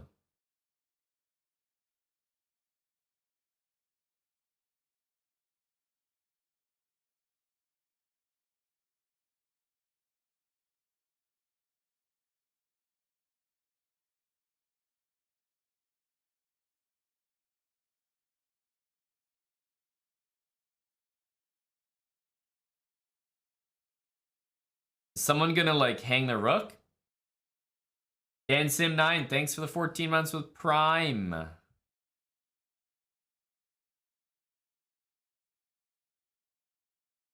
Good luck to Big Ramen.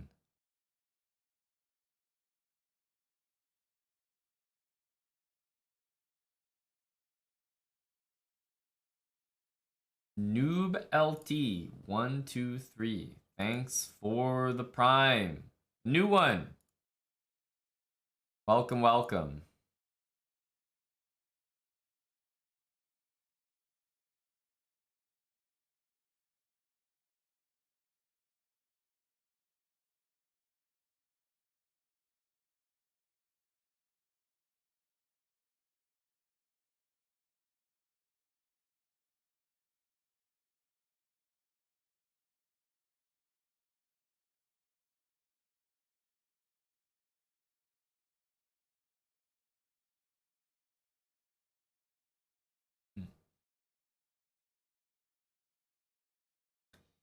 Interesting.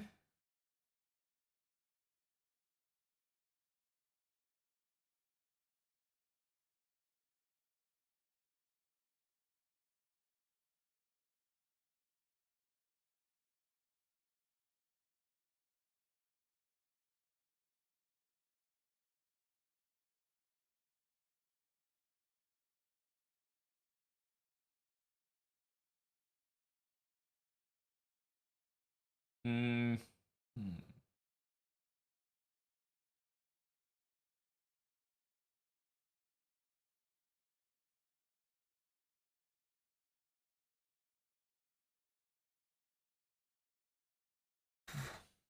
It happens, Askana. I'm not sure why, but it does happen.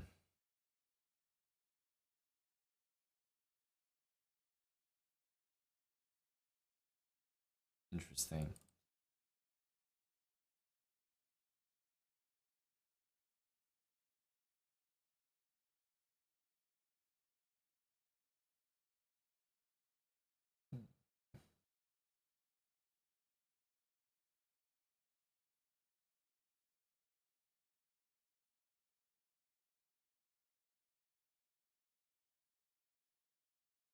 Kind of surprising.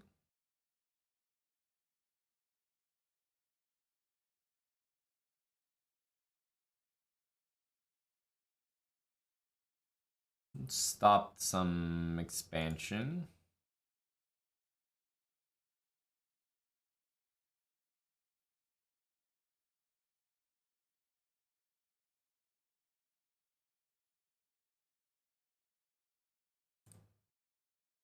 H4, something to prevent.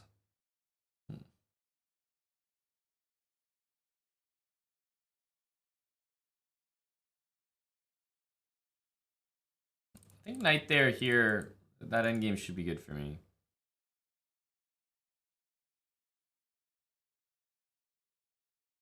It is, Keat.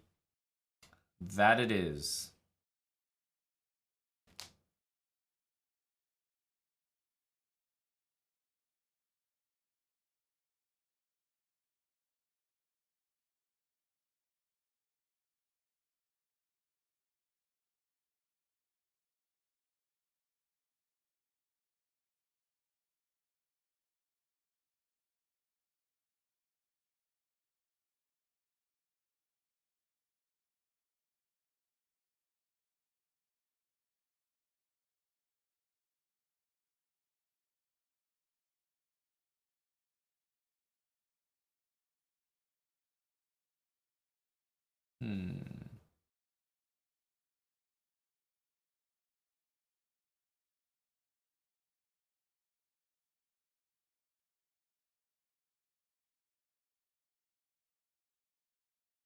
Trade a pair of rooks.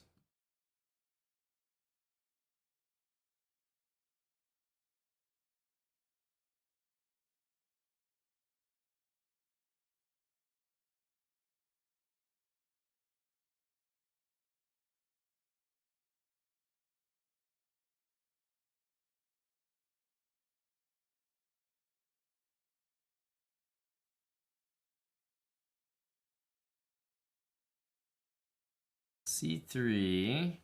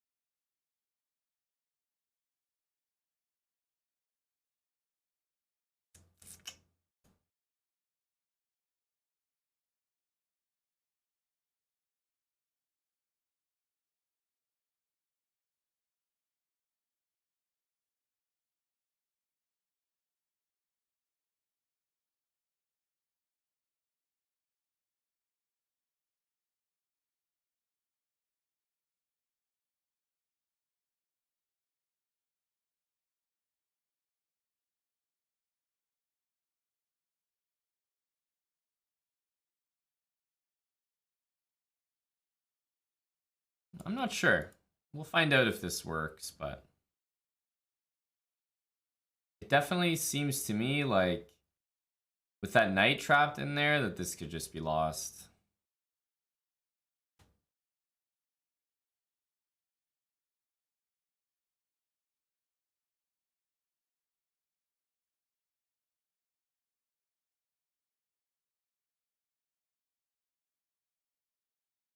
So the knight couldn't move. GG, Ramen Roman.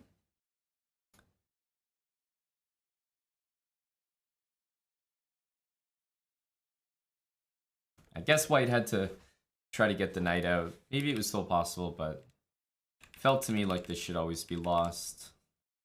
Yeah. Oh, thank you, Mr. Drew. Thank you to Big Drew.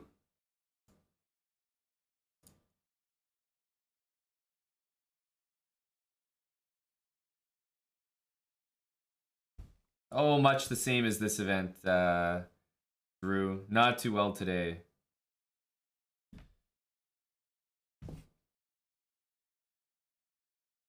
Eddie. Does he have the endgame magician touch? Oh, hang on a sec. What? Rook takes and king there. Oh, Eddie is the endgame magician. Oh, don't make this mistake, Eddie. This might still be winning, but yeah, it's definitely going to be winning. But I think the simplest was h2, king h3 from Eddie.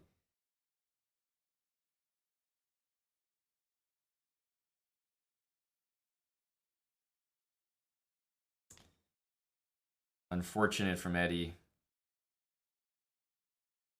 He definitely can't win now. The endgame magician strikes again. Yeah, and white won on time, which was probably the most expected result here. I mean, at this point, all Eddie has to do is h2, king h3, king g2, game over. Man. Eddie Barber. Go, Anthony. Taking out the old man, Anthony. e5.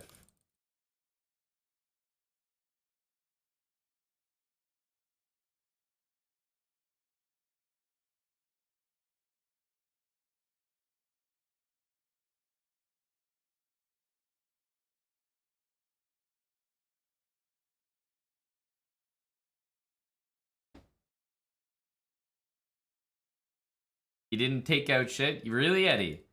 Because it looked like he handled you. All the endgames I've seen from you today, Eddie, have been piss poor. Is this a medicated Tuesday?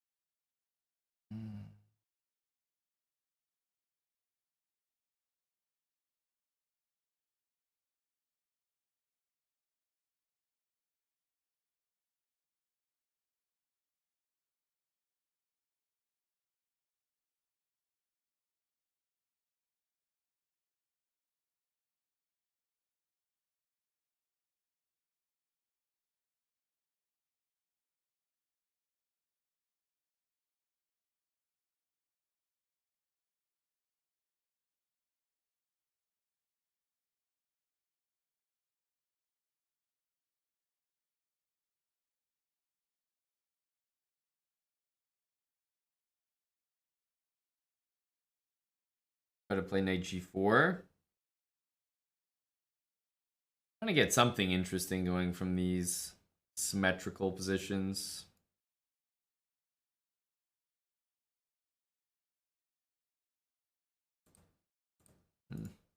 Love that.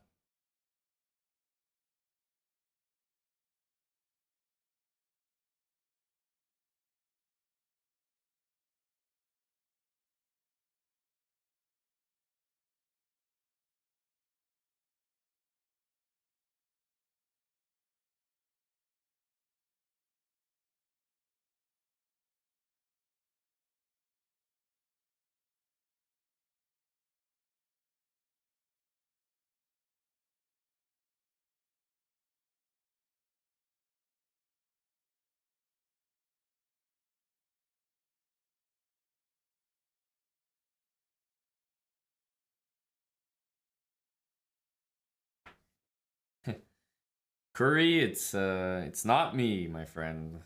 We have to keep trying that question whenever you see a different person sitting in this chair. One of them will have ADHD. It is not I.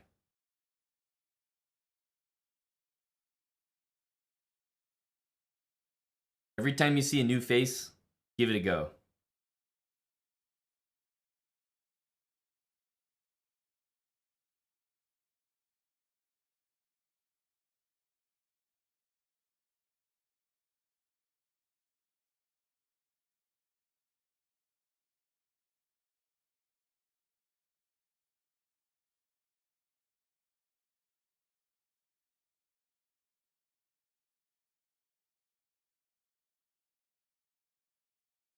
Thanks, Chicken Pants.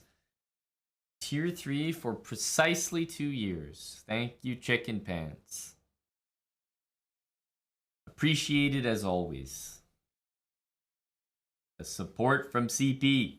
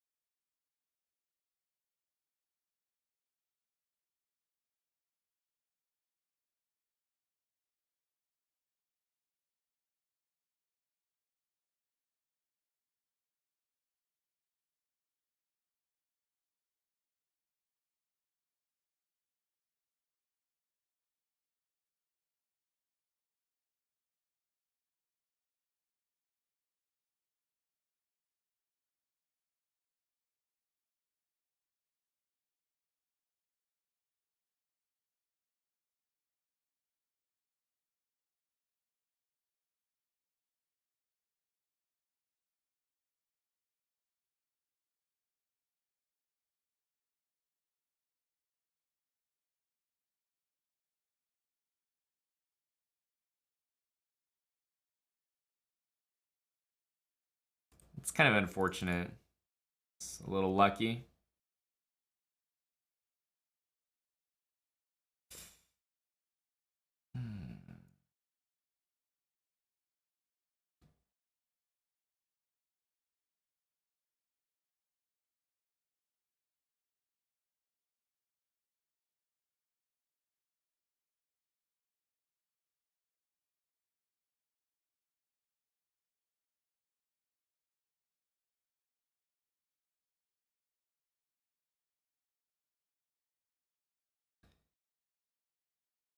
Good game, Bunglet.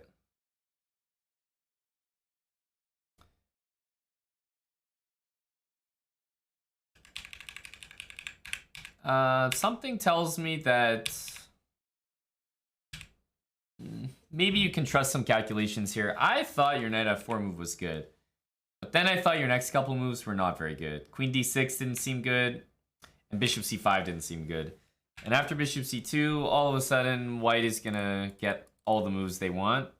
And even though black's a bit better here, I feel like the tides are turning. Knight f4 I thought was clever. But yeah, queen d6 was just not good enough. This was I thought you might do this. Because this is a hard pawn to defend. I'd have to play like bishop here or something. I thought you might do this. Looked like a good good position.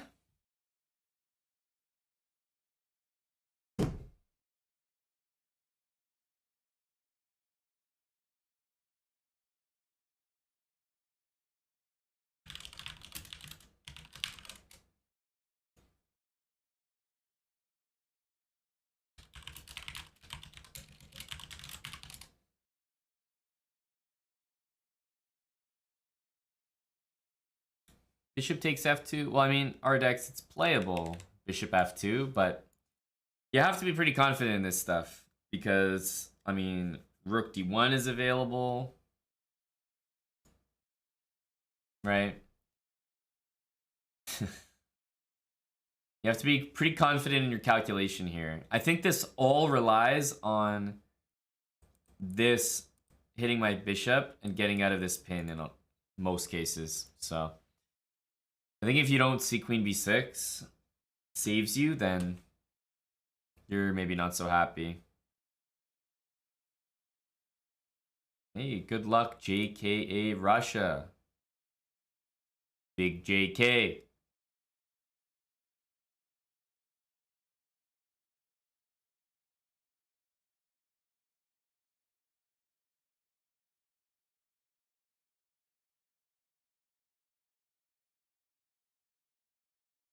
I think there are a lot of nice lines that don't really sack the queen. Like, most of the time when I play strong players in this line, you just, like, they have other ways instead of accepting the queen sack that they play.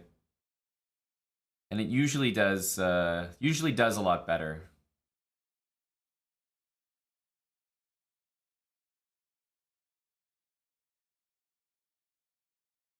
E3, Stonewall energy. Go Stonewall.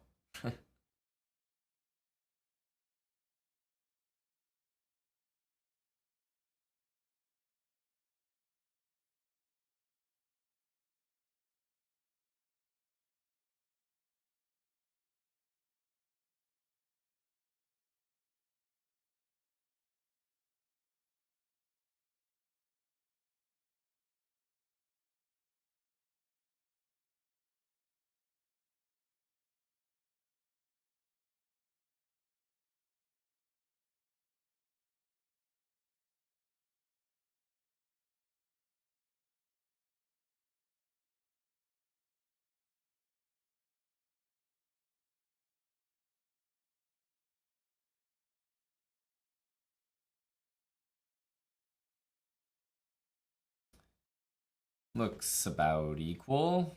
Hmm.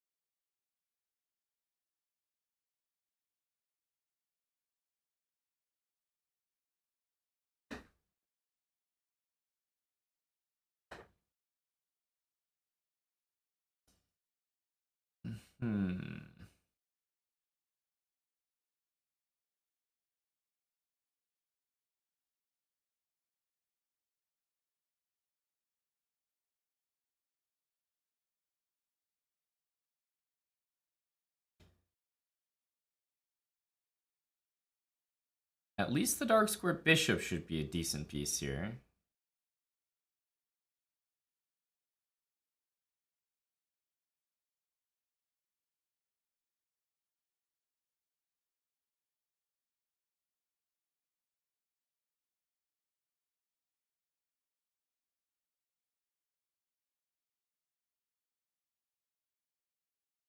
Now that e4 has been played, that is.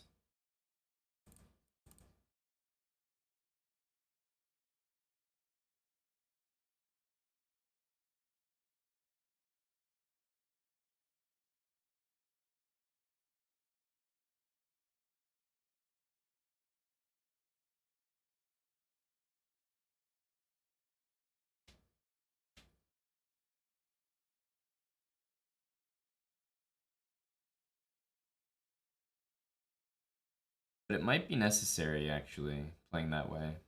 As strange as it looks.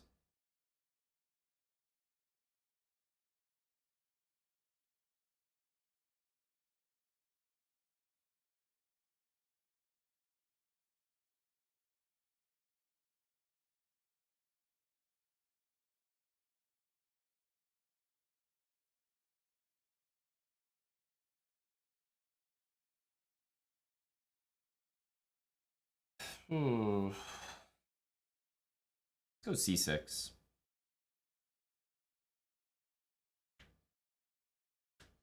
I think we need to loosen up the other side of the board here.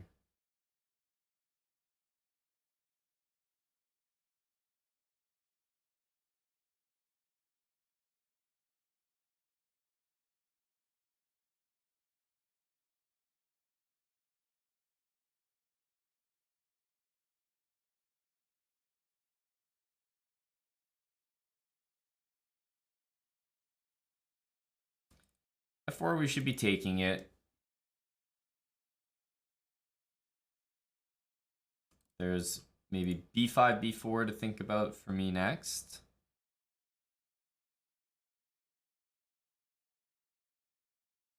I like b5. It's a nice looking move.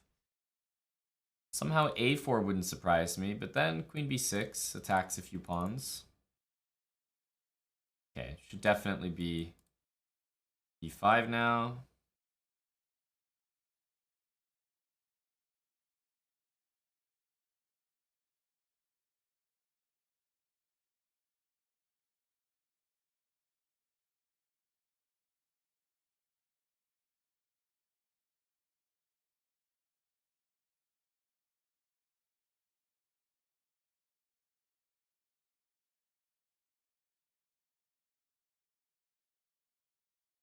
I have to take that, that's for sure.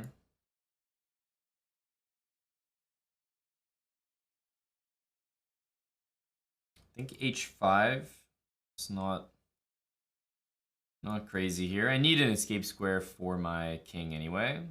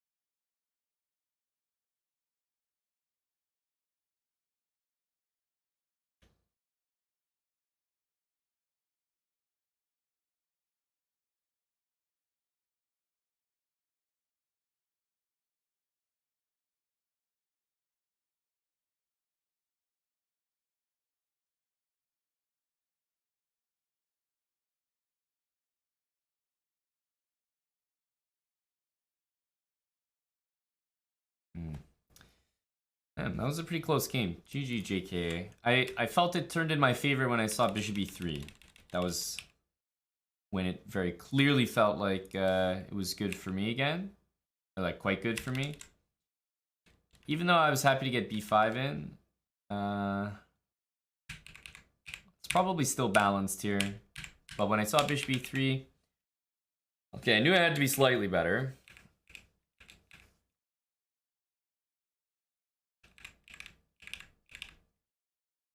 Yeah, unfortunately, position just easy to play for black. Fred is doing things again, Orangey. He is.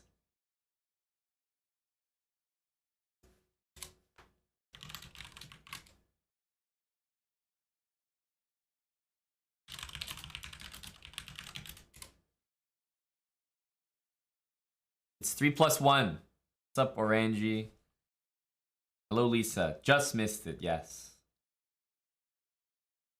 It usually starts after the late title Tuesday, so pretty regular time every week. 7 to 7:30 Eastern, kind of around there.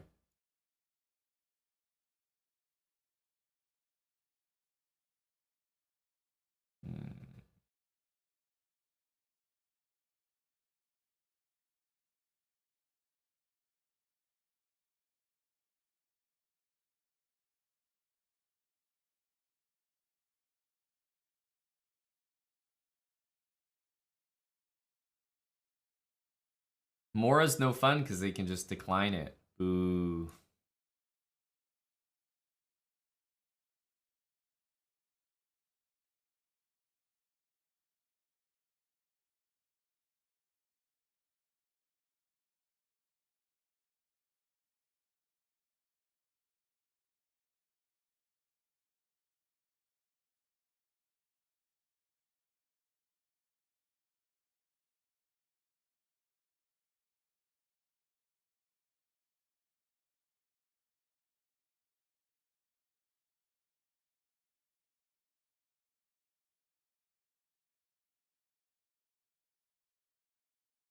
think this is the line.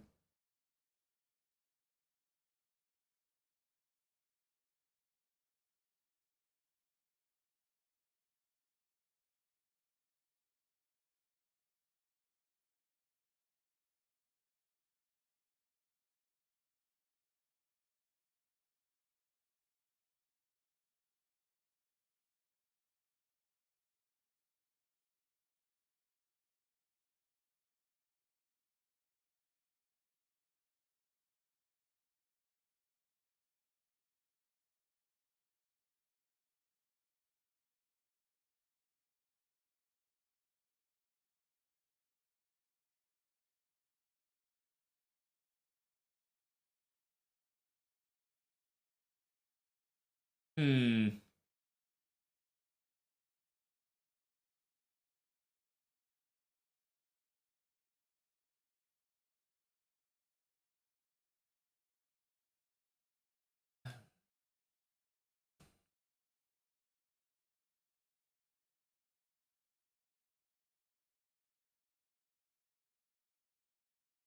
Don't think we need to be in the business of hanging on to that pawn.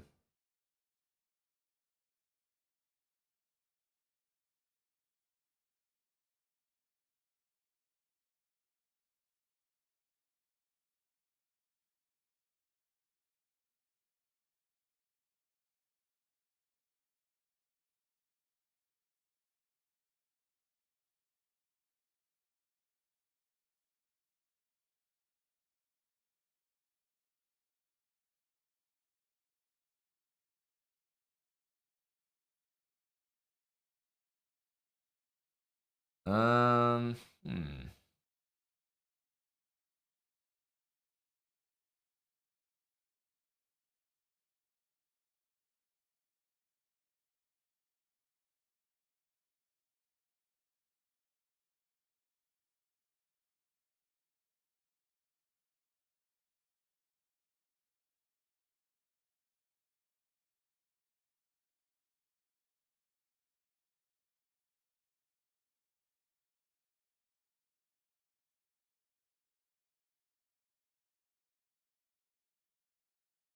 Can't hurt to have a rook here, I suppose.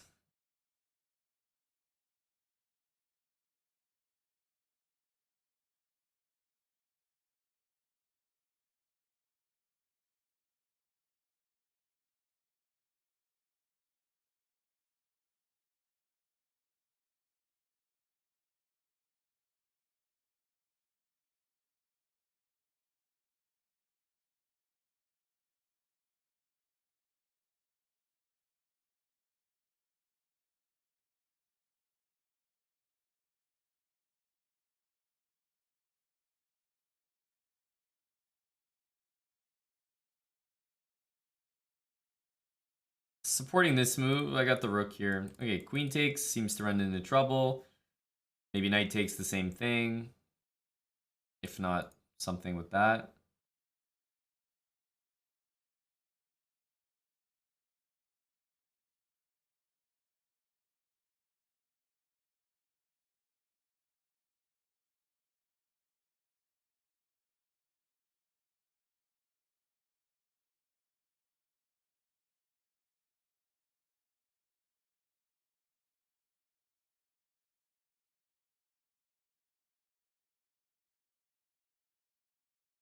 Well, this is supposed to be an achievement most of the time.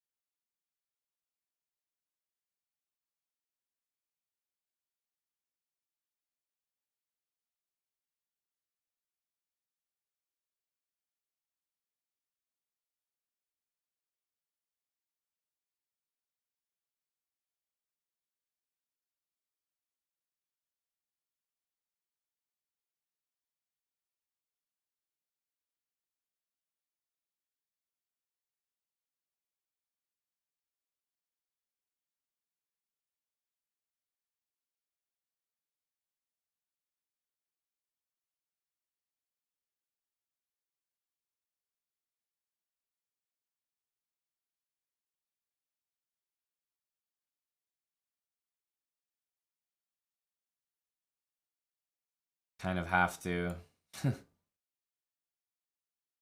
Just one of those moves.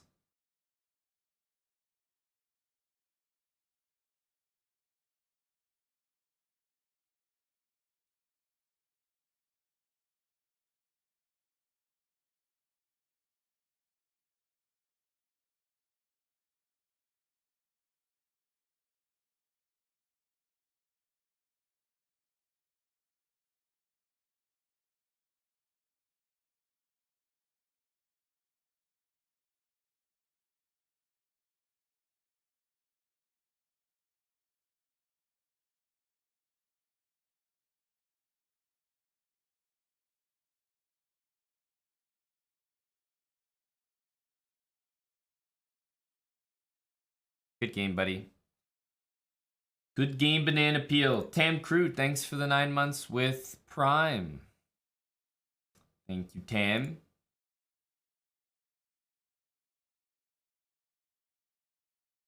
Nice, actually won one. I know. It's actually been a rarity today, so by lowering the standards, we've achieved more things to celebrate. Chiz the lad, thanks for the 3 subs there, Chiz. That's very kind of you. Cheers to Chiz.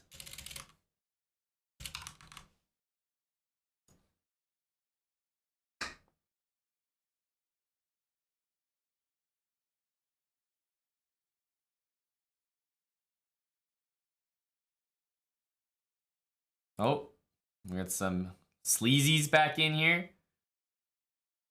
Should be a dub for sleaze. Oh yeah, lots of time as well. Kakooler got a win. This game will be going as well.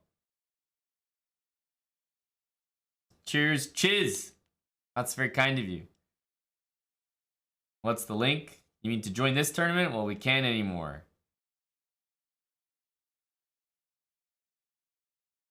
Ooh.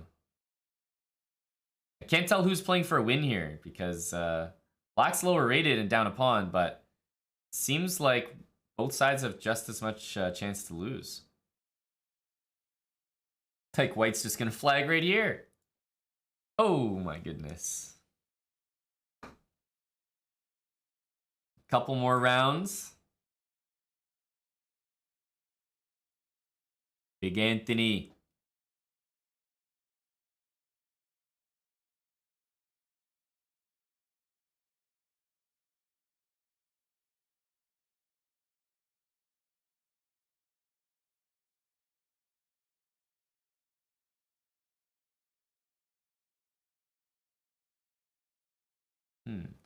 Very direct approach.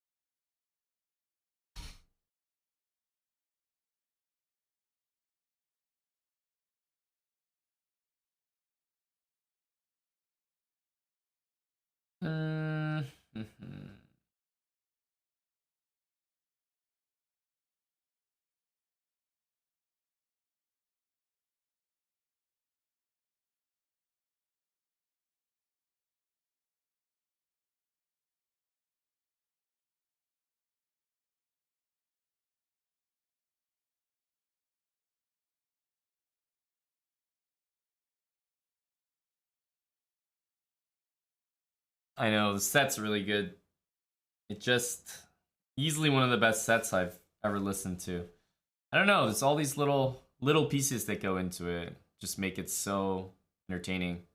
But it really is an iconic set.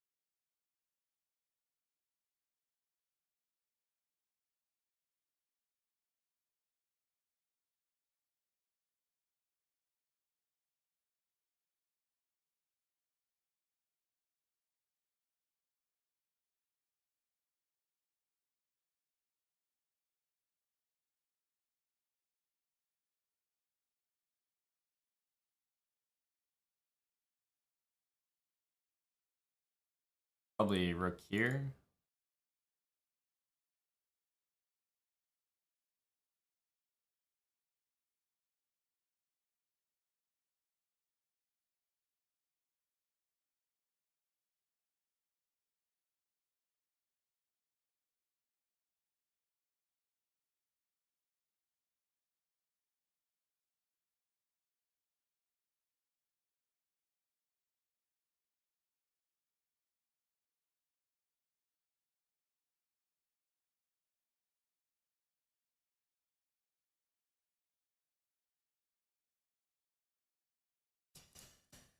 Didn't have enough time for those calculations. Nicely done, Anthony. I think I was wiggling a little here, but then all of a sudden this happened and I just didn't react fast enough. Or well enough, rather. But we did kind of a good job getting here. So I think I was super lost before. This was a really good opening by Anthony. I don't know what the hell to do against F4, to be honest with you. But we got kind of lucky. This is where it felt like my position was the worst. Right here. And then knight g5, I thought I was, yeah, all of a sudden getting out of things. Okay, position is fine. Not taking here is a little surprising because Makes my job pretty easy. Makes my job pretty easy. 3 a.m. there. Yeah, only a couple more rounds. We're almost done with this tournament. 2 more? Yeah, literally 2 more rounds. You're gonna make it. Stay in here. Make it to the end. Keep fighting. Oh. That's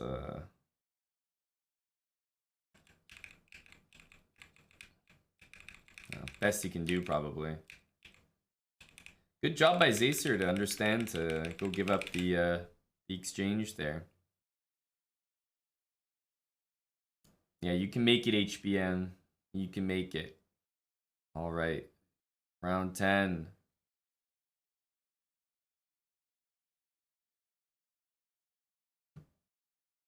Mr. Bone. Senor Bone. All right.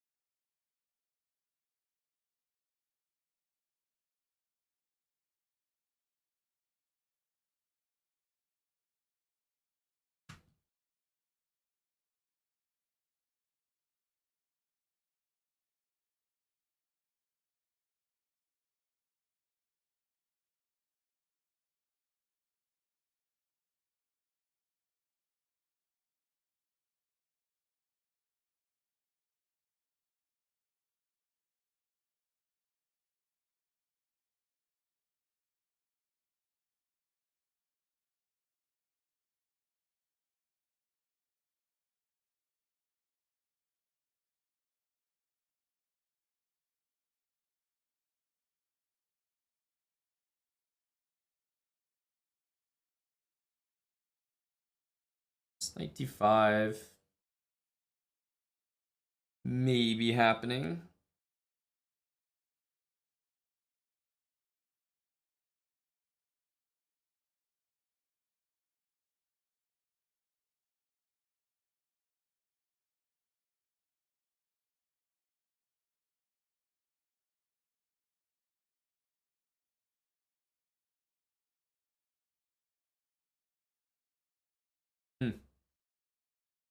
Um,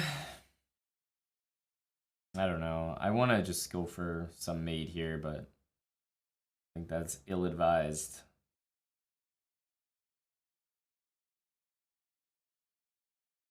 We'll just do it. Definitely not the way it's supposed to be handled.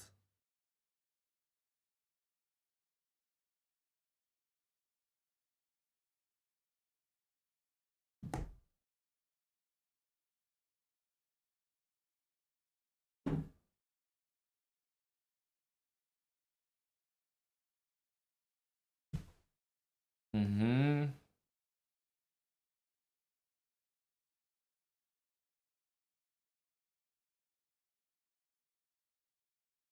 All right, we'll just send it. Of course, the point is, like, I'm not threatening anything because the queen is there. So, you, of course, shouldn't take it. So then it gives me bishop h3. Funny thing about knight f3 is that it can't be taken, but it also looks like it doesn't really do anything because it doesn't get me any closer to bishop takes h3. Knight g5 is certainly an idea.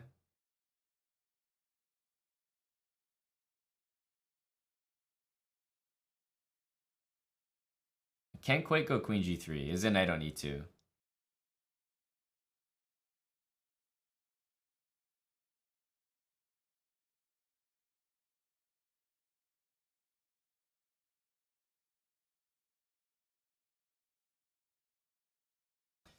Now it's definitely a move, though.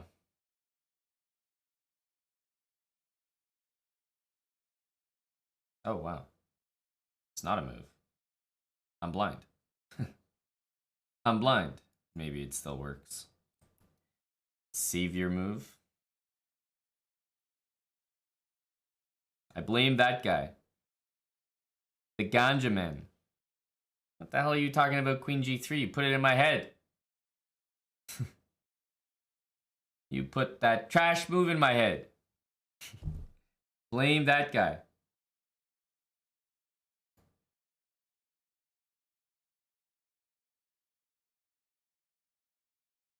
This is gonna be a struggle now. Just a game we didn't have to play. Maybe not a struggle, but just unnecessary.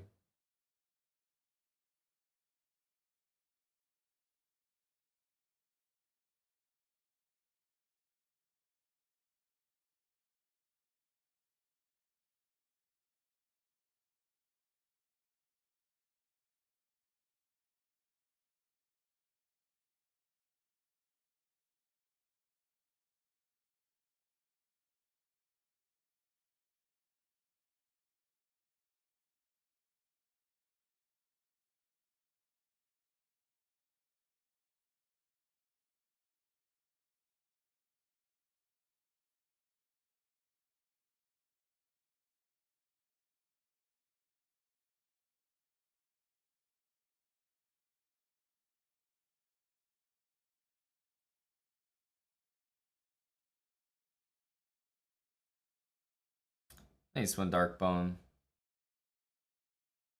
Not a great game probably by you. Just allowed me Queen H4 too easily, but good fight because you got back into it a little bit. I don't know why I played Queen G3, but blame the ganja men.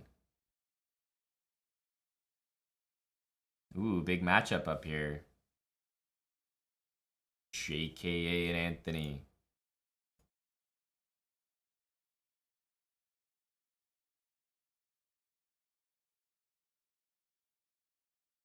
Go JKA. I think this is a certified dub for JKA.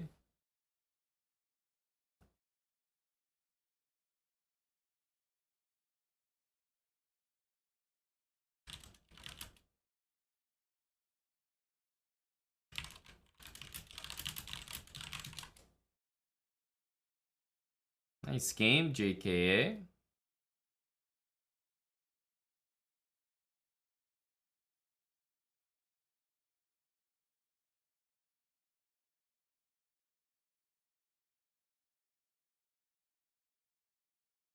All right.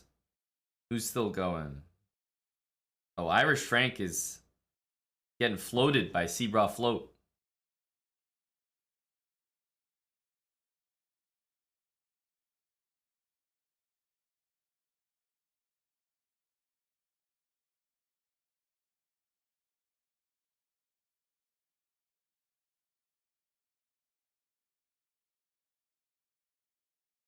The Kakooler. Oh, this just looks like a simple draw. Question mark?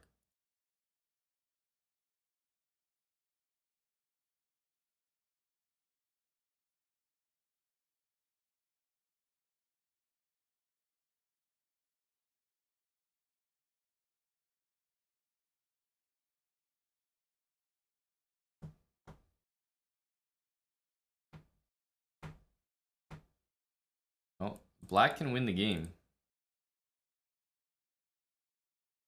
Also, the time, of course. Black can definitely win from the time. Oh, white manages to take on B4. Amazing.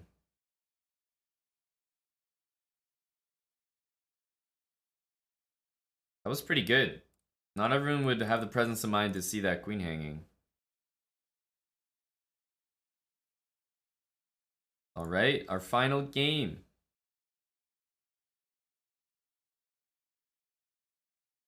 Our final game. Hey, good luck, Zacer.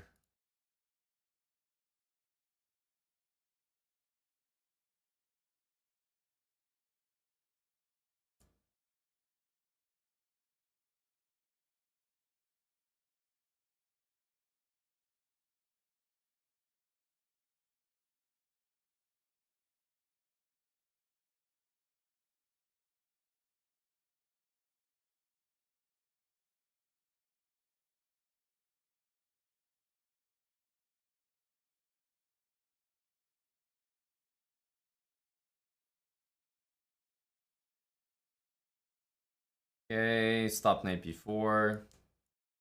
Don't know if I like that move from black.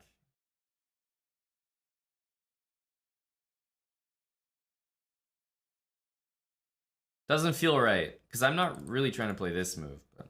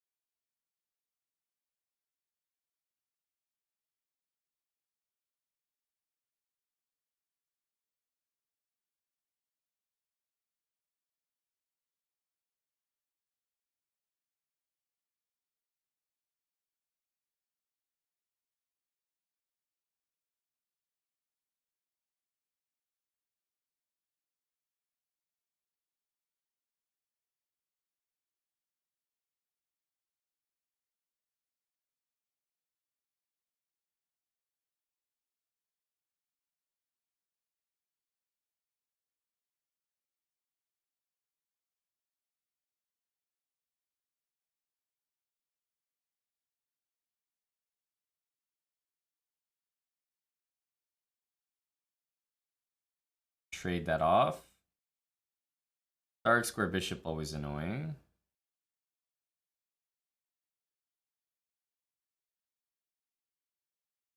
I was hoping that we just have some mates here. Where are they?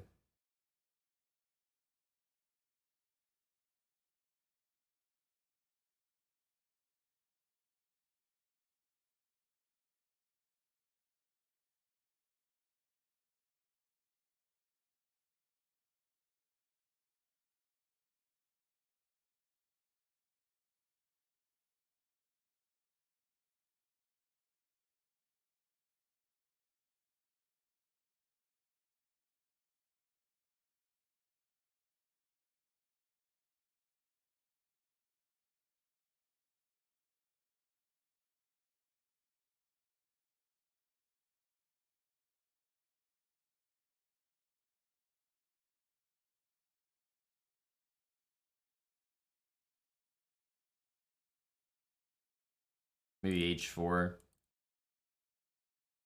h4 looks right.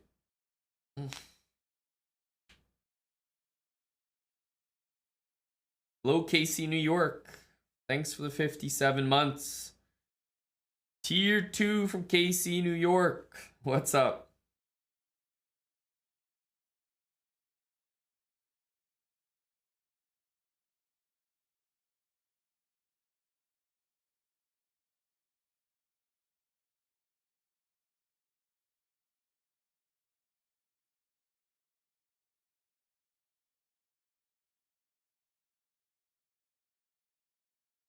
This was pretty much the only trick I had.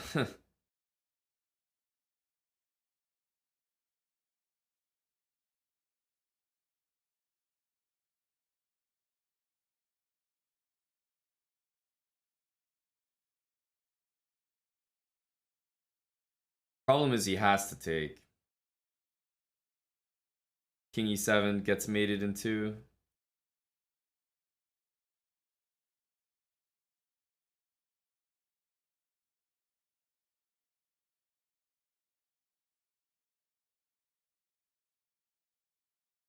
He also can't castle.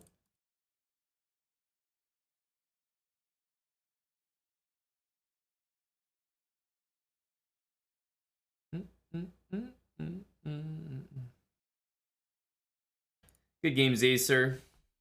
Just a trick, buddy. Played a great game. I think you can castle, although admittedly this is a little scary. But h6 looks like a great move. I think if you play h6, you're doing great. Yeah, just stop that nonsense. Very good game, buddy. All right, let's observe these final games. Sleazy's here.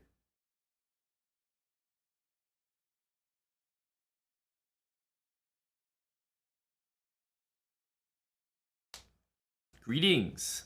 Sticks on the ice. H6 would be good, Zacer. Very good. Nice job, Sleazy. Ending with 8 points. Tremendous score. I guess this is the most interesting game. We got SMJK Russia playing for first place here. A win and he gets first place. Clear. On his own. Go JKA. He's only playing at 2100, but god damn, they've put together a pretty good game. Holy smokes. What the hell is this line? Knight d7, c7? Good lord. In order to play knight b6? Oof. Ooh, queen takes e8 would have been a little more decisive there.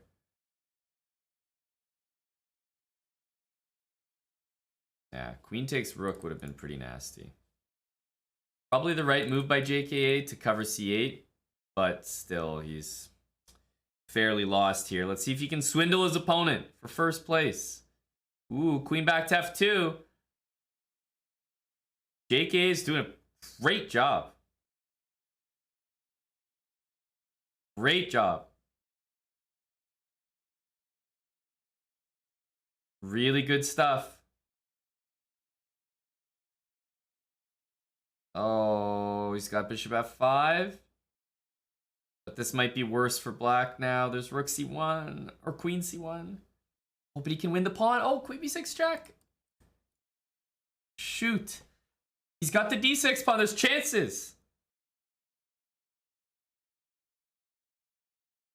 Wow, what the hell is this game? Oh! White is kind of trolling here. White is trolling. JKA! You got it, buddy. Go JKA, you win these. Oh my goodness. Black actually has a chance here.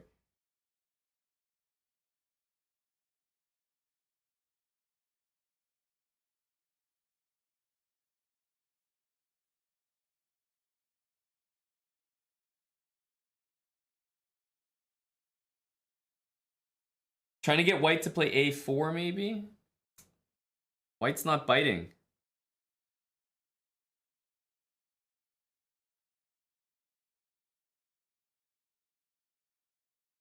Nice job, nice job. You get h4 in there. Yes.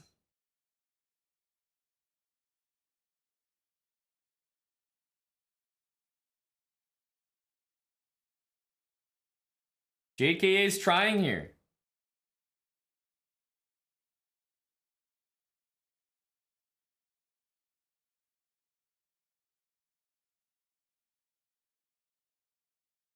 Nice job, JKA. You did the best you could here, man. Now, this should be a draw. Does white know how to draw? JKA's done the best that he could. The absolute best. Does white know how to draw? No. What is that move? Oh, white has no idea. Go, JKA. No, white doesn't know what they're doing at all. Amazing. Oh, man, that's bad. That's a really, really bad choke by white. And nice job, JKA, getting the win. JKA, I mean, you guys have to know the Philidor. Like, you leave your rook here and you just leave it here. That's it. So just leave your rook here. As soon as the pawn goes forward, you go all the way down. That's all you need to know. But instead, rook there was played. Ugh. Bad move. Nice win, JKA. That looked super lost. I don't know how the hell JKA swindled himself out of that one, but that's super impressive. Endgames were an all-around disappointment. All-around disappointment. Let me close some of these games here. Let me bring up the standings. Look at that. Nice finish from JKA. Big Sleaze up there as well. I think Anthony withdrew, but he had like 9 points. GG Sleazy, JKA, Zacer. We all played, actually. Darkbone I played as well. These 1500s here with 7 points. What the hell? Seabra Float. Wow, amazing performance from Seabra Float. McMuff D with 7 points. That's something to talk about.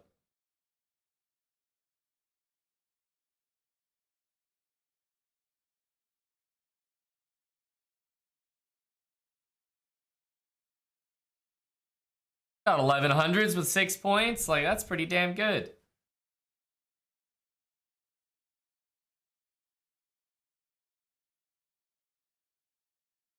We had 150 players, and scoring around 50% would get you top 50, which is pretty damn good. 4.5, that's pretty good, Kakooler. Chess Dude Guy, thanks for the 63-month resub. Welcome back, Chess Dude Guy. Thanks for playing. Lucky number 69. Oh, we're getting there. Twisted Bird. Twisted Bird. Well done, well done. And look, the tournament's ending right when the set's ending. Oh, that's just good timing all around. Good timing all around. We doing another one? No, we're definitely not doing another one. These take a while, around 2 hours or so. Well, congrats, everyone. Thanks for playing. It's something I usually host every Tuesday. Not sure I will be around next Tuesday to host one, but it's something we generally host every Tuesday. Something to look forward to. However, it's been a long day. Been going since the break of the ass crack of dawn, as they say. I'm absolutely dead. As my play in the Titled Tuesday indicated, as my play in the Untitled Tuesday indicated, I'm just done. Chest out. So dead today. I'm going on just adrenaline right now, so I'm gonna say goodbye. So dead. Need to sleep. What? We have Arena Kings tomorrow. And then Thursday, I'm doing a Chess Played Quick event around noon. And we actually have a sub battle that just got confirmed just now against Danya Thursday at 7 p.m. Eastern. So Thursday, 7 p.m. Eastern, a sub battle against Danya. So that's going to be Thursday night. That's one to mark in your calendars. This Thursday, yes. This Thursday. There might be some frisky subs on the line. That's what I hear. That's what I hear.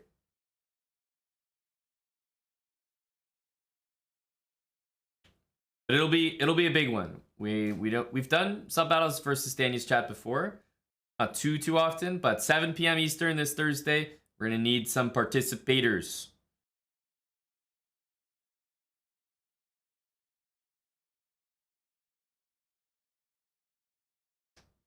Educated Danya subs.